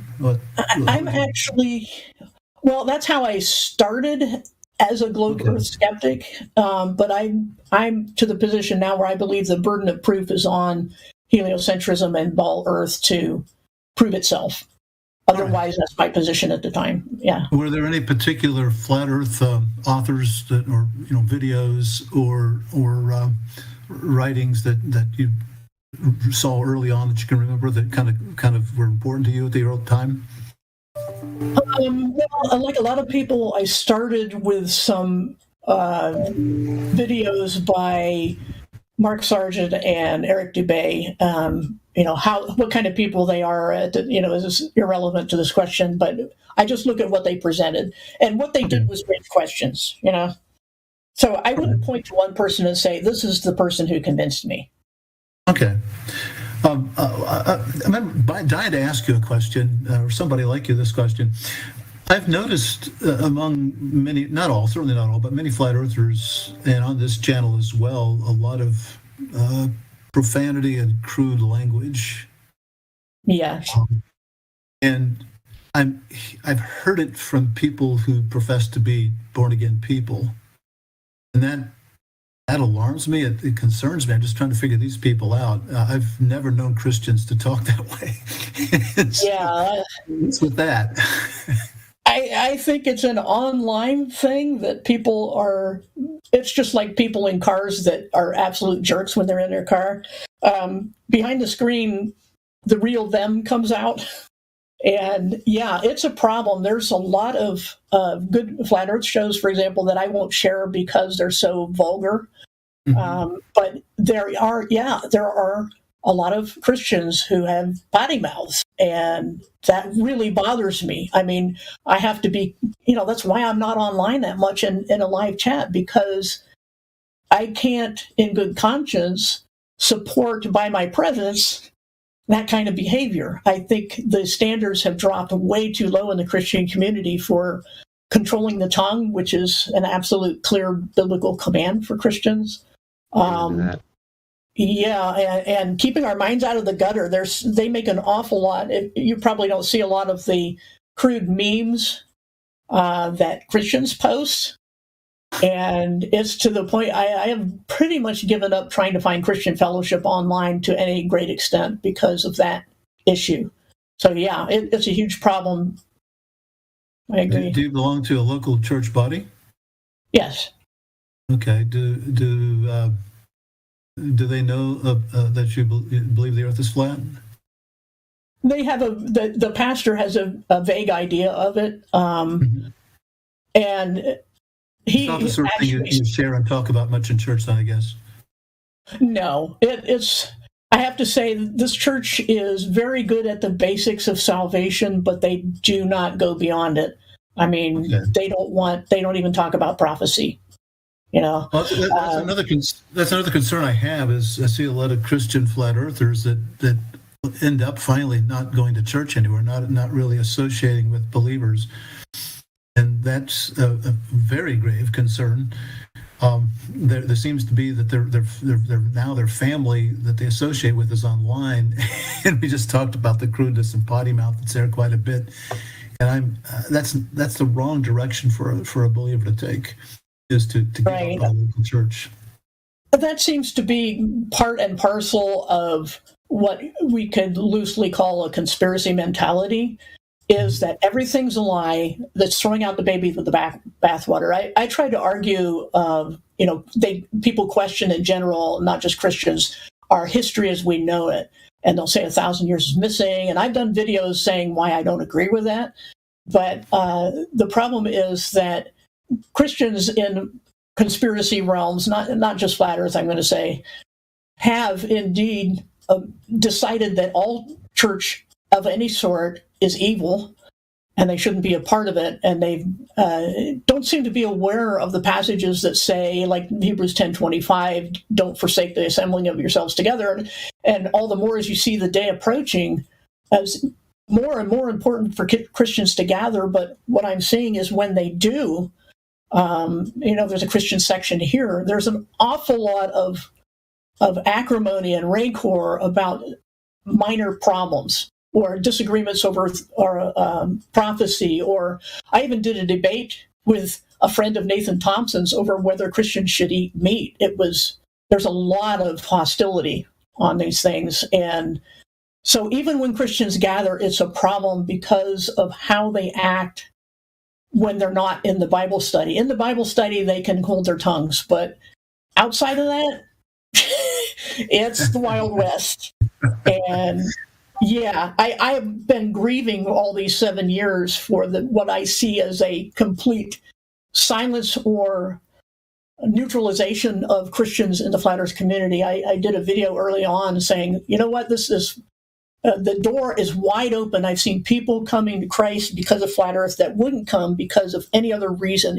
Even our church, the pastor said one day a local came up to him that wasn't even a member, wasn't even a Christian, and said, oh no, I believe the earth is flat and I think there's a God. So this is something I've never seen in all my years of people looking at flat earth, being convinced, and then going, hey, there's a God. What grieves me is that the Christians in flat earth have been utterly silent on all the things that are filling that religious void.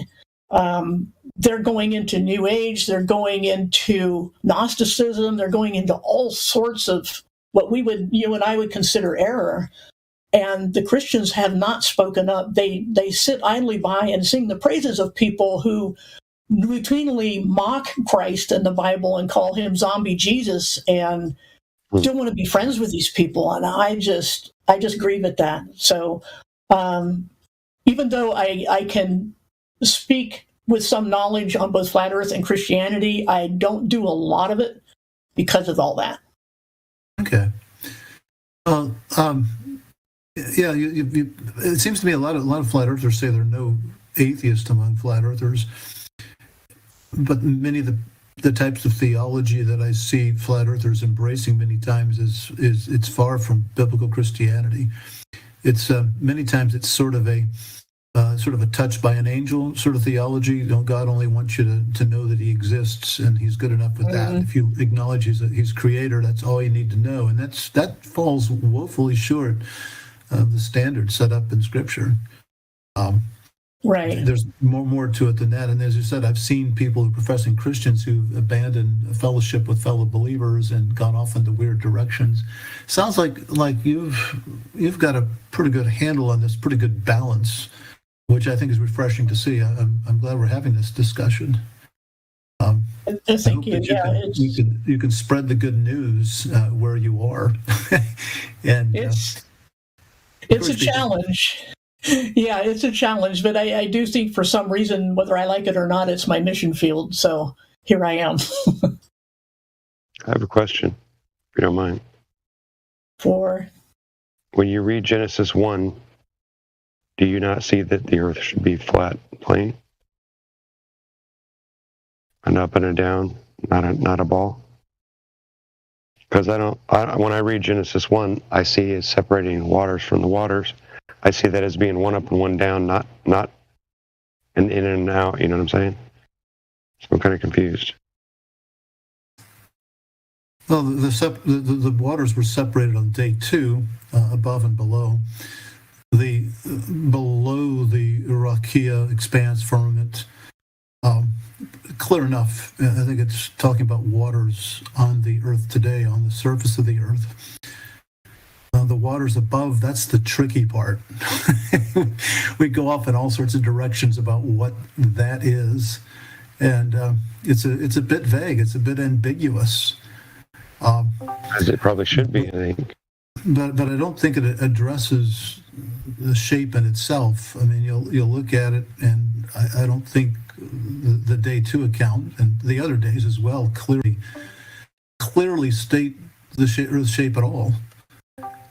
Again, it's ambiguous. I think the cosmology discussed in the Bible, the first chapter of Genesis particularly, is a bit vague. The cosmogony is not. The cosmogony is the study of the history and origin of the universe. It's pretty clear, I think, but the cosmology is a bit vague.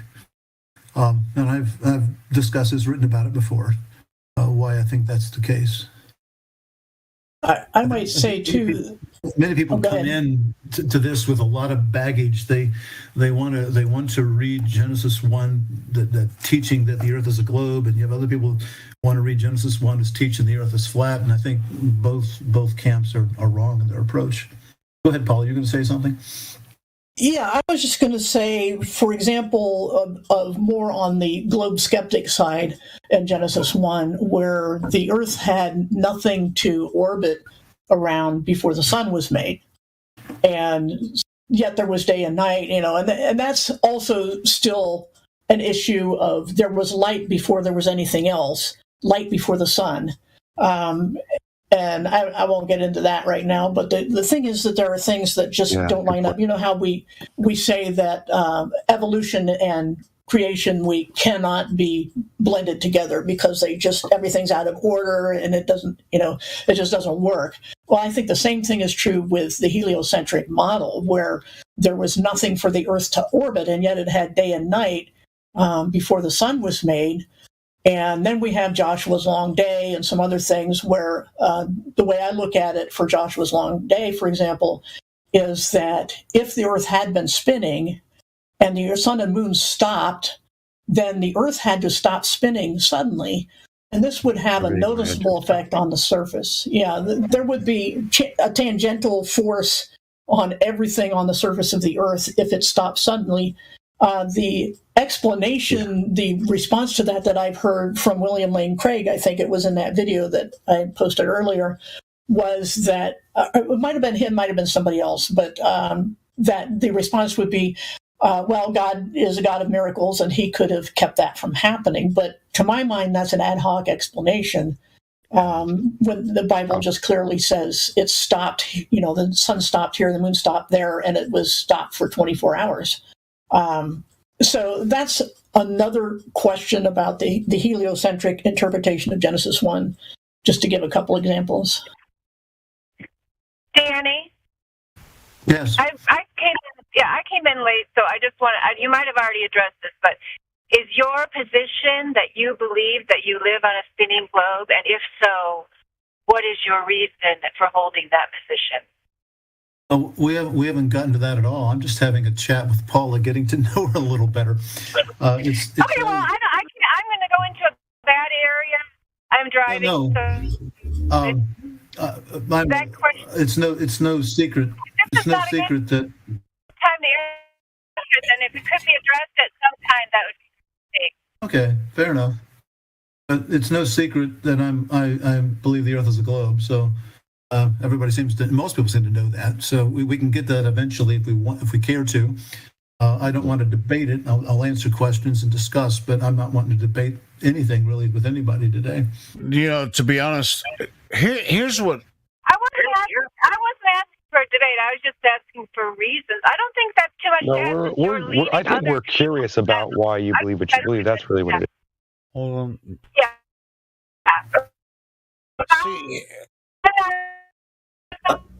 Dandelion, you're roboting. Until he answers sake.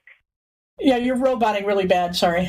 Oh, shit. Well, I actually recruited Danny in tonight to talk about this because he's been here before, and he's also been to the Flat Earth Conference in Dallas and was confronted and wouldn't answer any questions. But at the same time, Dan, we want you to be here to answer questions now. Now, the globe question, what Mary Mom was asking you, why do you think the Earth is a globe?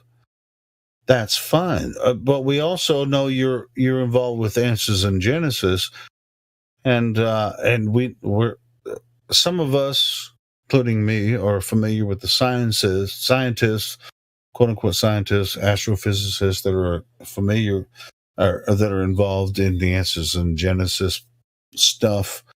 We know what's going on. Well, not entirely what's going on there, but so if you're involved with those guys, show us the globe. We've been looking for that. We've been looking for it for a long time. Okay, I'll be happy to talk about that. I thought we'd get to it eventually. I just don't want to rush it. Yeah, I know. I mean, you and Paula were talking about the Bible and stuff. The Bible. I mean, we can get into the origin stories. We can do that. Quite directly. But where's this? How did God make Earth first, and then turn the whole universe around it? Because that's what it says in the Bible. Earth was first. Oh, absolutely, Earth was first. No doubt about that. All right, go ahead and tell us. Okay, what? Tell us what. Several questions were asked. What question would address first? All right, so I'm sorry if I interrupted anyone else. Go ahead. Somebody. I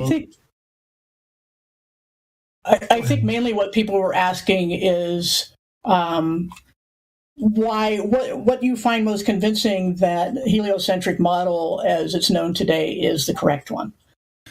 Okay, don't confuse question of heliocentrism or geocentrism with the shape of the Earth. They're two different issues, right? And I think flat earthers confuse the two quite a bit. How so? Globe Earth has been widely known in the West for more than 2 millennia, but that time was mostly geocentric. It wasn't until about 4 centuries ago that you got the big switch from geocentrism to heliocentrism. So I like to divorce those two questions as much as possible. You mentioned earlier, Paul, about being skeptical about things, and I agree that's a good thing as long as it's a healthy sort of skepticism. I realized my calling as an astronomer over a half century ago. I was in high school, and I went through a lot of things quickly, and one of them was, what do I know and how do I know it? One of the first questions I asked myself was, how do we know the Earth is a globe? Believe it or not, I asked that question over 50 years ago as a high school student. And I've investigated that question then and many times over the years with my interest in the flat earth movement starting 6 years ago. I've gone back and reinvestigated it all over again. But when I'm asked about that question, how do I know the Earth is a globe? I go back to 2 classics that I like because they go way back. Aristotle listed them in 350 BC. And it's one of these ones that you can do for yourself, and I've done many times myself. And I'm sure I'm not telling people anything new here, but I'll go over it anyway. The shape of the Earth's shadow during a lunar eclipse is always a circle. I've seen. Hold on. Hey, let's be gentle. Everybody, don't. Nobody. Yeah, I had a feeling everybody's about to bombard him. Yeah, let him finish because I want to tear a strip off him when he's done. Yeah. So keep going, please. No, just everybody chill. I know. I have a feeling it was just about to get really bad. But Go ahead, I want Danny. you to know that I want to ask this guy a question. No. Later, when he's finished. Yeah, when he's finished. No. Just let him finish. Yeah. We already know what he's going to say. Go ahead and let him say it. For the record, I'm laughing. I'm quite amused by this. If you're trying to get my goat or trying to upset me, trust me, you're not. Okay, cool. I don't want you to leave. I just want everybody to chill. No, I'm not offended. I'm just amused. It was funny. Okay. It's just a little. Remember, the dogs are still being held at bay, so the offensiveness might come later. Oh my goodness. All right, so you're going 350 years ago. What were you saying? Well, 350 BC. Talking about the shape of the Earth's shadow during a lunar eclipse. And, I've seen more than a dozen total lunar eclipses. I've seen many other partials, and it's always been that case. Now, I'm sure people will snipe at this about what causes a lunar eclipse and so forth. We can get back to that if you wish. But the other argument I like to use, and I just did it this past week, again, I've done it countless times, is as you travel northward, the stars on the celestial meridian move southward in the sky. Stars in the north rise up. You can't see farther south. Stars in the south disappear as you go northward. And if you go southward, the reverse happens. Here where I live in northern Kentucky, I can never see the star Canopus. It's a couple degrees below the horizon. It's the second brightest star in the sky, so it's pretty easy to spot. If it's above the horizon, the sky's clear. When I lived in South Carolina for many, many years, I could glimpse it on winter evenings for just a short time because it barely got above the horizon. I needed a good exposure to the south to see it. And then this week, I was in Florida, several places in Florida. I was in Hollywood just a couple of nights ago. And there I could see Canopus very easily. It was 10 degrees up in the sky, just as I expect if the Earth is a globe. I've been to the Southern Hemisphere a number of times. I've seen Canopus nearly directly overhead. Polaris is not visible at all. This is what I expect to see if the Earth is a globe. Every 60 nautical miles I travel north or south, the whole sky shifts a degree. That is not what I expect on a flat Earth. How does that imply that the Earth is a globe when the stars that you're talking about could be much closer to the ground or Earth that you're standing on? Yeah. Well, as you do travel, if they're close to the ground, like a few thousand miles up, as you travel north and south, they're not going to move in this monotonic term that they have. For every. Why not? Well, simple trigonometry demands otherwise. If you give me the height of the star, how high above the Earth the star is, and you give me... I think that's the way ships travel. Ships travel that way. They do simple trigonometry. Yeah, what I'm saying is that... There's an alternate explanation that you might want to look into. Flat earthers have shown objects disappearing bottom first, similar to those stars that you can't see after you get too far away from them simply by getting closer to the surface. So it looks like even over a flat surface, compressed visual angle is enough to make those stars that you're talking about disappear, no curve necessary. So it may be fallacious for you to infer that just because objects disappear, say bottom first over, the surface, that you're looking at a ball that's obstructing what's beyond as opposed to a flat surface. Sure, that's what I was getting at, Lemon. It's like the reason I can't see that star is because the ball is in the way. Danny, I mean, do you really think that's why you can't see that star? Yes. I mean, okay, well, then you can think that, but you can't prove it. We have an alternative hypothesis, of compressed visual angle or something optical obstructing what's beyond over a flat surface. So the surface becomes irrelevant at that point. It's just something optical. And what is the nature of that effect you're appealing to? It's called distance. It's called distance. It's you're too far away to see it. It's a certain Angular distance above your head. Yeah, angular resolution is a certain distance above your head, and then it recedes toward the horizon, then you can't see it anymore because it's too far away. I think let Lemon. Very simple concept. Let Lemon finish his point.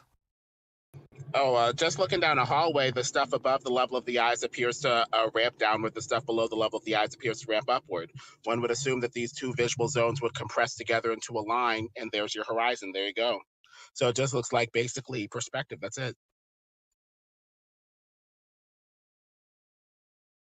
Yeah, I'm going to have to take off. I'm going to trust that you guys, are going to be able to talk to him about reality and how our Earth is clearly flat and stationary. You don't need the Bible to show that, even though the Bible clearly portrays a flat and stationary Earth. There's no curvature anywhere, no scientific, testable, repeatable proof of curvature anywhere. And yet you're a person who, Christians listen to you, is my understanding. I'm only saying this to you for an ethical reason because from what people have told me about you, I've said it before, you're leading people astray. You're spreading lies about the global cult religion that is not scientific, definitely not a biblical position that holds. And it literally, frankly, you disgust me and sicken me that your level of sophistry and to have a position of influence to lead trusting people astray and spread lies to them. If you really don't know, then listen to these good people explain the scientific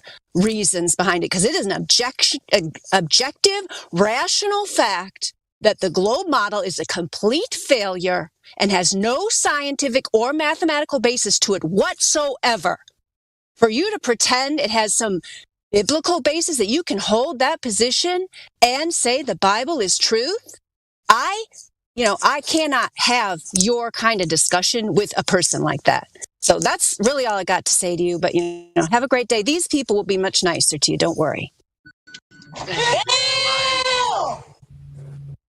I think the main thing is having compassionate, education with people. We used to be Globers ourselves, and we used to peddle this model ourselves. But then we looked at the flat Earth, evidence, the logical arguments with the laser test, infrared long distance imaging that appeared to be breaking down the globe. And we started thinking, maybe it's a little bit flatter than we thought.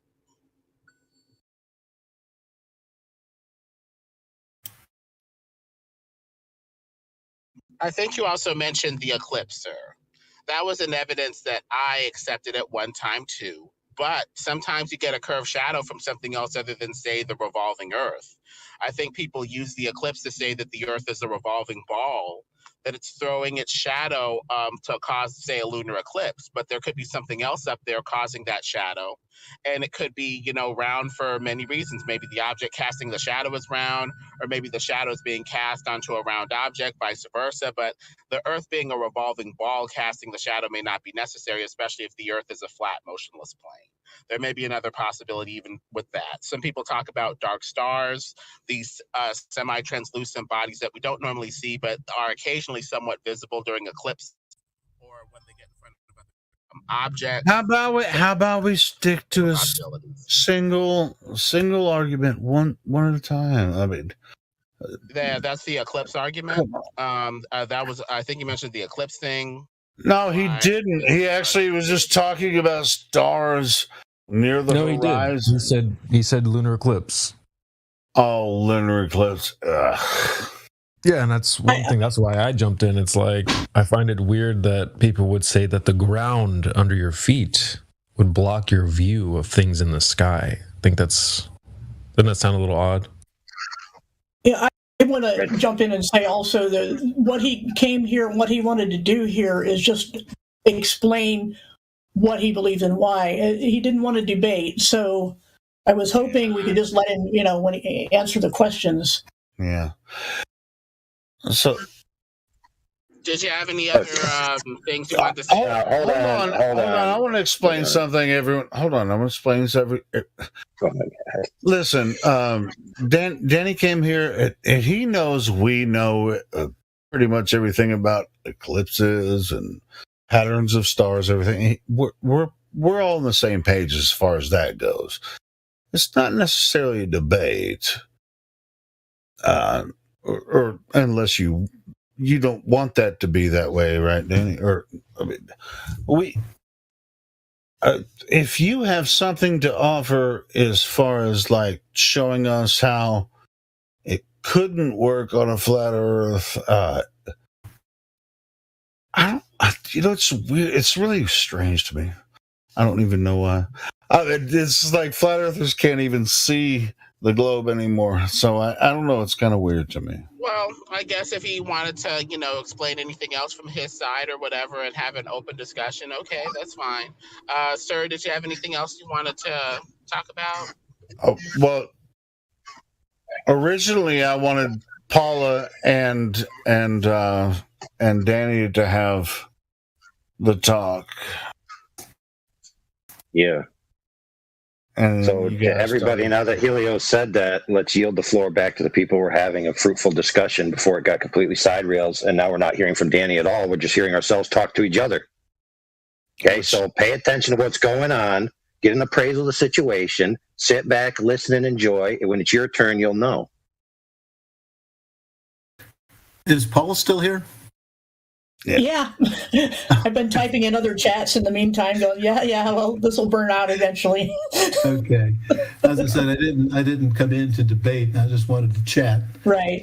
As it turns out, I've been here quite a while. I need to go out and take care of some stuff. I'm not running away.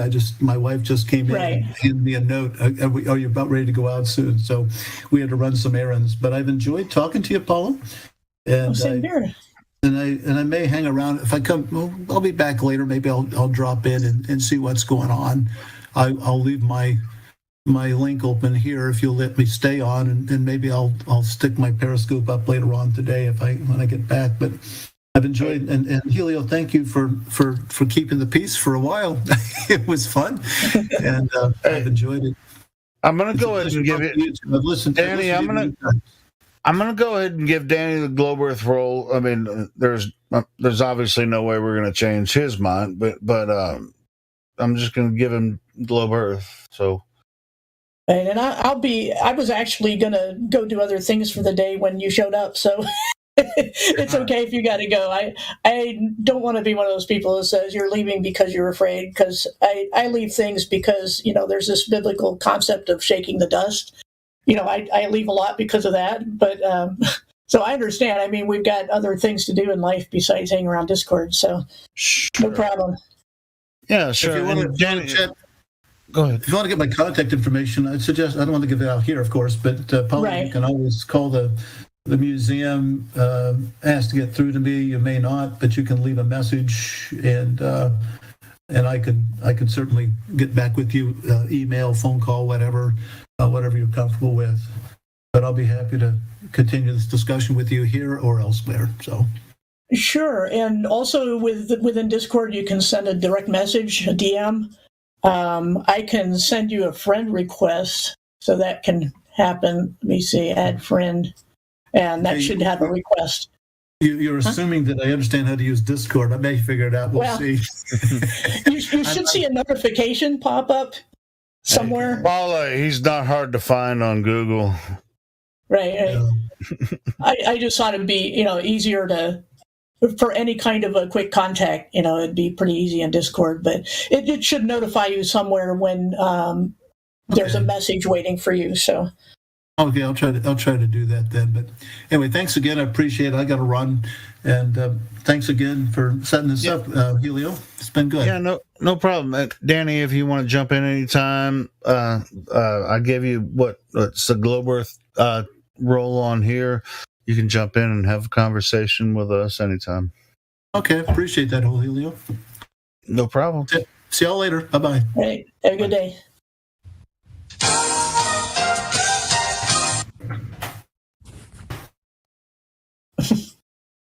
He didn't leave. Was he? I'm sorry, I came late to the party, but was he taking the tack that the globe Earth is biblical or whatever? Did I hear that correctly? Hold on. But let's just for the record. Usually, when you come late to the party, you wait to see the tempo of the party before you start jumping on the dance floor. I guess I am a bit of a great crasher.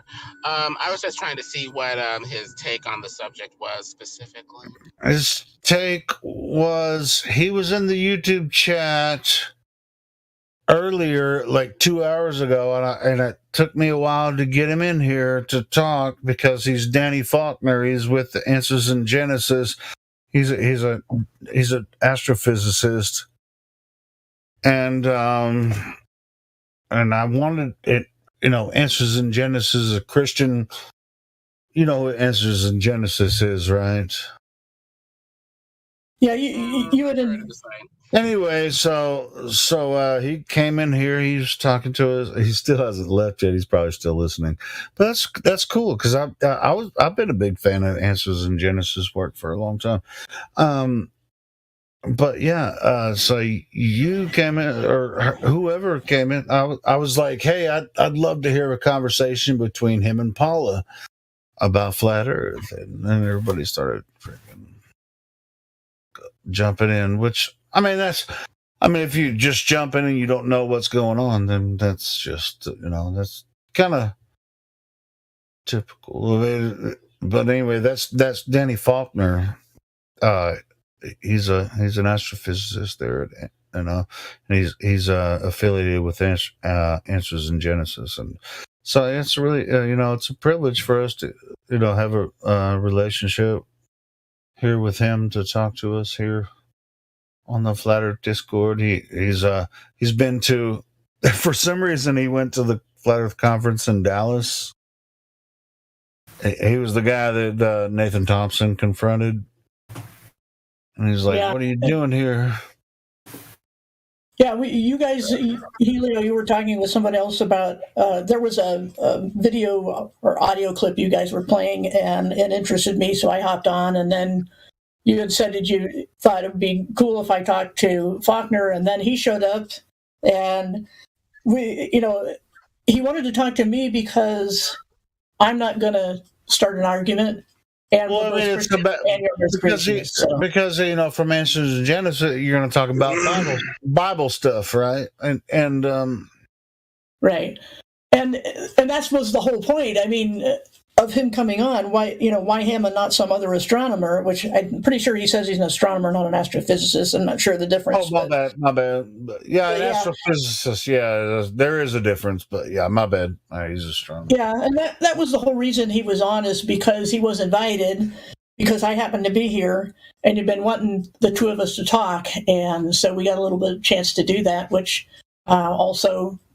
Thanks for setting that up. But I think if we do that again, we'll have to have a more controlled, conversations. So hey, maybe since you have a rapport with him now, you can do it on your channel, and we can share it here too, or we don't have a lot of people like with the opportunity to interrupt, which. I mean, this happens all the time. We always interrupt each other. Right. Maybe you'll be able to have an actual, like, an open dialogue with him one day.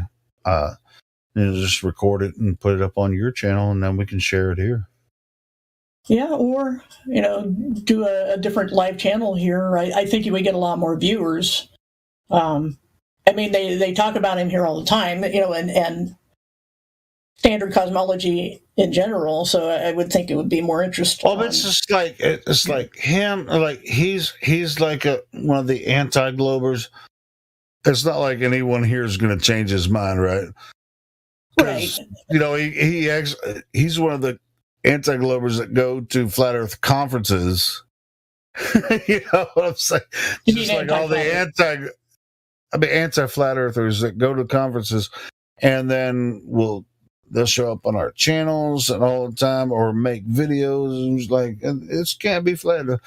But that's all right. I'm not going to talk about him when he's not here. But actually, he seems like a nice guy. It's cool. Yeah, and I think it's commendable that he's even looking and spending time listening. That's the first step, is just to listen. Yeah, well, he's doing more than listening. He's going to flat Earth conferences. So Yeah, well, still listening.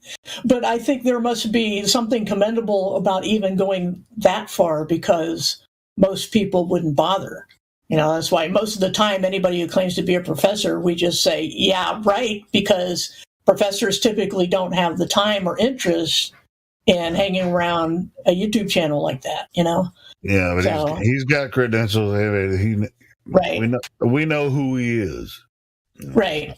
Which is very unusual, which is why I'm like, we need to have a slow, controlled conversation and not a typical brawl, because that's just going to push people away. But I need to go too, so thanks for having me. I'll be back another time. All right. Thanks, Paula. That was fun. Sure. Thank you. Talk to you later.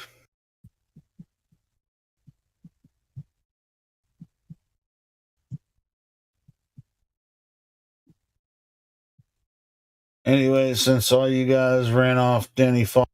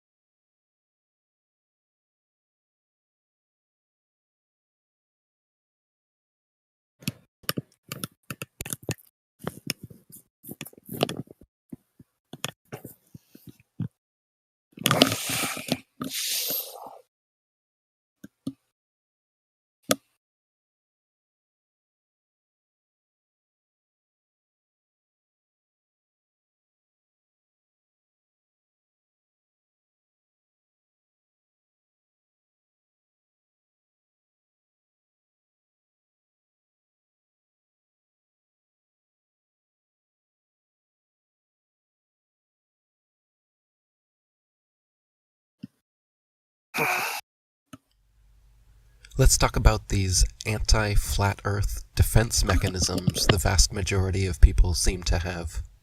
The first one is the term flat earth itself.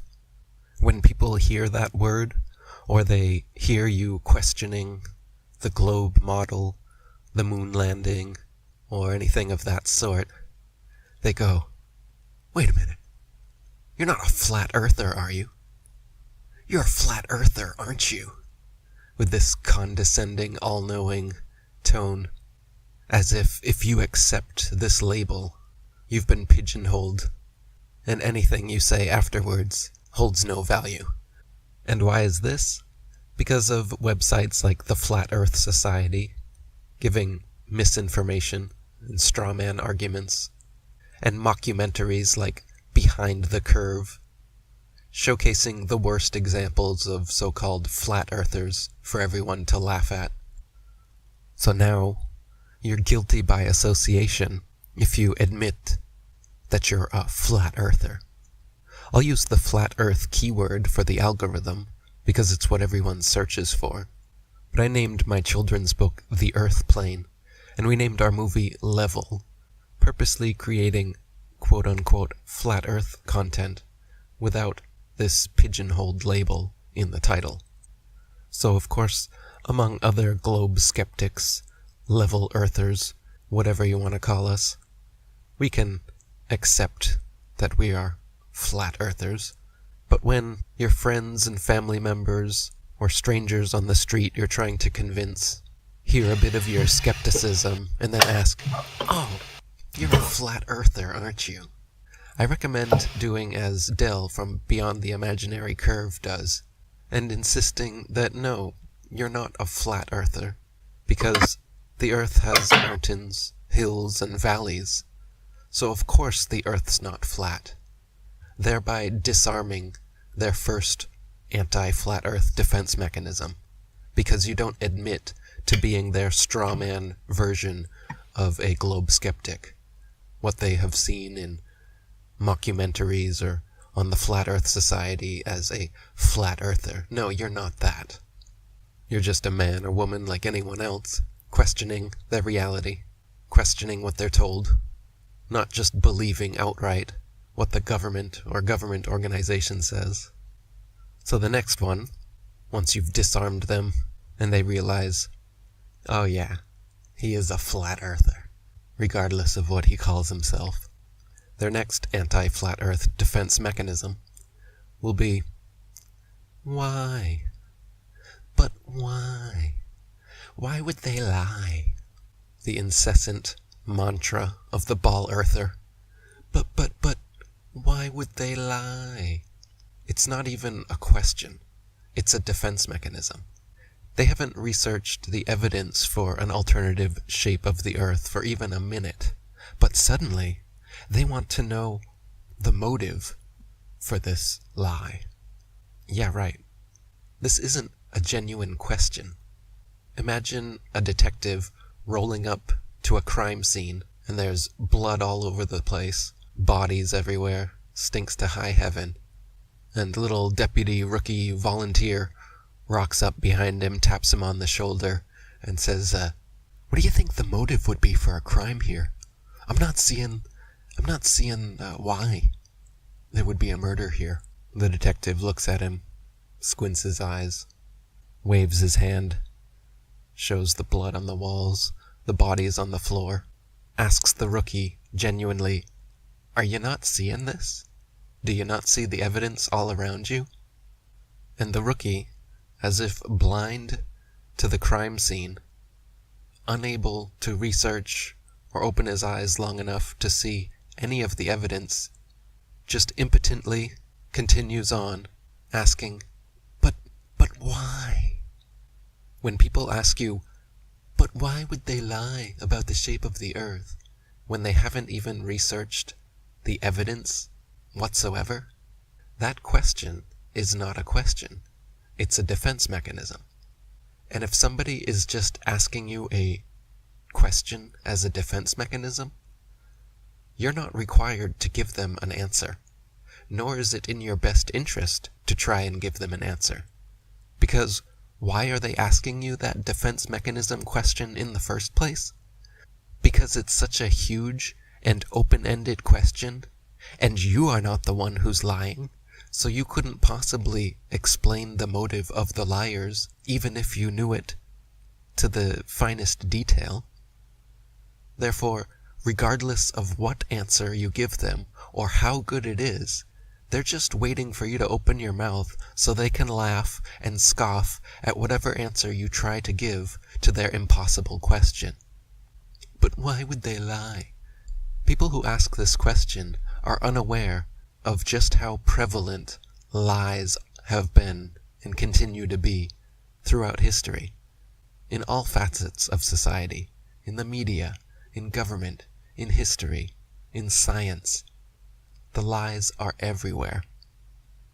And anyone that's going to ask you, but why would they lie, is obviously a mainstream media believing conformist sheeple who hasn't got the slightest idea of how the world actually works, and trying to hold their hand and explain to them the entirety of history and politics and conspiracies that have been hidden from them is an impossible task.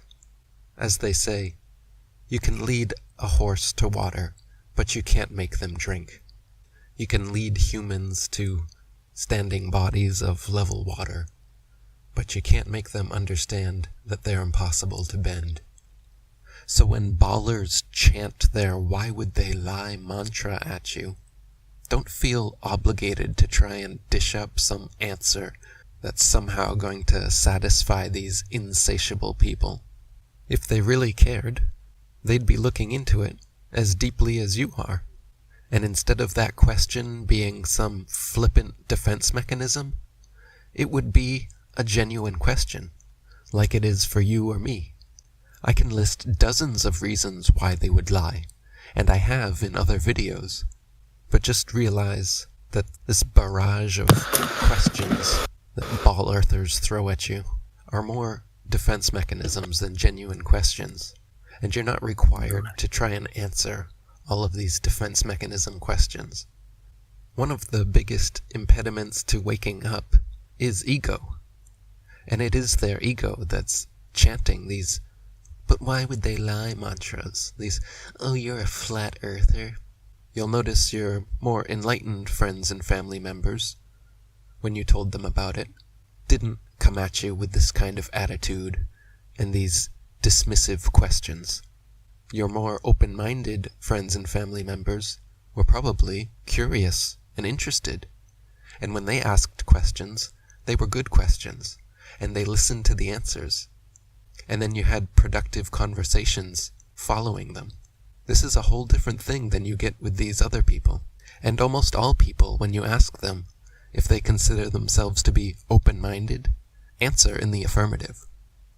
So everyone likes to think of themselves as open-minded, but notice theirs and your reactions to certain things, and notice if you really are as open-minded as you think.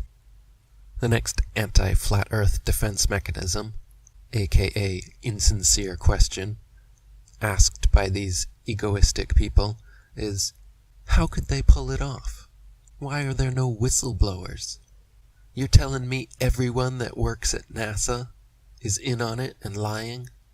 You're telling me everyone in every space agency around the world, every teacher, every astrophysicist, every scientist is in on the lie? Again, as you can tell from the attitude, from the way they asked the question, it's not a real question, but a defense mechanism. And again, people who actually ask this question genuinely can and will find the answer. For example, most people, scientists, teachers, even people within NASA and other space agencies, are just duped like everyone else. And they're compartmentalized in a hierarchy of need-to-know basis. So the only people that are actually in the know are the acternauts and the very highest higher-ups in these organizations.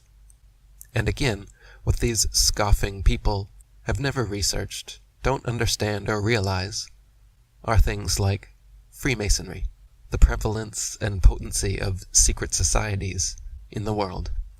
They don't realize that literally all of the astronauts were members of this largest and oldest secret society in the world, and their members are blood oath bound, sworn to secrecy. So why are there no whistleblowers? Research Freemasonry, secret societies, blood oaths, and why these people would never and could never blow the whistle. Research Freemasons like Captain Morgan and John Robison, and you'll see exactly what happens to Freemasons who break rank and try to blow the whistle. But again, the people condescendingly asking these questions, they don't care. They're not asking the question for you to give them an answer. They're asking you the question to shut you up and to laugh at you.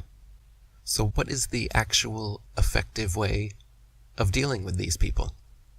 I've tried giving genuine answers to them, spending your time and energy and patience, eating your pride to allow them to talk to you condescendingly while you still sincerely try to give them answers, because the only reason you were talking to them about this in the first place is because you genuinely want to help and inform them.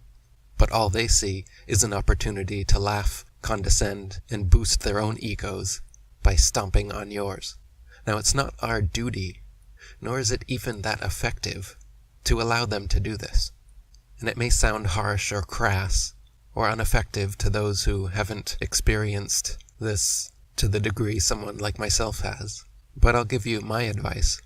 When someone comes at you with this attitude, give it right back to them.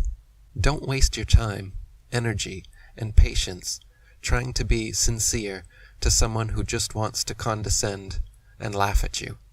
Laugh right back at them for their stupid belief in a wobbling, spinning, tilting space testicle in an infinite vacuum with bendy oceans and upside-down people in Australia. Laugh at them for thinking they can dig a hole to China and find more sky below them. Roll your eyes and tell them, okay, then enjoy spinning on your wobbling space ball, genius. By refusing to engage with them and taking their ego down a notch like this, you're actually helping plant a seed that will make them genuinely more interested next time.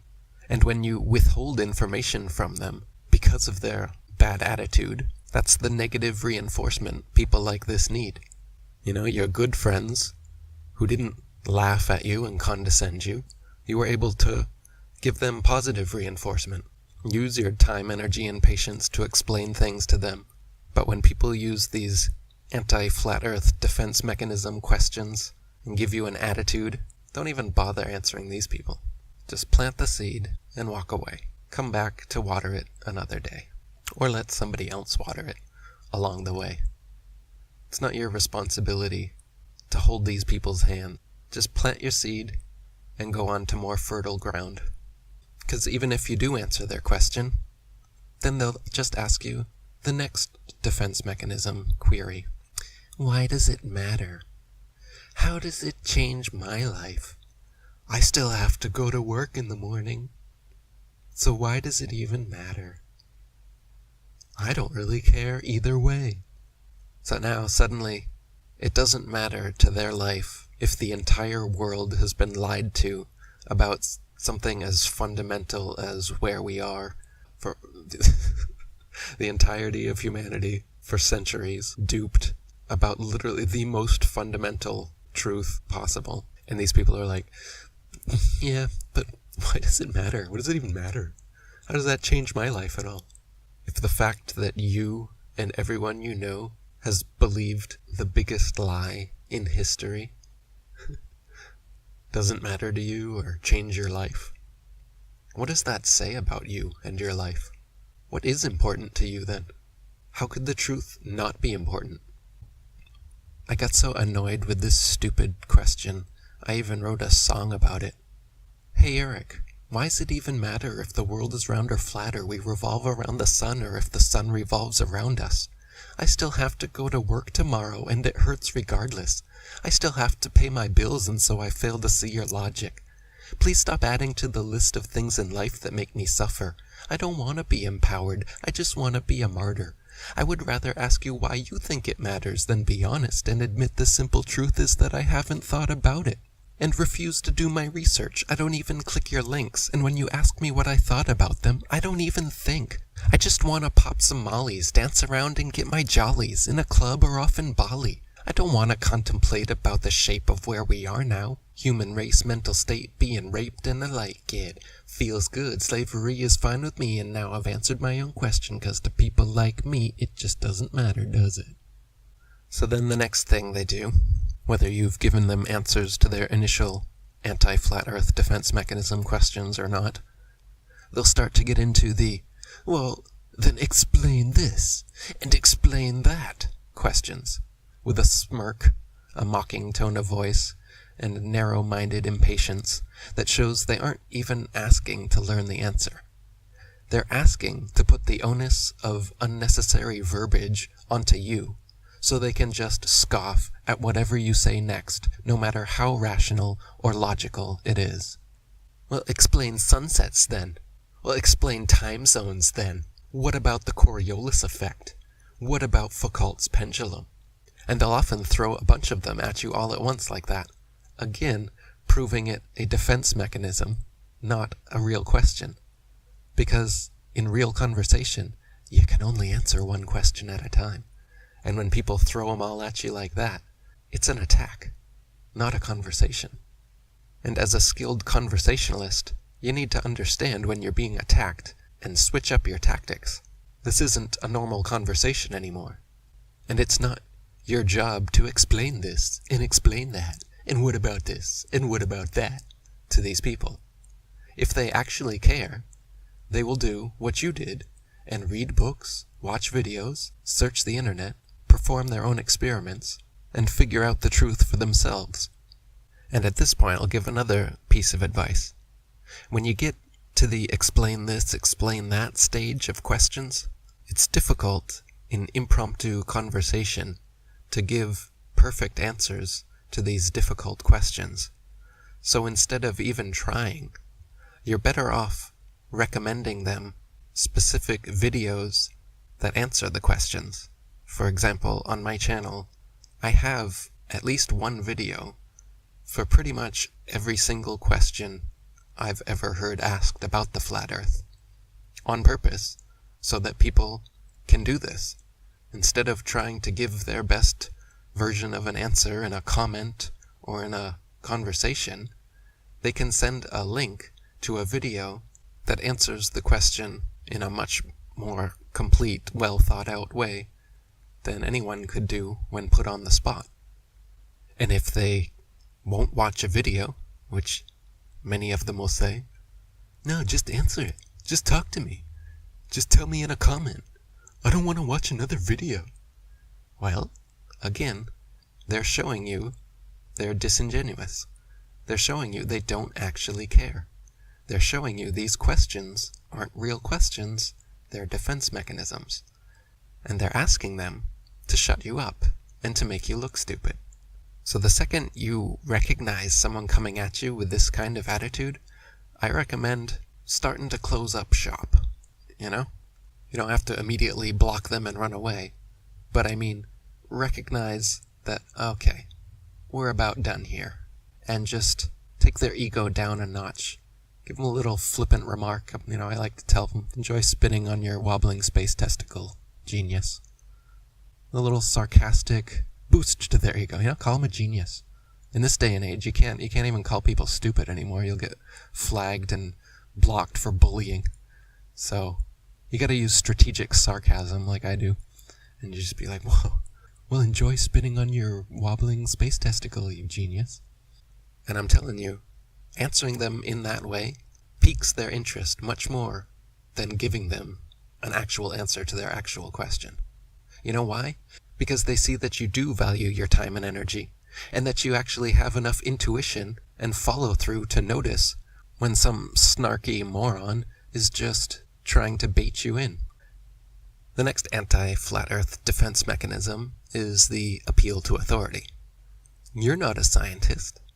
You're saying you know more than Galileo, Newton, Copernicus, Einstein, and every astronomer in history? Again, not understanding the multitude of lies throughout history, the multitude of lies within science, the prevalence of Freemasonry among these heliocentric scientists, nor do they even know the trivium and logic and logical fallacies and understand what appeal to authority is. Appeal to authority is a logical fallacy. It's a sophist argument that means nothing. Just because someone is a so-called expert in a field does not mean their every word is truth. And that is why such appeals to authority are fallacious arguments that hold no merit. And what's the next one once you throw that out? Appeal to futility. Once you've thrown out their appeal to their space priests at NASA, then they may start to appeal to futility instead and say, oh, we'll never know. How could little old me know? How could little old you know? We'll never know in this lifetime. You even get a lot of guys in the so-called conspiracy community doing this appeal to futility. So-called flat earthers also. Mark Sargent, for years, said that he doesn't know if the earth is flat. He's just sure that it's not a ball. Sam Tripoli has also been riding the fence for years now, where he refuses to accept that the earth is flat and motionless, and instead continues his endless appeal to futility, where he says, I'm too stupid. I don't have time to research it. I don't have time to figure it out.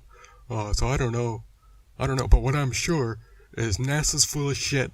The moon landings never happened. And I'm skeptical of the globe.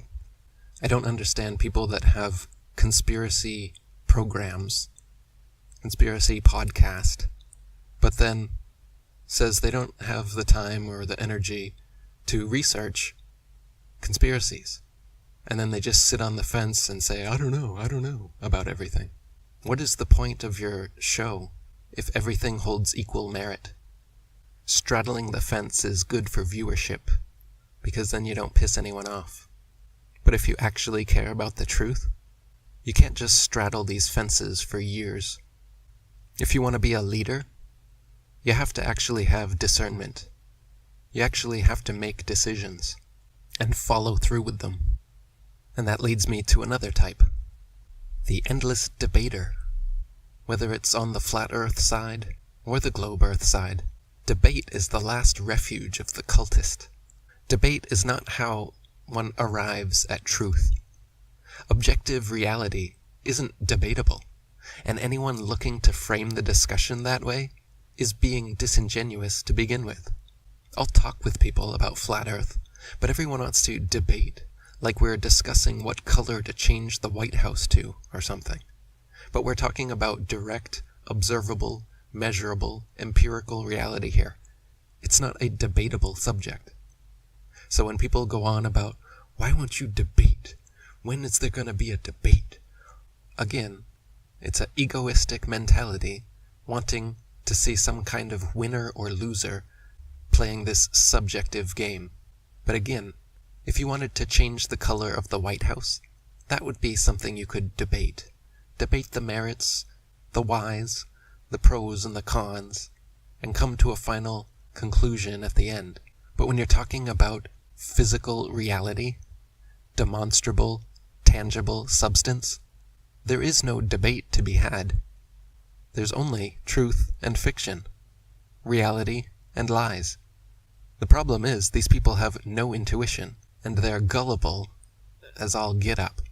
They think the government and mainstream media are bastions and beacons of infallible truth. And again, this is why no debate or well-worded answers to these questions are going to do anything to these people.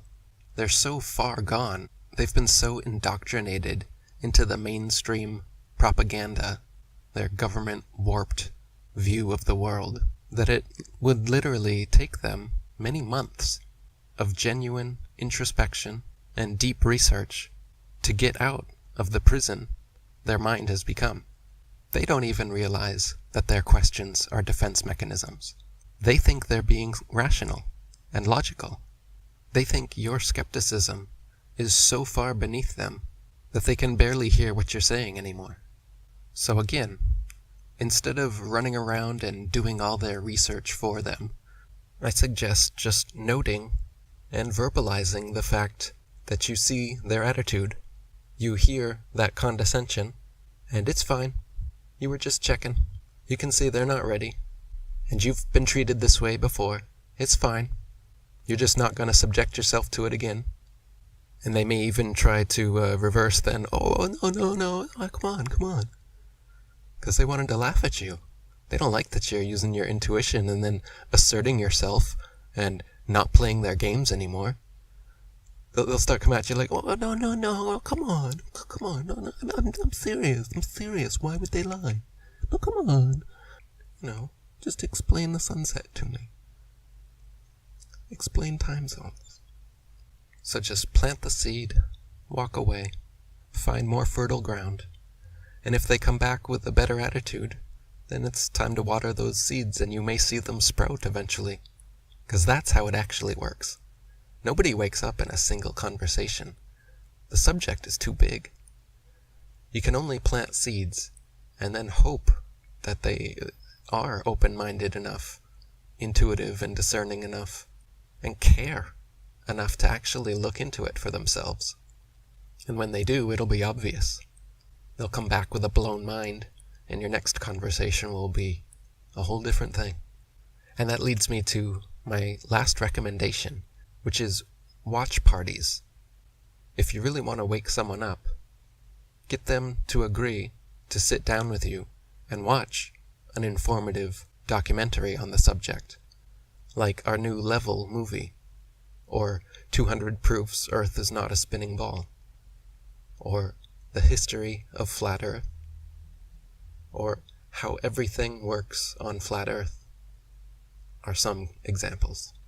By getting them to agree to sit down and watch a video with you that explains the answers to all of their questions without them even having to ask them, and does so in an engaging and hopefully entertaining manner, we'll get past these anti-flat earth defense mechanisms and get to the deluded soul, the deluded baller soul in there.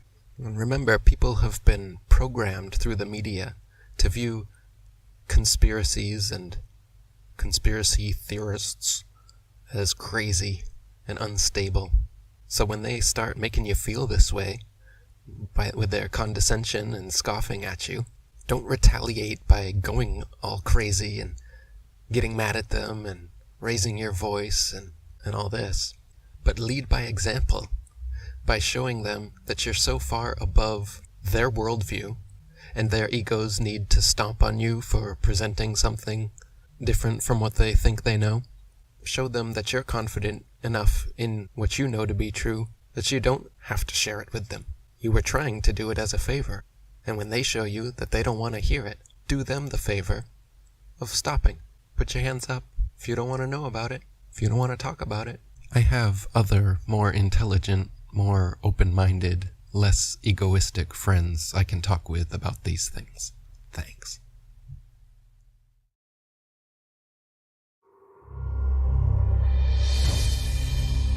How real is this flat world? Some things to consider. Let's start off with a bold statement, one that some of you have heard me say over the last 5 years. If the world is flat and it's enclosed, then it's probably digital. I say digital because the word virtual seems to have lost its meaning, like artificial intelligence or smart when referring to electronics. Digital may seem like an older term, but it still applies. Why does this make perfect sense to me? Well, for starters, I'm older and had the pleasure of working in the tech field since its infancy. I was one of the first kids at my university to have their own computer. I played video games for a living during the 90s and then taught proprietary software for the better part of 20 years. The short version is I know what the industries have been striving to do for decades, and it is the one aspect of our future that has almost reached its potential. Most of what was promised to us since we started building machines has never been realized. No one has flying cars or ray guns or robot servants. I suppose there are special military programs that have achieved some of these goals, but the general public will never see them for various reasons. Flying cars are too risky. Ray guns are way too dangerous, and robot servants, well, you've seen the movies. No happy endings there. The one ladder we did scale was information technology, or IT. That progressed very quickly, and the leaps we made in that arena were astounding. We have basically put small computers in just about everything, and the large ones have been dedicated to creating virtual worlds, or what I like to call the ultimate escape. Maybe it's the only true escape. Human beings seem to be designed to want escapism. We've all heard that. It comes in various forms, from alcohol to drugs, and yes, many different kinds of entertainment. Anything that distorts or triggers our suspension of disbelief qualifies. Suspension of disbelief is, by the way, the reason why you get emotional when you watch television, movies, or even read a book.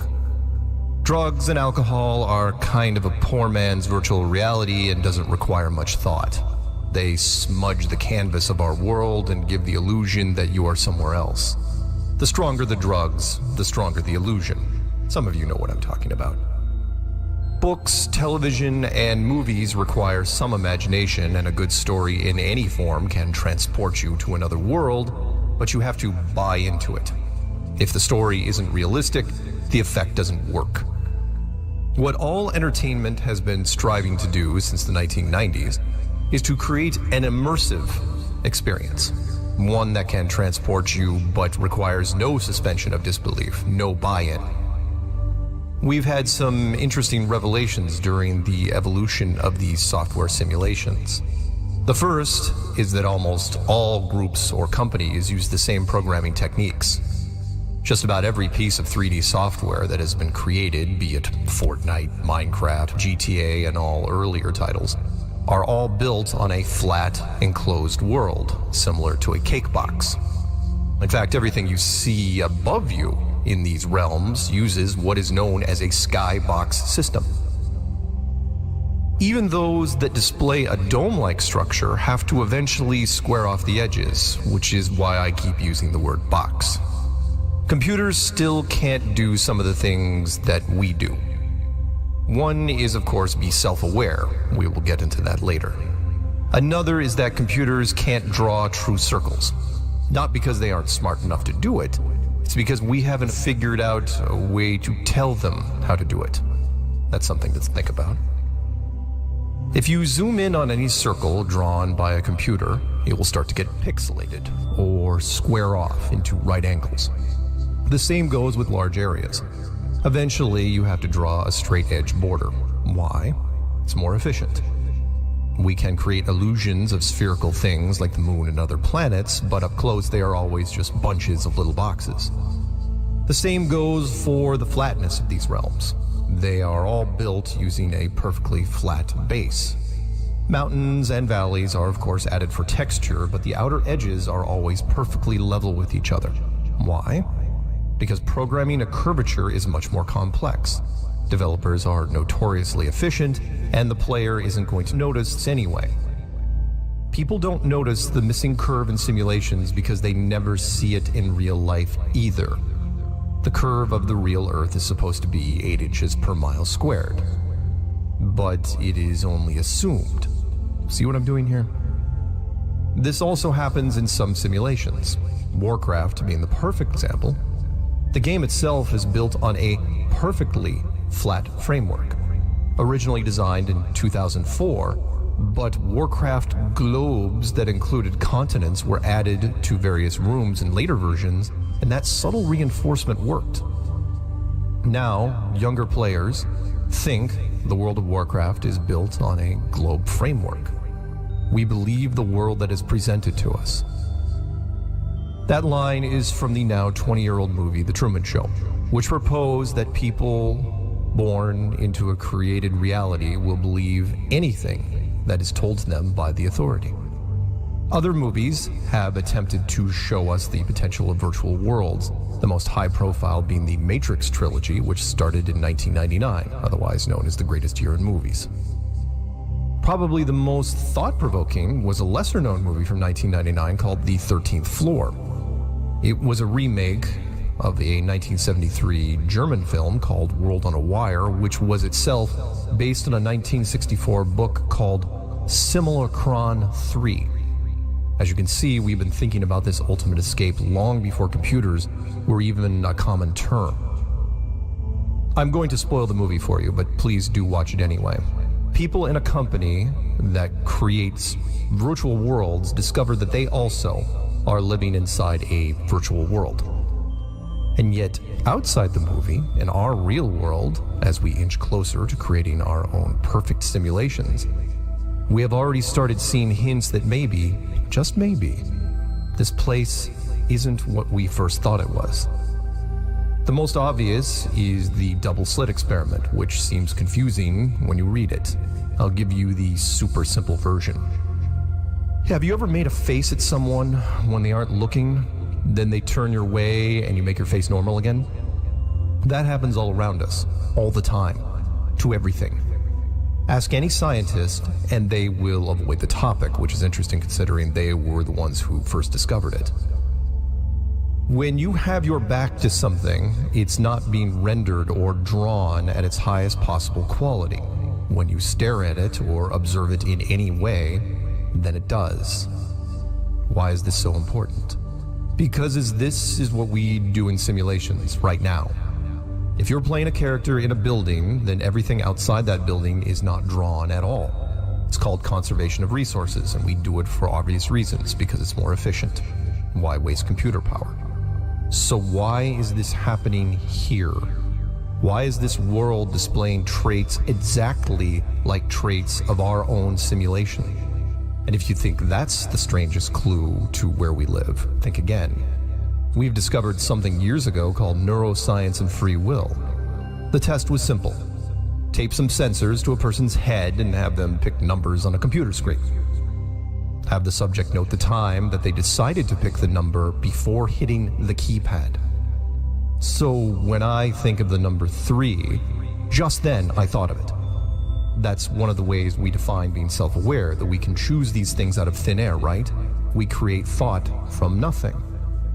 Not so fast. It turns out that the computer could tell when we decided to pick that number 8 seconds before we chose it. Maybe that didn't sink in. Think of a number right now. Now understand that a computer can see that thought process 8 seconds ago. It's not possible. Nothing exists pre-thought, unless, of course, all this isn't really interactive, not really live. If you need to pause for a moment or get a drink, I don't blame you. The next few minutes are going to get pretty weird. Science doesn't believe in predestination or lack of free will. We have the ability to make choices on our own. We decide what we do when we walk through our day, what coffee to drink, where to drive, who to talk to. And even if this was some sort of interactive simulation, that would still make sense. We make choices on the fly in real time. That's how it works. It isn't the most efficient process, however. There is a way of doing all this that streamlines everything, something I like to call the interactive movie. It's like a real-time simulation, only you make most or all of the choices ahead of time. You pre-make all the big decisions, where to grow up, career paths, who to marry, etc. And the simulation fills in all the smaller stuff. You don't have to choose to brush your teeth 25,000 times in your life. After the choices have been made, you block all memory up until that point and enter the movie. The system only has to build the path that you took. If you never chose to go to Africa during your lifetime, the system doesn't fully build it. It's there, of course, but only in reference code. And it gets stranger from there, because then you have to ask about all the other people in here with you. How many of them are actually self-aware or real? And how many are NPCs, otherwise known as non-player character? In the movies, that question seems to be all or nothing. In The Matrix, everyone that walked the streets was a real person that fed the system. In the 13th floor, only the user was real, and everyone else were just millions of apps in human form. Which makes more sense. In most cases, programmers create armies of NPCs to interact with the players because no one wants to be a placeholder program. Everyone wants the freedom to run around and do whatever they want. In massive multiplayer games, there is a huge social aspect where people interact with each other, but what if that could be simulated as well? What if basic conversation could be, for lack of a better word, simulated? I'm sure you've met people who fit this criteria, and it raises even more questions. There are too many different holes we could dive into here, so I'll try to be blunt. It's very possible, even likely, that the percentage of real people in this world is extremely low. And if you are listening to this and understanding that statement, then you are probably one of them. The rest of the masses milling around, sleepwalking through their lives, are just basic characters, like the ones in the movie Vanilla Sky, especially the last 30 minutes of it. If you are one of the very lucky people who got everything I just said, and had a mind-bending moment where things started to make more sense, then I envy you. To end this rant, I suppose I need to address the why, and there are two of them. Why not reveal the nature of the world to the people when they enter? Why not give them the freedom and unlimited choices in real time? Why hide that? Because I believe that's where you came from originally. A world with unlimited possibilities, where freedom was like breathing. This Earth is a world full of conflict and restrictions. It's the opposite. And if you realize that, you would want to leave this place every day after a certain age. That defeats the purpose. You already see what can happen here with that kind of situation. If you've ever known or heard about a trust fund kid, you'll understand. A child is told at a certain age they will inherit millions of dollars when they turn 16 or 21 or whatever. Their motivation then tanks and they eventually self-destruct. Not always, but often. Which is why lawyers advise the parents not to tell the children until after university. It also happens with child actors, royalty, and so on. Last but not least is the other why. Why come here? Why did you volunteer to suffer in this place? It's called dualism, and we all know it in one form or another. How do you know true heat without understanding cold? Pleasure without pain, light without shadow. The truly great worlds that exist outside of here in the boundless beyond can only be appreciated when they are taken away from you. Or, as the song lyric goes, you've got to go through hell before you get to heaven.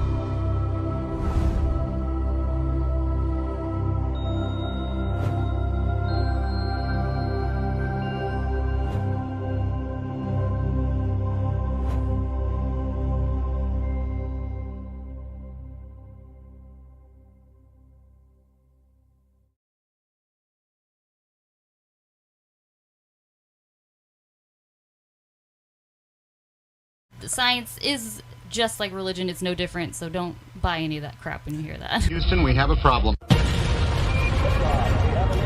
Okay, so I found this site, and it is called, let me get it up here for me. Okay, so it's challenger.org, which is this site is basically Challenger Center. I'll take it back one.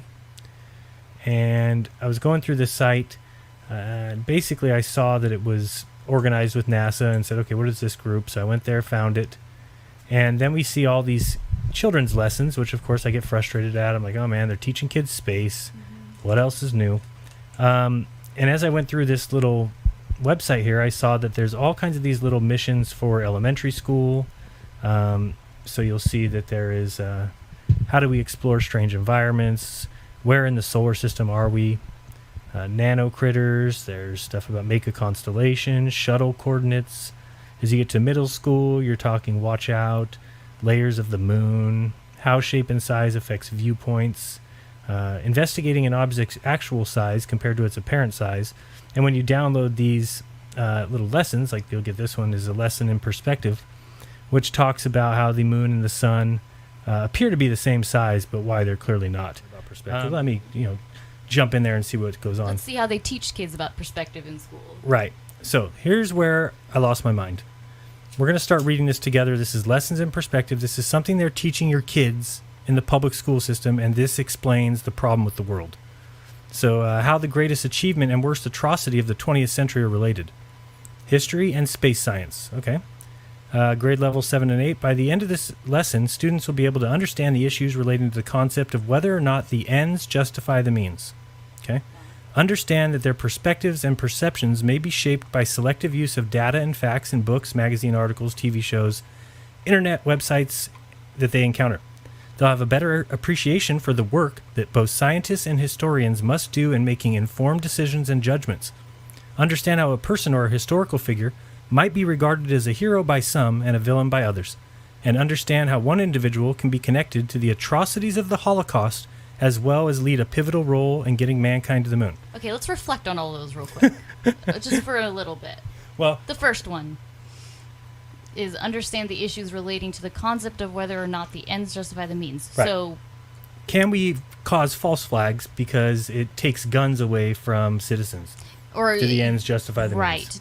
Does the initial adjustment, the pain people go through, is that okay because it's for the common good and the progression of science? Right. You know? So we see a lot of this in the world today. People who think it's okay to do this because in the end, it's going to be better, or you think, or you hope. Where I wasn't taught that way. I was never taught that kind of thing. Oh, So- the second one. Let's just go look. ahead. There's a couple ones that were important. Like, have a better appreciation for the work that both. So, is that basically saying like people were losing appreciation for science and history? Right. Yes. And or they just again- expect that because it's a factless and Hopefully, empty. I think people at this point know what this paper is getting at just because of the last one. Yeah, really. You know? I mean, who is Definitely. connected with the atrocities of the Holocaust and at the same time led a pivotal role in getting mankind to the moon? You should Yeah. know who that is.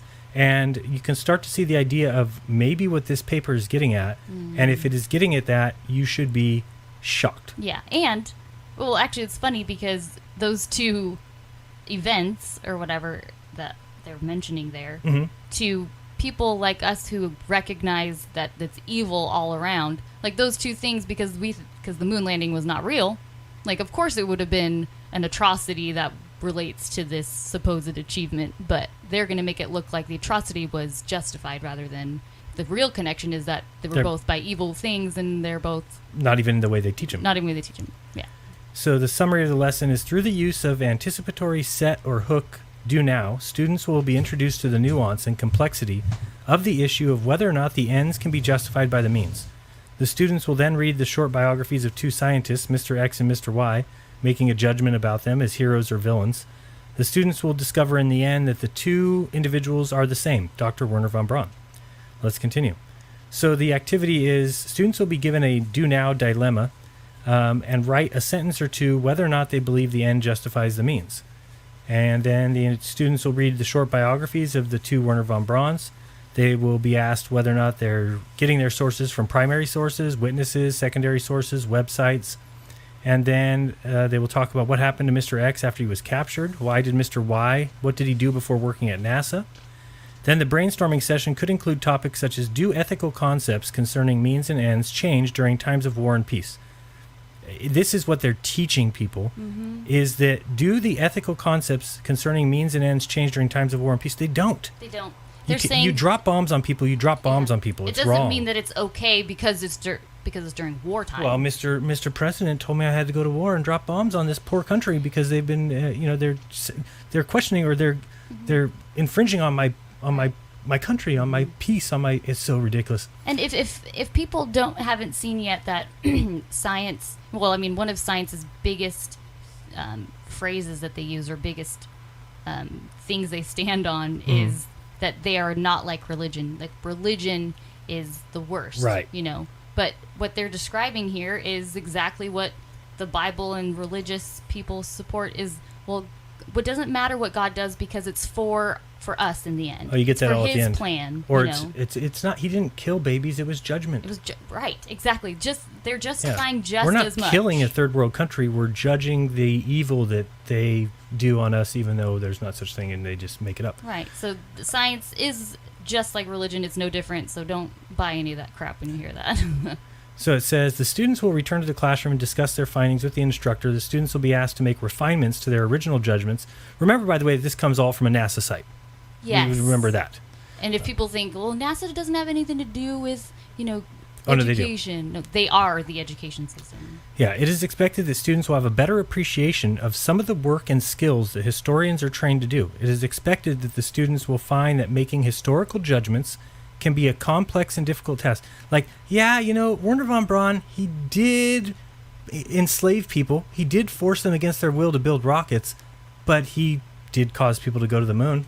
So you better learn which of those is worse. And in America's mind, it's okay that you kill people and that you run a slave camp as long as you send people to the moon. Mm-hmm.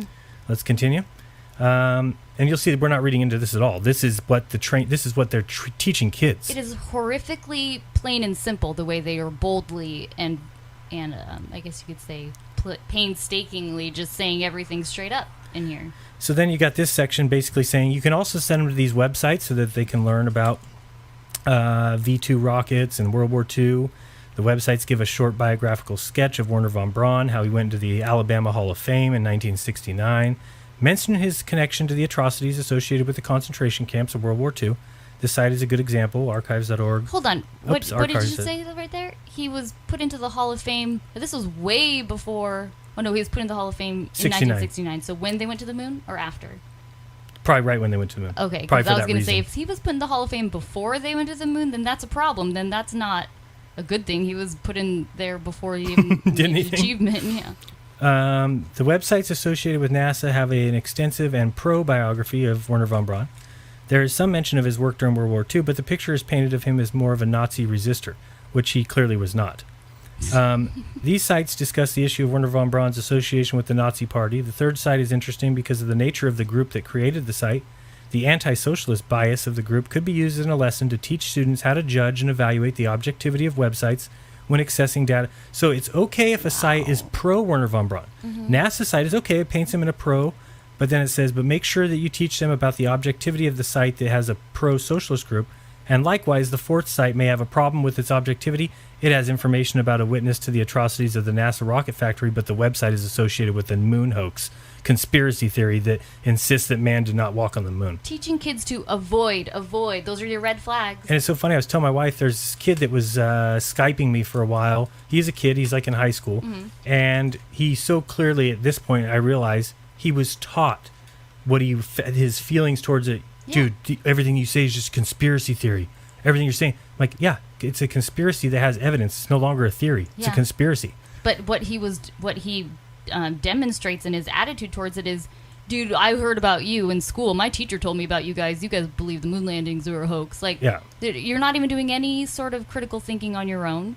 You were told, oh, I should be afraid of you guys because you guys are going to be trying to steal me away from my education, sort of thing. Yeah, so look at these standards that are going to be covered in this lesson. I just told you basically the whole lesson. So let's see, what things have students learned? Well, they learned that evidence, models, and explanation. They learned science and technology and society and history of science. The students will create a graphic organizer based upon the two scientists, and they'll be asked to make a judgment on whether or not they consider the scientists to be heroes or villains. The students will be able to show their evidence of understanding about the concept of how much selection of data can affect personal historical perspectives and perspectives by expanding the graphic organizers and collecting additional information about Mr. X and Y. Does that apply to the education system's selective use of data to form children's views of history? No. It's only sites that think of moon hoaxes. Oh, got you. You have to select the correct data, which we tell you which is the correct and which is not correct. So this is where they tell you the biography of Mr. X and Mr. Y. Mr. X says the Mr. X was a rocket scientist that worked for Germany in World War II. He designed and helped build two rocket-propelled weapons that were launched against England. The weapons were the V-1 and V-2, and the V stands for Vengeance. The weapons killed people and did a lot of damage to buildings in London. Mr. X was a member of the SS, an elite and highly trained group of officers that were primarily responsible for the main atrocities committed during World War II. It wasn't us. It wasn't cutting off the supply of trains that brought all the food to the people in the camps. Don't mention that part. It was slave camps, but it was not extermination camps. Jeez. Mr. X built his rockets using slave labor from nearby concentration camps. Many laborers who broke rules were killed. At least they tell him the truth. Laborers who became too ill to work were taken to a camp where they were left to die without any medical attention. Mr. X was captured by the American soldiers at the end of the war. Now, why was there no medical attention, and why were they ill? Yes. Because we weren't giving them food anymore, or we shut off their supply lines. Supply lines. Mr. Y was a naturalized citizen of the United States in the Yeah, this is what they need to tell us because, we gave him, after his war crimes, citizenship. Smart. Mr. Y was a naturalized... They sort of breeze over that we actually... Let's bring him under our wing, this murderer. And we saw that when Larry Silverstein was having trouble filling his tenants at that building, that the people used a clause in the American law which allows for people to come into America, they get pushed right to the top of the list, they get their citizenship right away if they pay $500,000 each. And remember, it said that's how he brought people in. God damn it. Mr. Y was a naturalized citizen of the United States. In the 1950s, he designed and built many rockets that were tested by the American military and were used to launch the first satellites that the United States launched into space. He designed and helped build the Redstone rocket and was used by Alan Shepard, who was the first American in space. Mr. Y designed the Titan rocket that was used by the Mercury and Gemini astronauts in the 60s to learn how to perform maneuvers in space that would be needed to get mankind to the moon. Mr. Y is most famous for designing and building the Saturn V rocket that was used to get Apollo astronauts to the moon and back. Mr. Y received more than 50 honorary awards and more than 20 honorary degrees. So what they're doing is, because in this whole revealing that we've been a part of, that started way before us, Bart Seibel, Aaron Rainen, does his research and finds out that Wernher von Braun, without a doubt, in interviewing people, was there, did see people die, did order it, was a part of the SS, was a part of killing people, was a part of slave labor, didn't care. There's paperwork that even says, don't tell people about it because it wouldn't be seen as good. Yep. So now here's the problem that you should just lose your mind on. The do now dilemma. You hear that your friend that lives next door is going to ride her bike across town after school so that she can participate in a fight against kids from another school. You're afraid that she might get in trouble and possibly injured. So, after school, you hurry home and you puncture her tires so that she can't make the trip. When she asks you about her bike, you tell her that you don't know anything about how the tires went flat, but will help her repair them. Was it okay for you to flatten her tires in order to keep her from getting hurt or getting into trouble? Unbelievable. So this is at the end of the lesson plan, basically. That's the end. This is their activity. So this is the goal of the lesson, is to teach kids it's okay to lie as long as it's for the other person's good. But then who's to decide what's the end goal and if it's good or not? I mean, this is where it pisses me off, is that as much as I have against the way Christianity has become, I was raised a Christian. I would have never been presented a situation like that and thought that it was best to pop the kid's tire. I said, no, tell an adult. I don't know, I should convince her. Go to your friend. Have a conversation about the pros and cons, about going and fighting the other school. What are the negatives that can happen? Yeah. What are the positives? What good can come of it, Mary? Yeah. Mary, if you're going to go get in a fight, what good can come of it? Wouldn't it be better to stay home and not get in trouble? Don't get suspended. Don't get grounded. And then you convince the person, and if they go out and they fight, then they're going to learn the hard way that it would have been better for them to listen to you. Right. That's what we need to be teaching kids, not pop their frickin' tires so that they can't go to the fight and then say, I don't have any idea what you're talking about. It wasn't me. And what does that produce? It produces a child like the girl who will continue to try and do things like get into fights because... What did you do? You temporarily stopped it for a day? You're not even telling... They even tell... these children, or tell children to lie, I have no idea what happened. Well, unbelievable. How are you going to teach somebody that something is wrong? I mean, you're not teaching that girl anything but just to, oh no, my tire popped, I'm going to try and go fight tomorrow. I mean, like, what if your friend's not around to pop your tires? Like, you're not teaching them anything. You're teaching them how to be robots of like a rut, which is really what's happening. Oh my gosh. Sickening. But you're really, when we were watching earlier today, or just a couple hours ago, that somewhat debate of videos with Flat Earth Math and Jibby or whatever, and the way Flat Earth Math was all he was doing the whole time was justifying. Yeah, the evidences were like, oh, whatever, but that's how he was raised, and he was indoctrinated to justify anomalies as they are. He calls it think rationally. Right. Oh, think what you were rationally. talking about earlier. You got to think rationally. You can't critically. Critically, it's not possible that they lied to us. So therefore, whatever they show must have a reason that can be explained through another way. And why do I believe that? Because that's what I was taught in school. Right. Obviously, I didn't know it was because like nobody this. gets in conspiracy. Nobody's ever teamed up behind your back. That reminds me of the other thing. They actually had a study the other day that talked about the percentage of time that secrets are told, and that you can't possibly hold a secret from anybody because they have this graph that tells you how often they're told. Think of that, folks. How would you know if somebody has this? I have 10 secrets right now that I've never told anybody. How would they know that as part of the test? You ask people. You would never know the secret. How do you know that? It doesn't make any sense. Dumb. You wouldn't know if there was secrets. Well, there can be no conspiracy because every conspiracy has been discovered. Oh, really? Has it? Every single one because that you were mean told everyone about? That's been discovered has been discovered? No shit. You wouldn't know if somebody had a secret they hadn't told yet. Right. It is insane what they're teaching kids. They don't teach kids how to recognize a deception, that's for damn sure. So if you want to have some fun, go to the site. Those are the first 2 lessons I've learned. I'm actually scared to continue them because I'm assuming every one of these is ridiculous. You know, what we just read in that one lesson plan it's just funny being on the other side because they indoctrinate into children the achievements in space.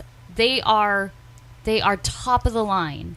Like, they pretty much describe the lowest of the low, which was supposedly, I'm not supposedly, whatever, murder of millions of people, hundreds of thousands, maybe, whatever. They compared that to So that's like the extreme low. And then they're saying that whatever happens in space, that spacefaring nations, space ships and space satellites are wonderful achievements. Does the end justify the means? The correct answer is they think is yes. Yeah, but on the other side, we think that those are not great achievements. So really, it's not accomplishing anything. So that's what I mean. But they're even saying even if they did accomplish it, even if they did go to the moon, even if they were flying in space, even if we did have a robot in Mars, it doesn't justify taking somebody that was a war criminal and not punishing them. Right. Don't these kids ask the question of, excuse me, teacher, so you said he murdered people, that he was responsible for slave labor, that he did all these wicked things, dropping bombs on London. Mm-hmm. Why didn't he go to jail where we send people who do stuff like that? Oh, because it was very important that he developed rockets for us to get to the moon. That's what they have to teach. Yeah. This is what they're teaching kids. So, teacher, we reward people who do bad things. Okay, thanks. I'll take that into my future careers in life. And this is the world that we have. We have people that don't care about backstabbing people. Right. That don't care about lies because I can tell lies now because I'm going to be rich tomorrow. Yep. What difference does it make if I tell a lie today?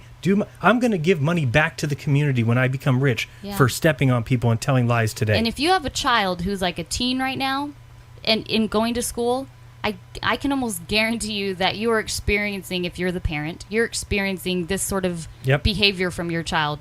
Almost lying probably to you almost every day about little things, and probably in their minds, because they're being indoctrinated to do so, they think it's okay because it's not affecting my mom and dad. It doesn't affect them. It's just my thing that I have to deal with. And this creates a disconnect between parents and kids. Mm-hmm. Because if I wasn't taught this way, you weren't taught this way. Yeah. People can make up their own mind whether or not they were taught this way. I certainly was never taught that it was okay to pop kids' bike tires because in the end they didn't go get in a fight when my parents would say, dipshit, why don't you have a conversation with them? Yeah. Why don't you tell them the pros and cons with what they're about to do and that you're not going to get involved with that because you see what could happen. I tell my kid all the time, he'll throw a screwdriver up in the air in the front yard for no damn reason. It'll go flying and it'll land far away from me, but I have to tell him, dude, what good can come of that? What could possibly happen that's good for anybody by you throwing a screwdriver up in the air? Didn't hit anybody. Yeah, it didn't hit anybody. But could it have landed on the ground and broke a concrete open and there would be a bunch of money under it? No. So there's nothing that could happen in the world ever. Throw it up a zillion times, nothing good will ever happen. But what bad can happen? You might throw it near me. It hits me in the head, hits you in the head, hits the car, breaks something, hurts a cat. Who knows? But your children aren't hearing you because what you're saying is not matching their indoctrination. Yeah, he was taught that, it's just crazy. Yeah, our kids are being taught, our children are being taught, certain Tell them ways. Why you don't say that word. I don't say kids because it is a word that is used by the elite, the pedophiles, whatever, as a mind control word, as a demeaning and belittling. And you are because it means like a goat, a baby goat. Baby goat. So say children if you want to. Don't say the K word anymore. Yeah. Say children. But this is where I think the conflict is very apparent with parents.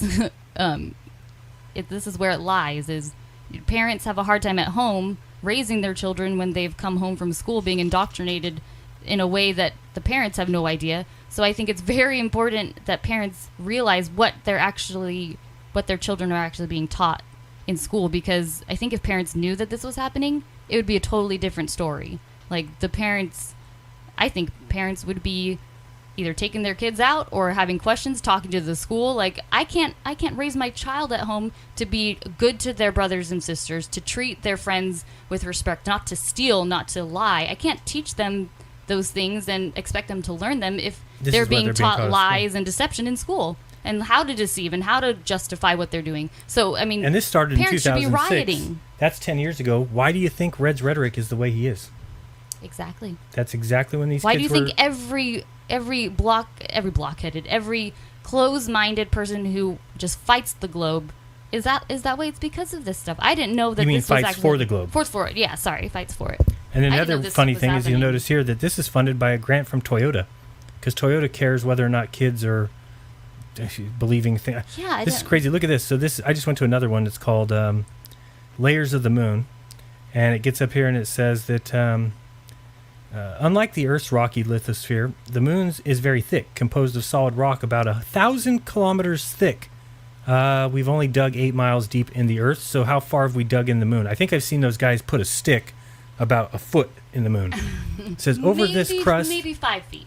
Maybe 5 feet. The crust of the moon is richer in titanium and aluminum than Earth's crustal rocks. The crust varies in its depth and is 60 kilometers on the side of the moon facing the Earth and 150 kilometers on the backside of the moon. Yeah, because we know that, because we know we went there, remember? Wait, so the inside of the moon is like maybe like an egg yolk, where one layer is thicker it's like a than little the other? fuller on one side. Okay, all right. The reason for this is probably related to the Earth's gravitational pull.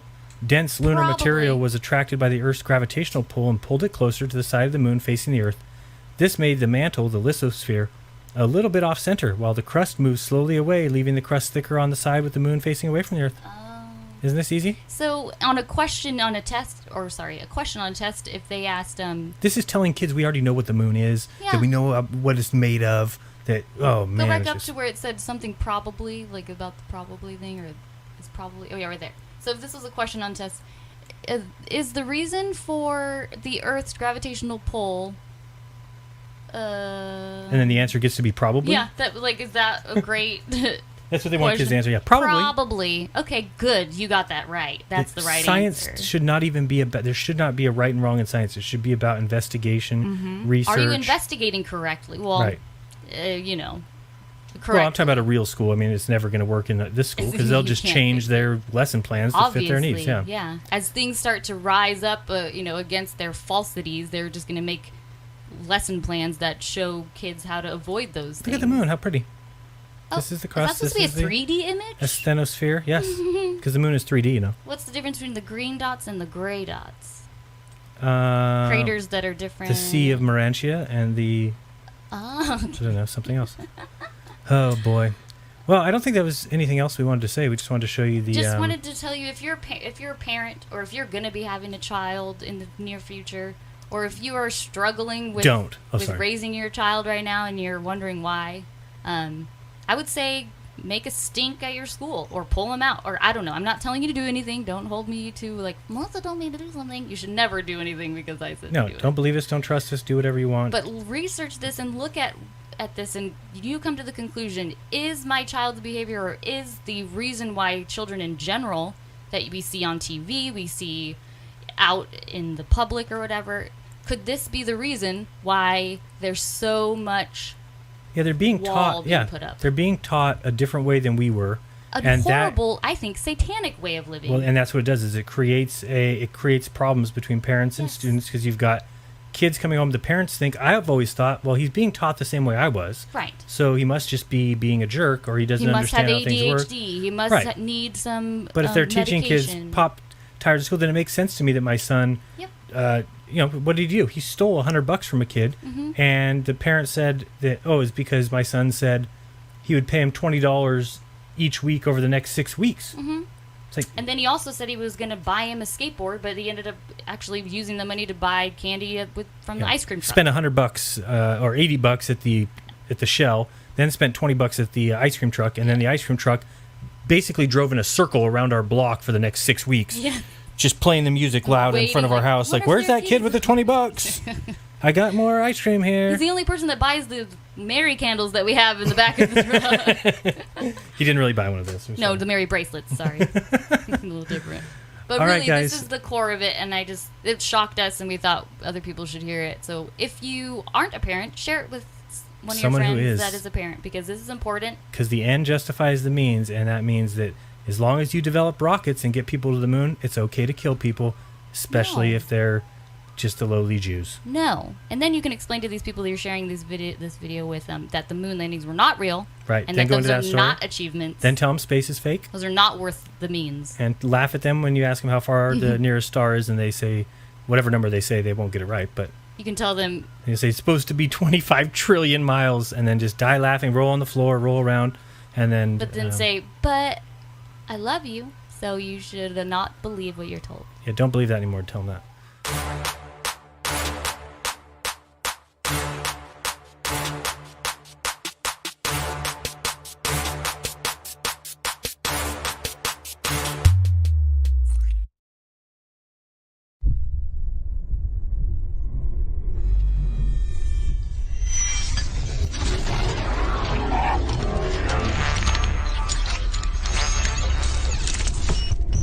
started, he was on the scene, and he's one of the best comics I've ever met in my life. He is actually the WikiLeaks of NASA. Okay, and he's absolute big hand to Matt Boylan.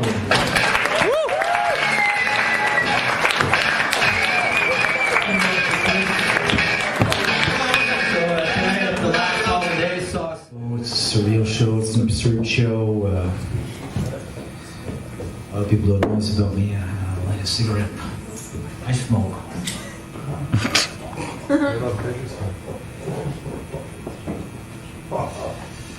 Did I talk to you?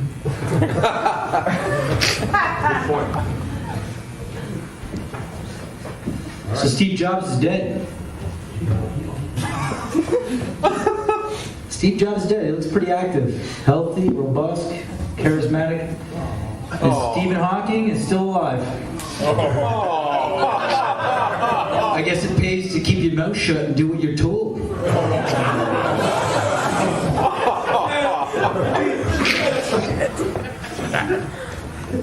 It's amazing, eh? Smartest man alive. Holds all the answers about our universe and outer space and how it works. And he's also the least likely to go up in a rocket to check out his theories.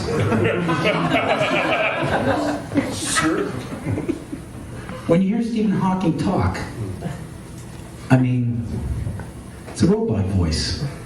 That's amazing. Back in 1980, he developed artificial intelligence just for one guy to push NASA.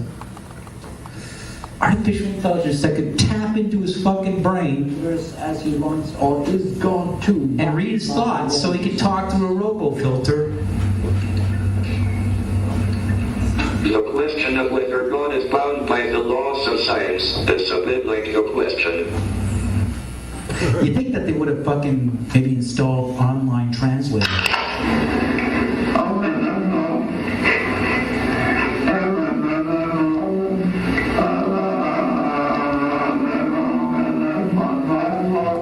Because if they said that was the smartest man in the universe, I don't know if everybody would believe him. So who's the real voice? My name's Matt Boylan, a.k.a. Matthew Leonard Boylan, a.k.a. Dragonfly Supervisor, Agent M2 ZX10, Graphics Operational Manager for NASA. Been a comedian for about 20 years. It's been a front. I'm a high-realist painter, photorealist painter. Worked for NASA on and off doing freelance graphics for about 20 years now.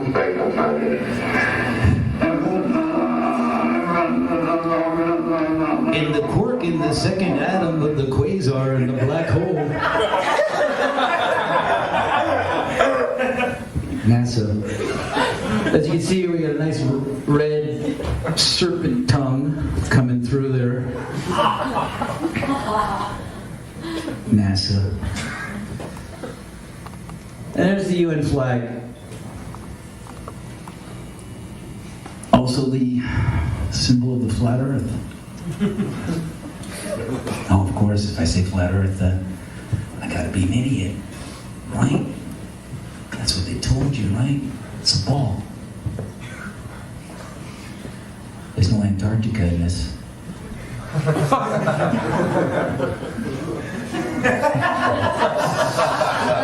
It's a bird's eye over the North Pole. Right in your fucking face. You know, there's gonna be some comedians making jokes tonight, but I want to talk about the joke that's on you. There's 5 UN Security Council members. You know how you become a UN Security Council member? You get the bomb. And they're all seated across from each other on the UN Security Council, deciding for every other fucking nation in the UN what to do. Like reservoir dogs pointing fucking guns at each other's head, securing the world.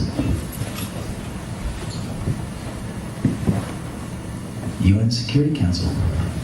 What are they securing?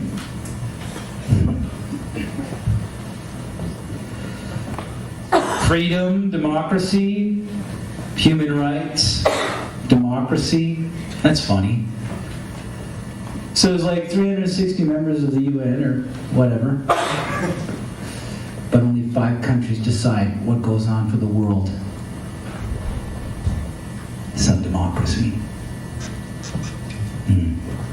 Line number 1.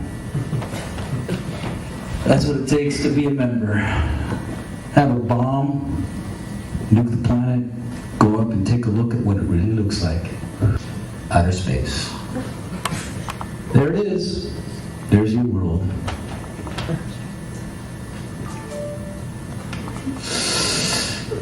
You know when they took that?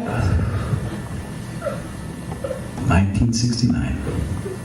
First lunar mission to the moon. You know, the first lunar mission to the moon wasn't so much about going to the moon. It was about having an event so you can go high enough to take a picture after 500 years to prove it was a ball.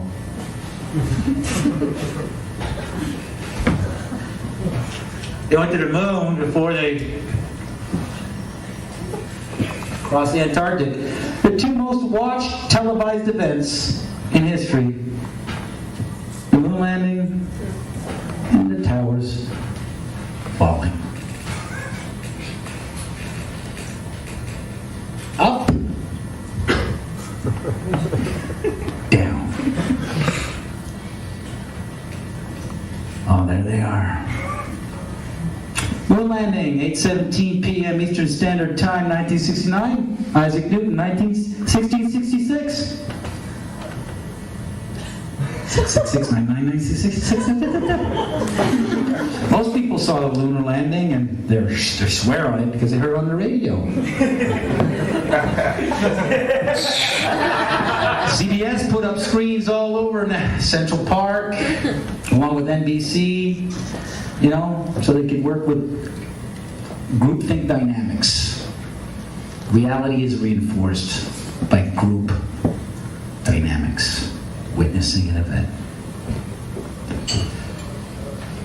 Now, is it really them halfway to the moon?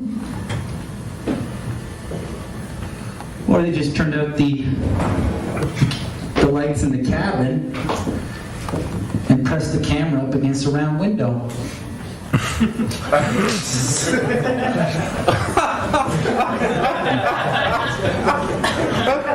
Don't forget your flag of the world has no Antarctica, and it's flat.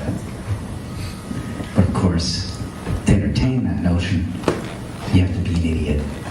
Right? Like they told you, Simon says. Well, I'm gonna run you guys through a perception test to see if this crowd could discern between an image that's a painting by applause or a photo of reality. So by applause, how many people think this is a painting? By applause, how many people think this is a photo? It's a photo of a painting, but that's not the fucking argument. Next. It's a painting. Photo or painting? By applause, photo. By applause, painting.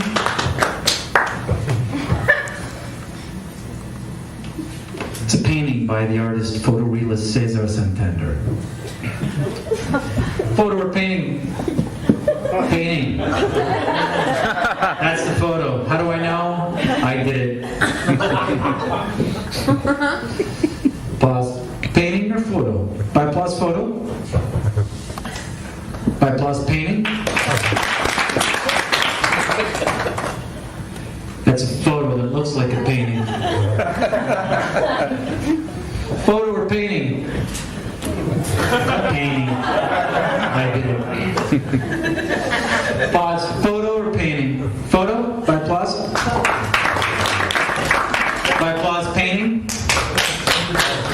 fucking crap shooting in the casino now, aren't you? Painting, Richard Estes.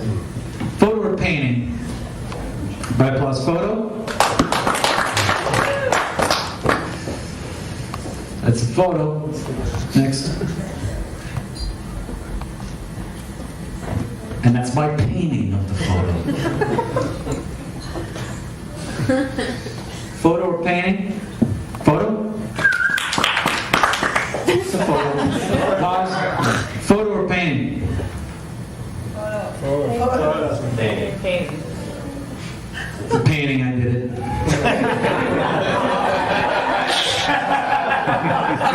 I fucking did it. I own the copyright on all this shit. Pause. That's why I can monetize on YouTube. By the way, I own the NASA channel on YouTube. I swear to God. That's an official photo from NASA. By applause, how many people think that's a photo? By applause, how many people think this is bullshit?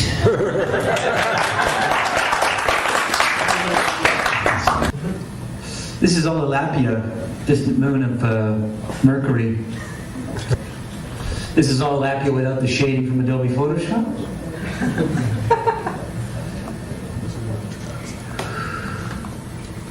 Take a good look at it. And this is the little section from an ice inlet in the Antarctic that I cut out, and I just cropped the fucking black circle out of construction paper and made a planet out of it.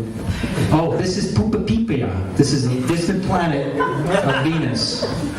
As you can see here, you can see all the crater textures on my shirt.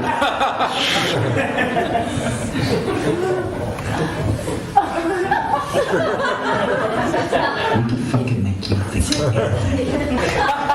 Oh, this is amazing. These are supernovas. They never caught this many suns colliding and actually exploding at the same time by Hubble telescope.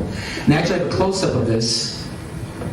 Amazing. This is actually the most distant shot they have of our galaxy. Here's a close-up. They came up with a new term for this, collisionary supernovas, because suns were actually meeting and exploding at the same time. In a Christmas tree. This guy's pretty smart right there. This is Mars. This is the surface of Mars. Yeah. Very sandy. The surface of Mars without the black background. And there you go. It's just a desert. Oh, this is sunrise on Star Trek. So it's a Hollywood image that looks real. Now, photo or painting? Photo or painting? Photo or painting? Photo or painting? Photo or painting? How the fuck would you know?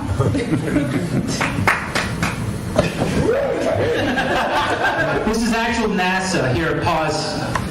You see this cloud formation there? You see Africa? Do you see the shadow line on the top of Africa? Next image. They fucking reversed it. Our boys at NASA, they took the same image, they just flipped it. Did you get it? They flipped it. And they call it two different images.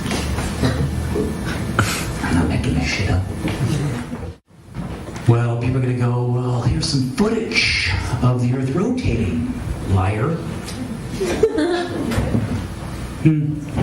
So you got you can't see very well here with the light here, but you got South America turning here. But what's interesting here is has this image been doctored by applause? Yes or no? Has it been doctored? Yeah, it's been sped up because South America at this speed is going to be around in 5 minutes. But what's interesting is the clouds are not morphing.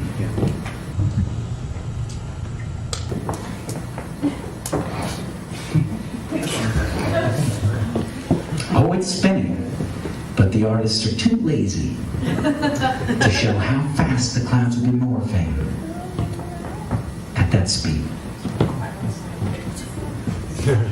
Check it out. See that cluster of clouds? It's not fucking changing. And that's a real shot of the Earth spinning. But the clouds aren't changing. People go to me, what are you on? What did you fucking smoke? What drugs did you take?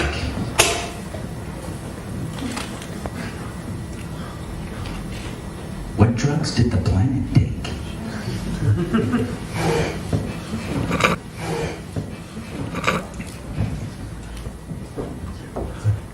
Because you're never gonna fucking know. If it's a fucking ball. So if I want to hide how much real estate there really is, I'll tell you this amount. You're never gonna go to the South Pole to check out my theory. I rest my case. Enjoy the last hollandaise sauce. I'm Matt Wood.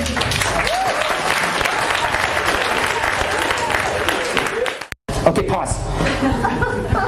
We're all looking at the screen now. They fucking hear everything through the light bulbs, eh, by the way? Conspiracy theory, eh? I could do that. I could use a nano-bio fucking camera filament and put in light bulbs and film it. I could do that. If I could think it. You better hope nobody's got the budget. All right, so here you go. What is this? This is the picture of the Earth. I like the first video. That was very great. The video just before there, it's like, what was that about, that video? Was it? That was about brainwashing. How do you brainwash? Well, you repeat it. You repeat the same thing over and over again. You know, if somebody's resisting the concept, if you keep fucking repeating it, after 6 times, they'll incorporate it in their brain.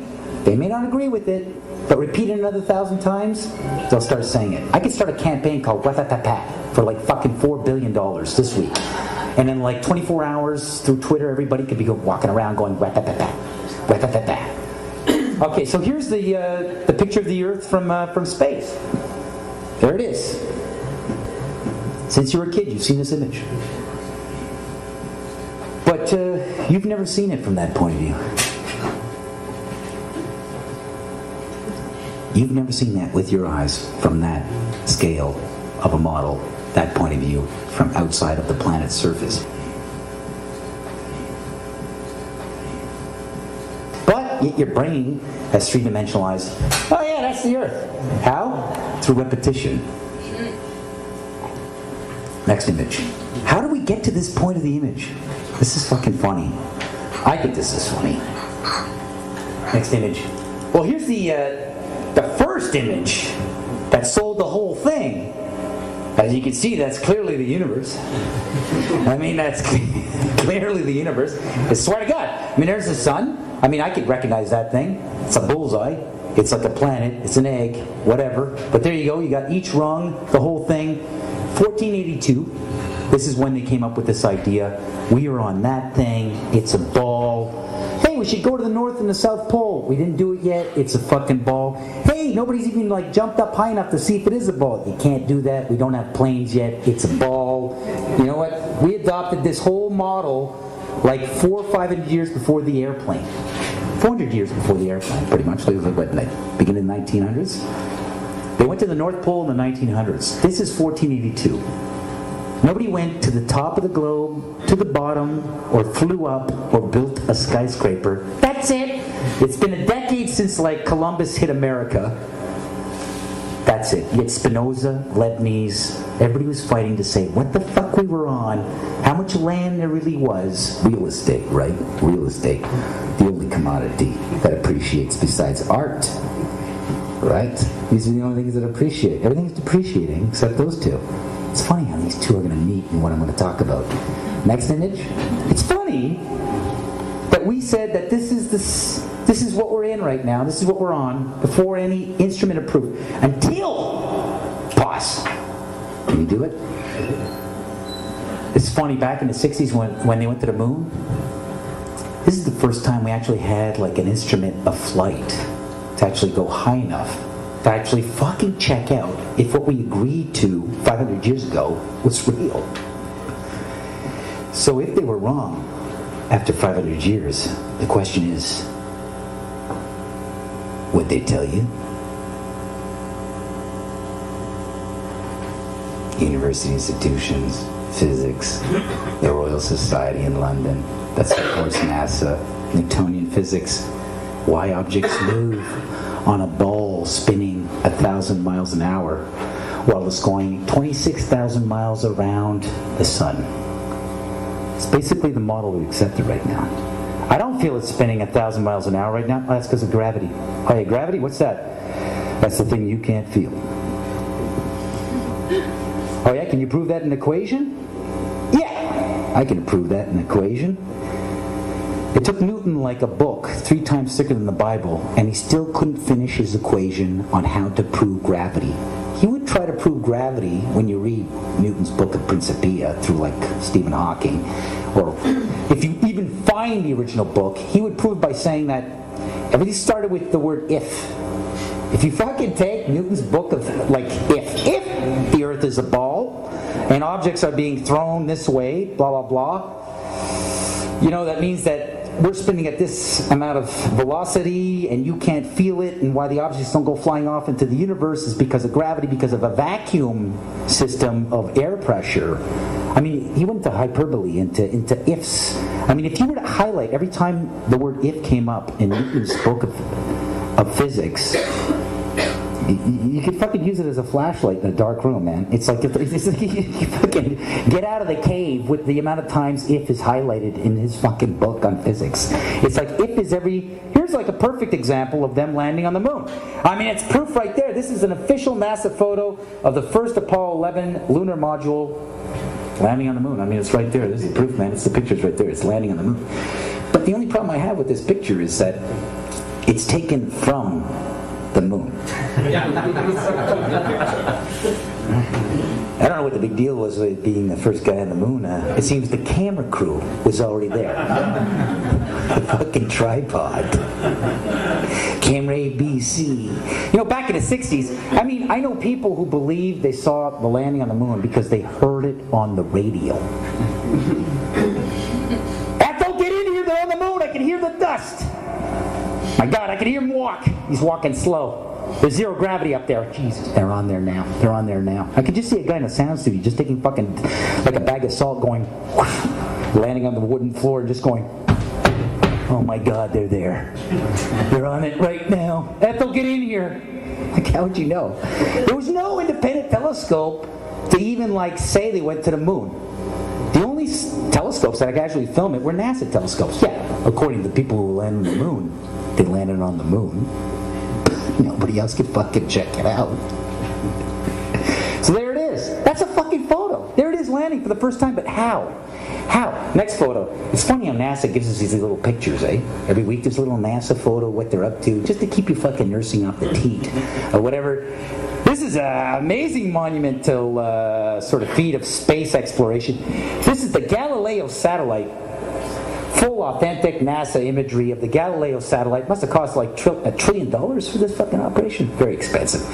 This is the Galileo satellite. They never knew it would go that far and reach Jupiter. You know, they didn't know. It's the first time anything goes that far. It managed to get there. There's Jupiter. There's one of its moons. I mean, it's clearly lining up to take some really good photos of Jupiter. Immediately followed by a camera satellite. Perfectly composing the whole shot out in outer space. Amazing, eh? What the cameras can do when they fly. It's into outer space, a place we've never been to. That's amazing. Look at that. That's perfect. That's like the photo of the year, if you ask me. For a fucking satellite to be able to, like, you know, like wake up in outer space. We didn't even know we could do that, you know. And unbelievable. I give it to NASA. Let's go to another photo here. Another photo. This is good too. Oh, let's zoom in. I love that iMovie sort of effect. I'm really in the gas. But how am I supposed to go? Yeah, that's the Earth. From there, that point of view I've never seen. And it's funny when you click on Google Images, photo of the Earth. Keep going. Because this is realistic. But you'll see 40 pages on Google, but it's always the same fucking photo. It's the same photo. They just changed the contrast. Check it out, keep going. Oh yeah, boom, boom, boom, 40 pages. Look closely. It's always the same. Oh, what is that? I guess this is a photo of the Hubble telescope taking a picture of itself. Unbelievable. Unbelievable. That's an authentic photo of the Hubble telescope out there doing its job. Isn't that amazing how they could take a photo of the thing taking photos? Out in outer space. Unbelievable. You know, they never crossed Antarctica, but let's go to the moon and take pictures of shit out in space. That's fucking unbelievable. You know, the instruments will work in Antarctica. It's too fucking cold, but hey, let's go somewhere where we don't know the instruments will work. That's unbelievable. I can't. It just boggles my mind how they do this stuff. All right, next one. Solar powered, by the way. Solar powered. Look at that. Environmental. Environmental in outer space. Okay. That's my only fucking fan right there. Naomi. That's it. There you go. There you go. There's what you believe. That's it. That's it. That point of view you've never seen. It's fucking funny, huh? I think it's funny. You've never seen that, but everybody goes, yeah, il prend ça pour acquis. Ah oui, c'est ça. L'affaire que j'ai jamais vue. It's funny, eh? You should think about these things, right? I heard that, you know, if you want to like program a human mind, what you do is you just repeat images to a young child while the brain is forming. Yeah, pretty much. And then, you know, the kid fucking grows up and you've wired the kid. It's fucking mind control. It's great. But it's an example. Hey, I could be wrong. There could have been a camera rocket that got there on the moon, set up, pulled out like a lens, and then filmed it.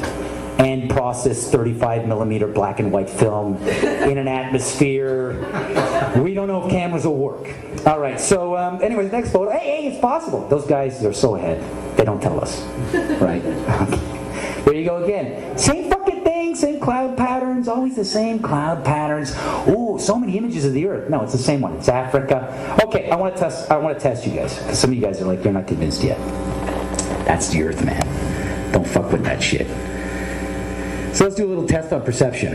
I'm going to show you a couple of images here, and then you tell me which one of the following images on the screen is an image of a painting painted by hand that looks real, or is an image taken by a camera of something that actually exists.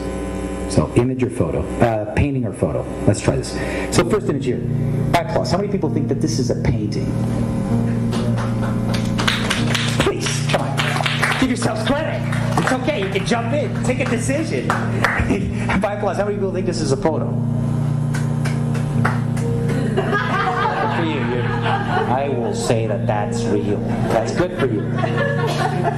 You're horribly wrong. That is a painting. That's obviously a painting, right? I mean, look at this fucking Sunday painting. Bad. It's like Bob Ross did it. And he was on acid. It was like, he make a nice little mountain. And then some trees and then some fluffy bushes. Fluffy bushes. This is the dirtiest part of my show. All right, next. How many people think this is a painting? By applause. Come on, you can do this. You can use your eyes. By applause. How many people think this is a photo? But of what? This is a painting. Those who said it's a painting, you're right. Of what? What would that be if that was a fucking photo? Okay, by applause. How many people think this is a painting? By applause. How many people think this is a photo? It's a painting. I did it. Okay, here, by applause. This is a bit technical here. How many people think that this is a painting? By applause. How many people, by applause, think this is a photo of toys that are painted? This is a painting of toys that are painted. Cesar Santander, European artist, high realist. How many people think this is a painting? By applause. Okay, by applause. How many people think this is a photo? Those said it's a photo, you're close. All right. Okay, by applause. How many people think this is a painting? How many think this is a photo? This is a painting. I did it. I fucking did that. Money on steroids. No, that's I swear to God. Next. So I know what I'm talking about. This is an official NASA photo of the North Pole. Go back. What is that? Is that you? Or is that the... Okay, go back to the other one. Okay, this is an official Sorry to give you shit there, Dan. You're doing a great job. But this is an authentic, apparently, from NASA.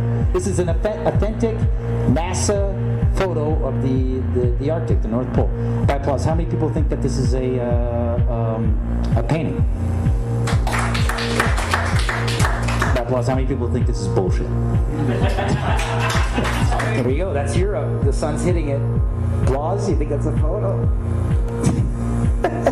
Well, satellite imagery, man. There's infrared and shit. All right, next image. This is Olilapia. Next image. This is Olilapia without an Adobe Photoshop shading.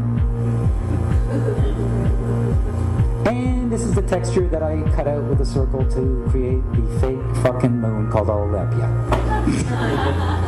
Are you telling me that we just gotta take black construction paper, cut out a circle, put it on fucking peanut butter and jam spills, and say, hey, it's Ipapopo? And you fucking swallow that shit every day? It's funny, I do this today because you saw the Google today, they have the Hubble telescope. It looked like a kid's drawing. Did you fucking see that today? That's why I'm doing this today. So this is the next one, you can go to the next one. That's it. I mean, I just take out, I say it's not a circle, it's not a sphere. Right away, what do you have in your brain? Well, you think it's flat and there's water falling off into the fucking outer space like Bugs Bunny? So either you have a square or a circle in your head. It's either Coke or Pepsi with the shape of the planet. What if it's bigger? What if there's more land that they're hiding from?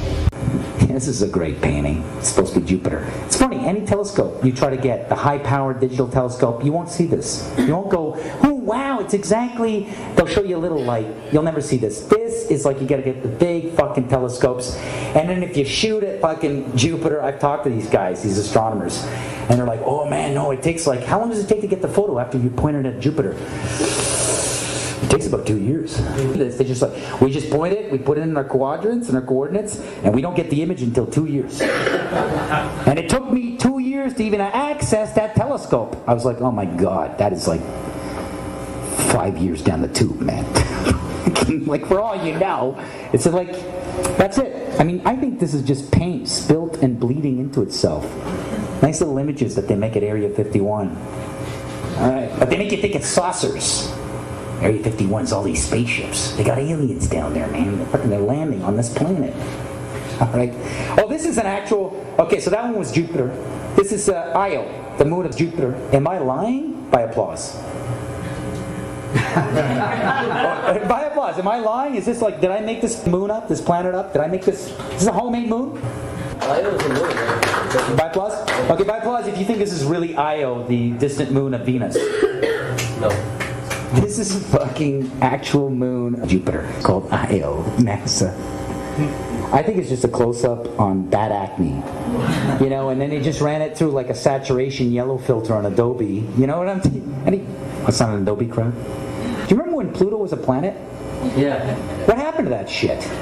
We were at 9 planets, and now we're at 8? Like, and everybody's like, huh, okay, we were off on our solar system. We're not 9 planets, we're 8. That's fucked up. I'm sorry. I noticed that. Everybody else went back to bed. like we're saying, it's 9 planets going around the sun. And then suddenly, like in the year 2000, what? 7, 8? After fucking Y2K, we fucked up. Pluto's not a planet. That's no. You don't fuck up on planets. You can't fucking tell me for 500 years that there's 9 fucking planets and then just try to slip it in the Yahoo front page. We discovered Pluto's too small to be a planet. Sorry, we fucked up. There's only 8. Like, come on, you can't just do that and I go, and suck my thumb and eat your fucking shit pablum. There's no fucking way. What about the guy who works at NASA and he just studied Pluto? That's all he fucking learned. He went to university, this poor sucker. What's he doing now? He's fucking on the street, penniless. He has nothing to do. He just studied one fucking planet. You know how they become specific in their physics and they study a planet from a picture they've never fucking seen? They're like, I'm an expert on Jupiter, man. No, I know Mercury inside out. Fucking find out the news. It's like, what are you doing here, man? I came in for work. Dude, didn't you hear the news? What? Pluto's not a planet, man. You were off, man. You were fucking way off. It's a moon. You screwed up. It's too small. Well, the light emissions were big enough to be called a planet. Because apparently that light in the sky, they were saying, was that picture they've been feeding you as Pluto. Suddenly one day, diminished rapidly. So they had to come up with something real fucking quick, because that thing they fucking pointed at the sky, that's Pluto. That's moving around. It's like, suddenly one day everybody's like, hey, what happened to the light on Pluto? It's like, did that bulb go out? And then there was a big debate. Well, we can't decide whether it's a planet based on how much light we see. This is ridiculous. You got to give us more to work on, like a rocket that sends us there to check out to see if it's big enough to be a fucking planet.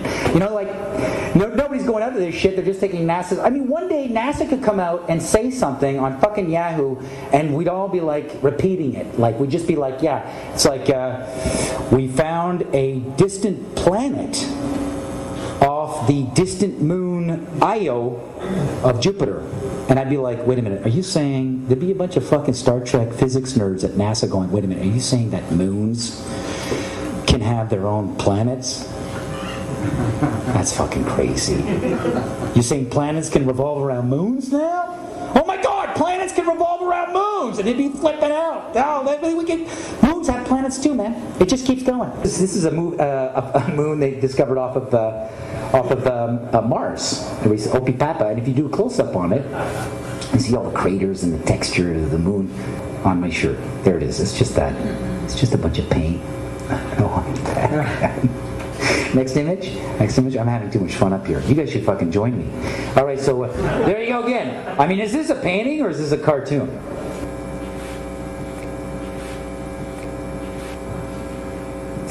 Fucking challenging the whole thing, eh? It's like, wait a minute, you're saying that's a drawing? How are you gonna know? Next image. Do we got another one after this? Oh, this is amazing. Slow it, pause it. This is unbelievable because they got a really distant shot into the quasar. What is it? The Sirius quadrant. It's like a galaxy, a couple galaxies over to the left. Unbelievable stuff. They got some amazing photos of supernovas. They're suns, basically, that are actually exploding or being created. And this, they've never seen this before. This many suns actually colliding and exploding in their creation process all at the same time. And they actually came up with a new term for it. It's a collisionary supernova. Unbelievable that they actually caught this. If you get a zoom in on this, there's a zoom in that Hubble did on this. These are actual fucking suns being formed. Unbelievable. Look at this. All these fucking suns. Can we get another? Keep going? And they're being formed on a Christmas tree.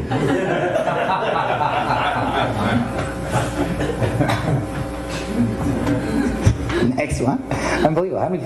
Oh, this is amazing. We just went to Mars. Hey, big round of applause now for the Americans going to Mars. And this is the official image of them landing there. It's fucking funny. It's like, isn't it amazing how they were landing there and they already had an airbrush artist with his easel set up to paint it land that quick. It's unbelievable. How many people think this is real? This is the official landing. Oh, then they got another one with a metal sort of pipe and sand in black and white. That's proof. They were there, man. They're landing on the sand. Check it out. That's it. There you go. Some more images. This is what they're doing on Mars right now. Moving around with their little rover. That's a real photo. Look at that. This is another. I swear to God, they're on Mars right now. Look at that. This thing's moving around. I don't even know what it does. It's like a weird sort of sample collector. It's a spider. It's a spider sampler. It's a spider sampler. Sand sampler. It's a sand sampler. They call it. It's getting spice. It's getting spices from Mars. Yeah. Go to the next one. They're on Mars. That's unbelievable. Big round of applause for the Americans finally accomplishing something. That's amazing. And this is it. This is what, pause right here. This is what's amazing. I was trying to figure out, like, they brag about, like, at what distance the Hubble telescope can, like, get a picture of space. And I want to know what was the furthest this thing could, like, get a picture of our universe, right? And this is it. It's is that 14 billion? It's 14 billion. 14 billion light years, which is unbelievable if you know light years. And I know this is a light year crowd. I could tell, like you. But right, 14 billion light years. That's unbelievable that a camera would get that distance. The only problem is that I never measure distance in time. I've never gone up to somebody and said, like, how tall are you? Oh, I'm 42 years old. That's the only problem here is they make it, they bamboozle you. Well, first with the whole concept of like, what's the furthest distance? Oh, that's 14 billion light years. Okay, in kilometers? Oh man, that's difficult. I mean, we're talking light years. This is really fucking far, and we're at 14 billion of them. Do you want to know how much 1 light year is? And so then I did the research. 1 light year, 1 fucking light year, 1 light year out of the 14 billion light years is, I don't even think we have a fucking name for this number, do we? That's what is that? That's, so we got a billion here, and that's like 10 trillion? 10 trillion kilometers is 1 light